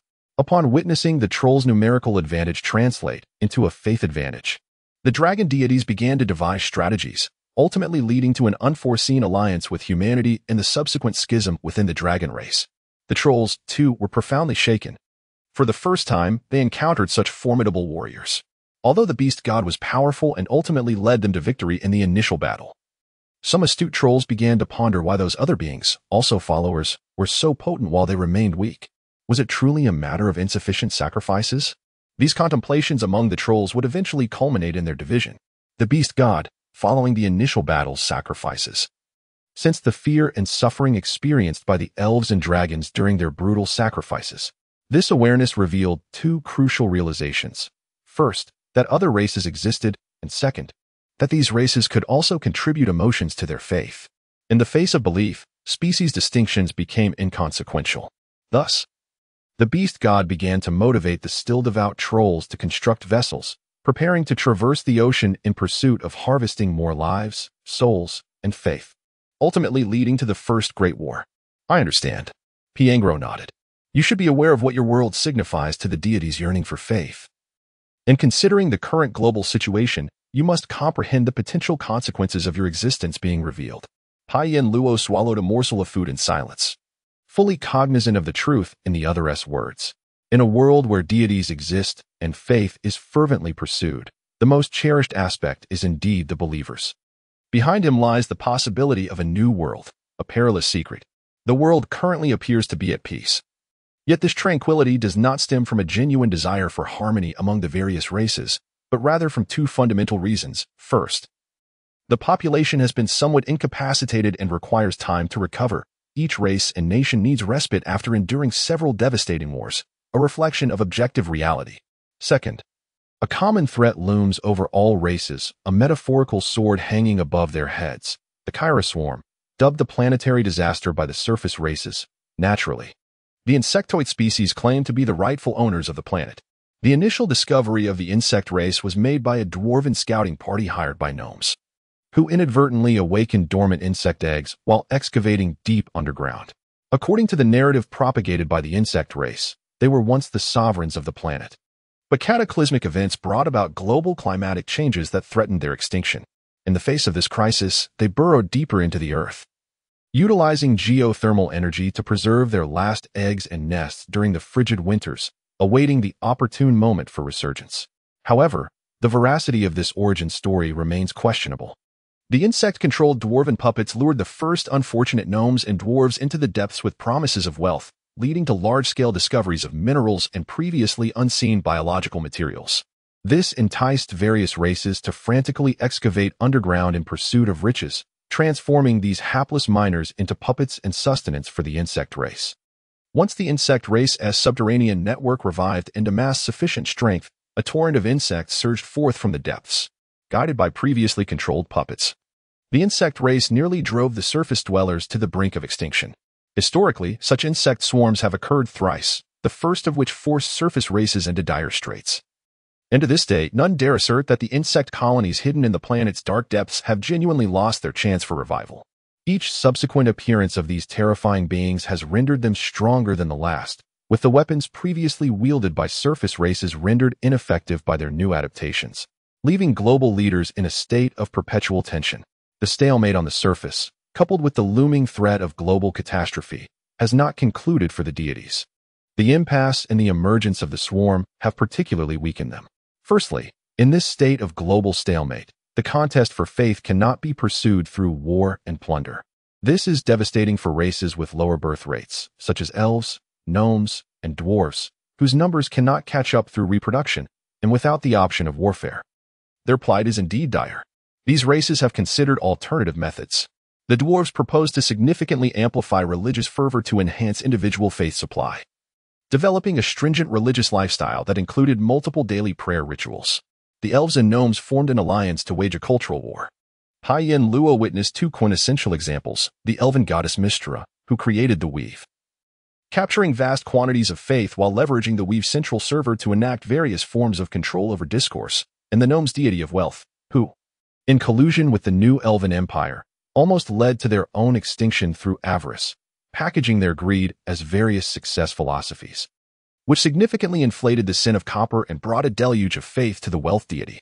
However, the dwarven religious enhancement policy spectacularly failed against the sand trolls within their territory. while the soft expansion efforts of the elves and gnomes met staunch resistance from several other races, such as the orc barbarians residing in the northern realms. These northern people, for millennia, have adhered to an unchanging philosophy of survival, firmly believing that when faced with difficulty, strike fiercely with an iron axe. If it doesn't yield, then strengthen the axe and strike harder. For years, the orc barbarians have held steadfastly to a singular belief, impervious to the corrosive influence of elves and gnomes, who are as stubborn as stones in a muck pit, with warfare not escalating and soft expansion yielding little progress. The deities of races with low birth rates are experiencing acute crises of faith. Yet, this is not the end of their troubles. For this planetary stalemate brings other repercussions for the deities. Firstly, due to the peace of the stalemate, the intelligent races have more time to learn and reflect, rather than focusing solely on survival through warfare and the enhancement of divine power via theological rituals. Thus, significant advancements in science and technology have been achieved. This may not be significant for some races, but for those whose fervor lies in religion and whose deities are primarily focused on combat, the impact is profound, as the versatility of their deities often pales in comparison to scientific progress, exemplified by the trolls whose divine power has greatly waned, or the seemingly elegant yet inherently warlike elves, who have seen little respite from conflict since the dawn of civilization. Furthermore, the deity of the Kairos swarm, referred to as the overlord by the insects, can significantly weaken or even shield against the power projection of the deities when their strength is insufficient. This compels the surface races to hasten their development of science and the amalgamation of supernatural and technological magic, further diminishing the power of certain deities. The state of the planet, surrounded by watchful eyes and unable to cooperate, with the ever-looming threat of insects emerging from below, has rendered the deities increasingly feeble in their quest to expand their realms of faith. Naturally, the exploration beyond the planet has become a prevailing theme of development. This theme diverges into two primary paths. One path is pursued by the elves, dwarves, gnomes, certain trolls, and some subraces, advocating for research into transcending eight-dimensional physical space for spatial jumps, even opening gateways to other worlds, tentatively termed the radical faction. The other path is championed by humans, dragons, gnomes, certain trolls, and some subraces who favor traditional methods of cosmic exploration, methodically establishing extraterrestrial colonies, referred to as the traditional faction. As for the orc barbarians, they have no interest in such studies. They focus on drilling technologies and weaponry, advocating for the complete annihilation of the insects without consideration for other matters. While this technological advancement fosters a certain weakening of faith, within the traditional faction, the deities of humans and dragons are inherently derived from their ancestors, unafraid of sacrifice for their descendants. The gnomes have largely embraced scientific pursuits, while the trolls in the traditional faction are those who have completely lost faith in the beast deities and others. Therefore, the traditional faction remains unperturbed. In fact, due to the Dragon King leading the charge in cosmic exploration, a surge of new faith has emerged. The research conducted by the radicals has not progressed smoothly. Their attempt to utilize the mysterious realm for spatial jumps encountered a significant obstacle, aside from those with unwavering faith. Others cannot withstand the corrosive and predatory forces of the malevolent entities within the mysterious space. Furthermore, efforts to explore other worlds through this enigmatic realm have yielded no results. Until your emergence, that is. At this point, Xia Chongming paused. For you embody not only the hope of harvesting faith from a new world, but also the key to salvaging their precarious exploration policies. 30 years ago, had it not been for our deity's swift response and the continued threat of the insectoid race, the elves would undoubtedly have taken the lead in preparing for invasion. You wouldn't want to know how much the Republic has sacrificed over these 30 years to guard the greatest secret of your world. Pa Yanluo remained silent. He did not wish to know, yet he could imagine the significance of the possibilities of another world for the drowning radicals. After a moment of contemplation, he spoke. This is all public history, Your Excellency. Could you enlighten me as to why I should cooperate with you? I mean, are you not interested in another world? By collaborating with you, would I not be inviting yet another invader to my homeland?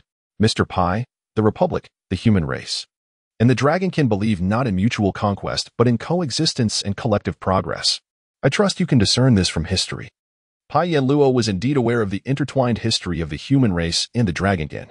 In ancient times, although humans possessed remarkable reproductive capabilities, they were unaware of their terrifying racial trait, which ensured that any offspring with other races would predominantly exhibit human characteristics. During the tumultuous conflicts of the First Ancient War, while trolls, elves, and dragons battled fiercely. Humans, scattered in wandering tribes, primarily struggled for survival on the vast, fertile plains of the central continent.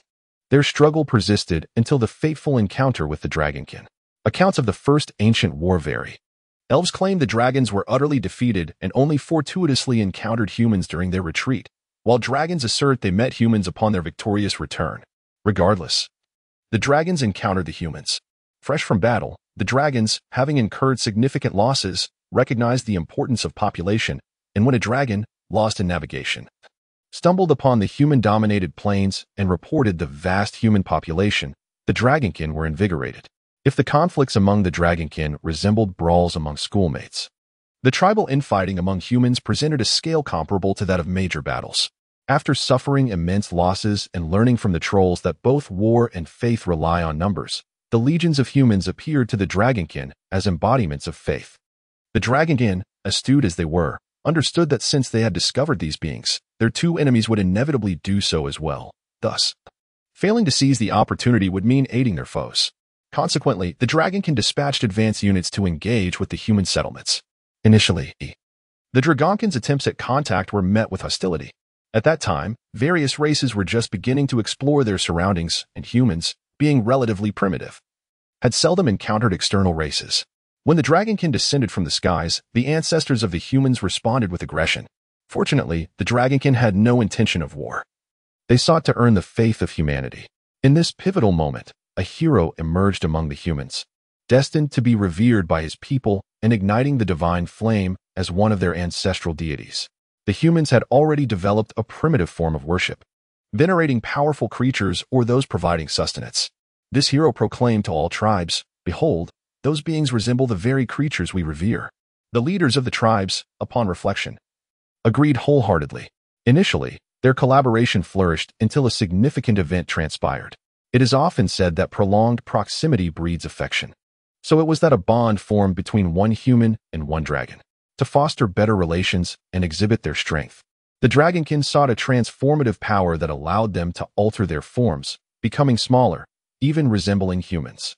After this transformation, the two, whose identities remain obscured in the annals of both races, engaged in a union, resulting in an unexpected pregnancy. This pregnancy marked a turning point. For humanity displayed for the first time a power that would later enable them to establish their place in the world, the ability to produce offspring with predominant human traits, regardless of the other parent's lineage. Initially, the humans regarded this merely as the birth of yet another child, as many women in the tribe were continually giving birth. However, once the child was born, the humans became unsettled. Not only did the hybrid offspring exhibit dominant human characteristics, but they also subtly inherited the powers of the dragonkin, as their soul was recognized by the dragon deities, thus receiving the blessings of the dragon gods. Realizing the potential of offspring born of such unions, the humans gazed towards the dragonkin ignited with fervor. The dragonkin, equally astonished, were not paragons of virtue. Their goodwill towards humanity was motivated by the desire for the humans to contribute to their faith. The emergence of this hybrid child led to a profound schism within the dragonkin. Some deemed the human trait too perilous, advocating for the eradication of all humans aware of this fact, while others, embracing a win-win philosophy, believed that sharing a portion of their faith was inconsequential, as long as the humans continued to contribute more. The moderate faction of the dragonkin chose to deepen their collaboration with humanity, further integrating with them. The initial generation of hybrid children became the leaders of humanity, and thus the subsequent emperors were revered as true dragon sons. While humanity continues to refer to themselves as descendants of the dragon, Xia Choming spoke slowly, recounting how humanity, through this initial fusion with the dragonkin, began to flourish rapidly. Meanwhile, the moderate dragonkin's worldview, combined with human philosophies rooted in mutual ancestral reverence, began to merge. This synthesis allowed humanity to retain their primal valor while also cultivating a relatively gentle ideological foundation, with the core principle being tolerance and coexistence. After all, if two entirely different races, humans and dragons, could ultimately coexist peacefully and mutually benefit, why could they not extend this approach to other races and even differing beliefs? Thus, in the future, the hybrid offspring not only brought additional blessings from other deities to humanity, but also transformed their realm into a true sanctuary for those creatures who were not embraced by their own kind, establishing humanity as a genuine melting pot. Once one enters the realm of humanity, it It is indeed a place for genuine living, where all are welcomed and strive together. Those with profound beliefs in divine beings may engage in mutual exploration and sharing of wisdom, even if we were to hypothetically traverse to the homeland of Mr. Pi. We trust that collective progress is achievable. Moreover, we currently believe that sustenance must be consumed bite by bite, and the path must be tread step by step. After all, we cannot even construct a mere 30,000 kilometers from our doorstep, let alone contemplate venturing to another galaxy. Such leaps are excessively ambitious. Xia Chongming gazed at Pai Yinluo, witnessing for the first time an authentic expression of sincerity. He earnestly remarked, "Mr. Pai, you have devoted many years to studying this world. You must know that what I speak is the truth." Pai Yinluo savored the delectable yet ungreasy meat, remaining silent. For he recognized that the history articulated by his counterpart was indeed factual. The human and dragon races have, throughout a lengthy history, adhered to a philosophy of seeking common ground while reserving differences, allowing for their survival to this day. This predicament in the contemporary world is a reflection of that reality. However, human intentions are often concealed beneath layers of complexity when it comes to one's homeland and its people. Pai Yinluo hesitated to make hasty decisions. Even though he understood that resisting the pursuit of one or several nations alone was an impractical endeavor. "What day is it, and what time?" Xia Chongming swiftly provided the date and time. Pai Yinluo nodded and inquired, "Where is my container laboratory currently located?" "On a ship at sea," came the response. Upon hearing this, Pai Yinluo nodded in satisfaction. This was quite professional. To directly transport it to one's own facilities would be folly, especially since he was keenly aware of what he had concealed within that container. This was one of the reasons he dared to venture here alone. With this thought, Pai Yinluo seized a pen and paper from the table and inscribed a series of numbers and symbols, handing them to Xia Chongming. "This meal has been very pleasant. This is for the cost of the meal." Xia Chongming took the paper and observed a specific radio frequency inscribed alongside a lengthy sequence of numbers to be transmitted. "What is this?" he inquired, a look of delight spreading across his face. He summoned a guard into the room and extended his hand to Pai Yinluo. "Seeking common ground while reserving differences, advancing strategic partnerships?" "Seeking common ground," Pai Yinluo nodded, then calmly added, "Mr. Xing, you may remove the needle from my neck." He expressed his pleasure in collaborating with such an exceptional individual as Mr. Pai. The air surrounding Pai Yinluo trembled lightly, a chill dissipating from his neck. "For the sake of our homeland, I hope that we can truly seek common ground while reserving differences." Pai Yinluo raised his glass of plain water, gesturing in a toast to Xia Chongming and the air around him. Chapter 43, Controllable Variables and Constants. Never trust that a nation possesses human emotions. This is one of the many lessons that Pai Yinluo learned throughout his extensive career. The leaders at the helm of a nation may experience feelings, but the nation itself is merely a machine created by humans for management and self-preservation. This machine operates devoid of emotion, responding solely to commands. Once a command is accepted and the machine is in motion, it will crush anyone who attempts to obstruct its path, with no sentiment involved. This is indisputable, however. It necessitates caution when communicating with such a machine.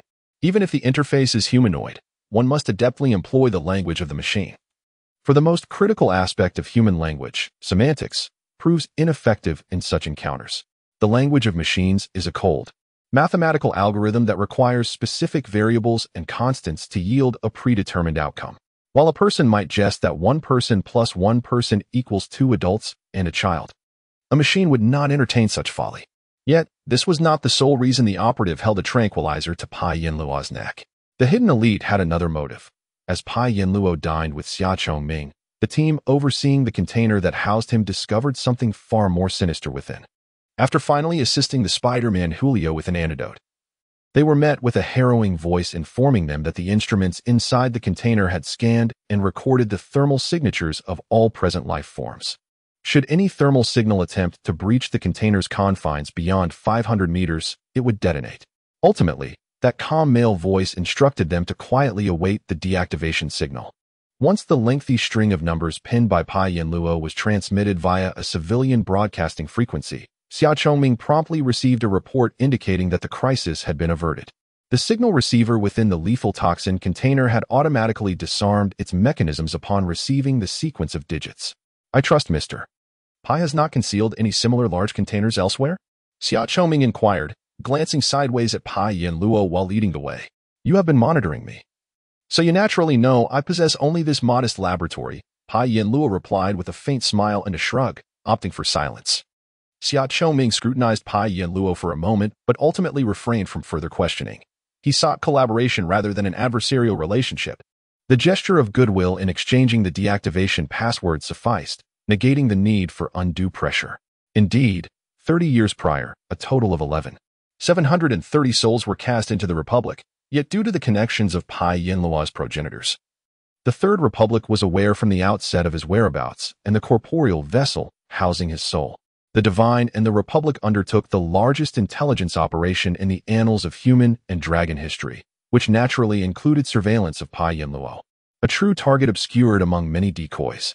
However, to shield Pai Yinluo from exposure to the myriad measures taken, one tactic involved creating an impression that this individual is not the true target. Little did they anticipate that this very stratagem would afford the surveilled party an opportunity to exploit their oversight. Could he have discerned our plan? Xia Chongming pondered. Casting a glance at the impassive Pai Yinluo, who gazed out at the surreal landscape, his mind swiftly calculating subsequent actions. His past endeavors had adhered to 3 possibilities. Yet now that the answer had emerged, he needed to reassess numerous matters and formulate new strategies. As time flowed in contemplative silence between Pai Yinluo and Xia Chongming, the distance between breaths became imperceptibly shorter. Soon, the hovering vehicle traversing the underground passage arrived at its destination, a door, arc-shaped and seemingly composed of pure light, stood silently in an expansive subterranean space. After swiftly passing through a series of security checks, Xia Chongming nodded to Pai Yinluo and descended the steps. Entering the luminous mist that enveloped the grand doorway, Pai Yinluo followed suit. In an instant, the underground chamber vanished, revealing before Pai Yinluo a towering spire that seemed to pierce the heavens. Centered within this spire were surrounding structures, lower in stature, interconnected by a network of bridges and roads. These conduits reflected patterns of light and shadow on the exteriors of the buildings, while various vehicles raced along, trailing a mist-like brilliance. Pai Yinluo gazed at the ethereal haze, exclaiming, "Wow, this dust was a phenomenon born at the intersection of the mystical and the material realms." Since such connections rarely endure, the scale of this dust suggested the entire space was maintained in a state where both worlds coexisted. "Welcome to the heart of the magical city, Huandu, the birthplace of humanity's ascendancy," a robust male voice greeted Pai Yinluo. He looked up to see a man descending from the sky, seemingly treading upon an invisible staircase made of white light. This man was strikingly handsome, particularly with his well-proportioned lips and eyes resembling black gemstones. His moderately dense beard conveyed a sense of resolve, and his thick eyebrows radiated vitality. Minister Gu Luan of the Extraordinary Affairs Department, he introduced himself, extending his hand. "Allow me to reiterate, welcome to the core of Huandu," with a smile. Gu Luan added, "We have much to accomplish, so please, follow me." Pai Yinluo nodded as a silver vehicle, resembling a raindrop, swiftly approached. Gu Luan gestured, and the 3 entered. The driverless vehicle promptly closed its doors, releasing a swirl of light and mist as it began to levitate and accelerate. This is the site where the alliance between humanity and dragons was first forged, one of the singularities of human transcendence. You may have encountered the name Zhulong in certain texts. Gu Luan explained, indicating the distant edifices. It was the first to establish a covenant with humanity and safeguarded them amidst the turmoil of dragon factions. Zhulong, embodying certain human traits, remains a bridge between the 2 realms even after apotheosis. The city you behold is, in fact, the manifestation of Zhulong's form. Here lies the anchor point between the 2 worlds for the Republic. Does the Republic's anchor point have parallels in other nations? Pai Yinluo inquired, his gaze sweeping over the seemingly surreal city before settling on Gu Luan. Indeed, there are similar sites, such as the Deus Monument in the old Elven United Kingdom, the Pantheon in the new Elven Empire, the Winter Palace of the Orcs, and even the Trolls possess one, Gu Luan replied, a satisfied glance directed at Pai Yinluo. While these locations may not be classified as state secrets, they are undoubtedly heavily guarded, as each is the pulsating heart of its respective nation's extraordinary essence. Thus, welcome to one of the hearts of the Republic's extraordinary power. One of? Pai Yinluo raised an eyebrow. Gu Luan chuckled softly, providing no further explanation. The vehicle in which the 3 were traveling came to a swift halt, and Pai Yinluo followed Gu Luan and Xia Chongming to the front of a circular edifice. This structure was composed of 3 tiers, each adorned with white railings, and every railing bore intricate dragon motifs.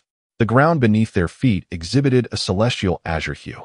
When Pai Yin-luo cast his gaze downward, he discovered numerous mythological tales he had recorded during his studies in this world. Approaching the grand entrance of the circular building, he beheld a vivid relief above the doorway depicting the heroes of the human race. The current deities appeared remarkably lifelike before his eyes, from Yuhua, who tirelessly mended the heavens, to the Great Yu, who valiantly battled against the floodwaters, as if they had stepped forth from the annals of history. On the opposite side, a variety of dragon figures were portrayed, including the human-headed Zhu Long, the storm-wielding Ying Long, and the stone tablet-bearing Xia. Central to the sculptures of the dragon lineage and the human deities was a stone slab inscribed with 3 ancient human characters, Xing Yu Ting. Mr. Pai was undoubtedly well acquainted with the intricacies of this world, thus I shall refrain from elaborating further on Xing Yu Ting. Pai Yin-luo nodded, as he was indeed aware that it was one of the 3 departments in the Republic dealing with the extraordinary. Xing Yu Ting had a unique mandate, specializing in communication with the deities, while the Extraordinary Affairs Department managed the affairs of extraordinary beings in the mortal realm, and the Qintian supervisor monitored the domains governed by deities not affiliated with the Republic. This was the most pivotal branch of Xing Yu Ting, where its priests could engage in direct and effective communication with the divine. Gu Luan guided Pai Yin-luo into the inner sanctum of the Xing Yu Ting branch, where they would assist both him and themselves in executing a series of critical tasks, ensuring his protection once more. At this juncture, Gu Luan abruptly halted. Following his gaze, Pai Yin-luo recognized a familiar figure, Lucifer, the morning star, a lady with hair resembling golden honey. She unabashedly displayed her black and white wings, gracefully descending from the air to land directly before the trio. Lucifer cast a glance at Gu Luan before cheerfully extending her hand towards Pai Yin-luo. Mr. Pai, it is a pleasure to see you again. I must say, the surprises you bring exceed my expectations. With a teasing remark, she turned serious as she addressed Gu Luan. The insectoid smoke bomb has taken effect. The international community's attention has been drawn. While I do not believe this will sufficiently deceive our old adversaries, it can certainly create enough informational noise to temporarily hinder their intelligence processing capabilities. This is indeed good news. And the bad news? Pai Yin-luo inquired. Lucifer raised 2 fingers, indicating the bad tidings. Firstly, the fury of the Two Mountain, to be precise, the ire of the Two Mountain clan. They are eager to resolve the case involving the Two Mountain girl trapped within the walls by the insectoids. This leads to the second piece of bad news, to facilitate better communication with the Two Mountain clan. The High Priest Ying Long has been designated to handle matters concerning them, which means we can no longer rely on him. Very well. I find Deputy Priest Bai Yi quite capable, Gu Luan responded. Your understanding is appreciated. I truly wish to avoid further comforting your emotions on this unfortunate day, Lucifer replied. Silence enveloped Pai Yin-luo and Xia Chongming as they progressed deeper into the Xing Yu Ting branch, amidst the banter exchange between Gu Luan and Lucifer. Chapter 44. The truth: the extraordinary ones possess limitless potential, yet they also pose significant threats. When wielding their powers, their soul projections within the mysterious realm emit a radiant glow, serving as beacons to all entities residing within that enigmatic space. While the existence of these extraordinary beings propels the world forward, it has also plunged it into peril on numerous occasions due to the fall of certain individuals. Consequently, nations across this world have developed unique systems for the identification, training, and regulation of these extraordinary beings, ensuring that they serve the greater good rather than contribute to the machinations of malevolent deities. The Human Republic is no exception. In addition to monitoring devices scattered throughout cities and villages, the Republic conducts several mandatory evaluations during each citizen's development. These assessments are inescapable. Any attempt to evade them will be met with the Republic's stringent laws and the relentless pursuit of designated enforcers, who are committed to making individuals aware of the consequences of their evasion. The extraordinary abilities of these individuals arise from a connection established with some entity from the mysterious realm, influenced by their personal traits, societal impact, unconscious prayers, and innermost desires. These factors intertwine, granting them powers beyond this world. Once identified, these extraordinary beings undergo specialized training to navigate the delicate balance between their abilities and the watchful eyes of nefarious entities from the mysterious realm. Of course, some individuals may choose not to embrace their extraordinary potential. In such cases, the Republic honors their wishes, implementing measures to weaken or even eliminate their abilities, ranging from the use of suppressors to minimizing their connections with divine beings. However, given that most extraordinary individuals acquire their powers due to their intense will and emotions. Such instances are rare. The majority of these exceptional beings dedicate themselves to honing their physical prowess and strengthening their resolve. They endure military-like discipline during training, absorbing vast amounts of extraordinary knowledge, and learning the art of communication with divine entities under the guidance of the priest of the Star Language Court, thereby enhancing and controlling their powers. I had always believed that I possessed no extraordinary potential. Following Gu Luan and Lucifer, and accompanied by Xia Chongming, Pai Yin Luo ventured deeper into the Star Language Court, inquiring, "Before I saw your decryption materials, I thought the same." Gu Luan replied, a hint of amusement dancing across his features. "Your identity is one of the Republic's most closely guarded secrets. Until a certain moment, aside from a select few deities and high-ranking officials, no one, including you and those who assessed you, was privy to the truth." Pai Yin Luo understood the concept of confidentiality and recognized that sometimes those being protected remain oblivious to their own protection. Yet, he had not anticipated that one day he would become the object of such safeguarding. The thought brought a peculiar smile to his face. The moment you descended into this world, the deity that encountered your soul, your mother in this realm, determined that your soul contained an intense calling, a presence akin to flames and thunder.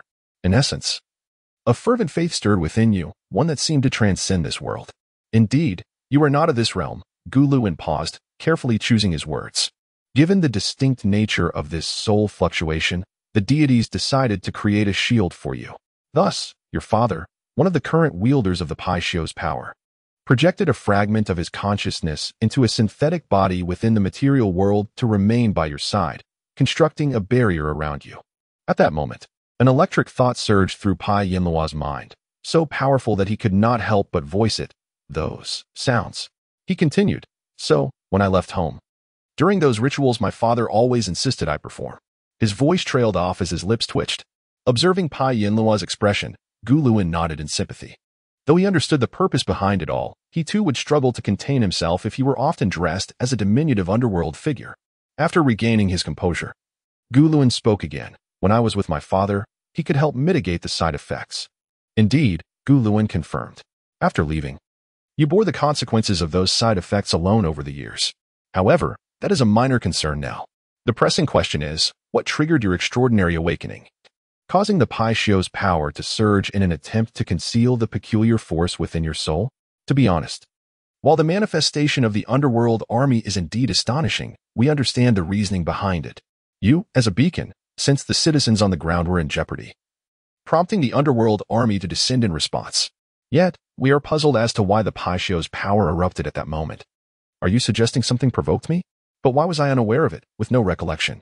As they spoke, Gu Luan opened a door, leading Pai Yin Luo into a room guarded by a multitude of soldiers and priests, where a large white, reclining chair awaited. A woman draped in a white robe with a serpentine tail gestured for Pai Yin Luo to recline. "What is this for?" Pai Yin Luo asked. Noticing the nameplate on the woman read by E. "This is a divination instrument," Bai E replied gently. "I could spend half an hour explaining a plethora of concepts you might not comprehend, but simply put, it will assist us in deciphering the extraordinary link within your soul, uncovering what stimulated you and awakened your powers. You have previously undergone a rudimentary version of this with our deputy minister, Lei Lia, who performed a deep soul dive, a downgraded function of this divination instrument. There should be no issues, though there may be slight side effects." Just slight side effects? The purpose and resultant side effects of the divination instrument and the deep soul dive are the same. They may invoke memories of the most profound influences in your life, the people and events that left lasting imprints on your soul. I suspect that at times this may not be particularly pleasant, would it not? Upon hearing this, Pai Yin Luo fell silent for a moment. In less than 2 seconds, he approached the platform and reclined. This action took Gu Luan and Bai Yi by surprise. They had anticipated hesitation or perhaps the need for persuasion, yet his compliance was immediate. "Let us begin." "Oh, all right." Bai Yi appeared flustered by Pai Yin Luo's promptness, and upon witnessing this, Xia Chongming chuckled in relief but refrained from commenting further. As Pai Yin Luo lay back, the instrument activated.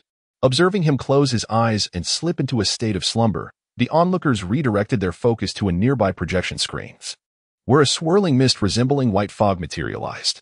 Gazing at this ethereal cloud, Xia Chongming murmured, "Come forth, let us unveil what has stirred you and explore your past." The others shared a similar sentiment, Since Pai Yinluo's arrival, he had presented them with numerous enigmas.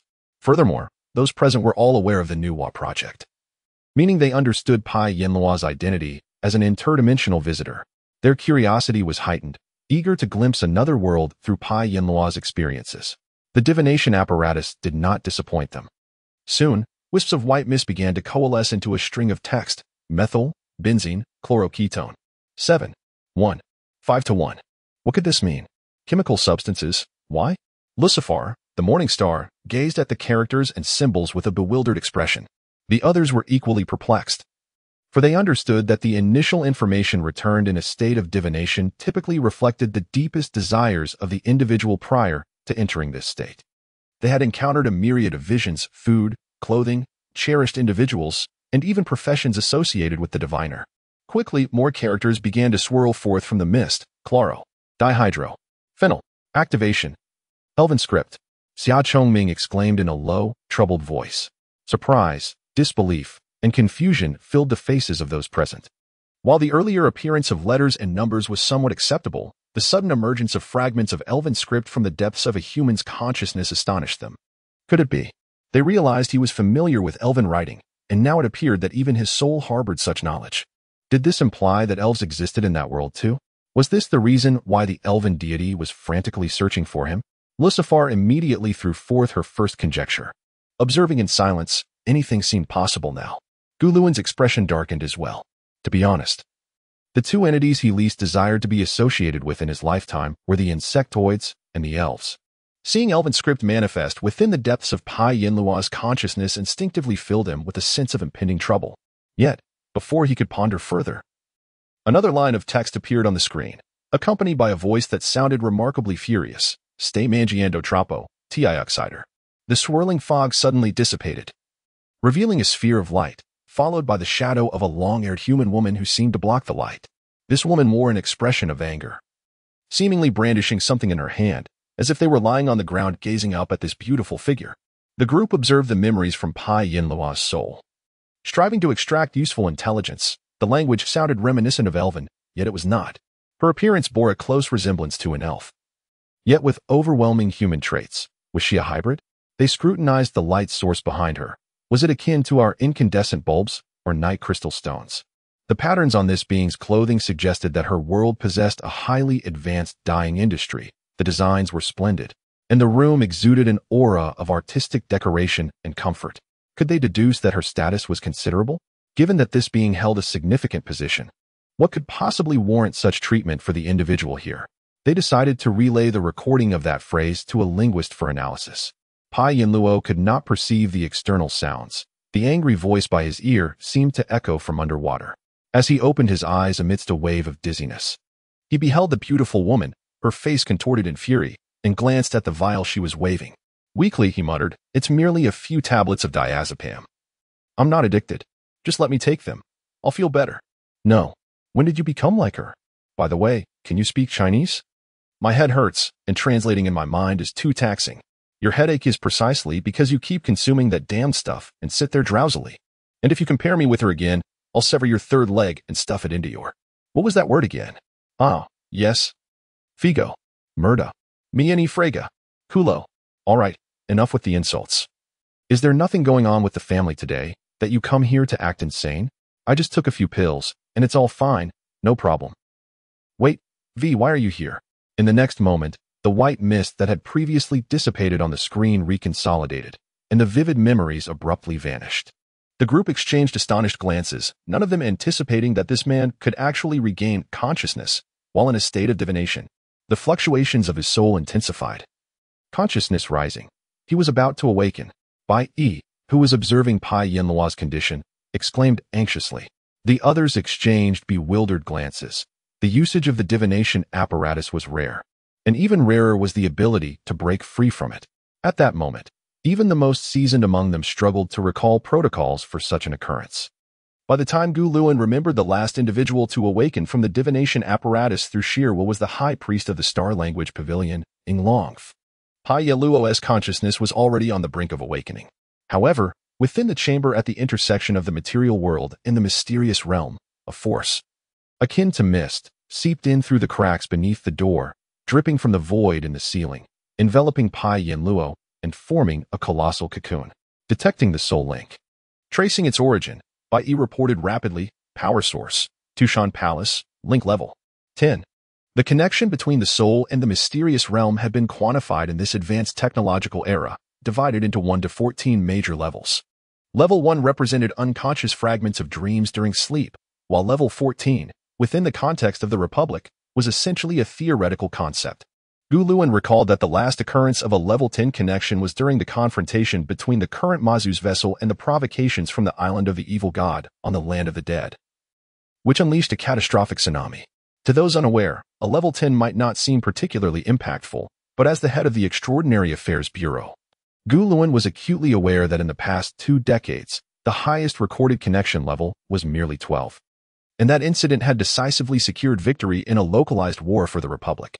To the east of the Republic lay an island once designated as a place of exile for a group of exceptionally unique human prisoners, the first batch to fall into the clutches of the evil god, losing control over their minds and souls, corrupted by its influence. At that time, humanity was at a loss, unaware of how to deal with these aberrations in their midst. So they constructed a great ship to ferry them all to the island, appointing guards to oversee them. As time passed, after several years of transporting prisoners to the island, the first insectoid war erupted, severing the connection between the human continent and the island.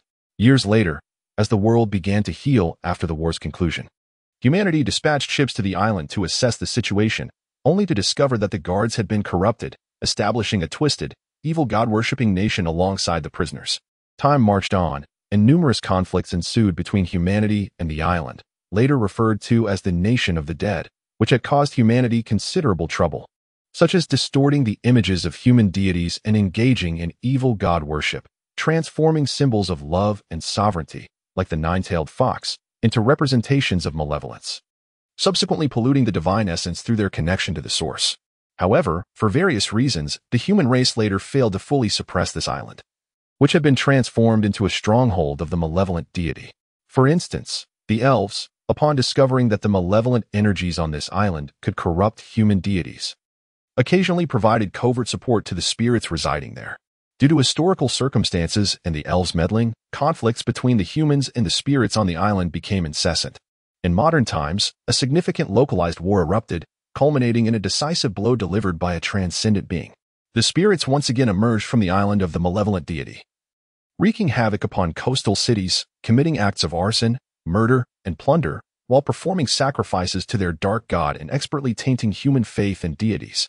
As a result, they incited the wrath of the era's sea guardian, Mazu, and the contemporary dragon king of the East Sea, the high priest of Mazu.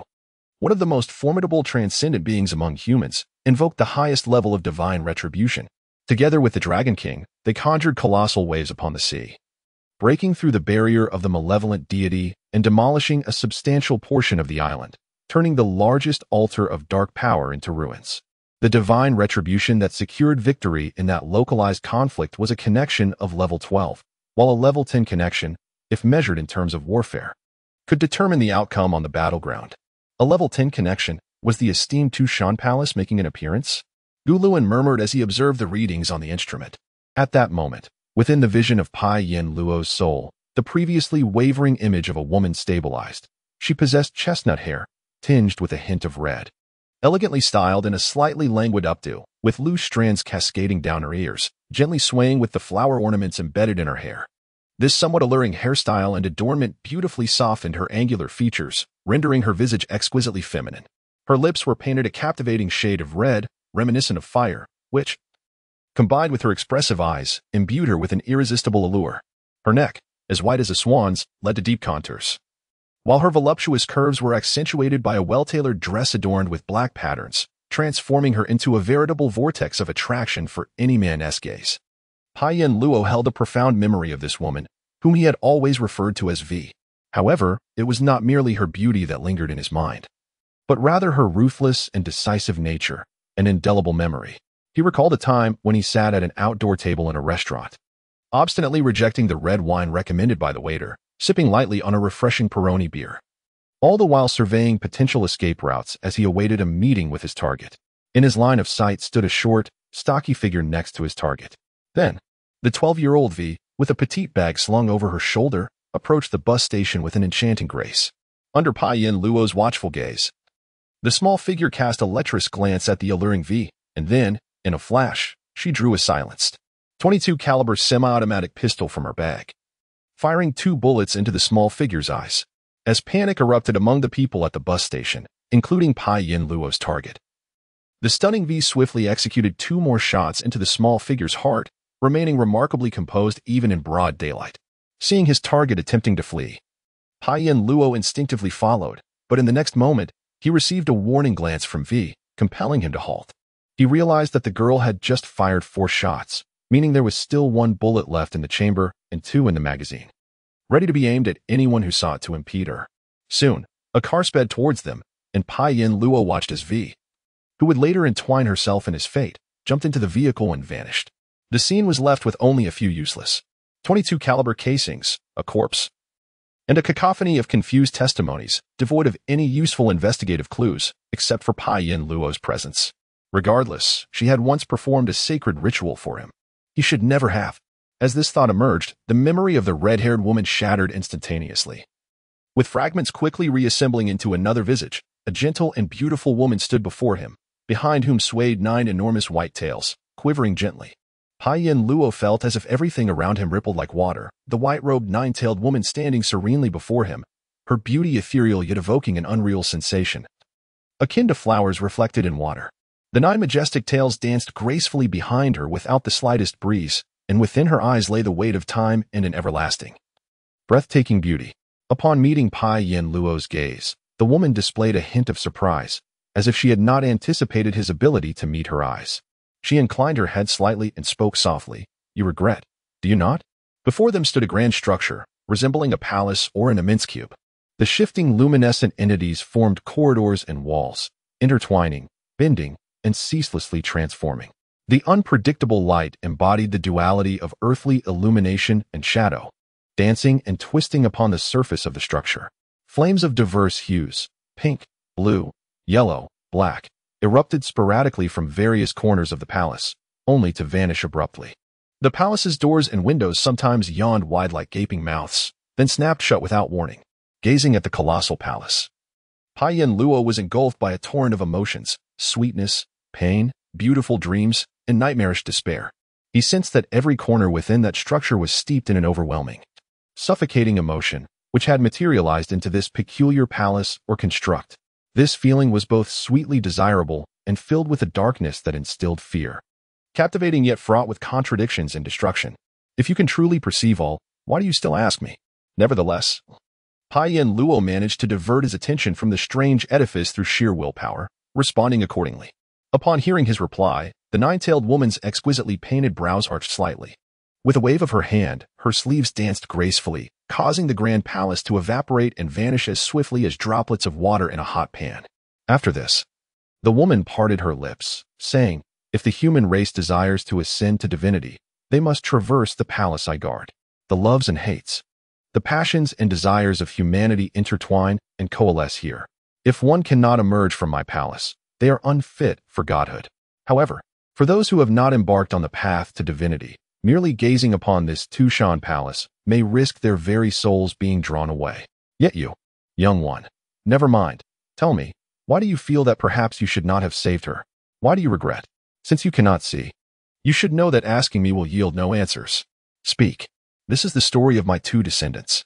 With a gentle wave of her hand, the 9-tailed celestial fox conjured the image of 2 little fox maidens holding hands, their eyes closed, quietly floating before Pai Yin Luo, resembling delicate dolls. Among them, he recognized one as Tushan Jiujio. "You have already encountered both of my descendants. One stood at your doorstep, while the other's essence was personally ensnared by you." The thoughts of the 9-tailed fox flowed like a gentle stream, leaving Pai Yin Lu in a state of astonishment. He shifted his gaze towards the fox maiden beside Tushan Jiujio, staring intently for a long while. Is this the ghostly fox? It is utterly unrecognizable. To become a Tushan fox maiden is to gain not only power, but also to bear the weight of the price that accompanies such strength. The Tushan fox maidens are the guardians of sovereignty and love, compelled to battle against all malevolent forces that seek to corrupt these sacred realms. Yet, In this eternal struggle, the fox maidens themselves can succumb to corruption due to vulnerabilities in their souls, ultimately leading to their downfall. I am aware. I have studied the relevant history. Indeed, it is quite renowned, is it not? Whether it be the legendary fox spirit Daji or the corrupted nine-tailed foxes conjured by the malevolent cult on Ghost Island. The consequences of the corruption of the celestial fox's power are catastrophic. Hence, throughout the long ages, we have established specialized institutions to combat the corrupted and fallen entities. How well do you understand these institutions? I have some knowledge, though not extensively.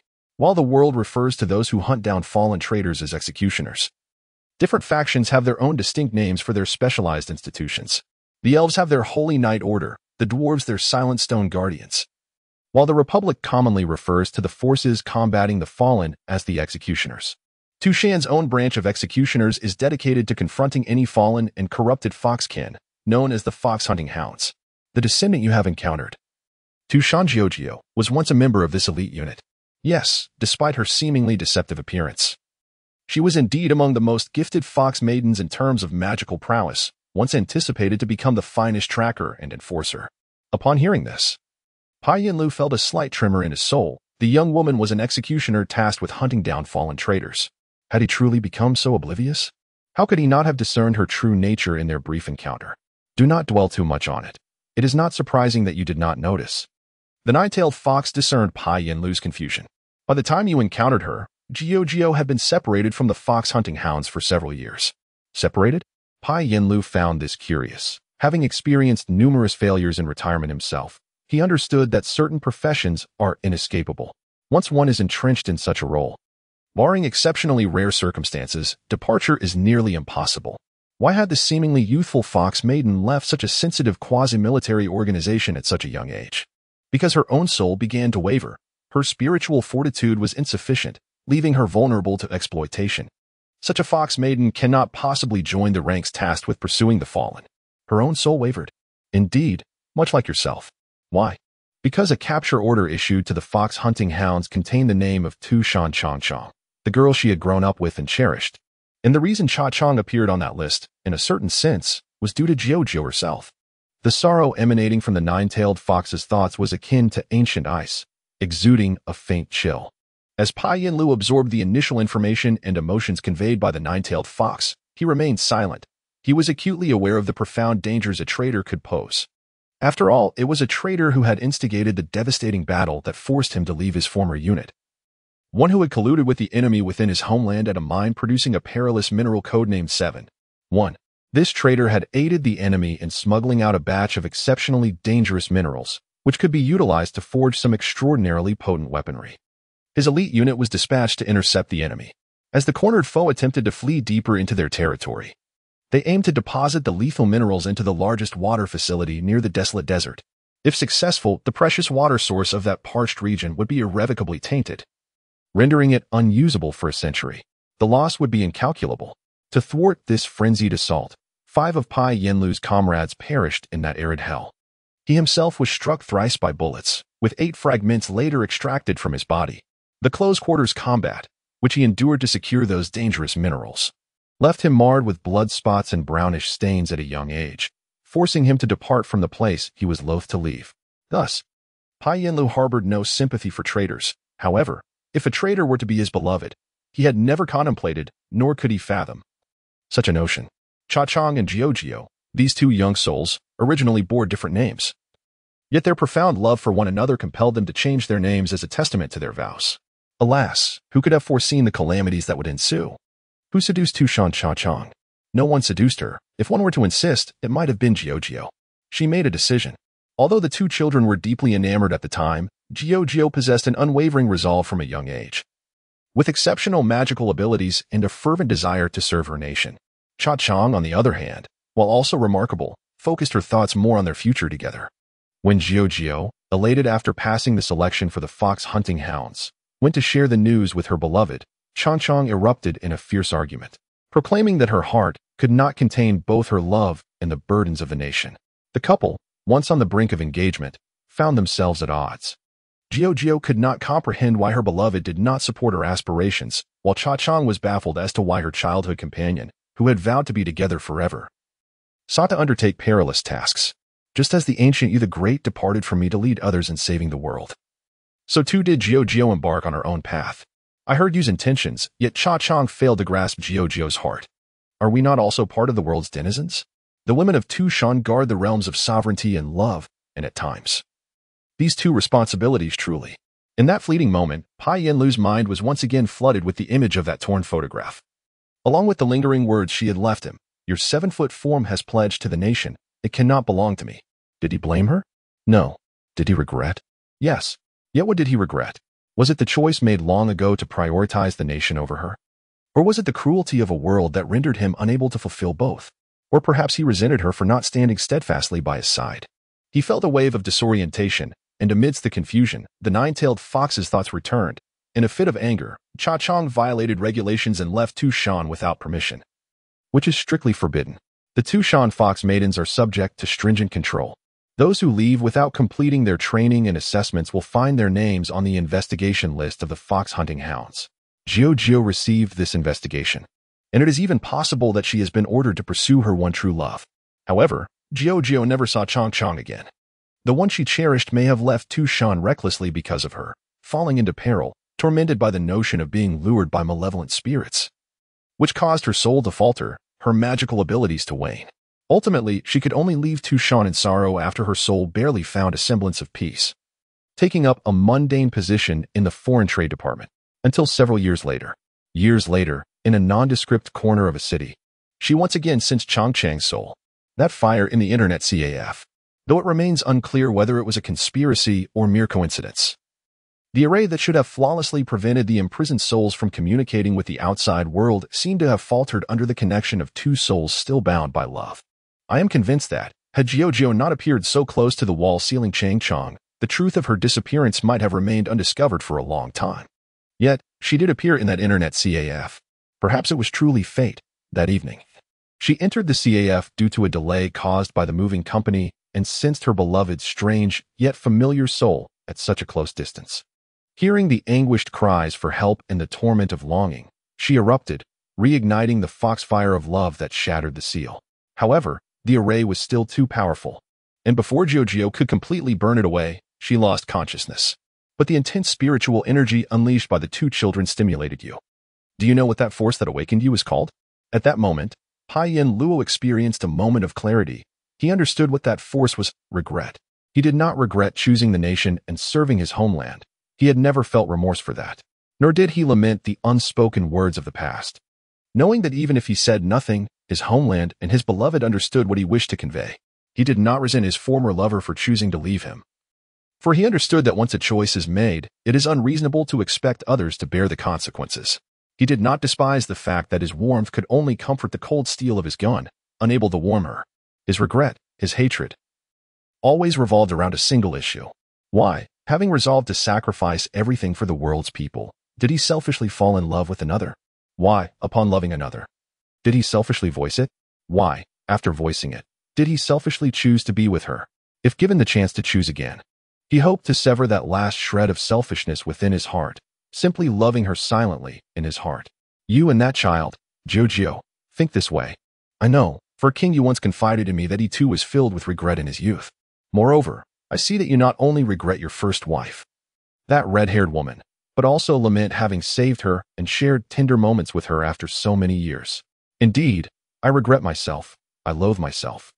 Why can I not remain that unyielding figure of steel? If only everyone around would forget my existence. Look at his eyes. In the material world. Guluin suddenly pointed at Pai Yanluo. 2 lines of hot tears streamed from Pai Yanluo's tightly shut eyes, cascading down his face. This is the very catalyst that stirred your awakening, and the reason the fragmented fox spirit relentlessly pursued you. It embodies all the negative emotions that have tormented and twisted Chang Chang over the years. It sensed something within your soul that it, or rather Tushan Chang Chang, has been unable to release, something it has long detested. I know how resistant you are to this world, to us, and to this power. I truly believe you, but I only wish to protect your homeland at all costs. After all, I now understand that you have sacrificed everything for it. However, if you genuinely wish to safeguard both worlds, you must learn to control this awakened power. I recognize you have sealed yourself for 30 years, but recent events should have proven to you that if you continue to suppress it, one day you will. You mean, I will lose control? This is no longer your homeland, is it? Moreover, being awakened by Geo has already proven that your soul is not without cracks. In your homeland, you may have buried your regrets and love deep within, but here, in the presence of beings like us, can you truly continue to suppress it? Once you can no longer contain it, and your soul begins to fracture, what will happen when other deities take advantage of that vulnerability? I believe you already have the answer to that question, do you not? You know about the matters in my heart. Is this truly the power of the nine-tailed fox of Tushan? Because your soul has developed cracks. I and the majority of Tushan's women are willing to sacrifice everything to protect the people of the world, just as you are willing to defend your homeland.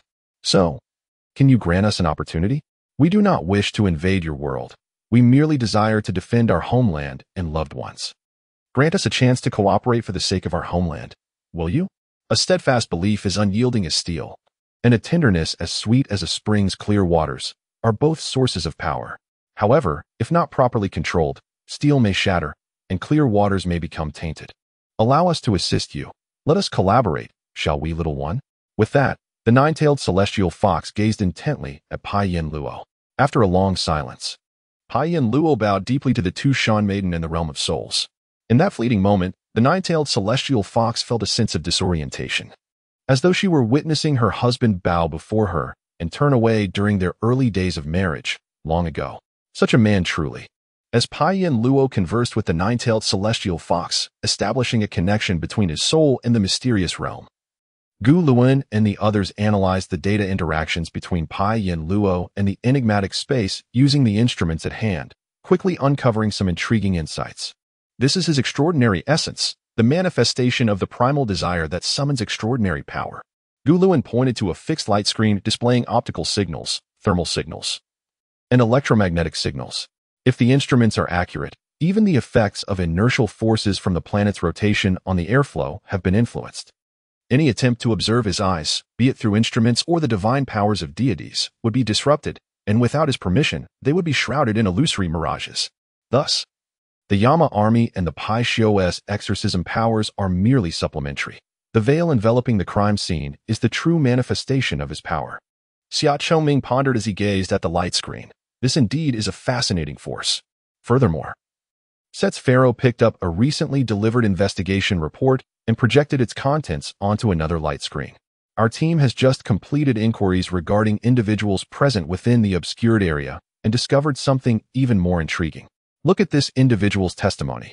He awoke due to external vibrations and light, approached the window, only to find chaos outside, nothing more.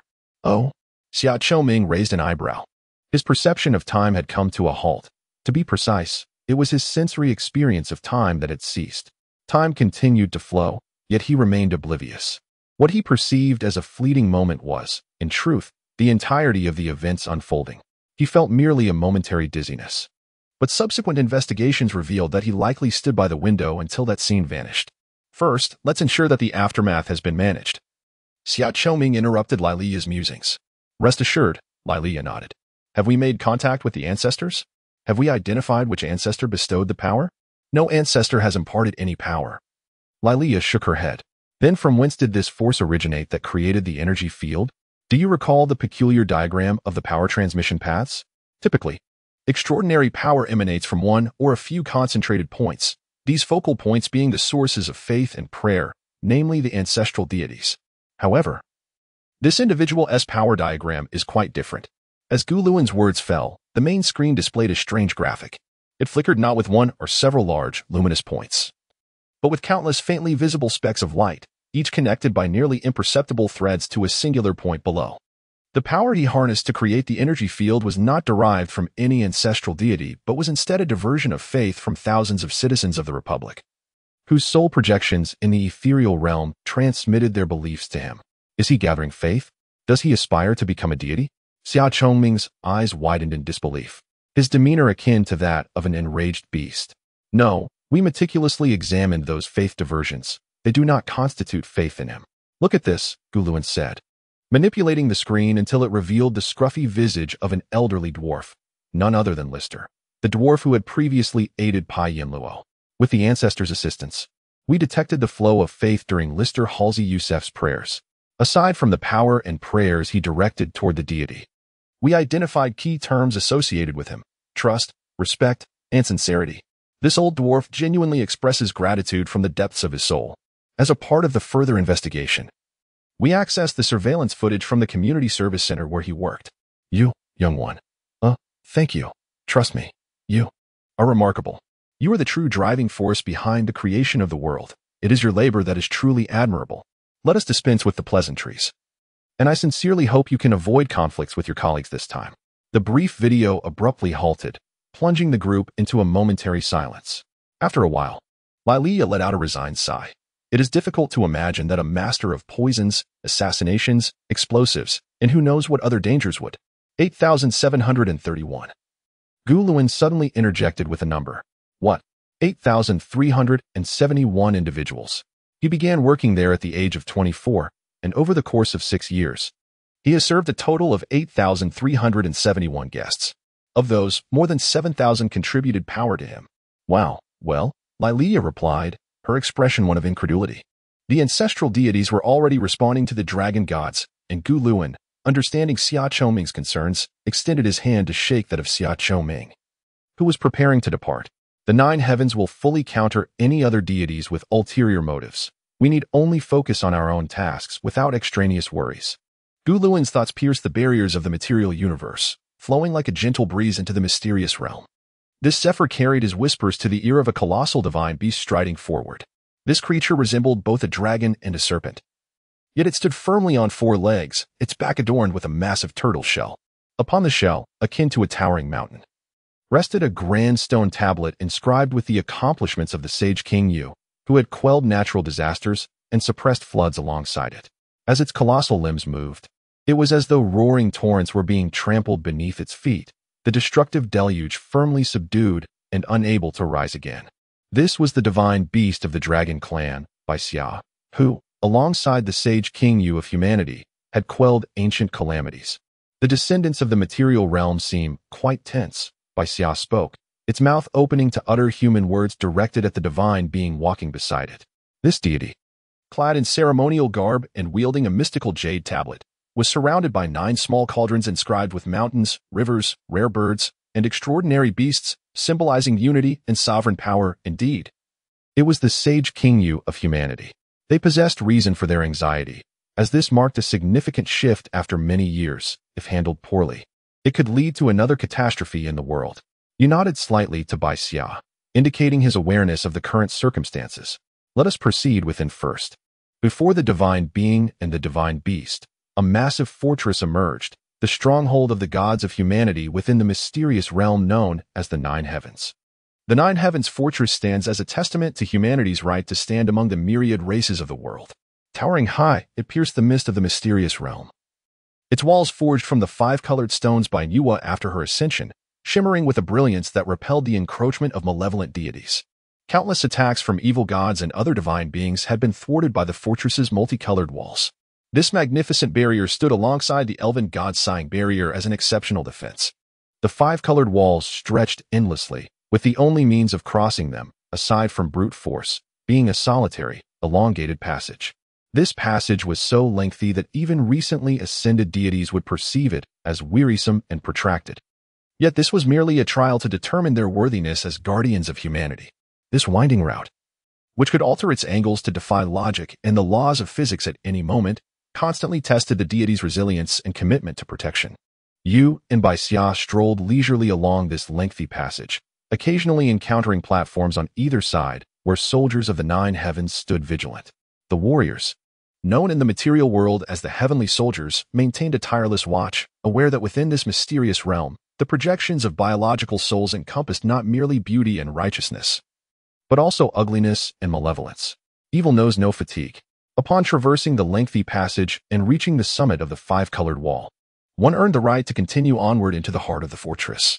Above the 5-colored wall, dense yet orderly vegetation thrived. Among these ancient trees, some were known as the everlasting wood. When faced with danger, they ignited and could not be extinguished by any assault, burning foes while healing allies. Others bore the name soul-returning trees. Within the area imbued with their spiritual power, battling warriors would not perish, and should one strike the great tree, The soul-returning trees would emit a thunderous roar, intimidating any assailants. You and Baisia traversed this garden of plants, greeting the gardeners along the way. These gardeners were also valiant heroes of humanity, many of whom had made remarkable contributions in the field of botany during their lifetimes. They now tended to the divine crops, nurturing them with vessels overflowing with the faith of humanity, ensuring their robust growth and protection from malevolent deities. Beyond the divine plant defenses of the five-colored wall lay the outer barracks and weapon platforms of the fortress. Throughout the ages, the valiant warriors who sacrificed for humanity gazed upon you and Baisia with pride and reverence, bowing respectfully. Clad in armor forged from faith and wielding weapons from their respective eras, they trained or stood vigilant, ever prepared to safeguard humanity's anchor within the mystical realm. Behind them loomed an array of formidable defensive fortifications, including rows of mass-produced Ho-E bows and 107mm rocket launchers capable of launching divine artillery shells. A multitude of weapon technicians diligently maintained these arms, ready to repel any potential adversaries. Beyond them lay expansive platforms, upon which strategic weapons like the Qian-Kuan diagram and DF ballistic missiles were stationed. After exchanging greetings with the weapon technicians and the officers stationed at the strategic weapon platforms, Diyu and Baisia arrived at the precipice of the top defense platform, preparing to descend into the nine heavens. However, before they could proceed, further trials awaited them. Those who prayed to the deities were not always driven by benevolence. Malevolent thoughts from the material world continually seeped into the mystical realm, while followers of dark gods incessantly sought to corrupt the divine, aiming to breach the sanctuaries from within. Thus, the sanctuaries of deities from various races were equipped with constant tests to ensure they remained untainted by worldly evils. There were no exceptions. Diyu uncovered a patch of gold, revealing a tattered Republic banknote buried within, and listened to the prayers that had coalesced upon it. He then handed it to the avatar of the god of wealth behind him, a man of middle age, diligent and honest, with a sick mother in need of treatment. Prays for financial assistance of 500,000 to cover medical expenses. Yet, he harbors some ill intentions, wishing to allocate part of the funds for personal gain. When approved by the god of wealth, you should be granted a portion of fortune and guided accordingly. The god of wealth nodded in approval, stroking his long beard and affirming, "Good." After bidding farewell to the nine-tailed fox, Baisia suddenly displayed a human-like expression of distress. Lowering his head, he remarked to Diyu, "Humans are indeed strict. Surrounded by formidable foes, our kind resembles fragile pottery within a tin can. We must tread cautiously." Diyu chuckled knowingly, understanding the reason for Basia's sudden comment, as the next trial overseen by the avatar of the human Emperor Tai Yi was specifically tailored for him. Upon entering the realm of the human Emperor Tai Yi's trial, Diyu and Baisia were immediately enveloped by a chorus of accolades that resonated like a tsunami. Diyu, Baisia, the revered saints of humanity, sons of the divine dragon, governing disasters and restoring peace to the world. Their merits are boundless. Diyu and Baisia hurriedly lowered their heads. This was a trial of honor and vanity, where they faced the adoration and praise of living beings. Here, the deities would hear the infinite accolades for their achievements. The yearning for honor and power would be magnified beyond measure.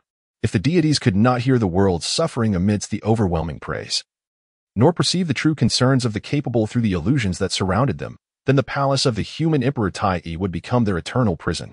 My virtues are few, and I earnestly seek your guidance to rectify my shortcomings. I toil tirelessly to manage the waters and lands, though my efforts are modest. I dare not grow complacent." Diyu proclaimed loudly, his voice suppressing the thundering accolades. "As sons of the divine dragon, let us remember that glory and responsibility are inseparable. I bear this stone tablet not for pride, but for self-reflection." Baisia lifted his head and howled towards the heavens, momentarily silencing the praises. "Please." The avatar of the human Emperor Tai Yi raised his hand, his face adorned with genuine admiration. Diyu and Baisia expressed their gratitude to Tai Yi's avatar and pressed onward. Soon, an elderly man with silver hair appeared before them, flanked by a vast grove of trees. In front of the trees stood a thatched cottage, beside which was a pavilion, and next to it flowed a clear spring. Within the pavilion, incense burned, a zither rested, and a pot of tea simmered.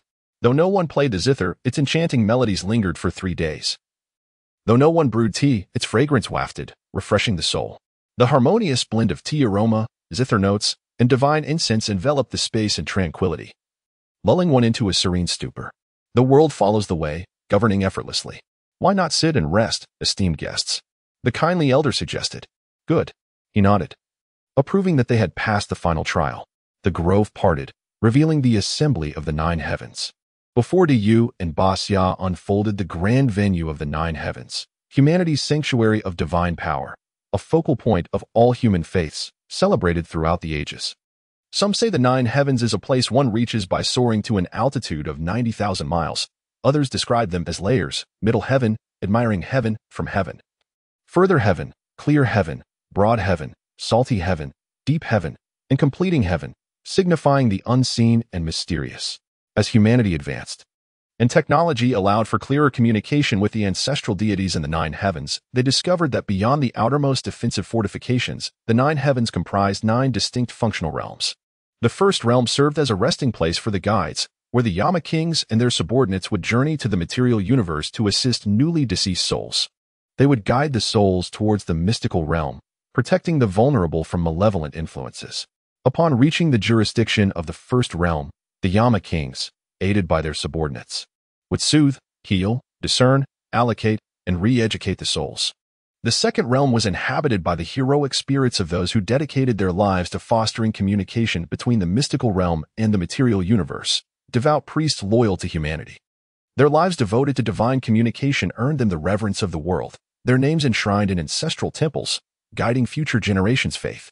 Within the divine realm, behind the robust defenses of the nine heavens, these ancestral spirits managed the flow of faith between the material universe and the mystical space, vigilantly monitoring for any potential corruption.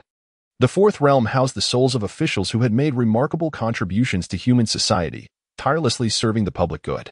Here, the spirits of these true public servants maintained the administrative foundation necessary for the nine heavens to function as a cohesive system. Whether distributing the power of faith or reviewing blessings for the denizens of the material universe, the formidable tasks of the nine heavens were systematically managed by these officials, who held the welfare of humanity at heart. The fifth realm was home to the souls of thinkers who earnestly contemplated humanity's future and distinguished educators nurturing the seedlings of humanity. They vigilantly observed the workings of the world, contemplating future directions, preserving ancient wisdom, and transforming it into a guiding torch leading to the future. Alongside the living, they strove to carve a safe path for the seedlings of humanity, shielding them from the encroachment of malevolent thoughts. The sixth realm housed the soul healers from the first realm, who practiced their craft here. In life, they were outstanding doctors, dedicating themselves to alleviating the illnesses of their kin. In death, those who chose to remain upheld eternal oaths, shifting their focus from healing the body to tending to the souls of the deceased, who often bore the darkness, pain, and suffering from their mortal lives. These wounds could allow darkness to seep in, tainting the souls. The seventh heaven serves as the research center for the human race's divine power stronghold, where the most distinguished researchers among the human spirits remain, either working independently or in collaboration with their counterparts from the material universe. Here, they tirelessly develop technologies related to the mysterious realms, ranging from the most fundamental extraordinary power detectors to portals that may allow for the direct spatial transfer of matter through these enigmatic spaces. Their efforts are dedicated to advancing human technology. The eighth heaven is the residence of revered human emperors and heroic leaders. It stands as the core command center and bastion of the nine heavens within the mysterious space. Many of the past heroic leaders have sworn to remain, serving as eternal guardians for their kin. They act as coordinators, ensuring the efficient operation of the vast nine heavens while also managing communications between the human divine system and other pantheons. Moreover, these kings guard the gateway to the ninth heaven. In the ninth heaven, there is no burden of enduring oppression or heavy responsibilities. Only tranquility and respite prevail. Celestial melodies often fill the air, accompanied by the enticing aromas of delectable cuisine.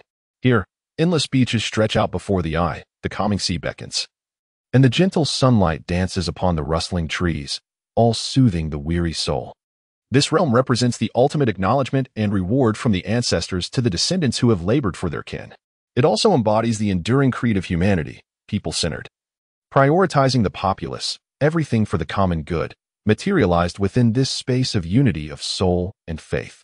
However, at this moment, the ninth heaven is filled not with the soothing sounds of eternal music and gentle laughter, but with somewhat tense conversations and clamor. Yu and Basya gaze upon a circle of representatives selected from the previous 8 heavens, seated on the ground, engaged in serious discussion. You have arrived.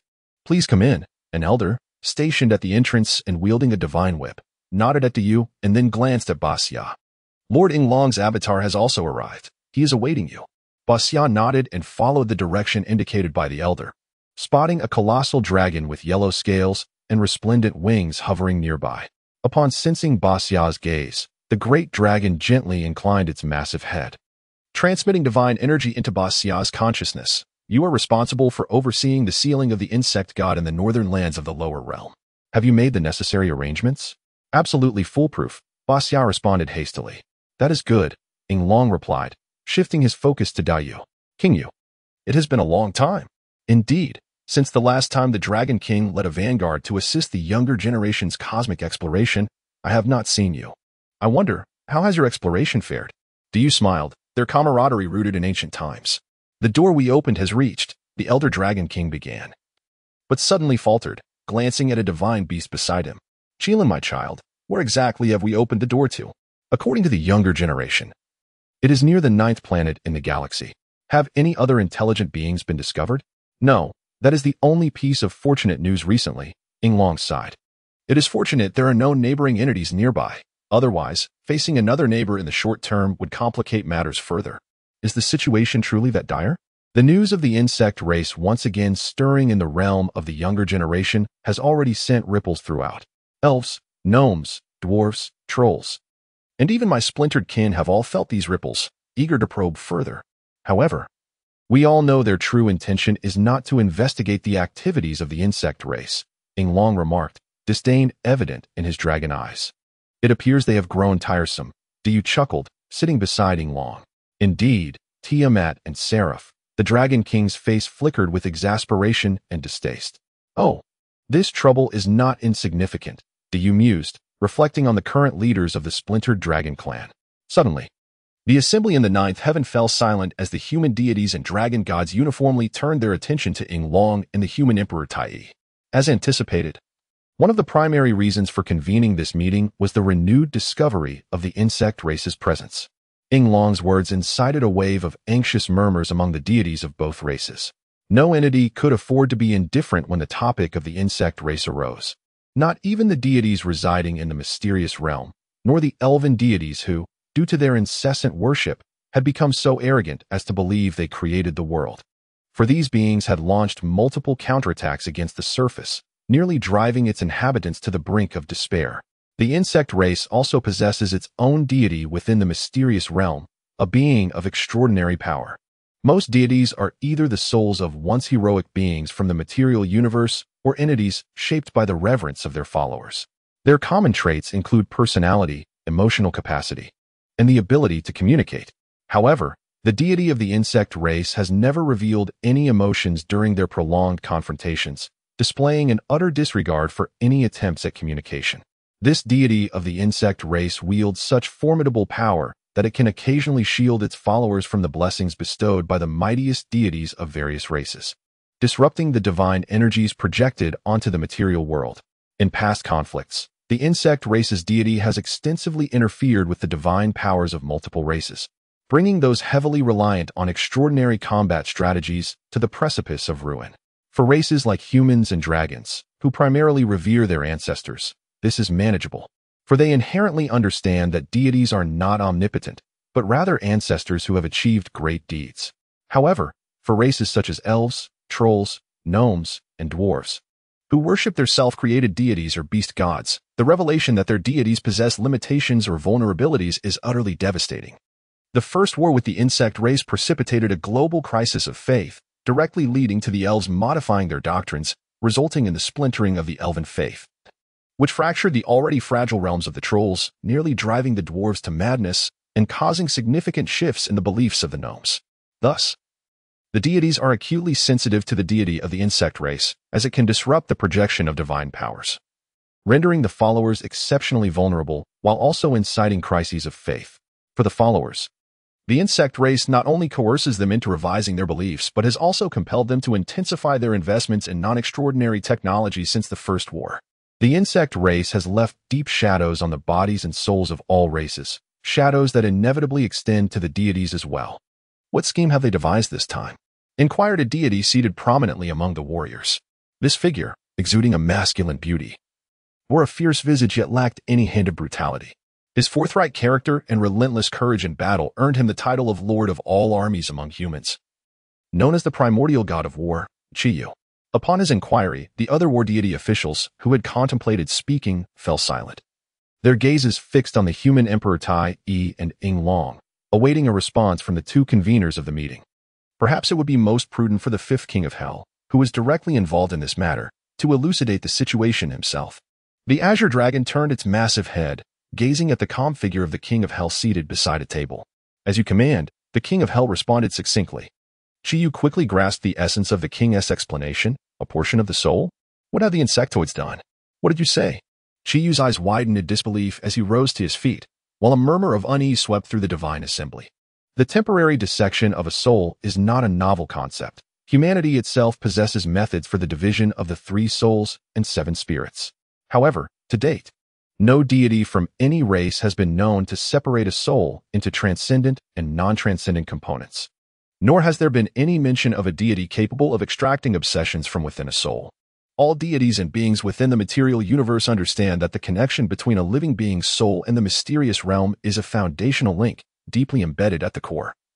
Akin to the most elementary method of inscribing magical runes in magical terminals. Regardless of the variations in manipulation, there remains an immutable essence that cannot be altered. For instance, the fundamental soul contract between the soul and the mysterious realm.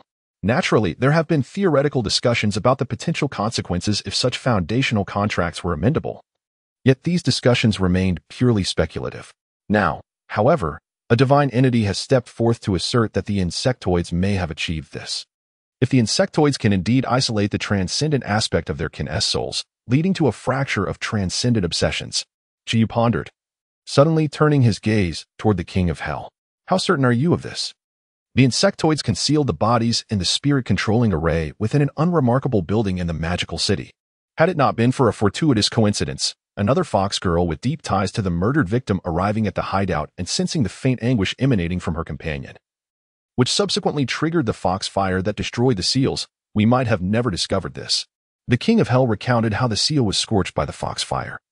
And then a significant source of attraction arrived at the scene, ultimately drawing out the fragmented soul of the fox girl. A significant source of attraction? Chiyu interjected, puzzled by the king's narrative. Allow me to elucidate this matter further, the king of hell continued. The fox girl's fragmented soul was drawn out and subsequently apprehended by local authorities. Upon inspection in the soul prison, we discovered that her soul had been split. However, we could not comprehend the nature of this splitting until shortly thereafter, when an insectoid infiltrator attempted to reach the site to seize the remaining unextracted fragments of the soul and the body. You managed to thwart that insectoid, did you not? We did indeed repel the insectoid infiltrator, thwarting its plans.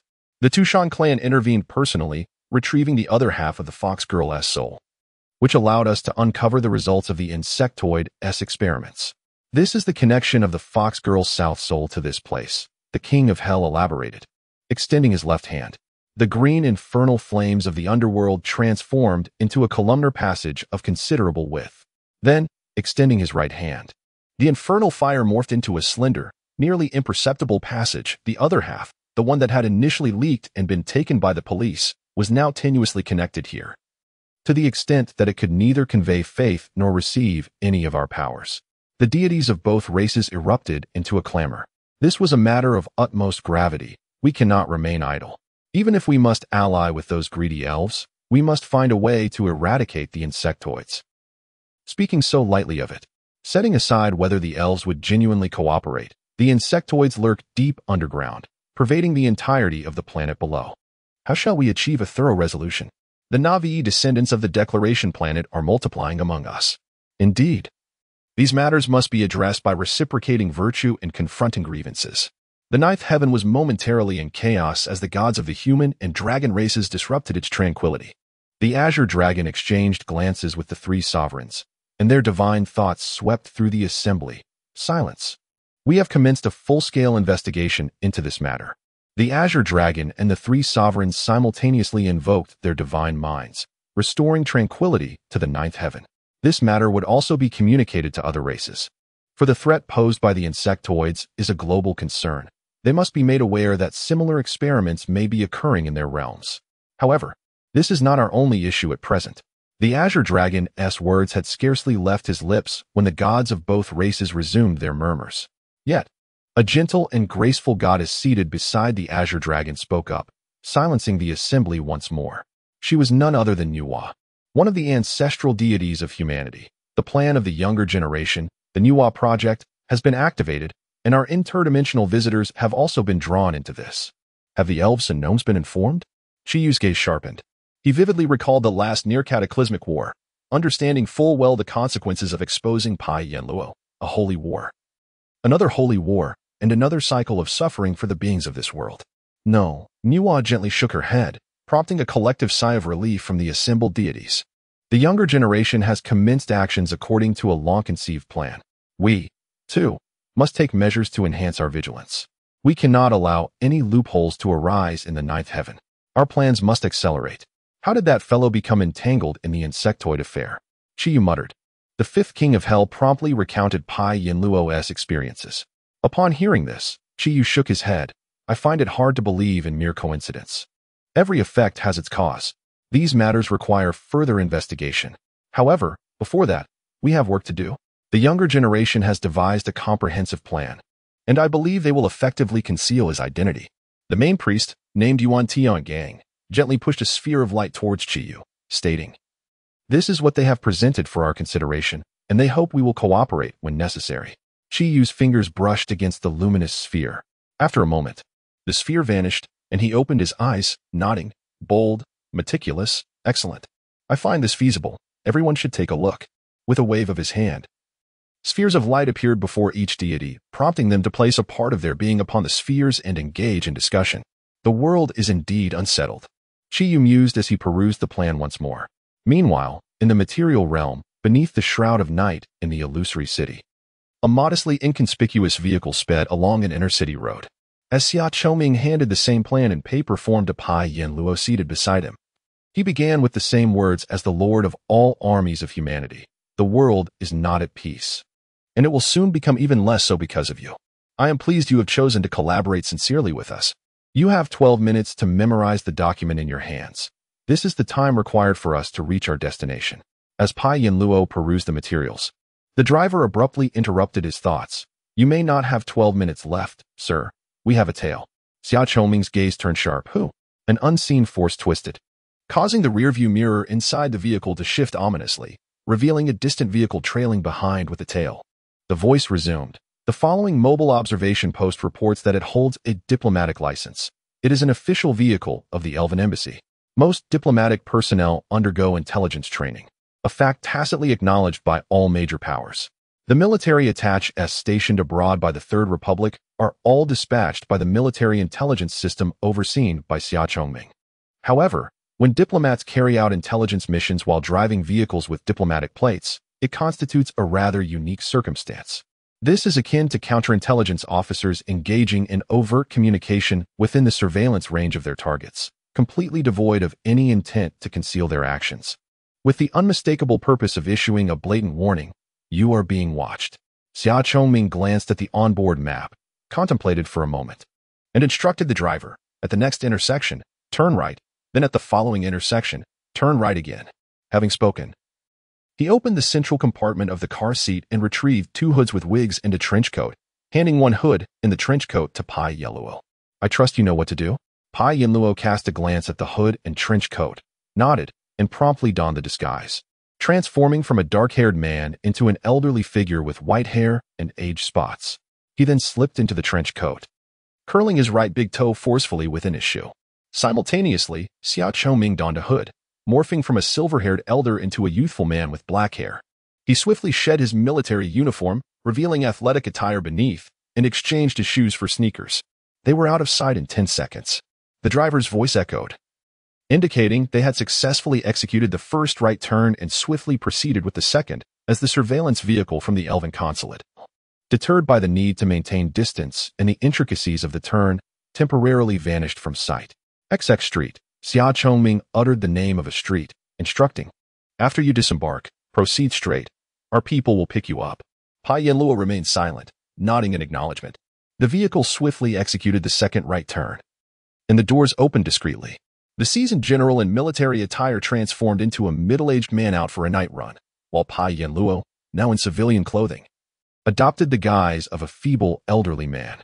They exited the vehicle and dispersed in opposite directions. The doors closed swiftly, and the driver activated a button, causing two inflatable decoys with heat sources to emerge from beneath the seats. As the driver continued forward, the Elven consulate's vehicle rounded the corner and followed closely behind. From the moment the two disembarked to the time the Elven vehicle turned, scarcely 3 seconds elapsed. The count of heat sources in the vehicle remained unchanged. While one of the intelligence officers disguised as a diplomat monitored the instruments, reporting, "It appears they made 2 unnecessary turns. There must be an issue. Scan the nearby pedestrians for any matches." The onboard optical and thermal scanning devices swiftly scanned the diverse array of beings on the street, yet failed to identify any individuals matching the pre-entered database criteria: height, age, gait. None conformed. Damn it, they might have slipped away. Let us continue following that vehicle. What about the mage's eye in the sky? They noted a certain alertness above, which had just been eliminated. Unbeknownst to the slightly agitated conversation of the elves, Pai Yanluo transformed into a limping elder out for a nighttime stroll, seamlessly blending into the throngs of the night. Following Xia Chongming's directions, he steadily walked down a specific street when suddenly, a calm voice whispered in his ear, "Please follow me."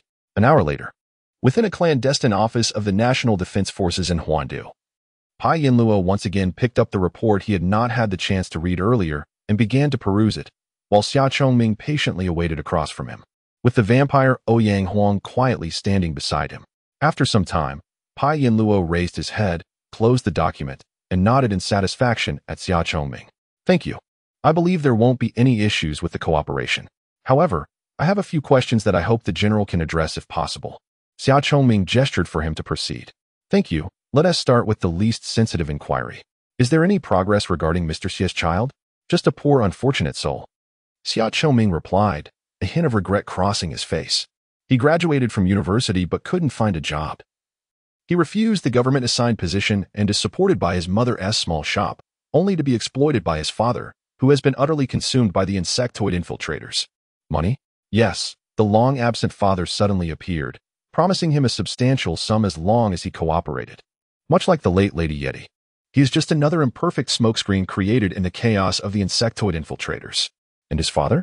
We are still investigating his father's involvement with the insectoid matter. Pai Yanluo pondered for a moment before raising his gaze again, locking eyes with Xia Chongming. After a few seconds, Xia Chongming, with a hint of resignation, spoke. "You know, Tu Shan Jiujio was born into this world on the same day, same hour, same minute, and same second as you." "You mean?" "Indeed. She is one of the many souls birthed into the material world at the same moment as you. And she was later selected as one of the 35 impersonators in the Nuwa project. She was compelled to pursue, or rather, track down her beloved to extract herself from Tu Shan and successfully execute the subsequent steps of the plan. You all, though many souls were cast into the material world at that time, the ancestral deities and dragon gods made efforts to shield them. However, other malevolent deities soon discovered those myriad souls. It was merely a matter of time. Thus, we set up 35 false targets and artificially guided the enemy's search parameters through intelligence operations. Counterintelligence operations. Yes, if the enemy's infiltration indeed reached the core area, what they would discover would only be one of these 35 individuals. These 35 were meticulously chosen, and Tu Shan Jiujio was one of them. We needed to devise a way for her to break free from Tu Shan, and her lover's predicament presented a perfect opportunity. Pai Yanluo fell silent. Not Navi, but rendered speechless by this revelation. He began to understand why the other party was somewhat reluctant to divulge information, even seasoned intelligence officers, no matter how accustomed to sacrifice, would find it hard to bear the burden of forcing someone to pursue their beloved in ignorance of the truth. The existence of these 35 individuals was to safeguard your identity. They do not know each other, do not know of your existence, nor realize they are a part of this grand intelligence operation. So now, Tu Shan Jiujio appears beside me.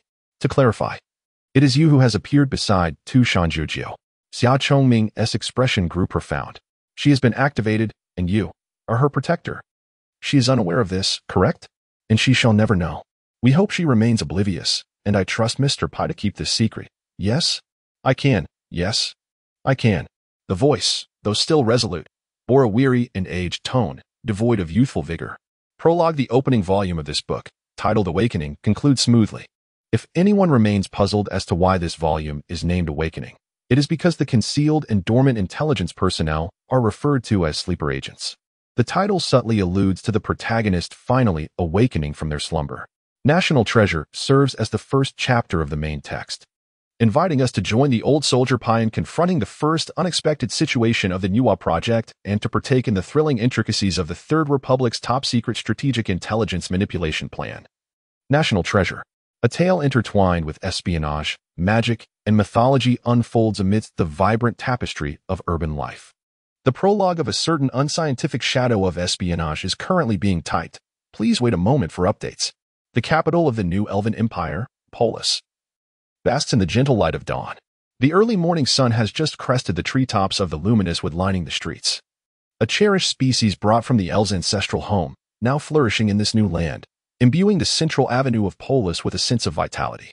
At this hour, employees of morning opening shops and civil servants heading to their early shifts traverse the streets in haste, most opting for walking, low-altitude magical flight, or public transport, with few choosing to drive.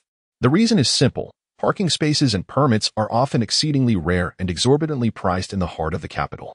Just then, a convoy of vehicles, distinctly adorned in the style of the post-Elven expansion era, swiftly glided down the central avenue, passing through the shadows cast by the luminous wood, drawing the attention of passers-by who speculated about the identity of the notable figure aboard. The convoy consisted of 6 vehicles, 2 of which were armored cars brimming with fully armed soldiers and agents from the Special Operations Bureau. These Imperial 1984 model armored vehicles, with their formidable chassis and armor, were adept at withstanding explosive and armor-piercing assaults, while a composite anti-magic array would deter most magical assassins. The soldiers within were elite operatives, handpicked from retired veterans, each resolute and equipped with the Empire's most advanced weaponry, ever ready to safeguard their esteemed charge. 2 other vehicles were floating motorcycles, known as Black Bees, powered by magical VTOL engines. These slender machines bore no drivers, only 2 weapons rotating vigilantly, with a virtual cognitive core orchestrating their movements, analyzing the environment at a speed far surpassing that of ordinary beings, ever on guard against potential threats. Unlike the mature technology wielded by the soldiers, these motorcycles represented the latest innovations from the Imperial Institute of Magical Engineering, capable of transforming into combat armor to protect their occupants in dire moments. Among the 2 bulletproof sedans in the convoy, one housed a decoy while the other carried Helena Iulius Manstein, the Speaker of the new Elven Empire's House of Representatives. At 170 years of age, this elven lady observed the cityscape of the imperial capital as verdant greens intertwined with urban grays, creating a striking aesthetic. The melodies of the elven singer Islande, rendered in ancient elven tongue, played softly in her ears, conveying the sentiment, "Ne pas peur de souffrir, do not fear suffering." This aria, composed during the Great Expansion, was imbued with the spirit of perseverance, urging the elves to cling to hope and strive for life. Though Helena had once cherished these words, they now stirred a sense of agitation within her. The weight of work was overwhelming, even for one dubbed the Iron Saint. As her mind was troubled by the burdens of duty, a candy was suddenly offered before her. She looked up to find her daughter, Dorothy, seated beside her bodyguard. Beaming sweetly, the core of the capital shimmered with the brilliance of steel and magic, a radiant symbol of elven civilization, a colossal heartbeat of the city. A sanctuary of commerce and politics, where all that a creature could desire might be found. Majestic edifices soared skyward, each representing a family or a vast conglomerate. The elven style unmistakably exuding pride, determination, and unwavering resolve. Such architectural splendor fortified Helena's confidence. She was convinced that the empire would emerge from its current plight just as her ancestors had centuries prior, reclaiming its former glory. As elves and other beings welcomed by the empire hurried along the streets, Helena's gaze flickered over the local populace, pondering the lives they led, the dreams and desires that propelled them in this mega-metropolis, and how her own nation could harmonize these aspirations. Her reflections were abruptly halted as her convoy arrived before the Congress Dome. She beheld a staggering array of construction materials, towering cranes, and cumbersome magical golems situated beside the service building, yet no one was present to operate them. "Damn the liberalism and subcontractors," Helena muttered. It was past 8 in the morning, and construction had yet to commence. It was a veritable nightmare of efficiency and work ethic. To her, This deserted construction site epitomized the Empire's plight, a poignant illustration of bureaucratic missteps. She knew that even the commonplace traffic signs erected nearby had cost a small fortune, a testament to the shocking pricing prevalent in their system. This was but one of the methods through which officials within the new Elven Empire, renowned for its extreme frugality, maneuvered to secure benefits without transgressing the rules. Not only were these officials obstinate and arrogant, but their behavior was also a reflection of a populace that had grown increasingly indifferent and haughty. Yet, Helena understood that this was all a deliberate construct of the systemic pressures plaguing the empire, akin to a reservoir filling to the brim. To endure greater strain, there were two options. First, to heighten the reservoir and cease the inflow, a remedy for both root causes and symptoms, or second, to directly release the pressure into the sewers. Helena was acutely aware that the empire had chosen the latter approach, in a bid to stabilize society and attract unwitting immigrants. The social security system dispersed nearly 400 gold coins weekly to unemployed individuals, supplemented by housing, medical, furniture, and fuel allowances, as well as additional support for single parents and those unable to work due to illness. In the past, the empire maintained a high welfare society through military might and a fragmented structure of cheap entertainment, which allowed a vast number of citizens at the bottom, what the old empire referred to as slaves, to languish contentedly in the sewers, ultimately degenerating into refuse. However, those who had been cast into the sewers by the empire were endowed with the right to vote. When the system is inundated with refuse, it can yield nothing but refuse. Foolish and greedy voters elect the same officials. Helena was acutely aware that this was part of the empire's grim reality. Yet, she could not voice this truth, for she was a cog in the system. Should she dare to declare that the system had devolved into filth, she would merely be regarded as a maggot crawling upon it. She could only take solace in the fact that, although many officials chosen by the empire were indeed maggots, the true core of the empire remained under the control of astute individuals like herself, belonging to ancient and venerable families. This project has been underway for 3 years. Do you think it could possibly be completed this year?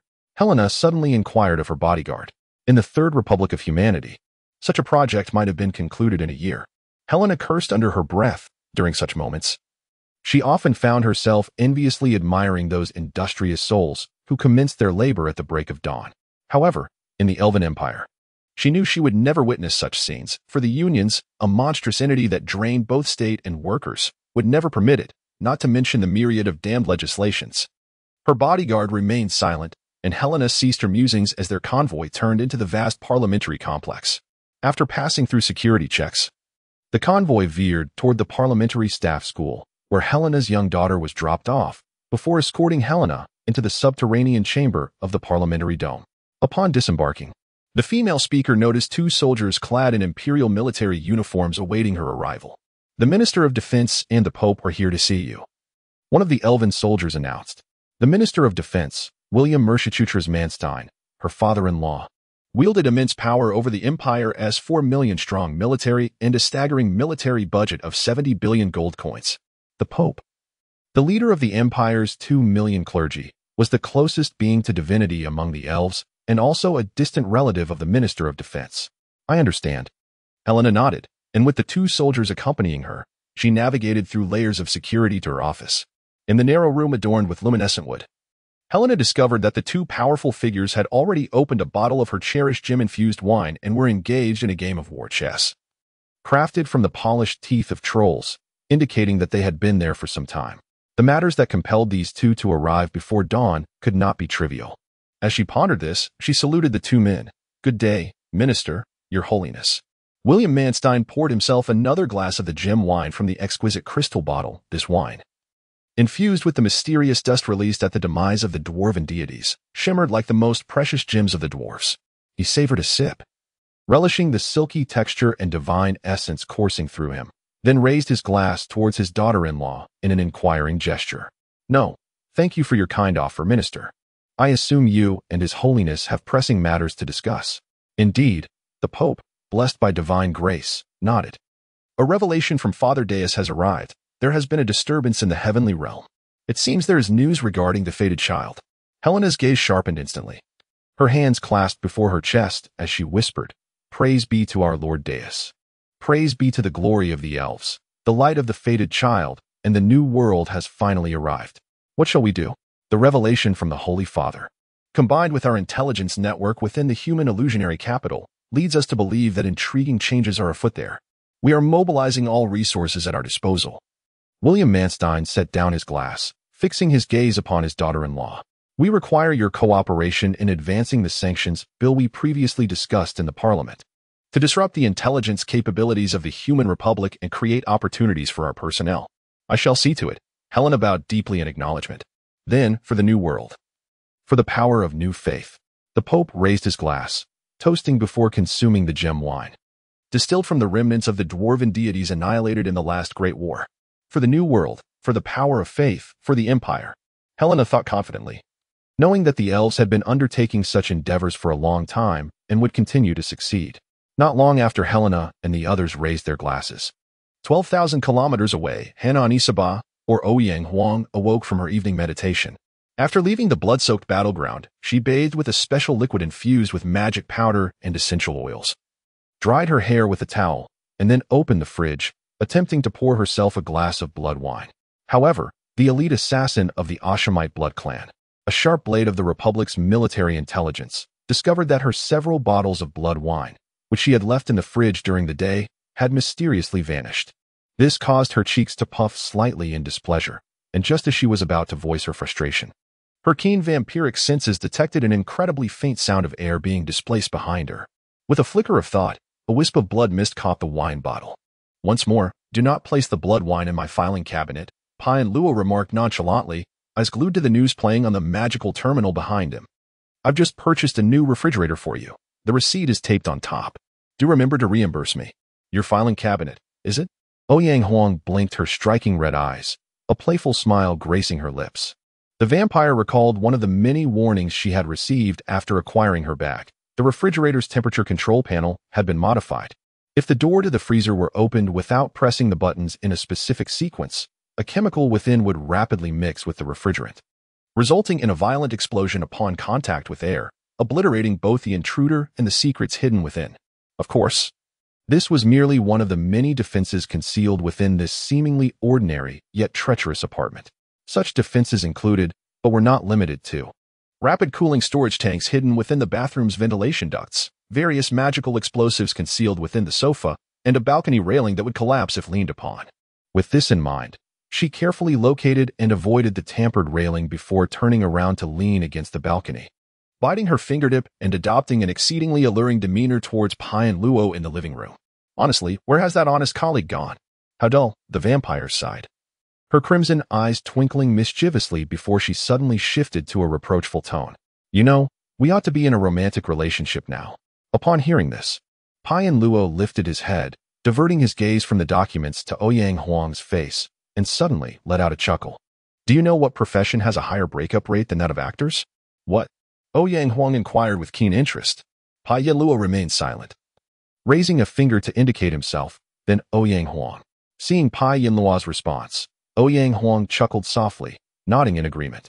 She concurred that one of the most unbearable aspects of a relationship is living behind a facade, a sentiment acutely felt by those in their profession, save for actors perpetually uncertain of their partner's sincerity. Such is the intricate nature of relationships between intelligence operatives. They may find solace in each other amidst hostile environments. Yet suspicion arises in more benign settings. Recalling a past liaison, a sardonic smile played on Ouyang Huang's lips as she turned to savor the gentle evening breeze and admire the vista.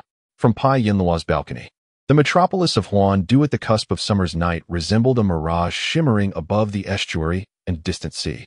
Towering structures along the coast and riverbanks gleamed with technological progress, blending with the ancient allure of this magical city to create a singular charm. Huandu boasts a venerable history, spanning some 5,000 years in recorded human annals. It is a city where bustling prosperity intertwines with age-old historical echoes. One can find myriad shops and a constellation of hotels and nightclubs alongside ancient shrines. When the earliest humans settled here, the land was a marshland prone to flooding. Successive generations of officials, inspired by the spirit of the Seiju the Great, tirelessly developed the land, laying the foundation for the millennia-old city. Upon their deaths, these officials were venerated by the populace and ascended to the 9 heavens within the mystical realm, where they received offerings and kindled divinity to continue serving humanity. Today, Huandu is home to shrines dedicated to these historical figures. Furthermore, the earliest human venerations of the tide god and sea god originated here. Their temples standing guard by the sea, safeguarding the city from the ravages of oceanic weather. Leaning against the railing, Ouyang Huang allowed the night wind to caress her still damp hair. As she sipped her blood wine, she gazed upon the city, a fusion of antiquity and modernity, technology and the supernatural, and felt an overwhelming sense of contentment. Compared to her previous life with her father, she cherished this place, this city, this nation, and her current identity. In the clandestine world of the Assamites before the ravages of the Zerg, they were considered outliers. These bloodline assassins, secluded in the Alamut mountain fortress, sought to distance themselves from the millennial conflicts of the bloodlines, adhering to a complex and enigmatic code. While most creatures perceived the Assamites as mere ruthless assassins, they possessed extraordinary intellect and magical prowess. However, they rigidly adhered to their Tao, rarely understood by outsiders. This mysterious bloodline branch had lived peacefully in the shadows, with the clan's leader, the Old Man of the Mountain, issuing commands from Alamut, controlling the clan with fear and respect, allowing these bloodline assassins to coexist on a parallel course with the mainstream world. However, the Zerg resurgence and the subsequent world war shattered many orders and systems, including the Assamite Salamut fortress and clan control system. The Alamut fortress was destroyed, and that generation of the Old Man of the Mountain perished under the claws of the Zerg. The Assamites' belief system faced collapse and destruction, and many members of this ancient bloodline branch were utterly decimated in battle. The surviving Assamites, like other branches, underwent a painful process of re-establishing their footing and faith in the world. Some Assamites, enamored with knowledge and magic, were unwilling to become mere mercenaries and live particularly turbulent lives. Most nations regarded the Assamites, or all bloodlines, with pure utilitarianism or transactionalism. The Assamites mostly became mere hired assassins, treated as dangerous vipers. The small fraction of Assamites who refused to be assassins were deemed worthless and treated like stray dogs. Eventually, this small group of Assamites wandered into human lands. Unexpectedly, the humans in this land did not reject their request to settle down, nor did they make excessive demands. They did not even require them to pay for the right to reside and own land with their blood. They settled in the human nation that was willing to grant them sufficient respect and freedom. This branch became Ouyang Huang's ancestors. These descendants of the legendary Hashishin assassins are now members of one of the Republic's 30-plus ethnic minorities, contributing to the Republic's prosperity and stability. Henanai Ismail Sabah, Ouyang Huang, is one of them. However, unlike many of her kin who were devoted to research, Ouyang Huang is not only magically gifted but also exceptionally talented in the clan's stealth and swiftness techniques. This exceptional talent attracted the attention of someone, her father, the bloodline who gave her the embrace, Ouyang Feng, and a friend of his, Xia Chongming. The organization that Xia Chongming oversaw was known by a select few as Department 2 or the Second Department, a designation for this military intelligence agency under the Republic's General Staff Department. This group was called the Hand of Justice, and all members were carefully selected and rigorously trained, Ouyang Huang included. After undergoing nearly insane assessments and training, her first assignment was to infiltrate and monitor a seemingly unremarkable civil servant, which initially caused her some resentment. However, after a series of recent events, she was informed of Pai Yinlua's importance, which immediately dispelled her resentment. The importance of the man before her, contributing to such a crucial case, was one of the ultimate dreams of all intelligence personnel. As if sensing her gaze, Pai Yinlua looked up at Ouyang Huang. He gazed at her face, full of classical feminine beauty, her slender figure, and her slightly curved eyebrows with seductive, deep eyes, and a large expanse of exposed skin. Then, he decisively turned the magic terminal around, facing the screen towards Ouyang Huang, and said, "Take a look. There might be something happening." Those in his line of work do not regard women as trophies for the bedroom. He remembered that the few bastards who dared to do so either disappeared or made serious mistakes and were forced into retirement. Seeing the solemnity on Pai Yinlua's face, Ouyang Huang also abandoned her playful seduction and seriously looked at the news. New Elven Empire Congressional Representative Iris Shabutrian today questioned the free trade agreement with the Human Republic, which is under review, questioning whether some of the agreement's clauses pose a threat to the Empire's national security. The average person would see this news as unrelated to them. Those with a slight understanding of politics and economics would realize something. Those with a broader perspective would make some guesses about the political landscape. However, Those in Pai Yin Luo and Ouyang Huang's line of work saw a different possibility. Some sudden political or economic actions are often a form of intelligence encirclement and reinforcement. By creating an intelligence vortex that an opponent cannot ignore, they tie up the resources of the opponent's intelligence system and then take the opportunity to complete one or more other major events. A country's intelligence resources are limited, and the intelligence personnel stationed in hostile countries are even more so. Overt spies stationed in foreign affairs agencies are followed as soon as they leave their homes, and covert spies hidden in the shadows risk every action they take. The heads of intelligence agencies always possess a limited array of cards to play. Consequently, these agencies frequently engage in the deliberate fabrication of grandiose news that bears little actual impact, compelling adversaries to allocate their scarce resources to investigate. Meanwhile, they seize the opportunity to execute genuine operations in the shadows, undetected by those too preoccupied with the ruse. Do you think this pertains to you? Ouyang Huang inquired earnestly.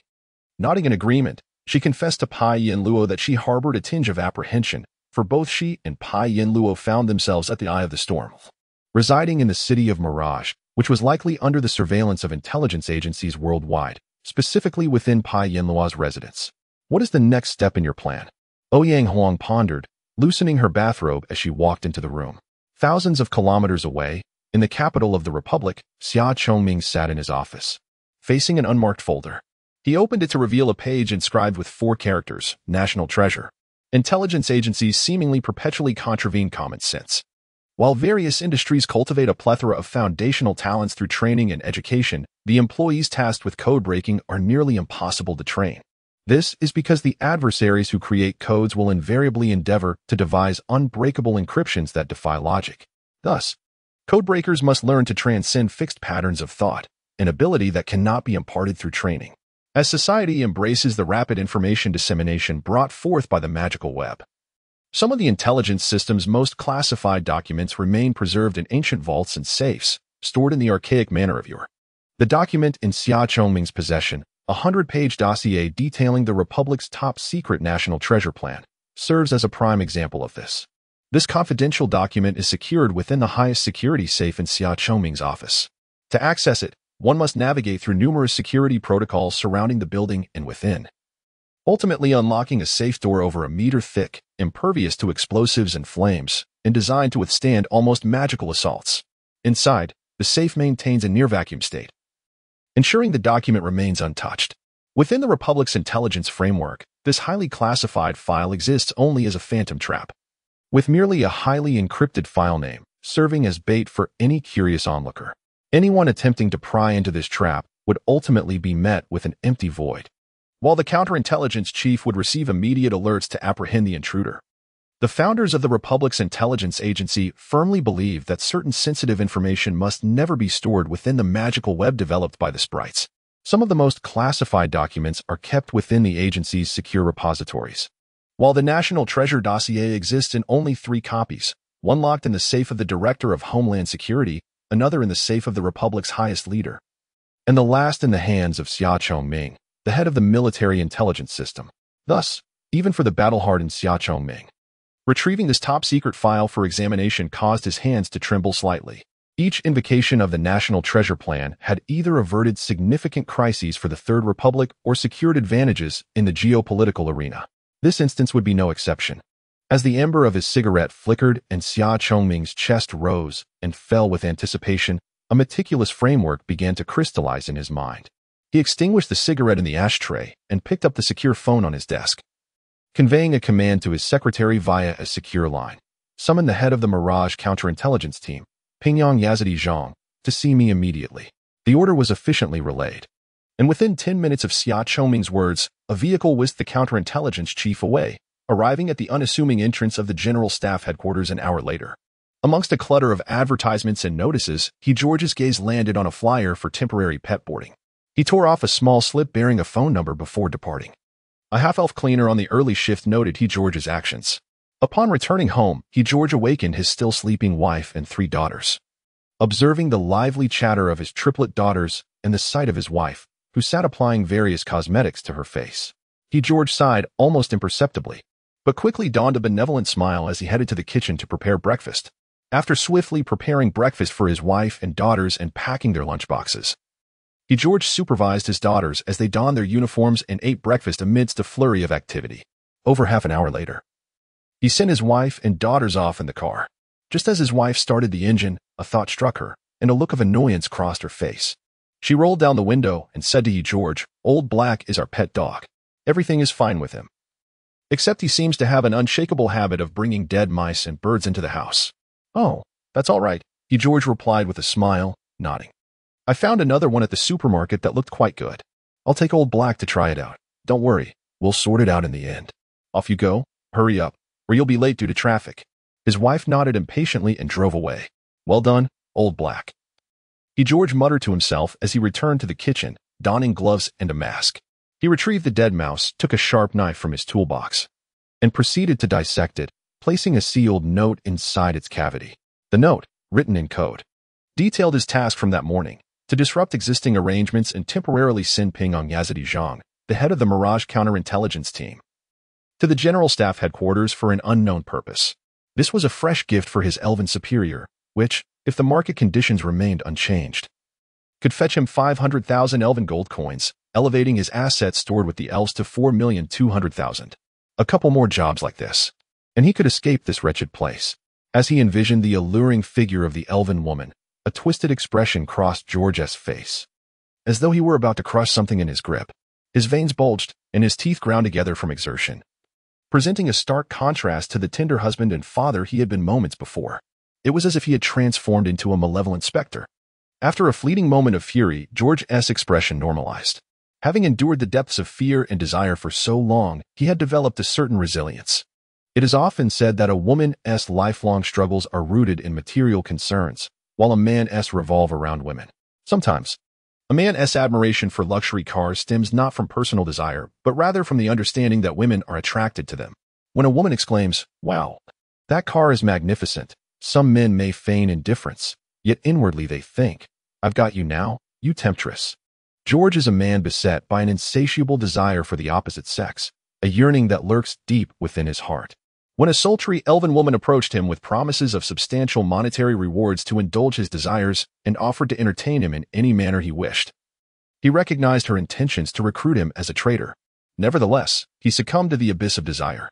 By the time he regained his senses, she had already secured evidence that would irrevocably bind him to his treachery. Under the duress of threats and temptations, George became a traitor to humanity, receiving vast sums of money from the elves, along with occasional visits from the alluring elven operative, plunging him deeper into the chasm of fear and desire. Ultimately, his craving eclipsed his loyalty to his nation and race, overshadowing even his dread of punishment. In the end, the love he bore for his wife and the paternal affection for his children were cast aside, leaving him outwardly unchanged yet internally unrecognizable, much like a mouse, its innards extracted, appearing normal while its essence had been irrevocably altered. With an unremarkable faade, George concealed sensitive information within the belly of a dead mouse, meticulously sealing it before retrieving a bottle of commercially available chili sauce. He carefully smeared the sauce over the mouse's exterior. Little George, off to walk the dog? An elderly resident greeted him in the community. "Yes, just trying to train him a bit, see if I can correct his habit of bringing back dead mice," he replied, tossing some trash into a bin while lifting the plastic-wrapped mouse. "You should hire a professional trainer. It's been ages with no improvement. I've tried, but no results. I'll keep searching. It all costs money, after all." Conversing briefly with the elderly residents, George led his dog out of the community and into a nearby forest park.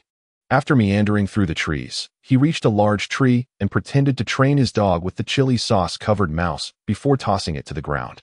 As they departed, a tentacle shot from the dog's mouth, swiftly devouring the dead mouse and regurgitating a small capsule sealed with information. An elven operative, upon opening the capsule, glanced at its contents, igniting the paper with a flicker of flame until it turned to ash. After completing this task, he affectionately patted his disguised magical pet on the head, murmuring, "Good dog." The elven operative then departed with his concealed companion. As the sun fully rose, the forest regained its tranquility, while the community buzzed with life. Amidst the clamor, the succubus Rachel Sidlov strolled to the entrance, presenting her fire safety inspection credentials before entering with her aide. "This is the place, isn't it?" Rachel confirmed discreetly with her assistant. Zhang Gong, a male succubus, examined the data terminal concealed within the fire inspection board, nodding in acknowledgement. Indeed, but we suspect the target may have undergone training or consumed potions, making precise identification difficult. We can only narrow it down to a few buildings. That suffices, Rachel replied, understanding that distorted desires could attract enemies or even the gaze of malevolent deities.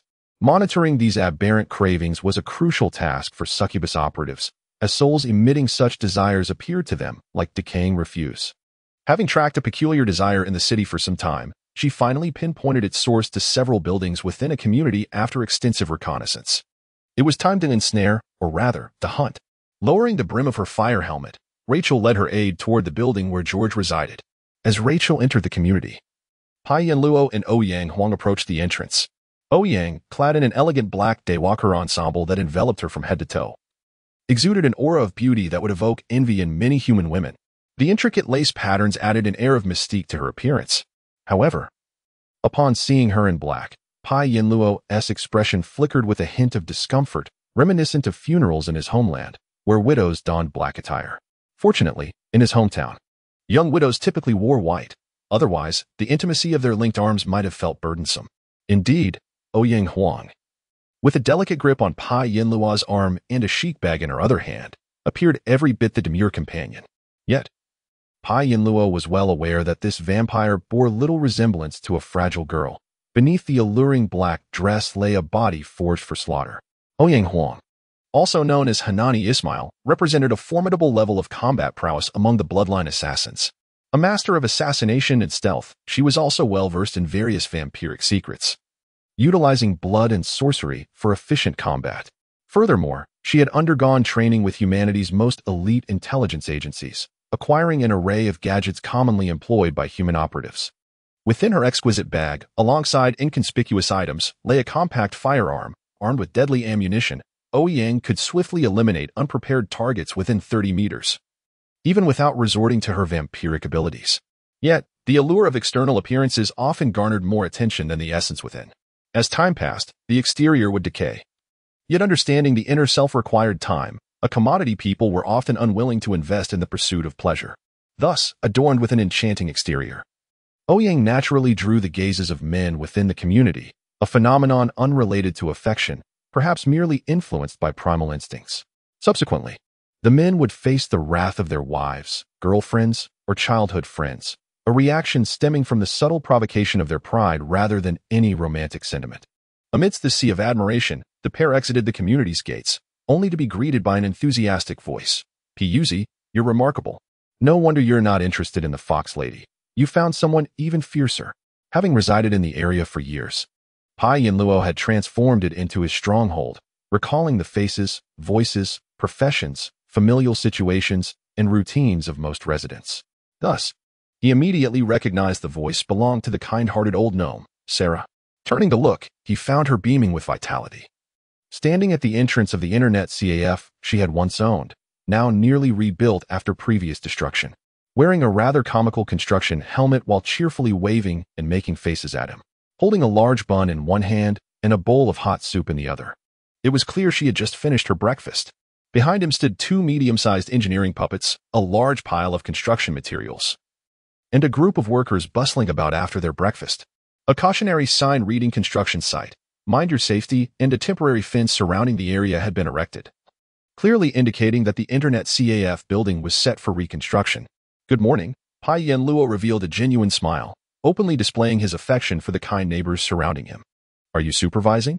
Why not take a longer break?" "Don't dodge the topic, Pai boy," the old gnome said, his face alight with curiosity, poking Pai Yanluo playfully in the side. "By the way, is this your partner? Are you doing well?" "Hello, I'm his colleague and girlfriend, Ouyang Huang." "Well," the old gnome whistled in approval. "That's wonderful. Having a romantic connection with a colleague is commendable. Don't be like some of the younger generation, who are all about fleeting encounters without emotional investment. Let me tell you, if you indulge too much in mere physicality, it leads to a cold end, like a deserted fire pit. If you're going to be together, do it sincerely. By the way, my dear, how old are you? Have you checked your compatibility with Pai Boy?" "Look at you," Ouyang Huang replied with a smile reminiscent of a delicate black rose dancing in the wind, engaging in a playful banter with the old gnome. At that moment, Pai Yanluo's gaze halted on a construction worker transporting a certain container. His eyes lingered for a second before swiftly scanning the surroundings again. For Pai Luo, this was a fundamental skill. As an intelligence officer, the environment surrounding his outpost and safe house served as his strongest fortress. Within this perimeter, any individual or event deviating from a fixed pattern would be keenly observed and assessed for risks. Newly opened shops, unfamiliar vendors, and pedestrians exhibiting unusual behavior could all trigger alarm bells in the mind of a seasoned intelligence operative. Just moments ago, Pai Luo had identified such an anomaly. The blood clan is troublesome. You two have a biological clock issue, but as long as there's affection, that's what matters, the old gnome said, adopting a fatherly tone with Pai Luo. All right, off to work you go. I need to keep an eye on things. After the fire, the gas explosion will save me some effort. Hurry up and get back to business. Didn't TU just win 17 million? The old gnome chuckled as he bid farewell to Pai Luo and Ouyang Huang.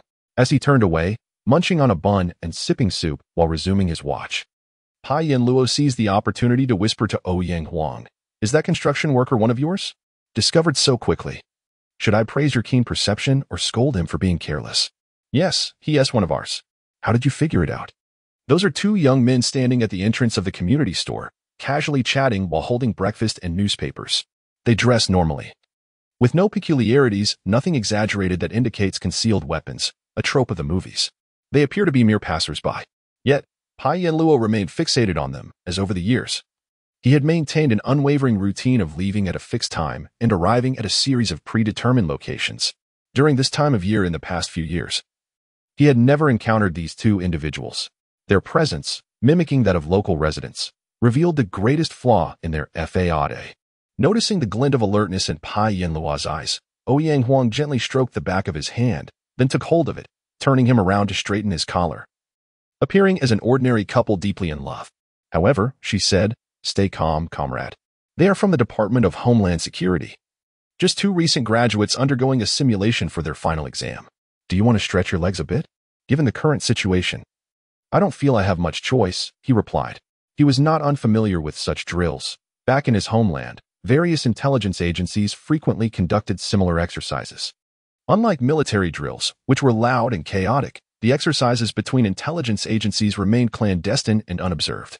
Pai Luo recalled how agents from the Homeland Security often responded to supposed alerts, tasked with monitoring a certain individual or intercepting a meeting, only to find they were being tested by military intelligence to gauge their alertness. Such training for recruits was a common practice. Of course, Pai Luo surmised that this particular exercise also served to evaluate him, a preliminary assessment of his capabilities. However, he was acutely aware that a deeper motive lay beneath the surface. "What do they know?" Pai Luo inquired while tenderly kissing Ouyang Huang's cheek. "Oh, nothing much. They merely suspect we are carrying dangerous intelligence." Ouyang Huang replied with a teasing tone.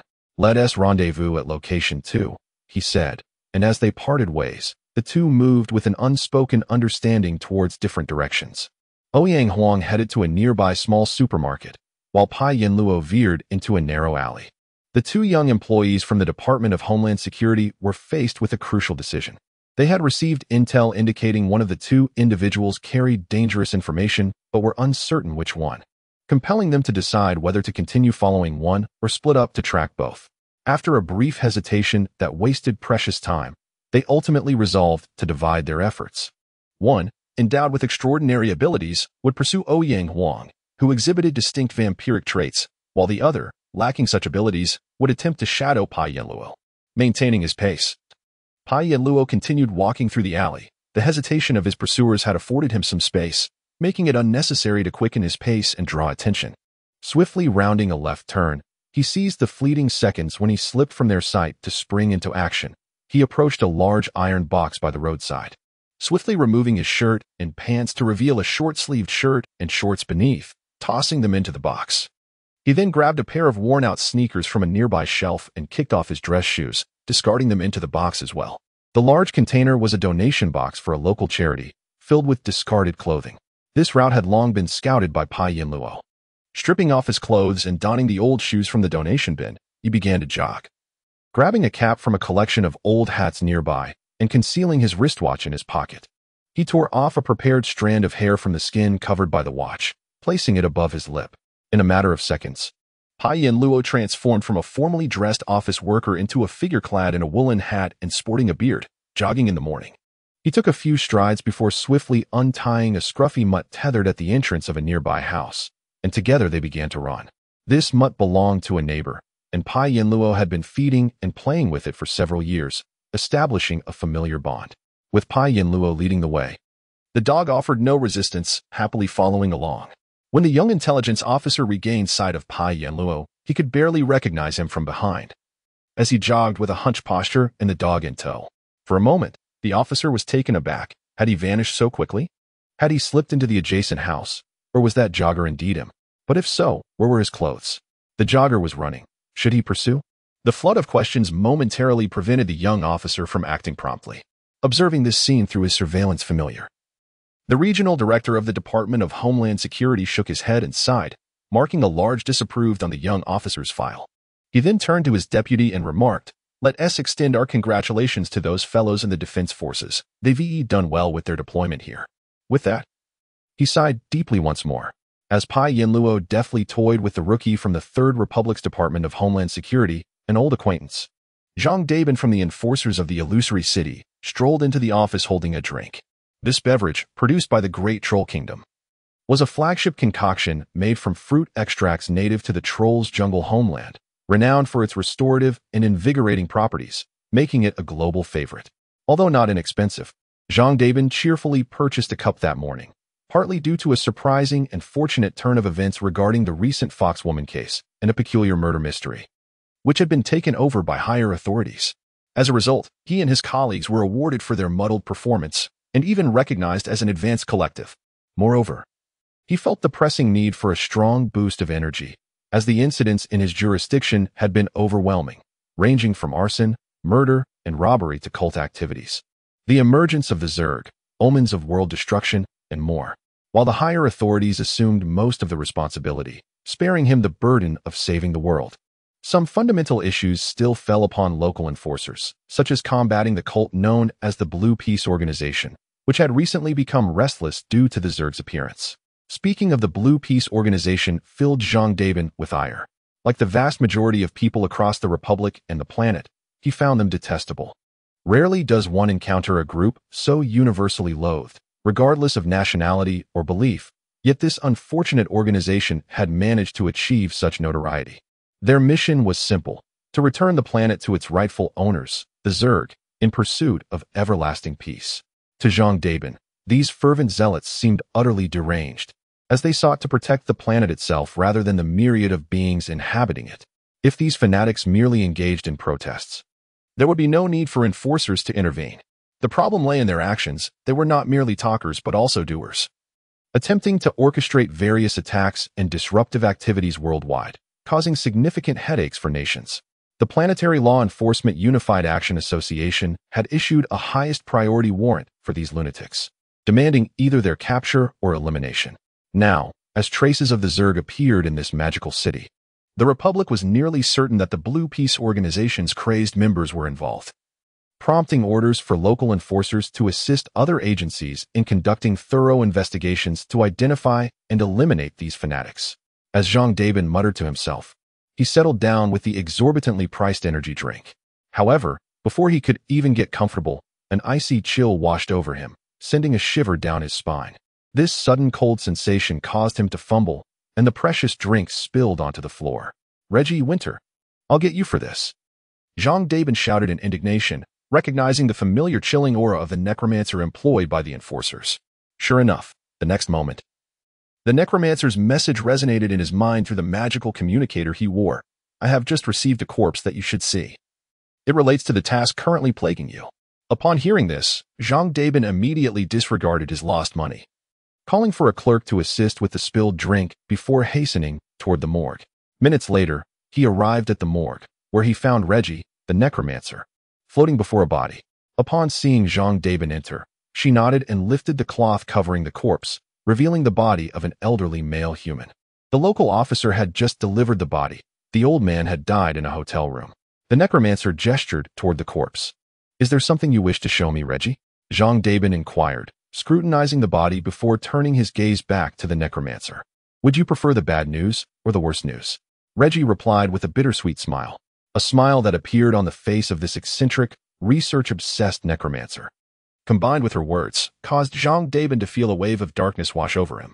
He steadied himself by grasping the table that held the body and said, "Let us hear the bad news first."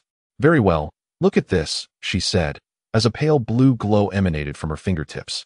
The deceased man's right arm was lifted by an unseen force, and an arrow composed of blue magical energy materialized, pointing to a spot on the inner side of his left upper arm. Jean Dabin directed his gaze to where the arrow indicated and noticed a nearly invisible, faintly colored tattoo on the pallid skin. "What is this?" he asked, examining the tattoo, which resembled a cluster of jagged lines or perhaps a mass of wild grass or grasping tendrils. Beside this indistinct design were 5 numbers, also obscured. Jean Dabin searched his memory, but could not identify the tattoo.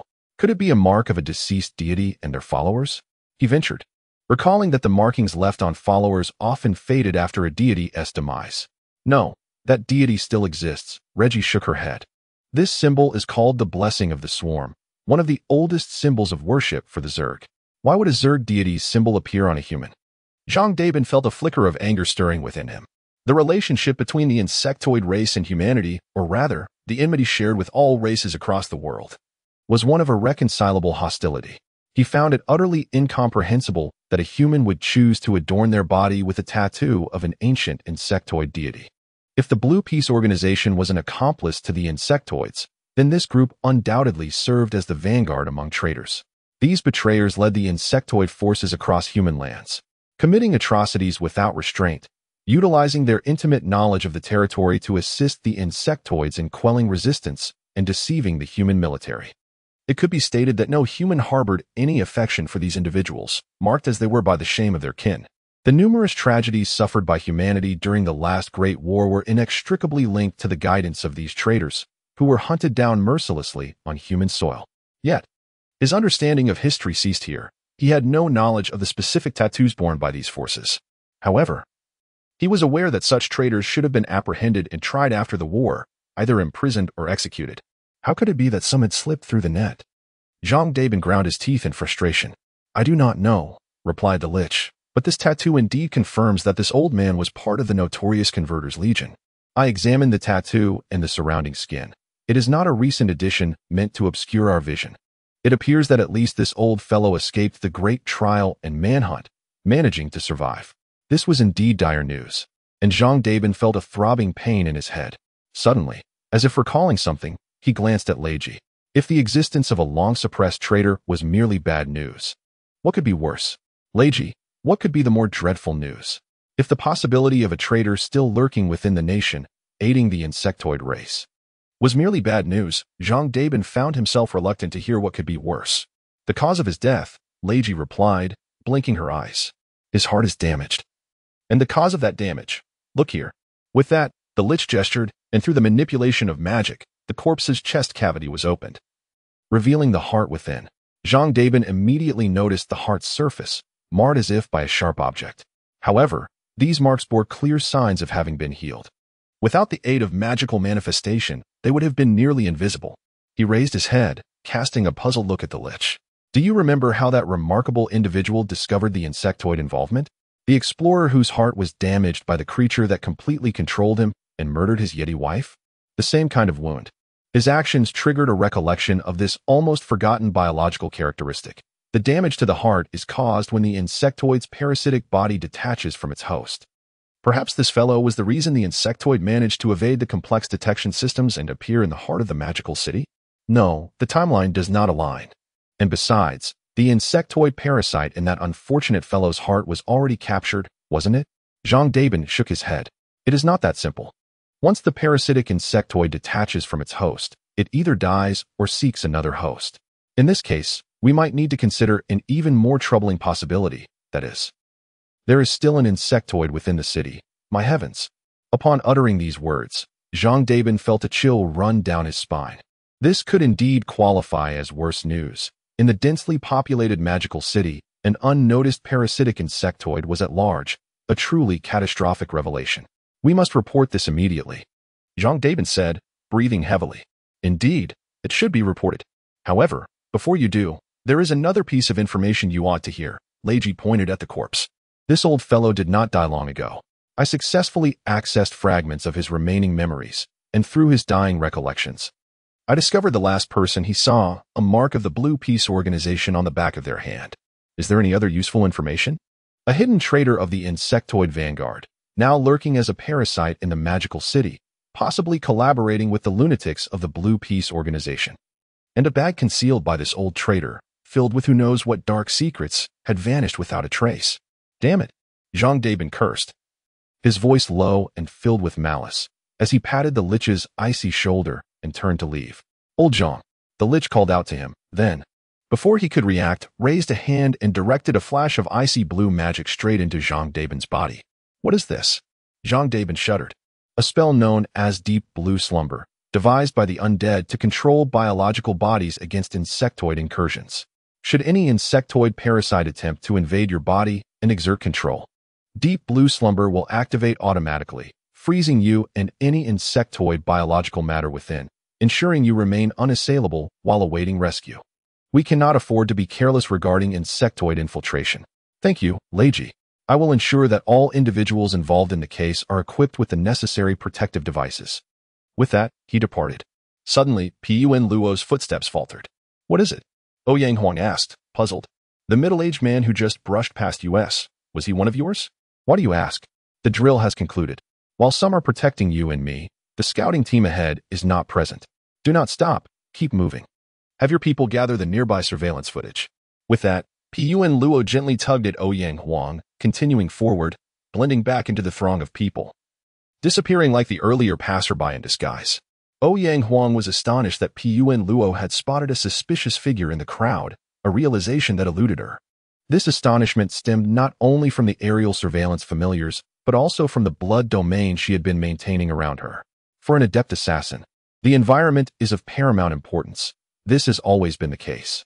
As a member of the Ashermai blood clan, destined to inherit the title of Sabah, representing the pinnacle of assassins, Ouyang Huang was a master at sensing her surroundings through the manipulation of blood. Minute traces of vampiric blood perpetually floated around her. Attuned to the flow of blood in nearby beings, perceiving blood pressure, temperature, hormonal concentrations, and most crucially, the surging magical or spiritual energy within the blood, especially the magical energy.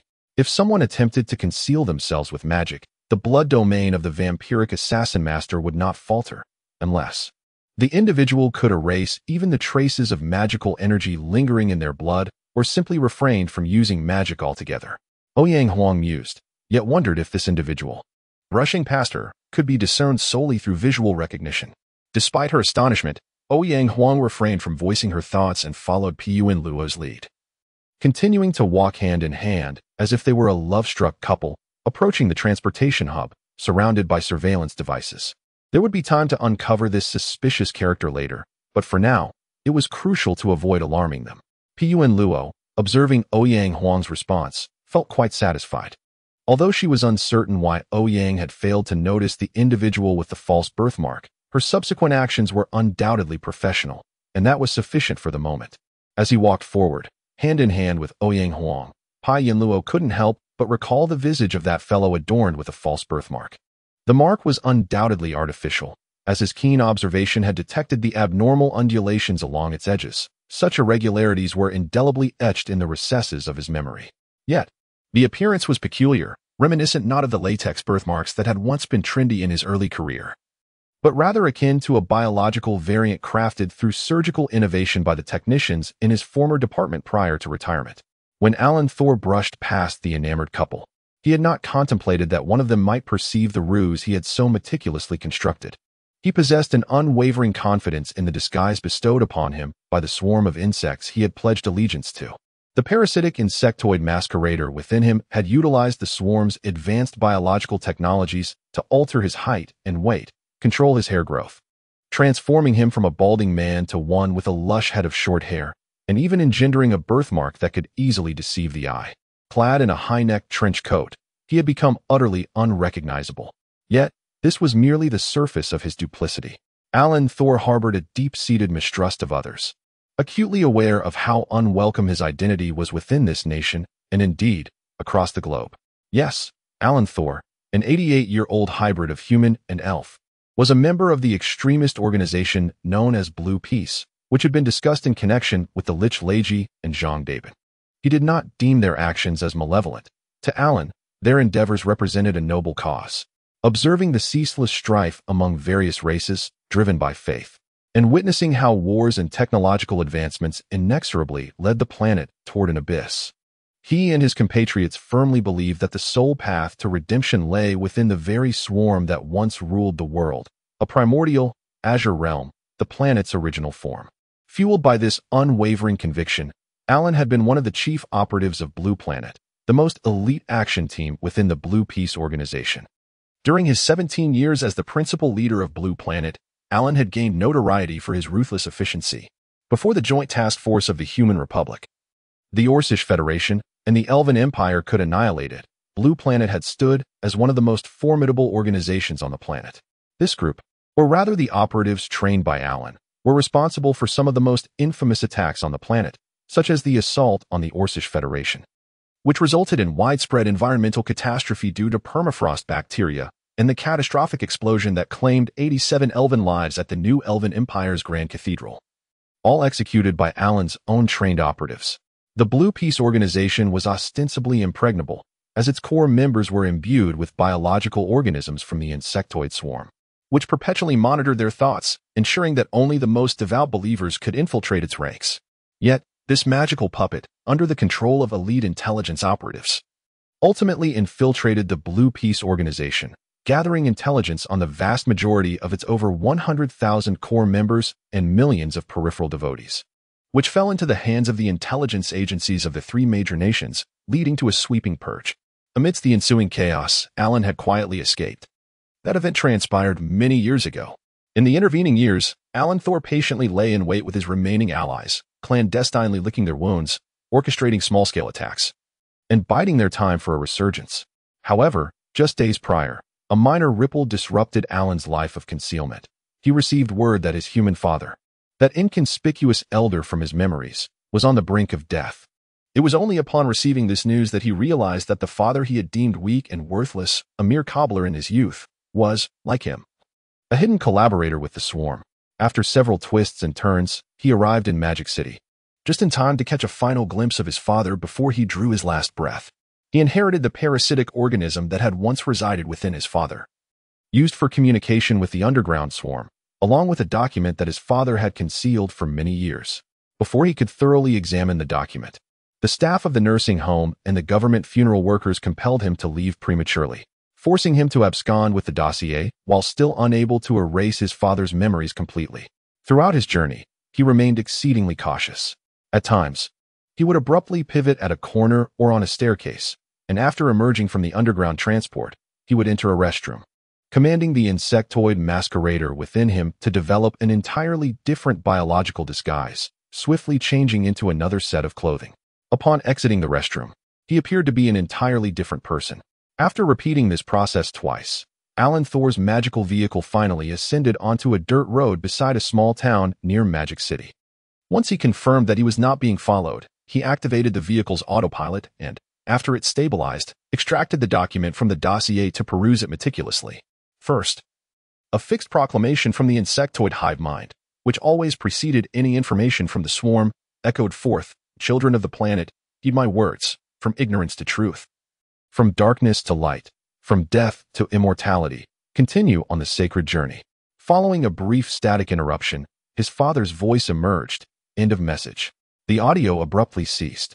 Lighting a cigarette, Alan took a few puffs, feeling a surge of excitement within. His father had indeed left him an invaluable legacy. He was uncertain how the swarm had acquired such crucial information, but he was resolute that it would pave the way for the swarm, the Blue Peace organization, and, more importantly, for this beleaguered planet to forge a brighter future. Before long, a notification chimed from the terminal in his magical vehicle, and a somewhat inebriated voice emerged. "I hope you bring good news." Indeed, they had work to do, and he urged the caller to regain their composure. After ending the call with a hint of a smile, Alan Thor propelled himself toward the horizon. As Alan Thor embarked on his journey into the unknown machinations ahead, in the direction indicated by the jetting trails of magical crystal powder from his vehicle's exhaust, in a community service center within the illusory city of the Third Human Republic, The vampire Ouyang Feng had just concluded his nocturnal labors, seated in his office chair. He squinted contentedly as he poured himself a glass of premium blood wine aptly named Devotion. This exquisite beverage, rare even among the blood-sucking residents of the Republic, boasted exceptional flavor and energy efficiency compared to the other two mainstream blood types. Currently, among the 13 bloodline vampires residing in the Republic, aside from the exceptionally daring few who risked defying the order of the Republic under the threat of the White Tiger assault team by engaging in blood theft or black market trading, there were essentially three primary lawful sources of blood. The foremost source emanated from the myriad of criminals incarcerated within the Republic's prisons and correctional facilities. Many criminals, in addition to the option of labor, may choose to offer their blood to provide sustenance for law-abiding vampires, or to serve as materials for various magical experiments. Numerous apprehended illegal vampires are also compelled to supply their blood, enabling bloodlines such as Ashamai to engage in blood harvesting. This primary source of blood is the least favored among law-abiding vampires, and the reason is quite simple: the taste is dreadful. Here, the term taste does not refer to the flavors of sweet, sour, bitter, or spicy. Rather, it pertains to the emotional and spiritual echoes of the blood's owner. Blood infused with the echoes of criminals and other lawless vampires naturally lacks palatability, and the side effects are significant, often containing a high probability of various negative emotions that the consumer must resolve themselves. Generally, legitimate vampires will only resort to consuming such blood in dire circumstances. According to Ouyang Feng, the flavor of this blood resembles mucus laced with chili and other peculiar tastes. Can it be used to prolong life in critical moments? Yes. Is it enjoyable? Hardly. The second category of blood is primarily sourced through monetary transactions. In the contemporary Republic of the Third Nation, selling blood to vampires is a common, legally protected, and supervised trade. Generally speaking, selling blood to vampires is far more lucrative than selling souls to another group of vampires. The former is a noun, while the latter is an adjective. Selling blood to the former is safeguarded by law and respected by vampires who genuinely value the spirit of contracts. Should any vampire attempt to take advantage, both rogue vampires and law enforcement will intervene. Conversely, selling souls may lead to being exploited by those who profess a commitment to contracts while treating them as mere scraps of paper, leaving the seller with nothing. Blood sellers span various social strata. As long as their physical condition and soul quality meet the legal standards, they may sell their blood at blood centers. After passing quality inspection, sellers leave with their payment, while vampires can procure blood from specialized counters found in supermarkets. This blood is unremarkable, neither exceptional nor poor. Akin to the staple foods served at a small restaurant near your home, ordinary but substantial, representing mainstream sustenance. The third category of blood is the main ingredient in the offering that Ouyang Feng consumes.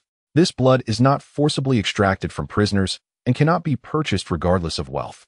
Rather, it is entirely derived from the voluntary offerings of other beings. This form of offering is not the result of sorcery or manipulation. Those capable of such acts are confined in prisons. No. These offerings arise because vampires have performed genuinely benevolent deeds that evoke heartfelt gratitude from other beings, leading them to willingly offer their blood, either voluntarily or at the polite request of the vampire. The vial in Ouyang Feng's possession is a product of collective donations from many beings he assisted at the Community Service Center, skillfully crafted by a master of blood alchemy. This blood is essentially valuable yet scarce, not readily available to the masses. Ouyang Feng, who can indulge in such exquisite blood, is labeled by certain dark factions within the bloodline as a fallen vampire who has forgotten the sacred millennium-long holy war and harbors no lofty ambitions. However, Ouyang Feng prefers to identify himself and other vampires who have attained an equal and tranquil existence within the Republic as free vampires who refuse to destroy the world. My transformation into a vampire and the acquisition of a prolonged life were not intended for annihilating the world or turning all beings into creatures like myself. What purpose would that serve? You fools.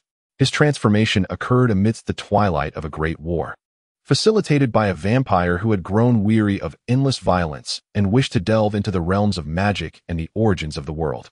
Given that he was already an unambitious researcher prior to his transformation, he became even less inclined to engage in millennium-long holy wars or bloodshed. After wandering the ruins of the Alamut fortress with his transformer, the Ashamai vampire, they settled in the human republic, where adherence to local customs and laws allowed for a peaceful existence. Here, He raised his transformed daughter, Ouyang Huang. Ouyang Feng considers his life quite satisfactory. Not only can he regularly save her offerings, but he also has a vampire companion, a transformed child, and a job, allowing him to pursue his magical studies as a hobby. In this realm, no other vampires seek to attack him or steal his blood, and he can obtain various fresh blood types without combat, merely by contributing some labor. While Ouyang Feng has heard complaints from other vampires lamenting the necessity of labor to obtain fresh blood for consumption, he scoffs at such notions. He believes, "You are already drinking someone else's blood. Should you not render some service in return? If you take blood without offering anything in return, what does that make you? One of those greedy goblin tycoons from the Elven Empire." In his irritation, Ouyang Feng's response is to think, where do these symbolic vampires come from? Someone, bring me a street lamp. Let it sunbathe until it is dry. Thus, Ouyang Feng dutifully labors.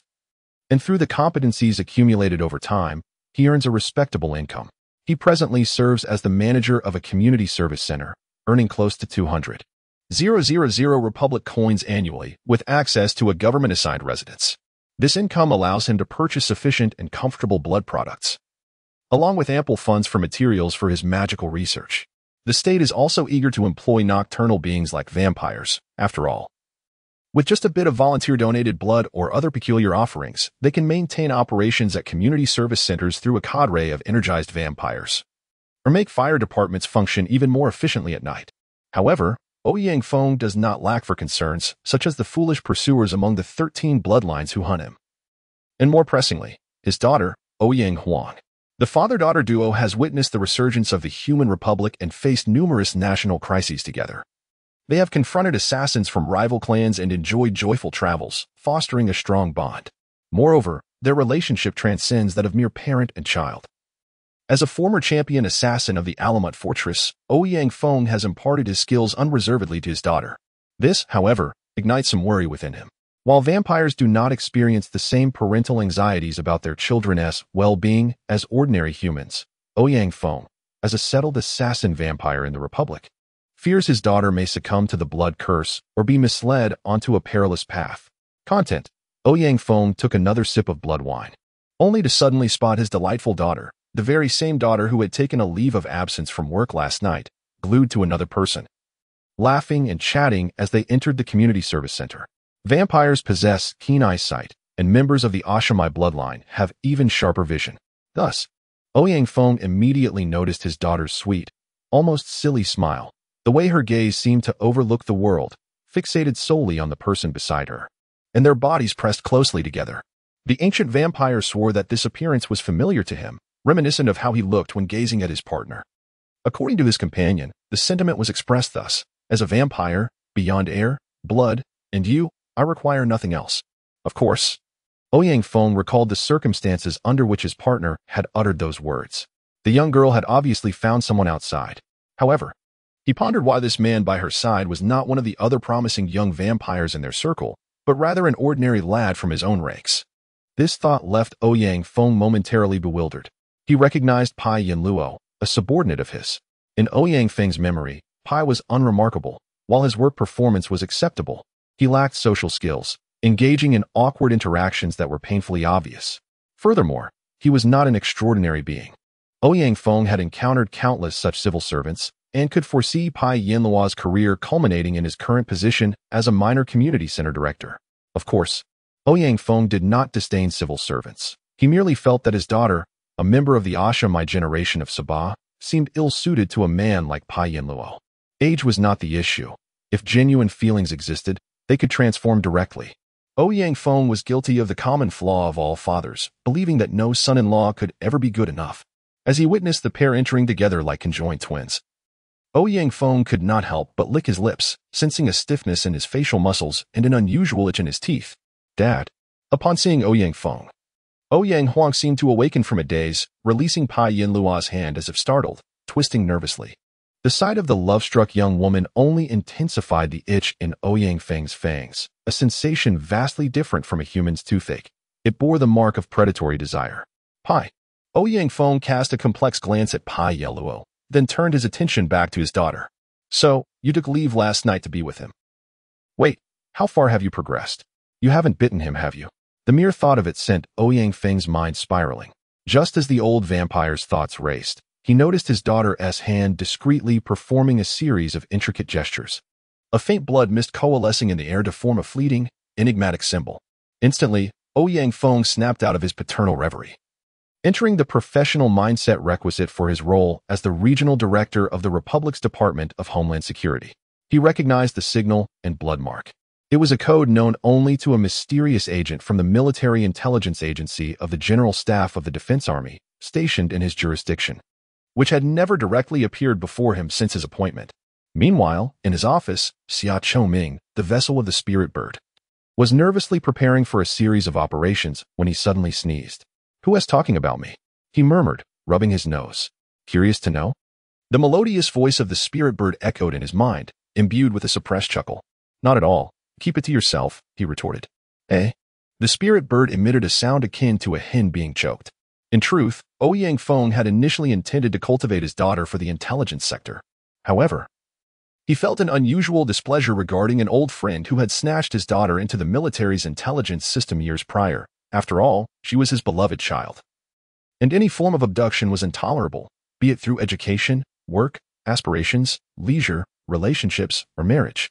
Moreover, Ouyang Feng was aware that there was a significant distinction between the Department of Homeland Security and the Military Intelligence Agency, particularly regarding the peril inherent in their missions. The former focused on domestic security within the Third Republic, while the latter, due to its need to gather intelligence on enemy military developments, often required operatives to risk their lives in enemy territory. Indeed, many military intelligence personnel operated without diplomatic cover. If captured, they lacked the protections that diplomatic immunity afforded. Additionally, some operatives resembled elite special forces, tasked with breaching enemy defenses, seizing or sabotaging critical military secrets, assassinating key targets, and safeguarding their own officials during significant operations. The elite Naval Special Operations Group of the Elven Empire and the barbarian Uruk Special Forces exemplified this reality. Intelligence officers were often not the polished gentlemen and ladies collecting information amidst social gatherings, but rather robust individuals wielding general-purpose machine guns as assault rifles. However, Ouyang Feng's primary concern was not the duties of the personnel in the second department, but rather the troubling question of why his daughter, an operative of the Military Intelligence Agency, had spent years in a community service center under the guise of his protection without engaging in particularly extraordinary missions. He could not fathom that his old friend would assign a painstakingly trained intelligence operative to a mundane community role without a compelling reason. Just as Ouyang Feng's thoughts raced, he witnessed another astonishing scene. The blood mark symbol produced by his daughter underwent a subtle transformation before drifting toward the unassuming lad holding her hand. Was this young man also associated with the second department? Gazing at his daughter and then at the panicked expression on Pai Yinlua's face, Ouyang Feng felt a wave of dizziness wash over him. While vampires did not experience blood pressure spikes, he nonetheless felt faint and even sensed a slight flush in his face. He recognized this as a remnant phantom pain from before he became a vampire. Yet the embarrassment was palpable. After all, he was a veteran in the intelligence community. His daughter bore an immense capacity for deception. And while it was forgivable not to have detected it, how could this ordinary fellow, who had worked beside him for years as a cheerful, amicable presence, also be a military intelligence operative?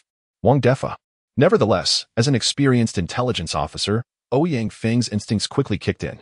He regained composure within mere seconds and resumed his meticulous observation of the surroundings. Although the service center had yet to commence operations, the morning staff had already arrived. He noticed the head of the center dazed before his daughter's boyfriend, while the employees' gazes gravitated toward the trio. One succubus colleague, having just finished her night shift, was already gossiping with a half-blood dwarf who had recently joined the team, while a blushing angelic hybrid nearby pretended to organize documents, all the while stealing furtive glances. Ouyang Feng had no doubt that if gazes could pierce, he would have been rendered into a colander by now. Within the entire center, the only individual remaining immobile was the half-barbarian security guard, Huang Shuai. At this moment, he was the sole figure in the center possessing the bare-handed combat skills necessary for handling conflicts. With an expression reminiscent of a spectator, he stood still, savoring his hefty 5-kilogram breakfast burrito while cheerfully conversing with another guard.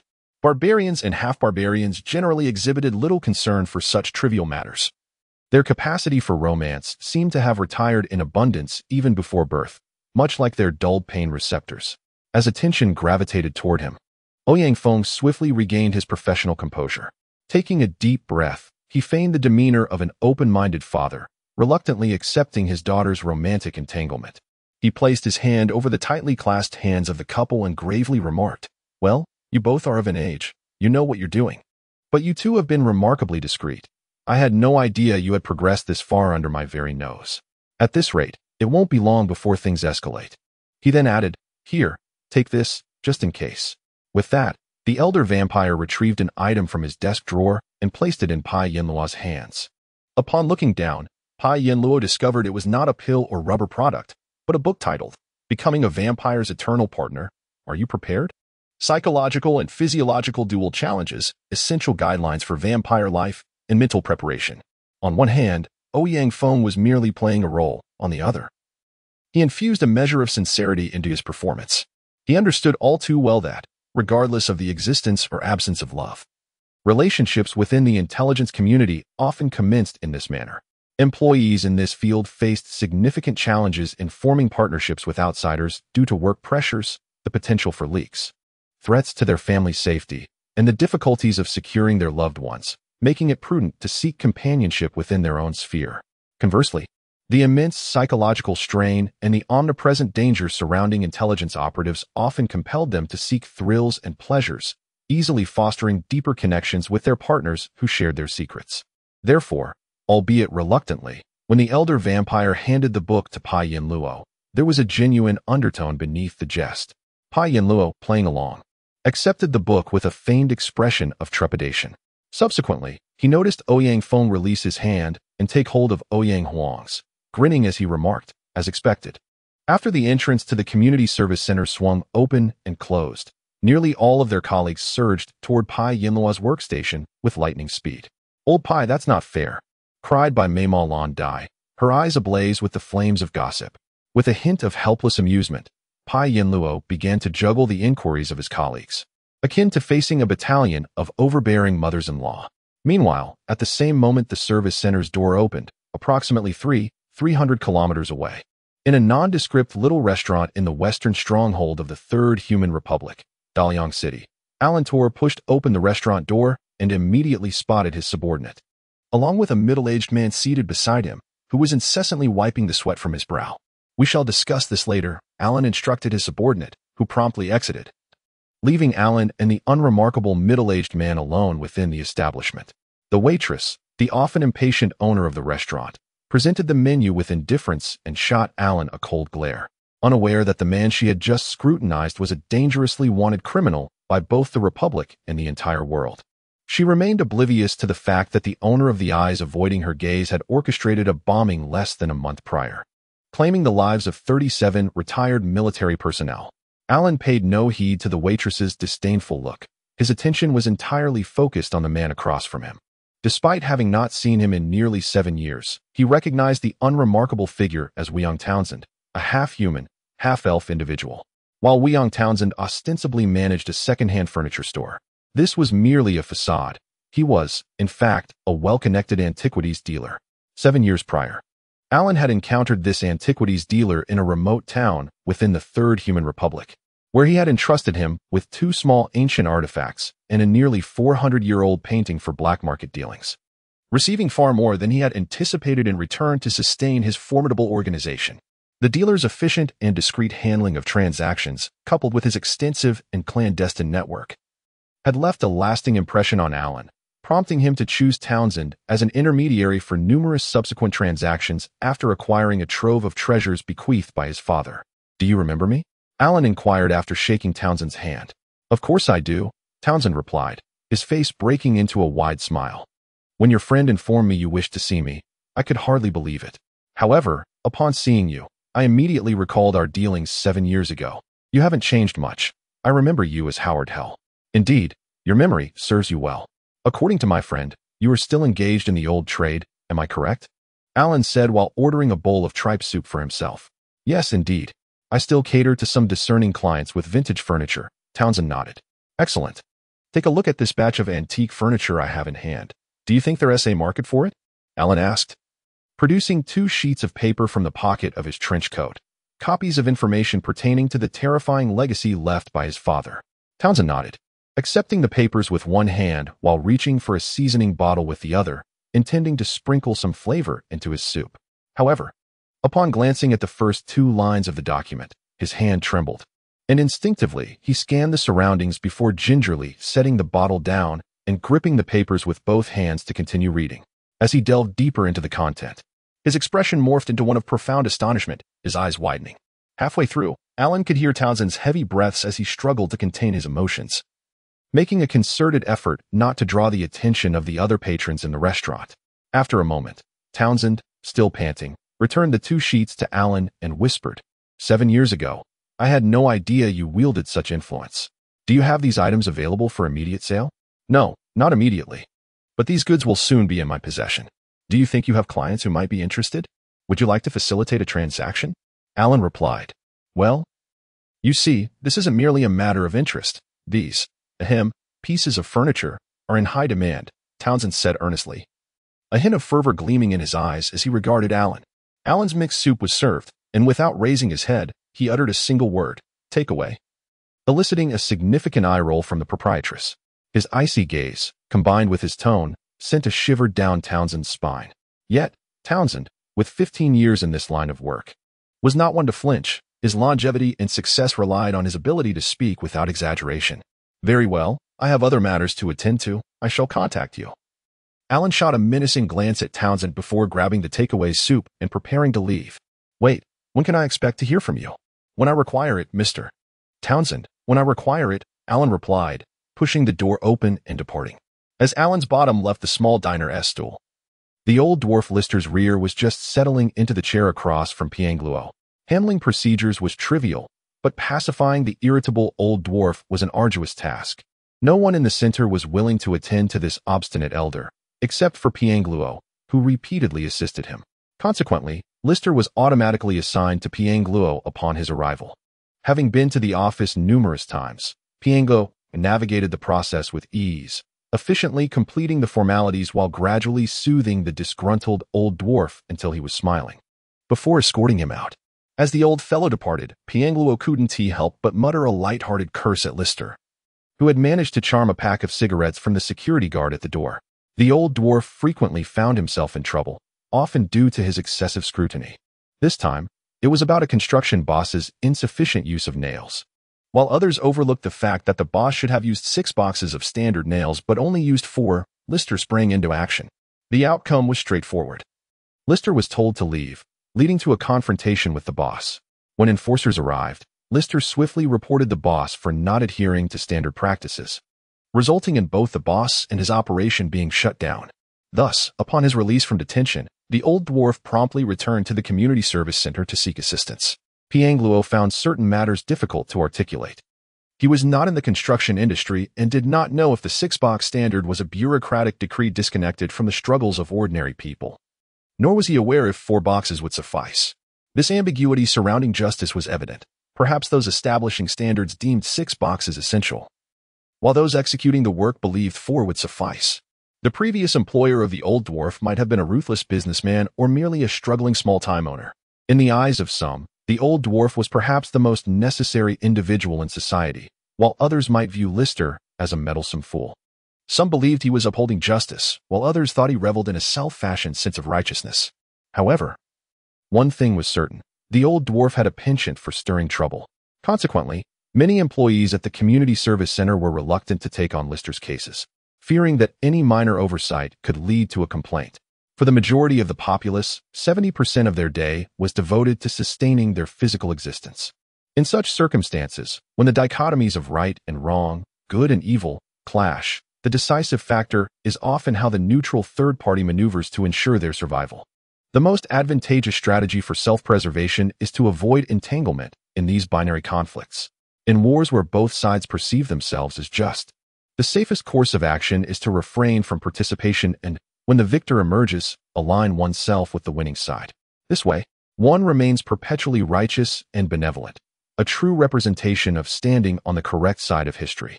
Nonetheless, there exist individuals who maintain firm stances amidst such binary conflicts. These individuals can do so not only due to their convictions, but also because they possess the necessary strength and acumen.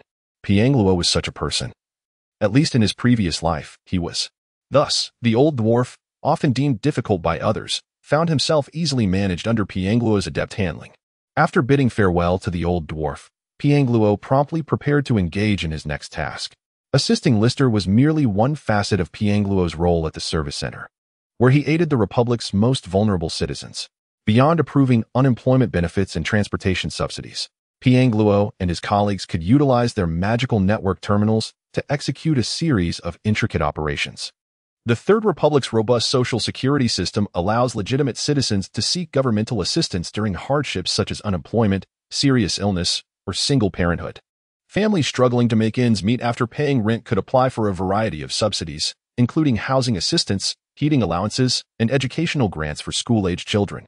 However, the nation was essentially devoid of funds. The relief and subsidies dispersed by the government, akin to expenditures in other nations, were sourced from the citizens of the Third Republic. To safeguard taxpayer contributions from waste and to thwart any attempts at fraudulent claims, the service center's magical network terminal, like other governmental systems, was connected to a larger and more complex information network. Consequently, the terminal would automatically activate to halt the disbursement of assistance. On one hand, the aid provided was intended for use within the Republic. On the other hand, if one could afford long-distance travel, why would they still require assistance? Subsequently, a series of more detailed investigations would ensue. Simultaneously, the fixed and non-fixed assets, banking information, and other relevant data of the concerned individuals would be authorized for inspection, presented before the investigative personnel. Utilizing this vast and efficient information system, workers like Piangluo within the Third Republic's social security framework dispensed 5 categories of aid and numerous subsidies, supporting single parents and raising the next generation despite their limited work hours, and enabling those whose physical conditions barred them from employment to continue living.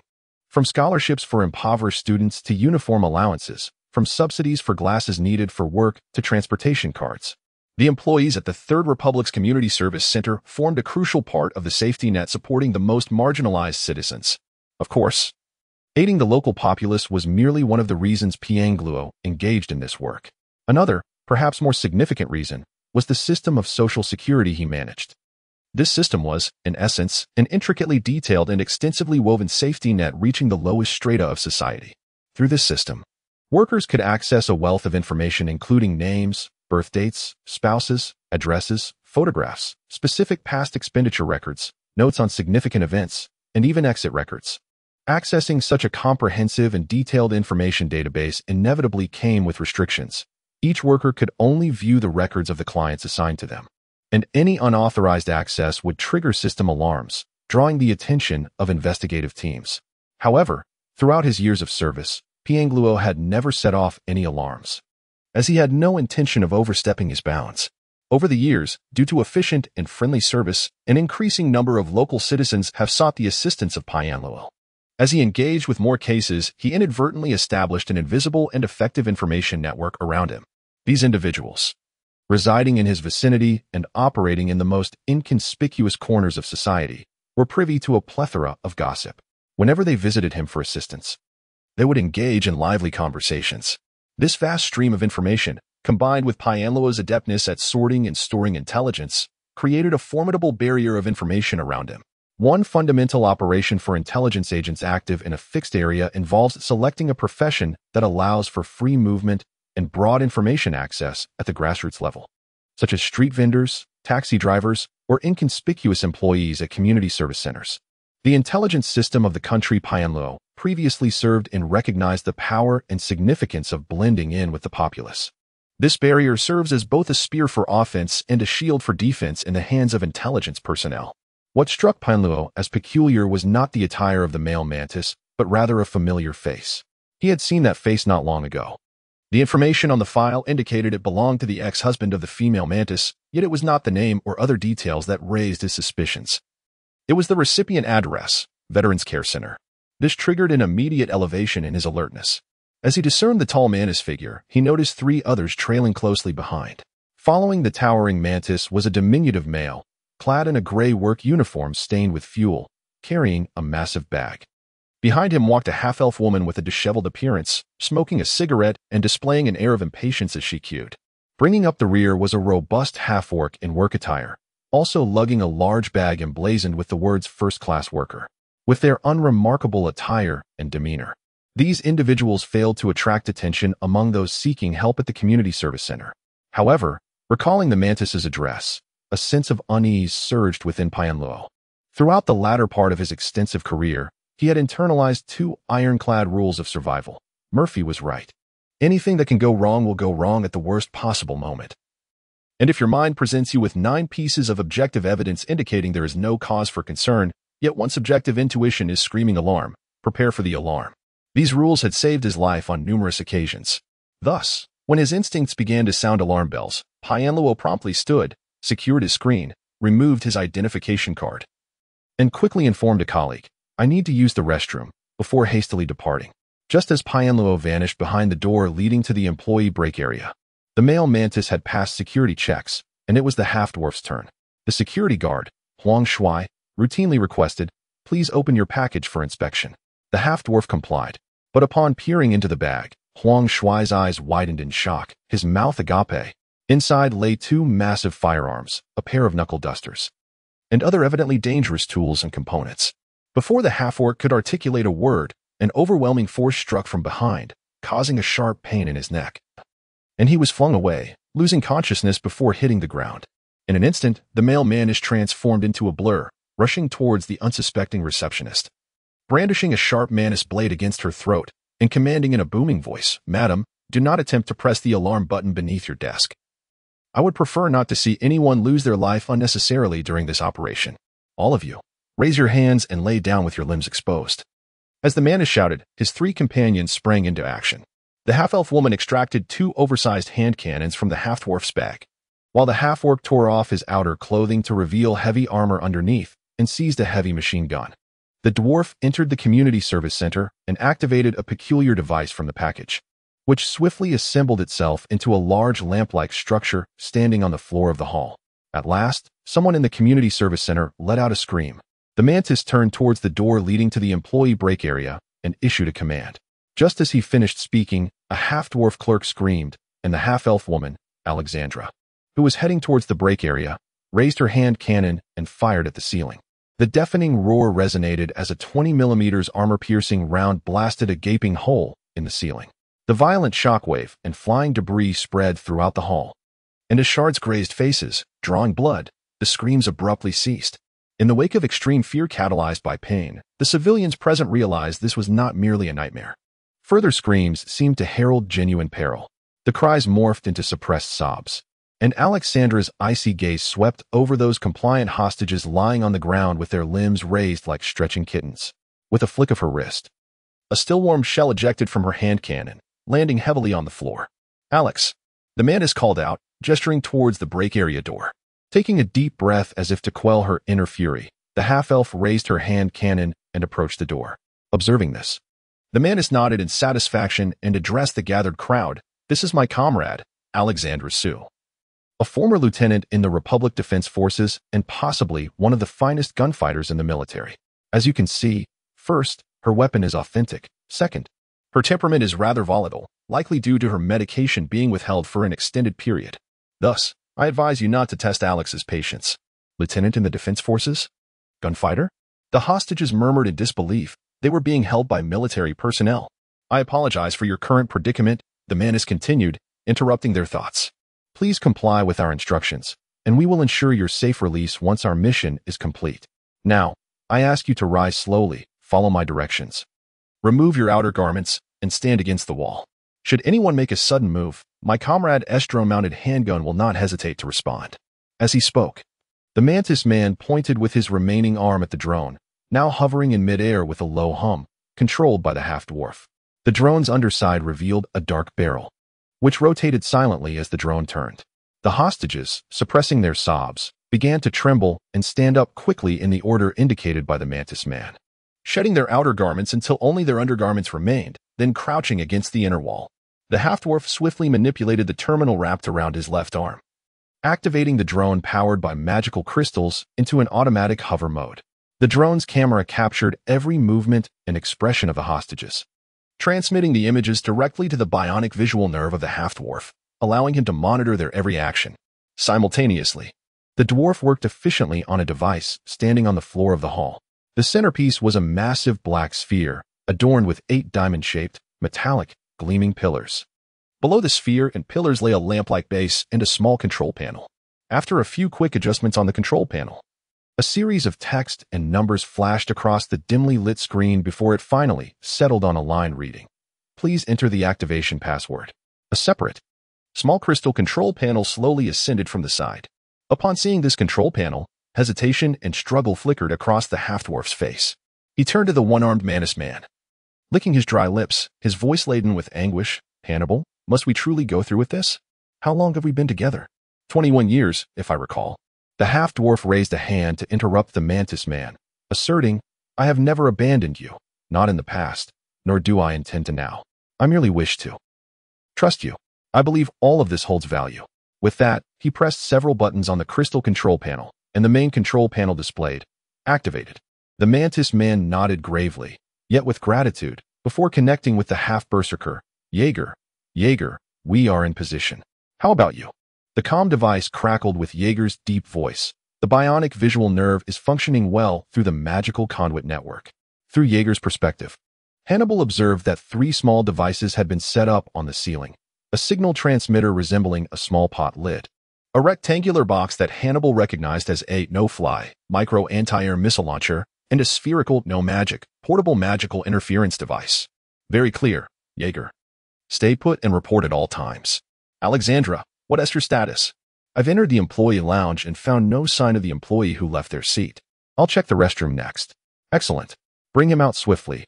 There must be no flaws in this operation. Rest assured. She exuded confidence.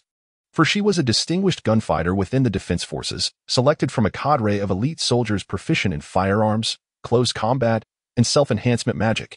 These soldiers underwent rigorous training to excel in urban and anti-K operations, and she knew she was among the finest of the elite. Yet, she remained cautious, acutely aware that her opportunity to become elite came at the cost of those who had been less vigilant, who had already fallen before her. With her hand cannon, the dragoness roar, raised, she stealthily advanced, akin to a feline predator stalking its prey. The 20mm barrel housed a 9mm chamber loaded with low-power ammunition specifically designed for close-quarters urban anti-X operations. This familiar weapon felt like an extension of her arm. The hand cannon was semi-fixed to her grip through a lightweight magical array and mechanical structure, ensuring it would not slip away. Meanwhile, the magical bionic circuit beneath the cannon's casing had already interfaced with her muscular nerves.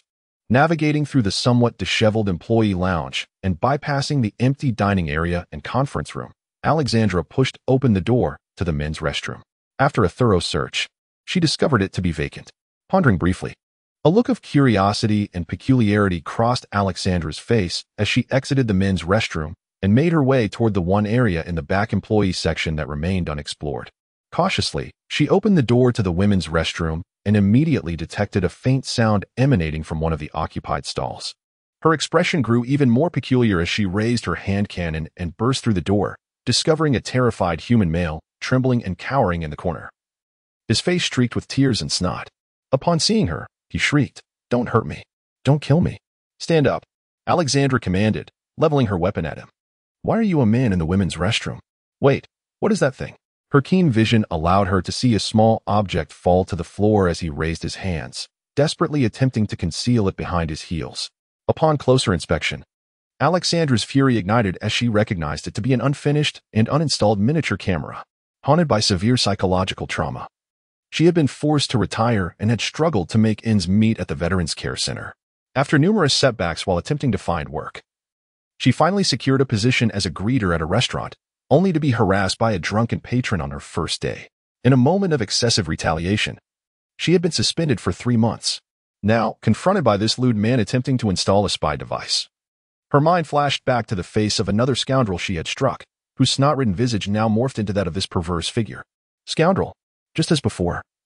The half-elf restrained her murderous impulse at the last moment, opting instead to deliver a swift kick that sent him sprawling to the ground.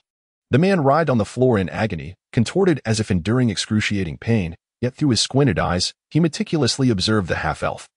Quickly drawing conclusions, that is a gunfighter's weapon seen during military parades, standard military issue, currently in service. She appears quite familiar with urban and close-quarters combat techniques. A soldier. And likely has external support, with a leader. She does not seem to be of the indiscriminate killing type, so what could her purpose be? Get up, you scoundrel. After finishing the call with the mantis man Hannibal, the half-elf raised her hand cannon again, roaring at the man.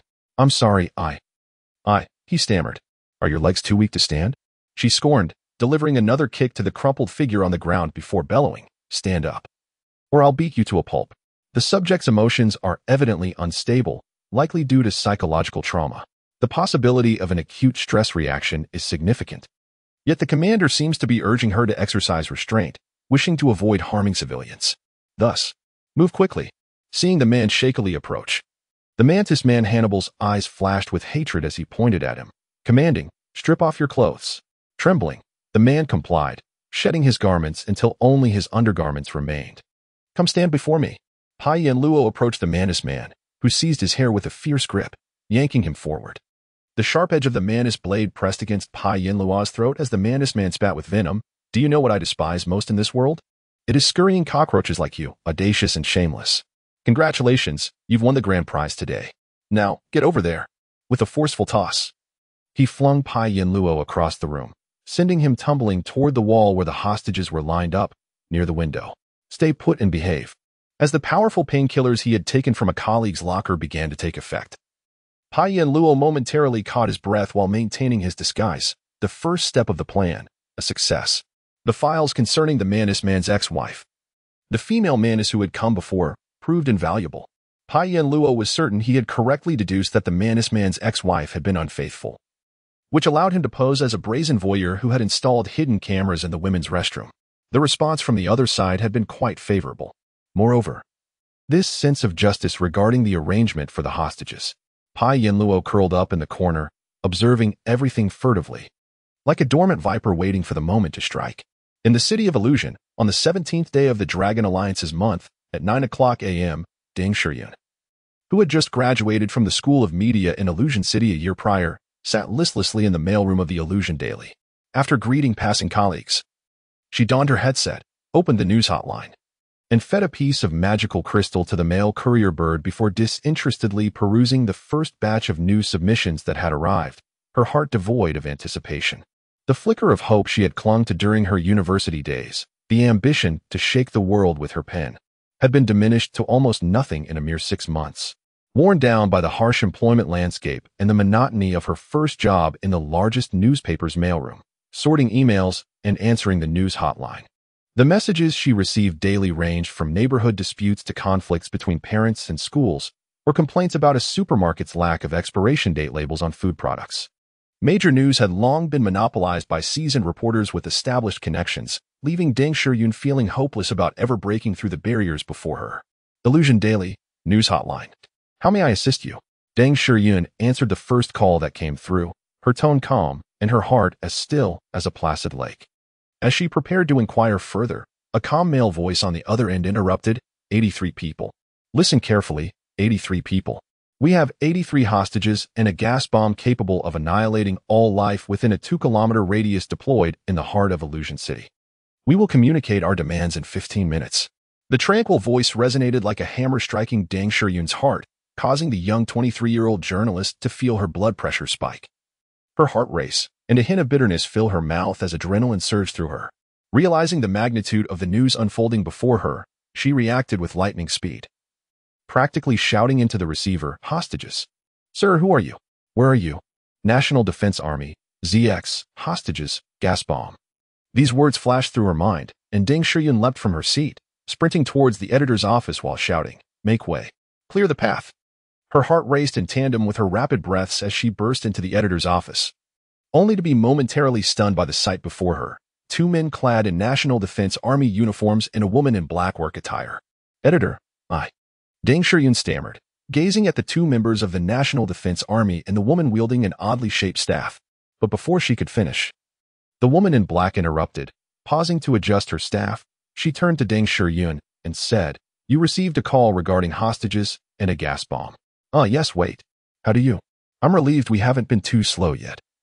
We can still keep some secrets from you media types who are always vying to be first, the woman said with a self-deprecating smile. Her gaze shifting to Deng Shiyun's name tag. Miss Deng, I apologize, but from here on, you must strictly adhere to our instructions. But, the hotline. Xiao Deng, the editor, who had been smiling at the two uniformed figures, suddenly erupted in anger. With that, the woman in black struck the floor with her staff, and a gust of wind blew open the office window, causing her form to disintegrate into a swirling cloud of yellow sand that was swept out into the air. Miss Deng, please. A young officer gestured for her to follow. Similar events transpired at dozens of locations across Illusion City, where numerous manifestations of yellow sand accompanied hundreds of National Defense Army personnel to the offices of various media outlets that had received the communication. At that moment, the content of the call, along with the last images captured before the surveillance feed was cut, and other relevant materials, had already appeared on Xia Choming's desk. The head of the National Defense Army's intelligence system wore a grim expression, his communicator muted, yet incessantly flashing. He understood it was a summons to a meeting of the National Security Committee, but he was reluctant to attend immediately, shifting his gaze from the incessantly blinking call indicator. Xia Chongming's eyes slowly fell upon the 5 files before him. 4 of them pertained to the 4 criminals currently holding hostages. As he pondered the term criminals, Xia Chongming couldn't help but shake his head lightly. These 4 individuals had once served in the National Defense Army, 2 were disabled veterans, and 2 had reported their retirement, all having been elite members. My apologies, Chief. A voice filled with regret echoed through the air. Why are you apologizing? Xia Chongming sighed in resignation. This was a chain of failures within the intelligence system, the first of which had occurred years prior. Hannibal Zhou and Alexandra Cortez, one having lost an arm and the other suffering from severe PTSD, had become entangled with intelligence personnel from the Elven Empire, seduced and manipulated into enticing Ludwig and Yega to retire. The intelligence system had made its first critical mistake at that point. While investigating Hannibal, the Homeland Security Bureau had made a fatal error, one that seemed minor but was exceedingly grave. They underestimated Hannibal's counter-surveillance awareness. With the elves' assistance, he had vanished without a trace. For years, the Homeland Security Bureau and the National Defense Army's 2nd Department had been tracking the whereabouts of these 4 individuals. Yet no one could have predicted the circumstances under which they would reappear. Thus, the investigation initiated by the House of the Elven Empire regarding the crisis that free trade agreements posed to national security aims to constrain our intelligence resources in Polis, creating a window for the actions of these 4 individuals. Xia Chongming pondered. Hannibal must be the most perilous type of traitor. As a man-displayed warrior of the Special Operations Forces of the National Defense Army, Hannibal has numerous accolades. However, after losing an arm in a battle against troll smugglers of D-class goods at the border, his life plunged into despair. The benefits were insufficient for sustenance. He was tormented by pain, his family was in dire straits, and his wife was seduced by a young wealthy man. The worst was yet to come. Struggling to gain custody of his children in court, Hannibal needed to find ways to increase his income. He worked tirelessly, only to find himself ensnared in a vicious cycle where the legal system mandated that a custodial parent must earn enough income while also having ample time to spend with their children. Working excessively meant he lacked time, while spending time with his children resulted in inadequate income. In a moment of desperation, Hannibal considered applying for additional benefits as a distinguished soldier and discovered something unsettling. Some of his accolades had been misappropriated, used as credentials for someone else's promotion. Furious, Hannibal sought out the individuals responsible, but naturally, he did not receive a favorable outcome. Alexandra Cortez, a veteran suffering from post-traumatic stress, had been accusing a certain upper-class scion son of harassing her, only to find herself confined to a psychiatric hospital and medicated heavily. The voice of the Wanderer was laced with fury, and the other 2 were similarly affected. These 4 individuals suffered not due to any significant reason. Xia Chongming interrupted the Wanderer, questioning whether joining the National Defense Army was merely for the sake of respect. The world does not treat us gently. While others may slap the world in defiance, those in the National Defense Army cannot. The respect we receive stems from our awareness of being trampled upon. Moreover, anyone who threatens this nation and its people becomes an enemy. Perhaps after this incident, we can push for a bill to protect the marriages of National Defense Army personnel. That is a matter for the future. For now, we must address this grave issue. Xia Chongming picked up the dossier on Pianluo and glanced at several others. Dragon Roar. No-fly zone, active equipment, weapons. Those long-eared ones had certainly invested heavily. Do you think they might have detected the identity of number one? Absolutely not. Xia Chongming shook his head. The long-eared ones are merely hunting for rabbits. They are aware that something significant has occurred in the illusory city and are using these four now devoid of any other utility as pawns to test us. Of course, if these four succeed, it would severely tarnish our international image. Humph, they have a good plan, but this is indeed a challenge. The Wanderer remained silent, knowing what the old officer meant by challenge. The elves hunting for rabbits means that the Republic cannot deploy extraordinary forces. Indeed, if he or other high-level extraordinary warriors were to intervene, the problem could be resolved swiftly. However, that would play directly into the elves' hands.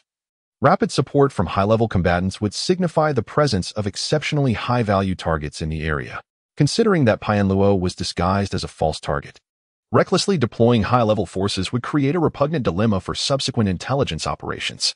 The previously launched Zerg smoke bombs sent to Yujing would be wasted, and the elves would realize that there still exist abnormally high-value targets in this area, ones that the human Republic would treat as equal to the Zerg threat, indicating a substantial possibility of interdimensional visitors. However, those dispatched must not falter, for if these four rebels were to achieve any objectives, the national image would suffer severely. To thwart the elves' intentions, it is imperative to walk a fine line with precision. White Tiger, Shenwei Xian has sent a letter of challenge. The Wanderer tentatively inquired. Have that overly energetic little tiger cub lie low. Xia Chongming quietly declined White Tiger's request for battle, his thoughts continuing to churn. Pianluo's identity and the forthcoming utilization of the national treasure plan are classified secrets of the Third Republic.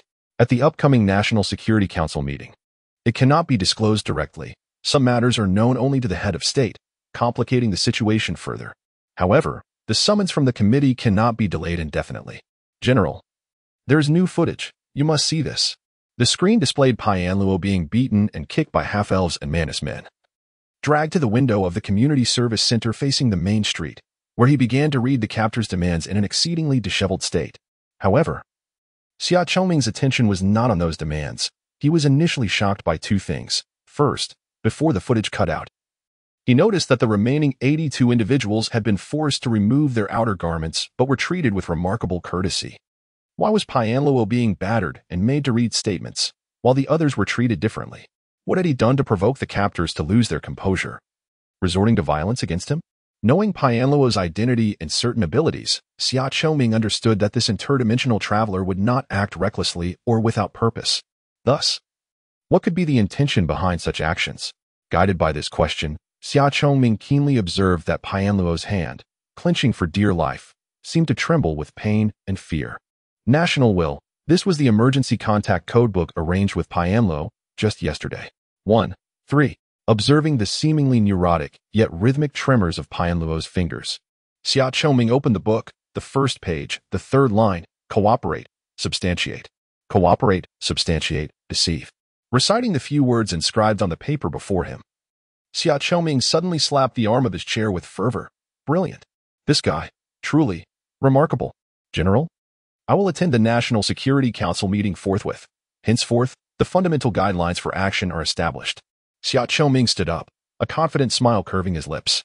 Yu Xingwan strode purposefully along the path to her destination. Trees lining the way stretched their branches, and the mountain cornel blossomed with pink flowers, creating a vibrant juxtaposition of red and green. However, the female Major General of the National Defense Army remained oblivious to these picturesque sights as she approached an unremarkable building at the end of the avenue.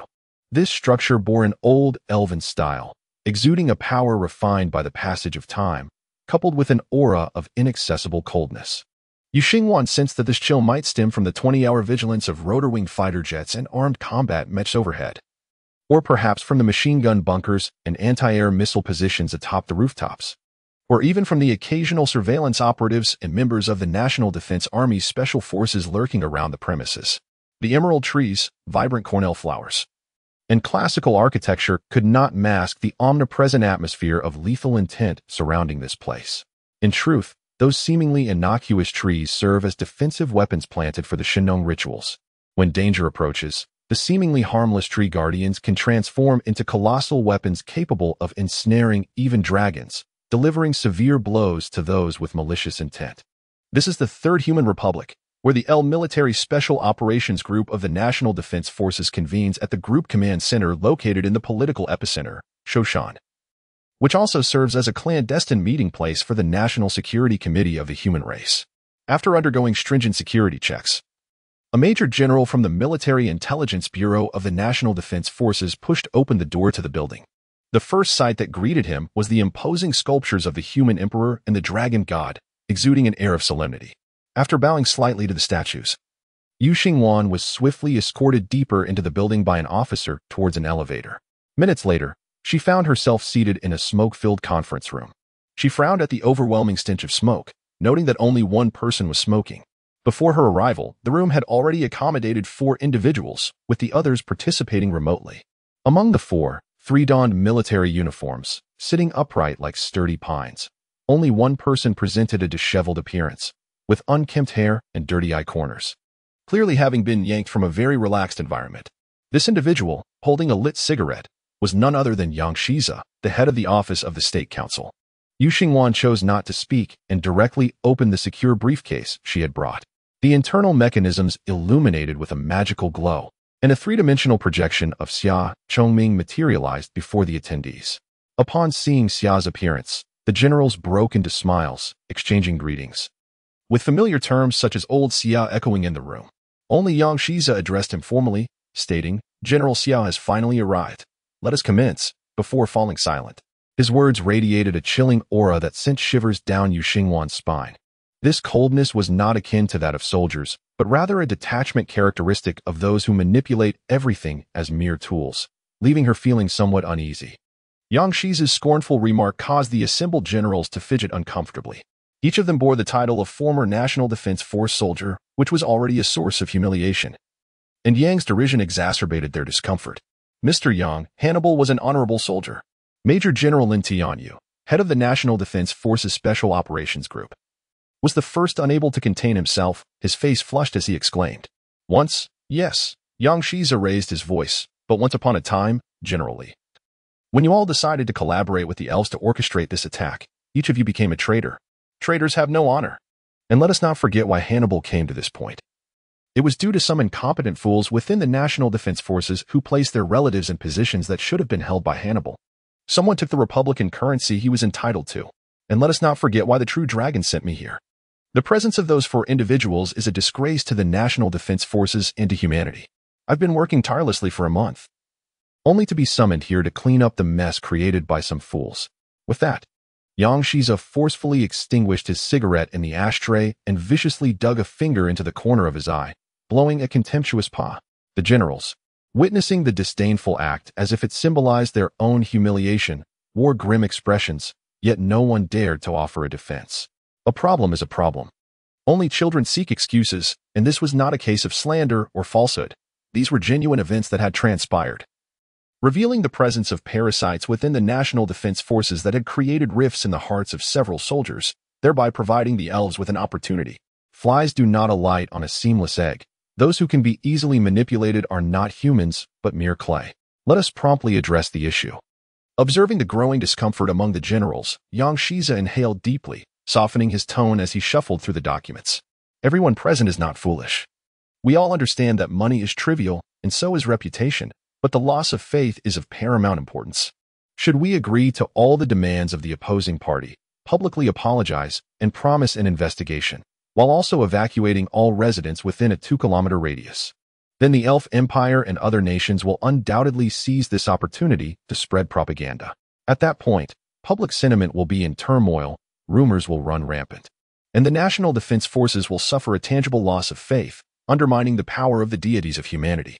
It is crucial to recognize that when propaganda and divine power are intertwined, and when public sentiment can be transformed into a genuine force capable of reshaping the world, no one can afford to treat these matters lightly. The best remedy for losses is always to prevent them from occurring in the first place. The civil administration and the propaganda department are preparing for the worst-case scenario. Yang Shi's bloodshot eyes flickered through the haze of cigarette smoke, revealing his determination that an exhaustive investigation into the internal affairs of the National Defense Forces is imperative. However, if compelled to publicly comply with certain demands, the losses would be insurmountable. We require a discreet solution, but from what I have observed, it is not so simple. Indeed, it is not simple. Hannibal has equipped the rooftop with micromissiles, machine guns, and devices to disrupt magical operations, along with a portable magic disruption device to detect magical fluctuations. Inside the premises, hostages have been taken, guarded not only by an elite gunfighter and a Mantis warrior, but also by an emotionless armed drone aimed at these hostages. Most critically, among them is a toxic Q-bomb. Once detonated, it would spell doom for all living beings within a 2-kilometer radius. Furthermore, according to the criminals, this terrifying device is set to explode if the rooftop detects any magical activity. It will detonate if any of the 4 perish, and if someone presses the remote, it will also explode. Damned, someone muttered under their breath. Just as the room was engulfed in a pall of despair, Xia Chongming, who had remained silent thus far, spoke up. Allow me to bring forth a piece of news that, while not good, is still a glimmer of hope among the hostages. There are 2 senior agents. We have an insider. This revelation struck like thunder. All present, seasoned officials who had mastered the art of maintaining composure even in the face of calamity, displayed expressions of astonishment. Yang Shiza paused, lighting a new cigarette, and fixed his gaze on Xia Chongming. I trust this agent was not sent in advance for this incident. If the Intelligence Bureau had known, they would not have committed such a grievous error. Thus, General Xia, could you enlighten me as to why 2 elite agents from the 2nd Bureau are stationed there? Yang Shiza had long since perused the documents from the service center, becoming aware that the agent stationed there, codenamed Bloodthorns, was Ouyang Huang. He also learned that the regional director of the Department of Homeland Security, known as the Old Man in the Mountains, was acting as the center's head to provide cover. Now, he discovered that within this modest center, there was even a highly skilled agent from the Military Intelligence Bureau, an operative whose secrecy level was so elevated that he himself was oblivious to it, which astonished him greatly. What secrets could this place possibly hold? A dragon's treasure, perhaps? Xia Chongming subtly signaled Yu Xingwan to place the documents on the table, then shared the remote version. The agent codenamed Yama was dispatched simultaneously with Bloodthorns to establish a forward base for a top-secret plan. However, due to the extreme confidentiality of the operation, Yama and Bloodthorns operated in tandem, one in the shadows and the other in the light. Yama served as a contingency plan, as the nature of their clandestine mission strictly forbade any possibility of failure. Upon hearing Xia Chongming's words, Yang Shiza leaned forward, resting his elbows on the table, his hands clasped with thumbs aligned, the raised palms concealing his lips, nose, and the corners of his eyes, rendering his expression momentarily inscrutable. The sound of his deep breaths filtered through the gaps of his hands, before he quickly lowered them. I presume none present here possesses the requisite clearance to know about this secret plan, correct? Xia Chongming nodded in affirmation. However, among the hostages present, one was indeed an elite agent from the 2nd Bureau, correct? Yes, that is the sole silver lining in this dire situation, Xia Chongming replied, indicating to Yu Xingwan. She promptly extracted another file and placed it on the table. I regret to inform you that this document has no backups. Yang Shiza waved his hand, picked up the file, and opened it, only to find his gaze momentarily fixated. In truth, everyone who laid eyes on the document, including Yu Xingwan, was equally transfixed. A staggering 99% of the document was redacted, with only a few words occasionally surfacing like white specks amid black ink. It was common knowledge that most intelligence files were redacted when shown to unauthorized personnel. Yet, in front of the leaders of various branches of the military and the higher-ups in administration, such an extensive blacking out was unprecedented. What on earth had this individual done in the past? I shall refrain from inquiring about the nature of the top-secret plan that necessitated such collaboration between this agent and Bloodthorns, Yang Shiza thought as he closed the file, which revealed nothing beyond names, birthdays, and a few fragmented geographical locations. He gazed at Xia Chongming's projection, hoping that this exceptional agent could assist the intelligence system and all of us in salvaging the current predicament. Of course, we have already established contact, Xia Chongming replied, a subtle smile gracing his lips. Intelligence and information exchange are 2 pivotal elements in military operations, yet both were profoundly lacking for Pai Yanluo at that moment. He had indeed managed to transmit a brief, encrypted message while the robbers were making demands. But even such a concise communication left him uncertain whether the recipient truly understood his intentions. Setting aside his own circumstances, there were 82 hostages, explosives, armed drones, and 4 fully equipped elite soldiers. Each element represented an insurmountable barrier that would typically extinguish the hopes of ordinary individuals. Yet, Pai Yinluo remained remarkably composed amidst these challenges. Curled in a corner, carefully masking his expression, controlling his heartbeat, and allowing his mind to race with agility akin to a feigning serpent. He was all too aware of the half-elf who had captured him and what their intentions were. Over the years, he had diligently studied various publicly available military documents, and he certainly remembered that the gunslinger was a unique class of soldier, adept in self-enhancing magic and proficient in wielding powerful close combat weapons. Moving with the swiftness of a cheetah and the agility of a monkey, with senses as sharp as those of a hawk. These highly trained warriors, skilled in a combat technique known as gunfu, were responsible for eliminating enemies entrenched in complex urban environments where heavy firepower could not be deployed, particularly in buildings and ruins. In an indoor setting like the community service center, engaging in hand-to-hand combat with a seasoned gunslinger was a fool's errand, unless one were a barbarian paladin. It would be nothing short of reckless. As for identifying whether Alexandra was an experienced veteran, it was a simple task for Pai Yinluo, who immediately perceived that she bore significant psychological scars, likely from post-traumatic stress. A soldier with a clear mind and a bright disposition was unlikely to have survived the ravages of war. Having once suffered from severe PTSD himself, Pai Yinluo recognized the signs in the relatively inexperienced Alexandra. Diverting his gaze from the somewhat neurotic half-elf gunslinger, he shifted his attention to a diminutive half-dwarf, acutely aware that this smaller figure represented even greater trouble than the half-elf. The half-dwarf's sleeves were rolled up, revealing a tattoo on his arm that appeared somewhat faded. In the sunlight, it displayed a pale green hue, resembling 3 interlocking mechanical gears stacked like a miniature pyramid. At the center of the gears swirled indistinct flames and lightning, marking the insignia of the Dwarven Combat Engineers Association. For a half-dwarf to be accepted into such an exclusivist association indicated that he must have accomplished something extraordinary or made significant inventions to gain entry into the notoriously insular dwarf community. 3 such insignias signified his advancement to a 3rd-level member. Consider that even the chief of the dwarves residing in the Republic, Carbon Mekatok, only achieved a maximum of 5 gears in the association. As a 3rd-level combat engineer, the quality of the drones and explosives he had crafted was undoubtedly stellar, making sudden malfunctions highly improbable. Moreover, any thoughtless destruction would likely trigger some form of trap, not to mention the peculiar devices he might have on his person. As the half-dwarf's head shifted slightly, Pai Yinluo discreetly averted his gaze, only to be met with the sound of heavy footsteps above him. He recognized that a half-orc was shifting positions on the roof. This half-orc was no ordinary foe. A fleeting glance revealed that, aside from his formidable physical prowess, he was equipped with terrifying weaponry. Pai Yinluo had seen that heavy machine gun in the military magazine. It was the standard issue for the National Defense Forces, having only been deployed a few years prior. Given the brazen presence of such equipment, it was inevitable that the individual seated nearby was colluding with external hostile forces. There was no other explanation for how these individuals and their armaments had been secretly infiltrated into the heart of the illusory city. Casting a glance at the one-armed man beside him, Pai Yinluo pondered the motives behind their actions. A grim smile creeping in. It was all about siphoning the wealth of the populace and seducing his wife. A middle-tier military official who had turned a blind eye to the suffering of countless veterans, and even within the community service center. A deviant sought to install illicit devices in the women's restroom. Was this the reason for the decay he witnessed in the human realm?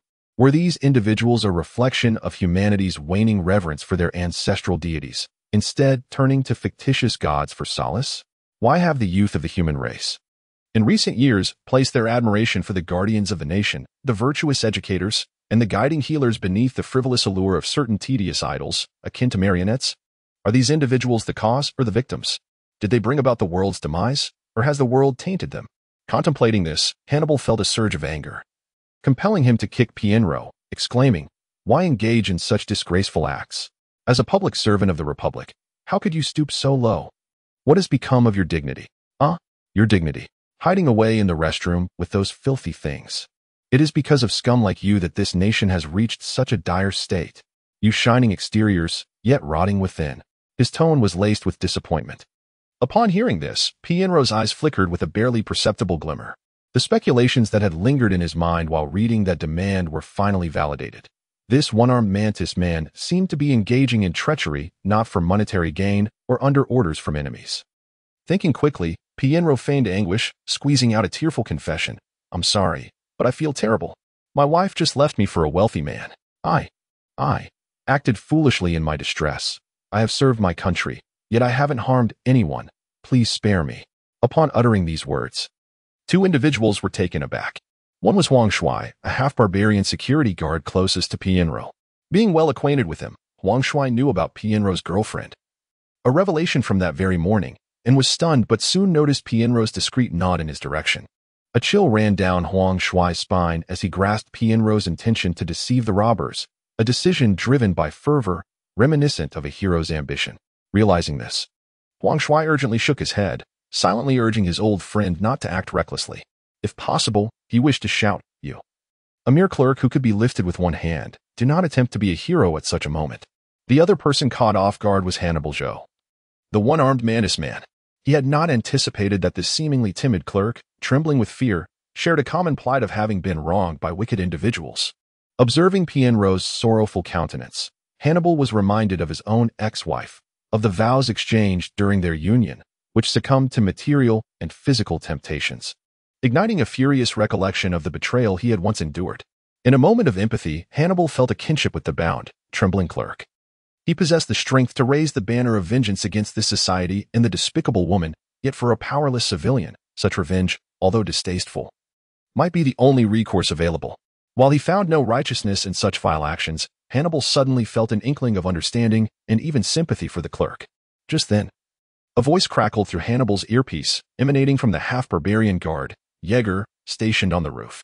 Hannibal's gaze shifted back to Pienro, his eyes softening slightly. "Put on your clothes. Head to the roof, and speak to them like a man. Wipe away those tears." In that fleeting moment, Hannibal's thought was clear. He could not allow this man to face the world bare.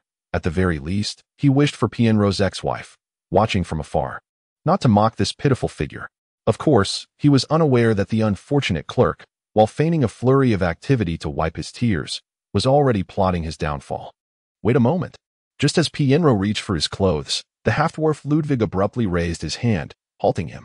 The half-dwarf activated a tactical data terminal strapped to his wrist, projecting a beam that scanned Pienro's attire and personal belongings. He then retrieved Pienro's glasses and belt. Shaking them, "Can you tell me what the liquid in the arms of your glasses and the solid object in your belt are?" Report, sir. "It's a focus incense. I use it to stay alert during work." Upon hearing this, the half-dwarf's expression turned skeptical. He bent down to sniff the glasses and belt, confirming a faint scent of the incense, which eased his demeanor considerably. Nevertheless, he reached for the belt buckle, stating, "Wait a moment, I need to inspect this." With that, he unfastened the buckle, revealing a solid piece of focus incense before the gathered crowd. After examining the substance, the half-dwarf's expression softened further, and he waved his hand, allowing Pienro to dress. He then nodded to his half-elf companion. "Get up there. Hannibal might have a soft spot for you, but I do not. You scoundrels are the vermin of the sewer, and you deserve to perish. Now move." The half-elf cursed as he drove Pienro toward the rooftop. The first-floor windows were no longer a viable option, as a multitude of police and media vehicles had congested the area. Ascending to the rooftop presented a better opportunity for visibility. With a gun aimed at him, Pienro ascended the rooftop, where he was taken over by the half-barbarian guard and pushed toward the edge. As he pretended to tremble forward, he meticulously noted the various devices positioned on the roof, standing at the edge while relaying the words transmitted through his earpiece, all the while blinking in a specific rhythm. Hannibal's message was straightforward, encapsulated in 2 sentences: release the hostages first, or prepare for a significant event. Meanwhile, Xia Chongming, observing the scene through surveillance, quickly deciphered the brief coded message conveyed by Pienro's controlled blinking. Pipes, pressure, explosion, magic, opportunity. What pipes exist in that building? Xia Chongming urgently inquired of his subordinates. The connection between pipes, pressure, and explosion prompted him to turn to a nearby officer, instructing, quickly and discreetly, summon the head of the gas system in that area. And do it swiftly. Yes, at once. The officer saluted and departed. Xia Chongming gazed at the community service center displayed on the command center screen, while behind him, 3 extraordinary warriors, including Ouyang Huang, stood silently. There is an old saying among humans: those who watch a spectacle do not fear chaos.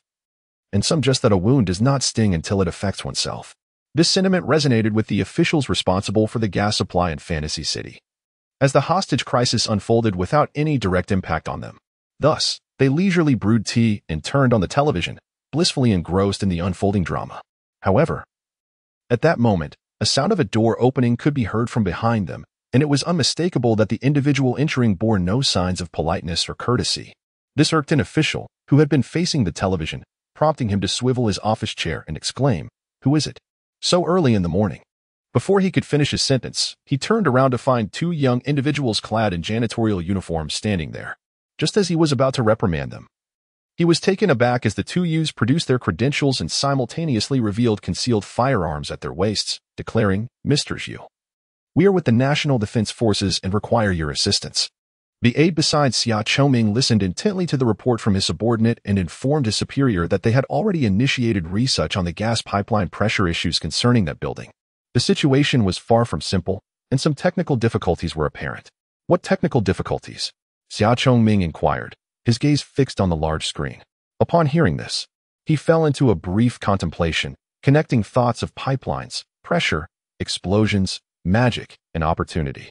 He had faith that the information relayed by Pai Yanluo was not unfounded. But it was difficult to comprehend why professionals claimed that inducing an explosion through pressurized pipelines was unrealistic. What could this possibly mean? This question was naturally directed at the three extraordinary warriors standing behind him. One was the rather pallid vampire assassin, Ouyang Huang. Another was the pharaoh Lilia of Sator. And the third was a girl of human descent, distinctly different in attire from everyone else. While others donned formal or military garb, this girl was clad in a fluffy pink pajama set adorned with various rabbit designs, her feet nestled in plush rabbit head slippers, and a pair of rabbit ears bobbed atop her head as she yawned. Yet, it was this seemingly fatigued girl who spoke first. Pointing at an image of a rooftop displayed on a screen, she said, "Yawn. The real trouble lies with that thing. With the anti-magic in place. Even if we gather our strength beforehand, we will be interfered with once we enter its range, causing our spells to be delayed or misfired. So, if we could just trigger a big explosion to eliminate that thing, it would be ideal. However, directly destroying it would allow those nefarious individuals below to activate their explosives, which is quite bothersome. But aren't you here, Lily?" The rabbit-eared girl lamented, her tone weary. "I just got off work and had to listen to the princess drone on all night. I'm exhausted. I'm here because that little white-haired one left me to clean up and hasn't come back yet. Pull yourself together." A sandy hand lightly tugged at the rabbit-eared girl's ear. Listening to the rabbit-eared girl through the remote 3D projector, Xia Choming remained unperturbed. After a moment of contemplation, he turned to her and asked, if there were a way to destroy that anti-magic device and incapacitate or disrupt a few of the robbers, would you be confident in swiftly neutralizing that explosive device with the assistance of others?" Upon hearing Xia Choming's serious question, the girl's red eyes brightened. Though her face still bore signs of fatigue, a glimmer of confidence and determination shone through. "You can rest assured if such an opportunity arises. I only need 3 seconds to make that large bomb soar into the heavens like smoke. Then the question is, how do we create such an opportunity?" Xia Chongming fell back into contemplation. Time passed for nearly half a minute in his silence, after which a light of realization flickered in his eyes as he inquired of his aide, if the pressure in the pipeline increases, what kind of protective mechanisms would be triggered? If the pipeline pressure rises abnormally, to put it simply, it would activate protective mechanisms, temporarily halting gas supply and initiating a series of emergency pressure regulation measures, including venting. Gas usage within the facility would temporarily cease, utilizing the internal gas reserves. "Stop," Xia Choming interjected with a wave of his hand. "Clarify the activation of internal gas reserves. So, if the pipeline pressure triggers an alarm and interruption, the heating appliances and cookers within the facility would temporarily draw gas from the small storage tanks, correct? Given the omnipresent media and the potential observers lurking in the shadows, aiding the robbers in smuggling dangerous equipment, they were closely monitoring all unusual activities in the vicinity. Should news of the gas supply being cut off leak, the 4 robbers could become aware of their impending actions. He intended to manufacture a facade of an accidental disruption in gas supply through unusual pipeline pressure, thus avoiding arousing the robbers' suspicions. But would cutting off the gas pipeline benefit their subsequent actions? Unless he aimed to orchestrate a gas explosion without letting it affect the pipeline. But how could this be achieved, and how could they ascertain that this was indeed his intention? Facing his aide's confusion, Xia Choming refrained from speaking and instead commanded, "Show me the facility's structural diagram."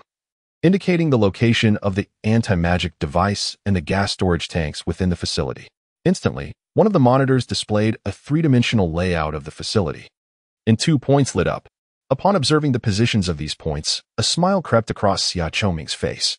The location of the device disrupting magical operations was precisely above the gas tanks.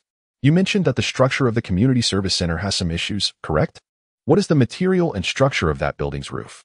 It has a wooden and panel structure. It was converted from an old warehouse, quite fragile. Hearing this, the secretive smile on Xia Choming's face widened. He turned to his aide and instructed. Have the Energy Bureau create an abnormal increase in pipeline pressure and shut down the gas network in that area. Ensure that it is done discreetly, without drawing anyone's attention.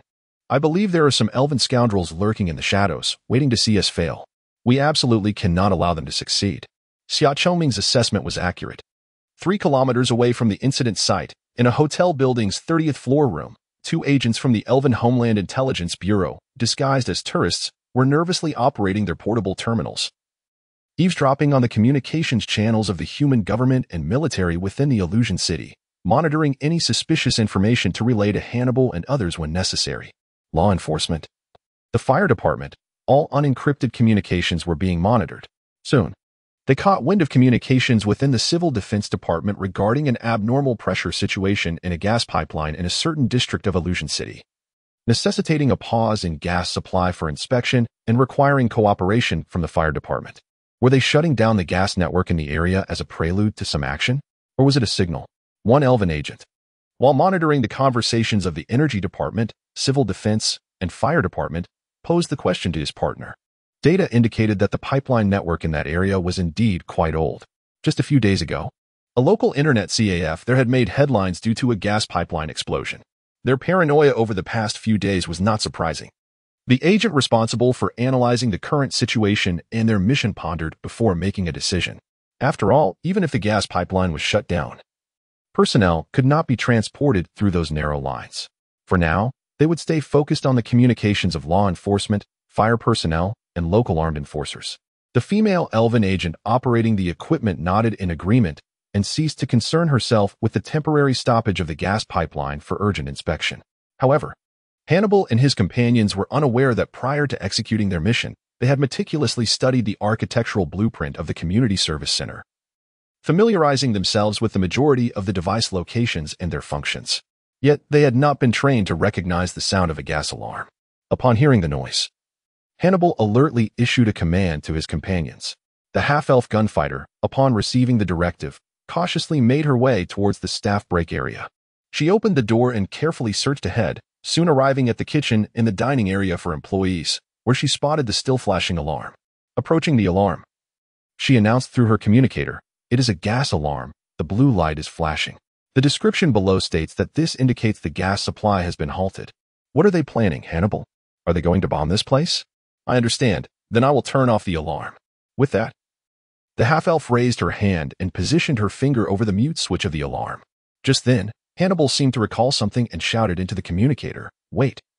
Do not touch the switch indiscriminately." However, at that moment, the half-elf had already pressed it, and under her gaze, the blue alarm light extinguished, the sound ceased. And nothing happened. Who was being neurotic here? Hannibal? This invisible combustible gas advanced through the pipes, and most heaters were turned off due to the weather.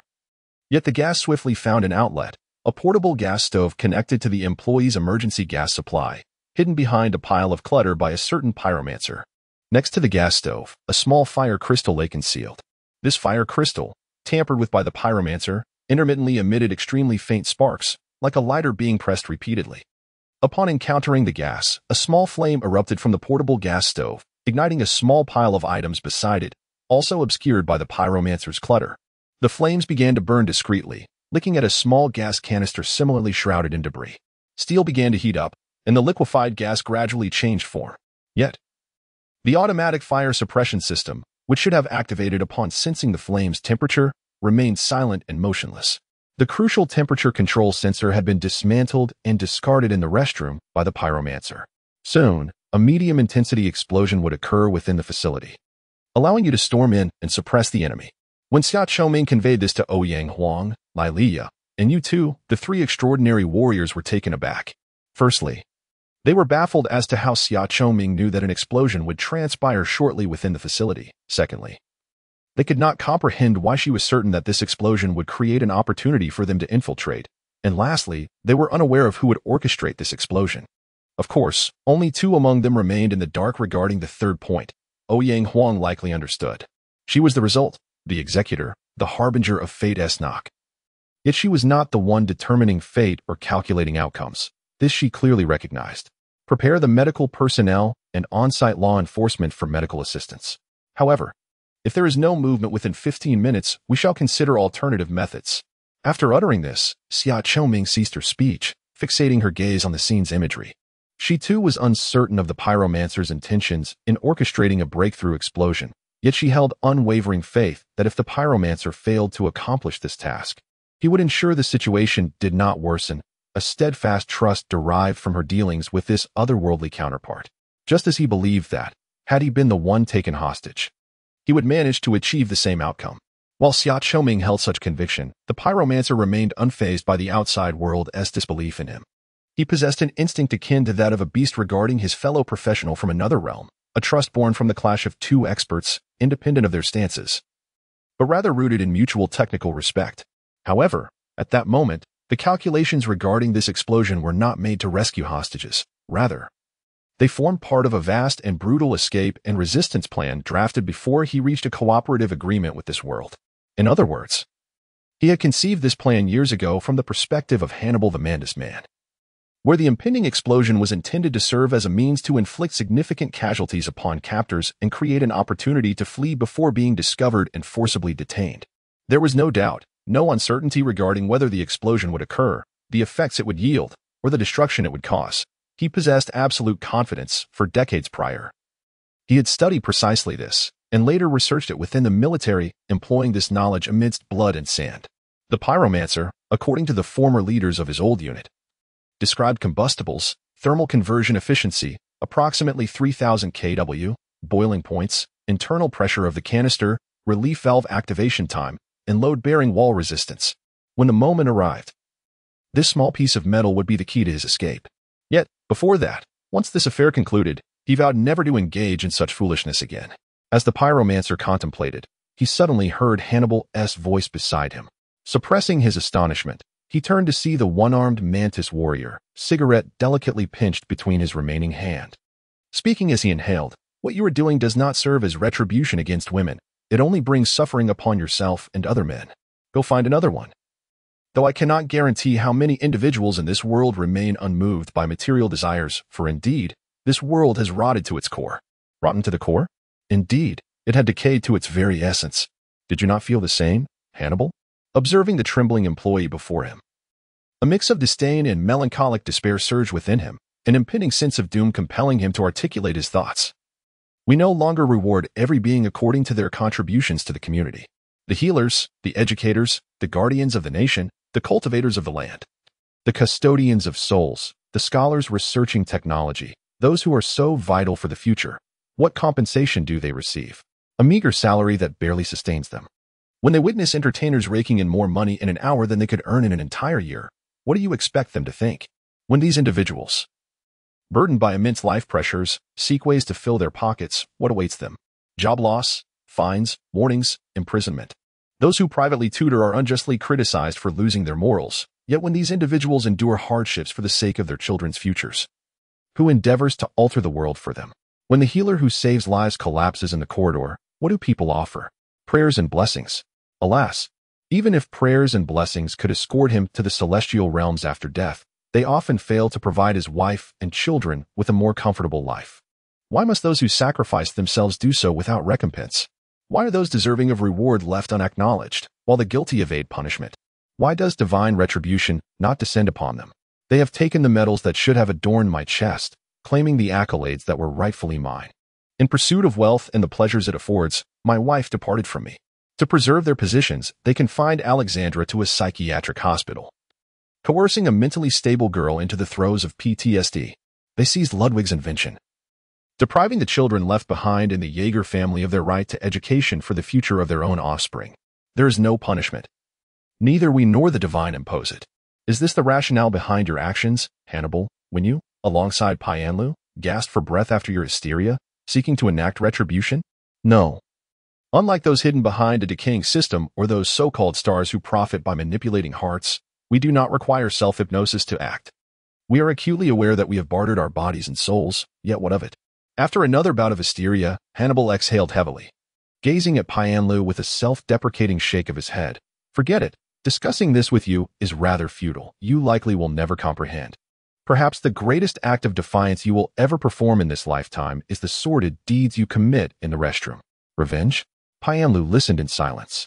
He was acquainted with many who led lives of despondency, ensnared by alcohol, entangled in criminal organizations, and some who sought vengeance against society.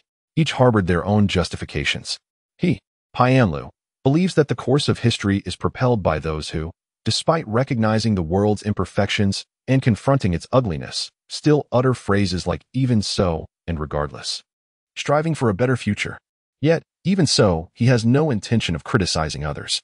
He has endured too much to know that for one to realize the crushing weight of being trampled by the world and fate, to understand the awareness of being a bridge to the future trodden by countless others, requires an unwavering belief.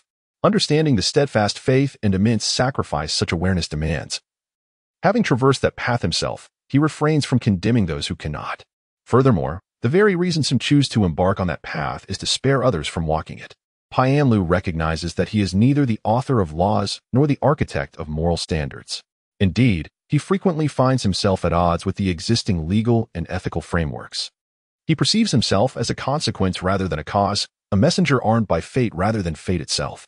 He holds his beliefs, yet most of the time, he is acutely aware of who stands before him and whose path he obstructs, not due to their ideals and convictions, but because there are those who, in pursuit of their so-called ideals and beliefs, will trample upon the lives of others, extinguishing the myriad possibilities that still exist in another's life for the sake of their own desires. Perhaps the man truly does not wish to harm the innocent.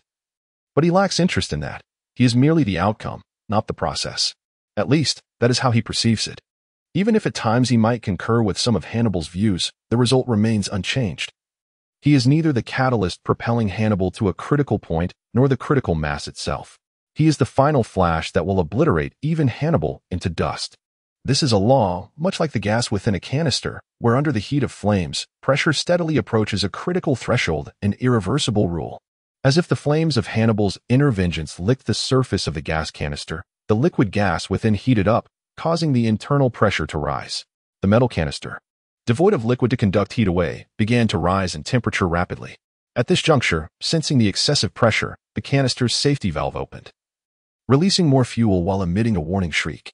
The flames raged, yet the automatic sprinkler system remained inactive, for the temperature sensor facing the blaze had been destroyed.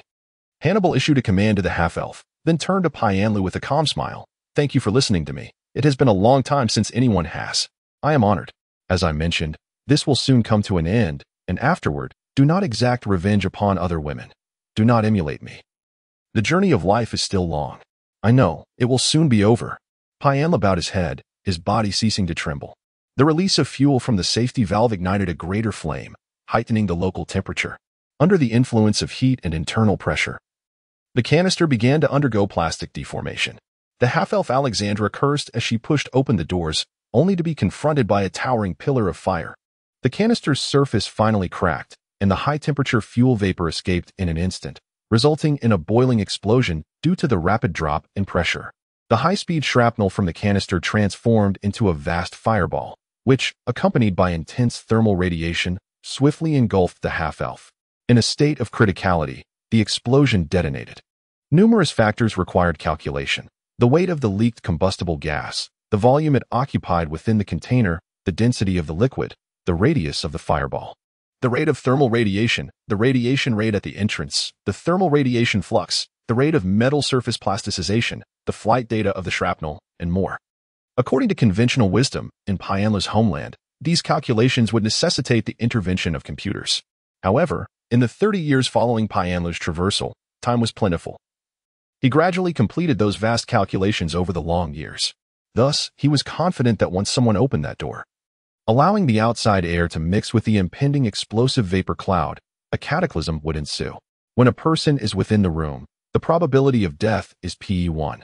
Upon opening the door, The radiation flux of the explosive fireball reaches 35 kW per square meter, with the person's death probability also at PE1. Accounting for the lethal shrapnel propelled by the explosion, the outcome for the opposition is certain. Pianla was correct. Within a short time after the explosion, the half-elf Alexandra met a brutal demise. The thermal radiation ignited everything around that was combustible, including her skin and hair, as the fireball promptly engulfed her. Accompanied by the high-speed shrapnel and the debris storm formed by the clutter Pianlu had amassed around the canister. As the colossal fireball breached the roof, the half-elf gunfighter was shattered, her charred corpse, riddled with wounds, flung to an unknown location, under the horrified gaze of all who bore witness to the scene. A shockwave equivalent to the simultaneous detonation of hundreds of grenades tore through the roof. The immense overpressure fireball consumed everything atop the roof in a fiery tempest, which then cascaded downwards. Dais above, what was that? Did humanity hurl incendiary explosives within? The observing elven agents were left in stunned silence as they watched the enormous fireball soar into the sky. There was no magical fluctuation. No, it was not magic. What could it possibly be? Another elven agent was equally taken aback. Whatever it was, the operation was over, and it was time to retreat. The elves were unaware that the massive fireball's ascent and its ability to demolish the roof were intricately linked to the structural integrity of the building. The community service center where Pianglua worked was, in fact, a fusion of a new and an old structure, adhering to the principle of waste not, want not. The government of the illusory city decided to repurpose an old warehouse, previously used by fishermen for storage, after selecting this riverside location for the new community service center. The construction team merely renovated the old warehouse, upgrading insulation and seismic resilience, transforming it into the employee break area, while erecting a proper office space in front. Thus, the break area at the back was originally an old warehouse supported by panels and load-bearing columns, while the office area was a standard brick-and-mortar construction. Following the gas explosion, the immense pressure radiated outward, unable to break through the sturdy wall separating it from the office area. However, facing the river and the other two walls, which were originally less robust panel structures, they became channels for pressure relief. The overpressure fireball obliterated 3 walls, startling all present, law enforcement, firefighters, media, and military alike, while also tearing off the roof and engulfing the marauders stationed atop it, along with their equipment, into the inferno below. Although the shockwave did not shatter the wall against which the hostages leaned due to the pressure relief, the overwhelming noise and violent tremors startled both the hostages and the captors within the office, momentarily clouding their consciousness. Specifically, the awareness of 82 hostages and 2 captors briefly vanished, yet one individual remained alert. Prior to the explosion, Piangluo had discreetly peeled away the disguise from his hand and retrieved a sharp metal tool to unlock his handcuffs while Hannibal vented his emotions. As the initial impact of the explosion subsided, the freed Piangluo sprang into action like a predatory tiger, thrusting the fallen arm of his glasses into Hannibal's instinctively gaping mouth, and then delivering a ferocious punch to his jaw.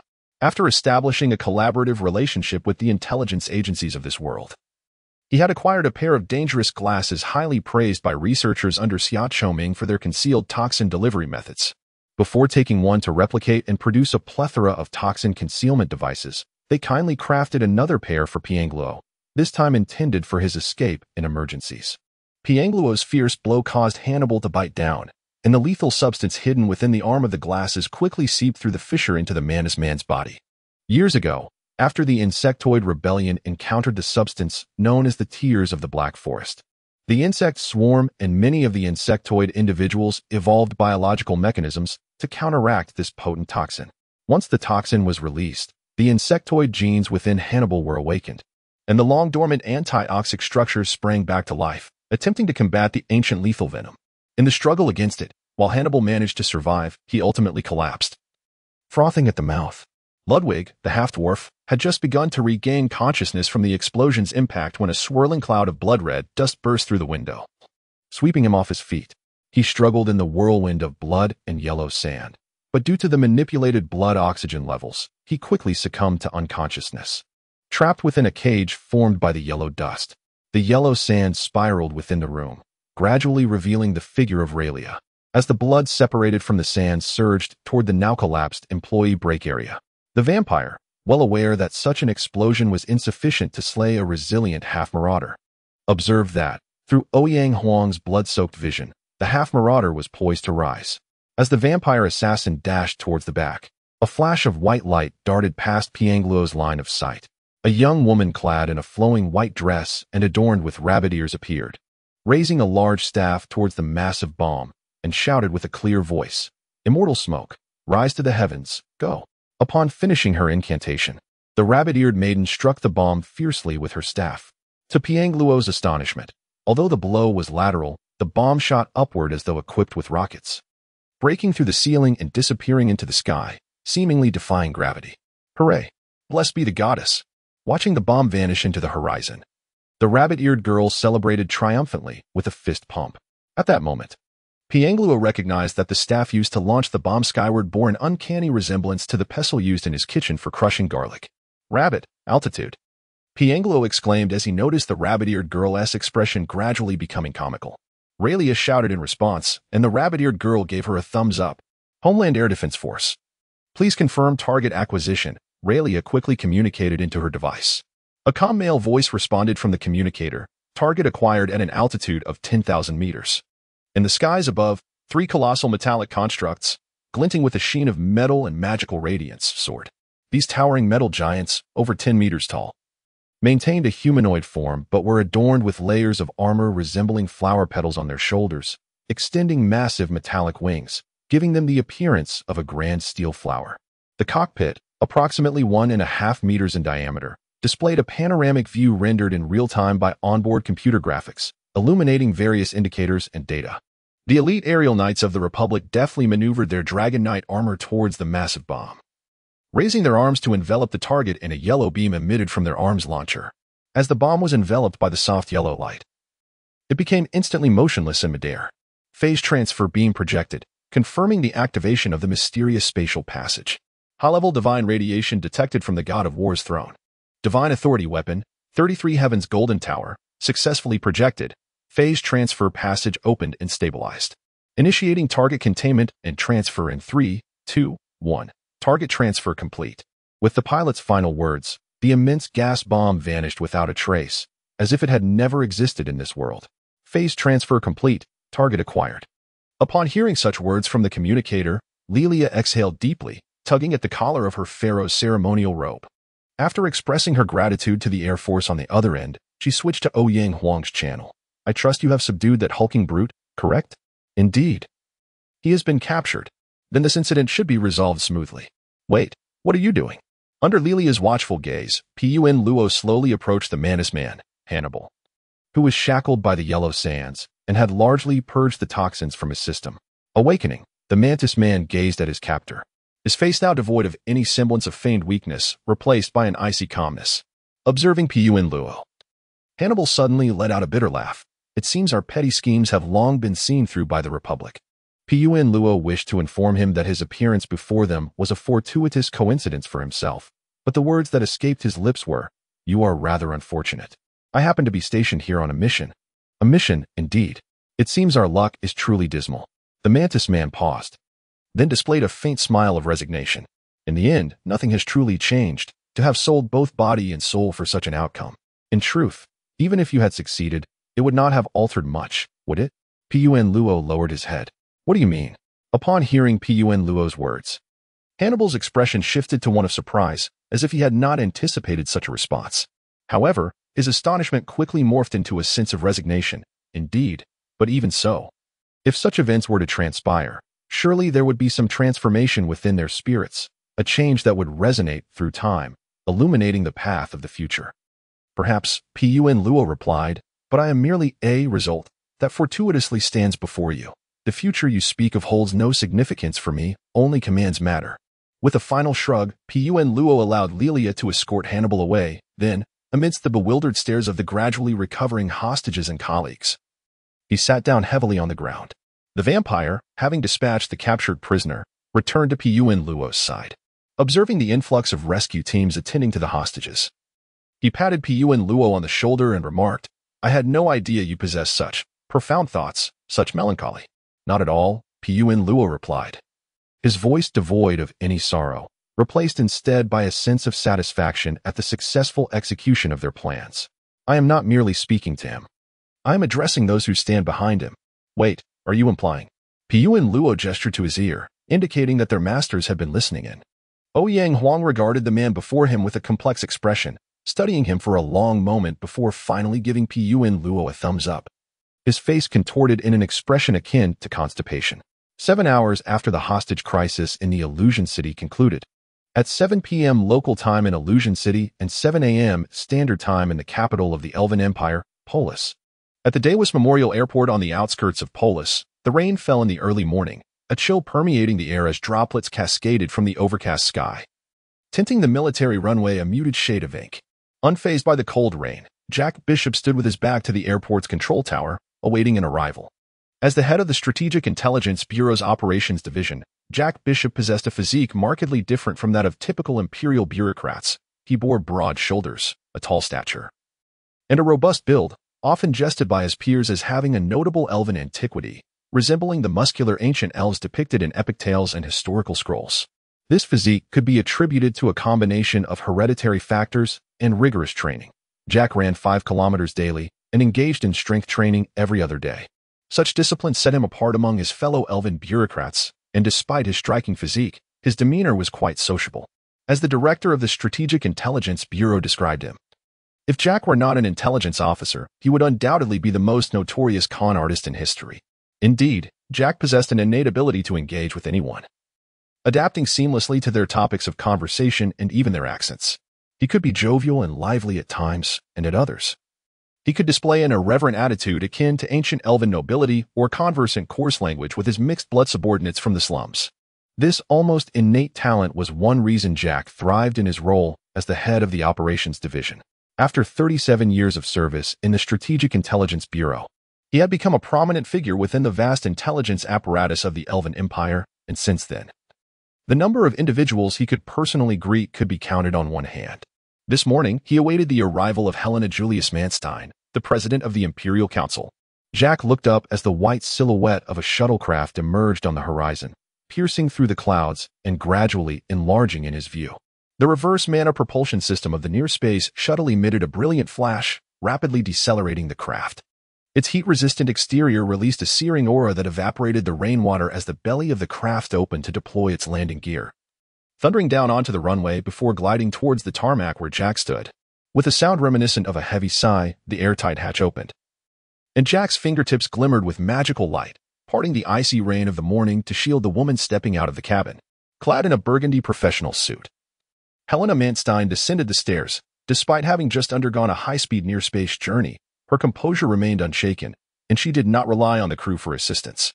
Upon spotting Jack Bishop waiting for her, a mysterious smile graced her lips, though she quickly adopted a solemn demeanor as she approached to shake hands with the head of the Operations Division, gently squeezing Jack's hand.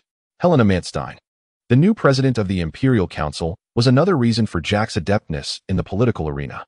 Thus, he understood that should he waver even slightly in the face of significant matters, this woman would not hesitate to abandon him. A matter of great importance. The members of the Intelligence Committee are awaiting us, he stated, gesturing towards a nearby flying car. I hope it is good news. Trust me, it is exceedingly good news. I believe you have always managed to bring me great delight, Jack. By the way, how is your eldest son faring these days? He's about to graduate.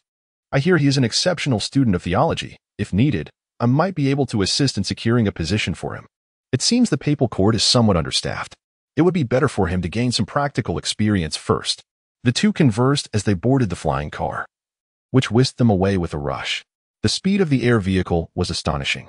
After just over 30 minutes, they arrived at a secluded meeting venue of the National Intelligence Committee on the outskirts of Polis. Upon landing, the two swiftly traversed the forest-fringed courtyard, passing through layers of security checks before entering the urgently convened National Security Intelligence Committee meeting. The moment Helena stepped into the conference room, the exhilaration she had felt earlier with her lover in the hormone-laden confines of the vehicle was completely dispelled by the sight before her. Before her stood a group of eccentrically dressed old men, puffing clouds of smoke from leaves derived from troll research. It was evident that these individuals had been yanked from their slumber and comfortable beds that very morning, as Helena even spotted the Minister of Public Security and Law Enforcement donning pajamas, with sleep still lingering in his eyes. Moreover, the expressions on their smoke-shrouded faces were decidedly unappealing. Each bore the poker face typical of a gambler. A visage that concealed true intentions and refrained from making judgments, a quintessentially sluggish and numb expression characteristic of politicians and meetings. This was in stark contrast to the expressions they wore during their campaigns to garner votes. Helena cursed inwardly before taking her seat. She longed to deliver a resounding slap to each of these elderly men, but she refrained. "Ladies and gentlemen," Jack Bishop began, standing at the helm of the meeting while activating the magical crystal projector. "I have summoned you here urgently because the Strategic Intelligence Bureau has made significant breakthroughs regarding the Children of Destiny project, and we require the Intelligence Committee's approval for the next steps in our action plan. After all, a fundamental requirement for becoming a legislator is the backing of a divine entity. In the face of faith, none dare to take it lightly. You should all be aware of the events that transpired within the Third Republic of Humanity several days ago. We possess reliable intelligence indicating that a series of incidents within the human realm, including their disclosures regarding the insectoid species per the treaty, are intricately connected to the crucial Children of Destiny project.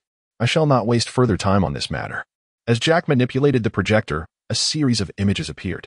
"The reason for this urgent gathering is that we have made further advancements. We utilized a crucial intelligence asset within the human realm to probe their capabilities and confirmed one thing. Their intelligence asset deployed in a certain area of the illusory city is extraordinarily powerful." "How powerful? And what does this have to do with the Children of Destiny?" The Minister of Justice, Congressman Paul, straightened in his seat to inquire. The assembly was not taken aback by Congressman Paul's eagerness, for the divine being backing him was Tyr, the god of justice and fairness. In recent years, as the magical network evolved and societal faith began to crumble, the faade of the Elven judicial system had been continually stripped away. Tyr's divine power had indeed suffered significant blows, and facing the allure of immense faith from another world, coupled with the crisis of existence, Congressman Paul, propelled by his divine patron, would undoubtedly act with vigor. All right, we have discussed this in our last meeting. What is the new information?" The Minister of Justice, Congressman Paul, irritably interrupted Jack Bishop. "Tyr is quite anxious," someone quipped, prompting a chorus of chuckles in the conference room. "Enough," Helena rapped her fingers on the table, silencing the laughter before Congressman Paul's face turned a shade of deep crimson. She then turned to Jack. "Jack, please continue." "I apologize, but before we proceed, I have a question." The Minister of Urban Development raised his hand. "We suspect this fox lady is among the 30-some candidates for the Children of Destiny. How certain is this? In fact, how credible is this list?" The identity of the fox lady and the list stem from the Empire's most confidential and longest-running intelligence initiative.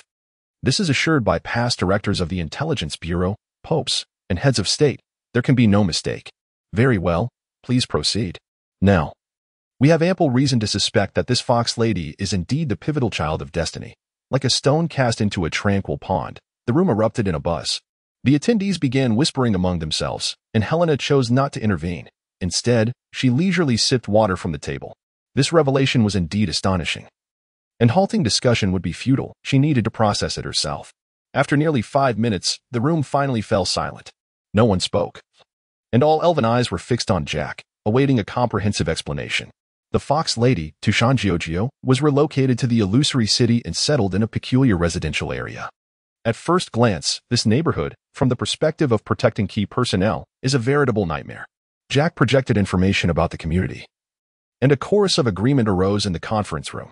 However, after acquiring new intelligence and conducting analysis, we have reason to believe that the fox lady was moved to this area for a specific reason, part of which involves this man. The next moment, the projector displayed the image of Yen Luo Pai. This man is Yen Luo Pai. No, just Pai. Jack gestured upward to indicate the pronunciation. The fox lady's residence is arranged just one floor above his, and we have substantial reason to believe that this man is a senior operative of a human intelligence agency. How did you come to this conclusion?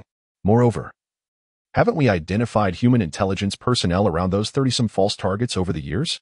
Congressman Paul queried anxiously. This individual and the fox lady are distinctly different. In fact, this man is one of those 30-some candidates. What? The room erupted in uproar once more.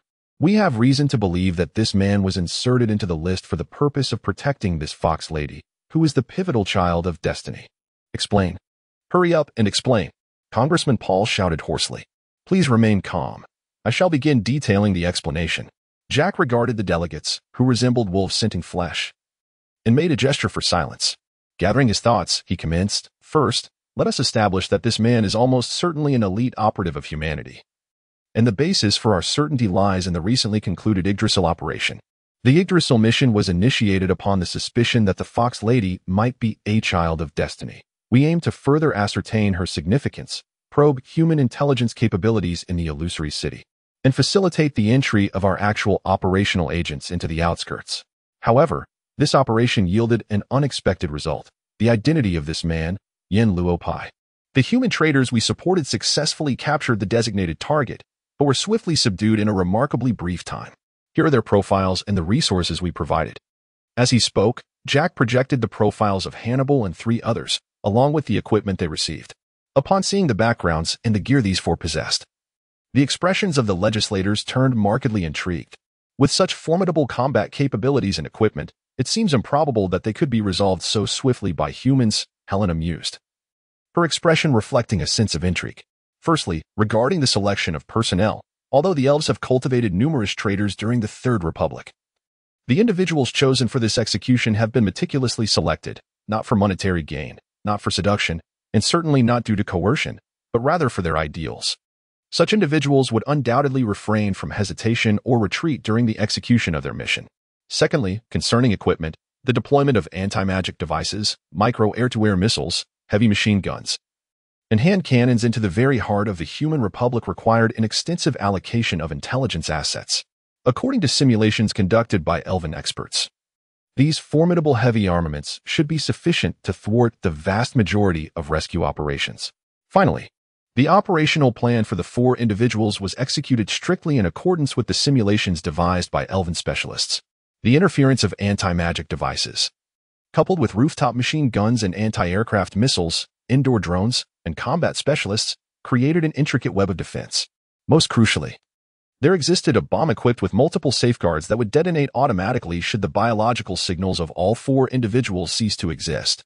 How is it possible that the humans managed to resolve the entire situation so swiftly, with not a single hostage harmed? Jack surveyed the astonished expressions of the legislators and, upon receiving a subtle nod from Helena, began to speak. The footage concluded with a violent tremor, marking the self-destruction of a parasitic entity concealed within an arterial aneurysm and a brain tumor, obliterating the disturbances brought forth by Hannibal. Ladies and gentlemen, we are exceedingly fortunate. Had it not been for this serendipitous turn of events, we may never have uncovered this deeply hidden human operative. This individual is a master of disguise, proficient in explosives, poisons, and hand-to-hand combat, and carries a lethal poison for self-destruction. Such an elite operative is separated from the significant Fox Lady by merely a floorboard. However, this alone seems insufficient to fully substantiate our claims.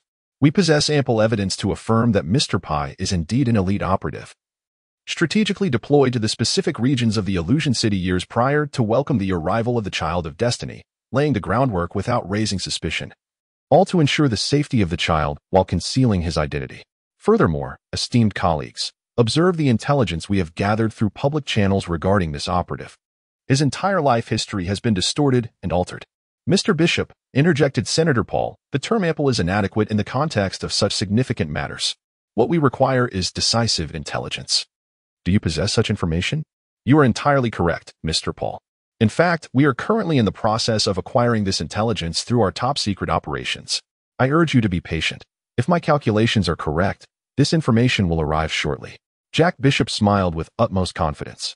The head of the Intelligence Bureau's Operations Division drew his assurance from a field agent, over 10,000 kilometers away, who was on the verge of completing a critical mission. This agent's name was Jimmy Adams, a legitimate travel product distributor within the Third Republic. At the moment Jack began to speak at the meeting, Jimmy was driving his antique flying car, navigating the suburban outskirts of the political heart of the human republic, known as Shushan, under the dimming twilight. It was a picturesque lane, lined with expansive meadows, divided by low shrubbery into neat sections, where tall trees and leisurely animals coexisted with rustic fences, creating a serene pastoral landscape. Consequently, it was common for passers-by to pause along the roadside, unpack their provisions, and indulge in a leisurely picnic. This was the most renowned picnic route in the suburbs of the political city Shushan, frequented by some of the Third Republic's higher-ups at their suburban residences. Not long ago, Jimmy had been seated on a tree stump, felled by lightning, enjoying a simple meal, much like many other visitors, yet unnoticed by anyone. He extracted a small metallic tube from a crack in the stump, which contained a slip of paper. This note had been discreetly placed there by another individual, also feigning a casual stroll, who lived nearby and often passed through this area under the pretense of walking. The note's author had chosen this ancient stump as one of the many clandestine locations for exchanging intelligence. However, the significance of this particular information necessitated an emergency exchange site, activating the most precious of the Empire's deeply embedded intelligence personnel within the Human Republic, codenamed Trident. The identity of Trident remained shrouded in such mystery that even the intelligence officer assigned to liaise with them was unaware of their true identity. This left Jimmy, in his haste to deliver the intelligence, pondering the nature of Trident. He contemplated various possibilities, yet failed to envision that Trident was a middle-aged woman in her 40s, fairly attractive, but not exceptionally so. Her surname was Dai, known as Dai Xiaochan, occasionally referred to as Madame Yang in public, due to her husband, Yang Shiza, being the foremost figure in the general office of the State Council. When Dai Xiaochan obtained her degrees in philosophy, political science, and economics, she never envisioned that she would one day become an elven spy. She did not choose this path. Rather, one day, her father bestowed upon her this cursed burden. He himself was an elven spy. Her father had not willingly embraced this role. He was coerced into espionage following a reckless act committed by her grandfather during the early establishment of the Republic, which left the entire family vulnerable to elven manipulation. Since then, the Dai family had secretly served the elves, with her father compelled to work at the Republic's Air Force Research Institute under duress. Consequently, she was also obliged to marry Yang Shiza as per the arrangements made by the elves and her family. Resigned to her fate, Dai Xiaochan self-deprecatingly reflected on her inability to ascend the ranks of government due to her lack of capability, thus resorting to marriage as a means to gather intelligence for the elves. Ironically, she had unwittingly become the most significant contributor to the elves' cause among 3 generations of her family. Unlike her somewhat paranoid and obsessive father, Dai Xiaochan possessed a clearer understanding of her own importance and took a more proactive stance in her interactions with the elves. As the elves gradually weakened over recent years, she found herself increasingly emboldened in her dealings with them, often employing a dismissive attitude towards their periodic demands for contact. While this infuriated the elves, they were ultimately powerless to compel her compliance, as her presence, along with a few other meticulously placed operatives within the upper echelons of human society, had become an invaluable asset they could not afford to lose. Thus, the elves turned a blind eye to Dai Xiaochan's numerous acts of defiance. However, today, the elves activated her with unusual severity, prompting this beautiful woman to muster all her wits. For she understood that such a departure from their norms signified the imminent occurrence of a significant event. No matter how much she fussed, she would never dare to completely sacrifice her family's wealth, status, and reputation. Under the grave orders of her elven master, she meticulously gathered the intelligence requested by the elves, exercising utmost caution, and subsequently transmitted the collected information through an urgent exchange point. She hoped that such moments would not arise again. Gazing at her gradually aging reflection in the mirror, Dai Xiaochan sighed deeply, changed her attire, and prepared to accompany her husband, who had been busy all night and was just rising to have breakfast. Upon receiving the intelligence relayed by Dai Xiaochan, Jimmy Adams quickly dispatched it after arriving at the safe house. This information, after a rapid and confidential relay, landed in the hands of Jack Bishop, appearing before the members of the Intelligence Committee and the lawmakers. This is excellent, but is there decisive evidence indicating that the Fox woman is indeed the child of destiny? One of the lawmakers inquired. The insectoid race has also emerged in that area. Could it be that they are targeting the child of destiny as well? We are uncertain. Jack shook his head, but this is indeed one of the possibilities. If so, the Illusion City may soon become the most chaotic battleground in intelligence history, as we have information suggesting that trolls, dwarves, and goblins have all dispatched intelligence assets to the Human Republic. The situation in Illusion City has escalated to a point where it is becoming increasingly difficult for humanity to conceal it. So, are we prepared to face this chaos? Helena suddenly cast a glance at Jack. We are certainly prepared. In Illusion City, the projection of Xia Choming appeared before Pai Yanluo, while Jack Bishop, far in the outskirts of Polis, simultaneously uttered these words in unison. To be frank, today's events were not part of our original plans. However, your actions have been nothing short of brilliant. If I had previously been 99 certain, I am now 100 confident that those long-eared ones will pursue a false target. I am delighted that today's minor incident has yielded a positive outcome. Pai Yin Luo nodded while smoking, acknowledging that encountering the robbers was indeed a fortunate coincidence. Although Xia Choming initially intended to disguise him as the bodyguard of the false target, Tu Shanjiu, this was executed through a series of complex intelligence maneuvers. And Xia Choming had not anticipated today's turn of events. Nonetheless, this incident could serve as the final nail in the coffin, significantly enhancing Pai Yinluo's reputation as an elite agent of the Human Republic in the eyes of the elves and other adversaries. It was indeed an unexpected delight. However, how did you know that the Mantis Man was equipped with listening devices? We found nothing before dissecting the Mantis Man's corpse. Did you truly deduce this from observing the back of their ears? Therefore, your statement to Ouyang was, as I mentioned, it was a guess. Moreover, what if Ouyang is the eyes they have planted at the scene? No, Ouyang is not. I can assure you of that. However, I am pleased with your approach, haha. Let us dispense with the flattery. Pai Yeluo lit another cigarette and asked, what shall we do next? Since we have established your identity as an agent, you must now act accordingly. I will send the action plan later. Ouyang will collaborate with you. As for the deception of intelligence regarding the elves, we shall handle that. As he spoke, Xia Choming's gaze fell upon the top secret plan, labeled National Treasure on the table. On one of the open pages of the National Treasure Plan, the photographs of Dai Xiaochan, her father, and her grandfather were prominently displayed. Notice of launch on June 1st. I have confirmed with editor Jiang Cha that tomorrow, Wednesday, June 1st, we will launch. With 300,000 words, it may indeed be considered rare on this platform. Therefore, today's launch notice can be deemed somewhat unconventional. I genuinely hope that if this story has captured your interest and excitement thus far, you will read this notice carefully. This notice is divided into 3 straightforward sections: what I request from the readers, what I can offer in return for their contributions, and finally, what will occur if both parties fulfill their commitments, and what will happen if they do not. Firstly, what do I hope the readers will do? I hope readers will maintain their subscriptions, refrain from piracy, and help sustain my readership. The current state of the platform is no longer what it was 20 years ago. The volume of books and new editions is beyond what editors can thoroughly read and review. As someone deeply versed in information philosophy, I understand this reality all too well. So, what do editors rely on to determine whether a book receives recommended resources? Data. What kind of data? Readership and subscriptions. Monthly votes, collections, recommendations, these can all be easily manipulated, but the cost of falsifying readership and subscriptions is prohibitively high, deterring potential fraudsters. If the readership and subscriptions do not rise, the book will sink. It is as simple as that. Is it harsh? Indeed, but such is the consequence of the information age. And as a scholar of information philosophy and semantic networks, I am acutely aware of this. Thus, my first request is for readership and subscriptions. Some readers prefer to save their reading for later, which is perfectly fine. That is your freedom. However, what I ask of you does not conflict with your desire to save.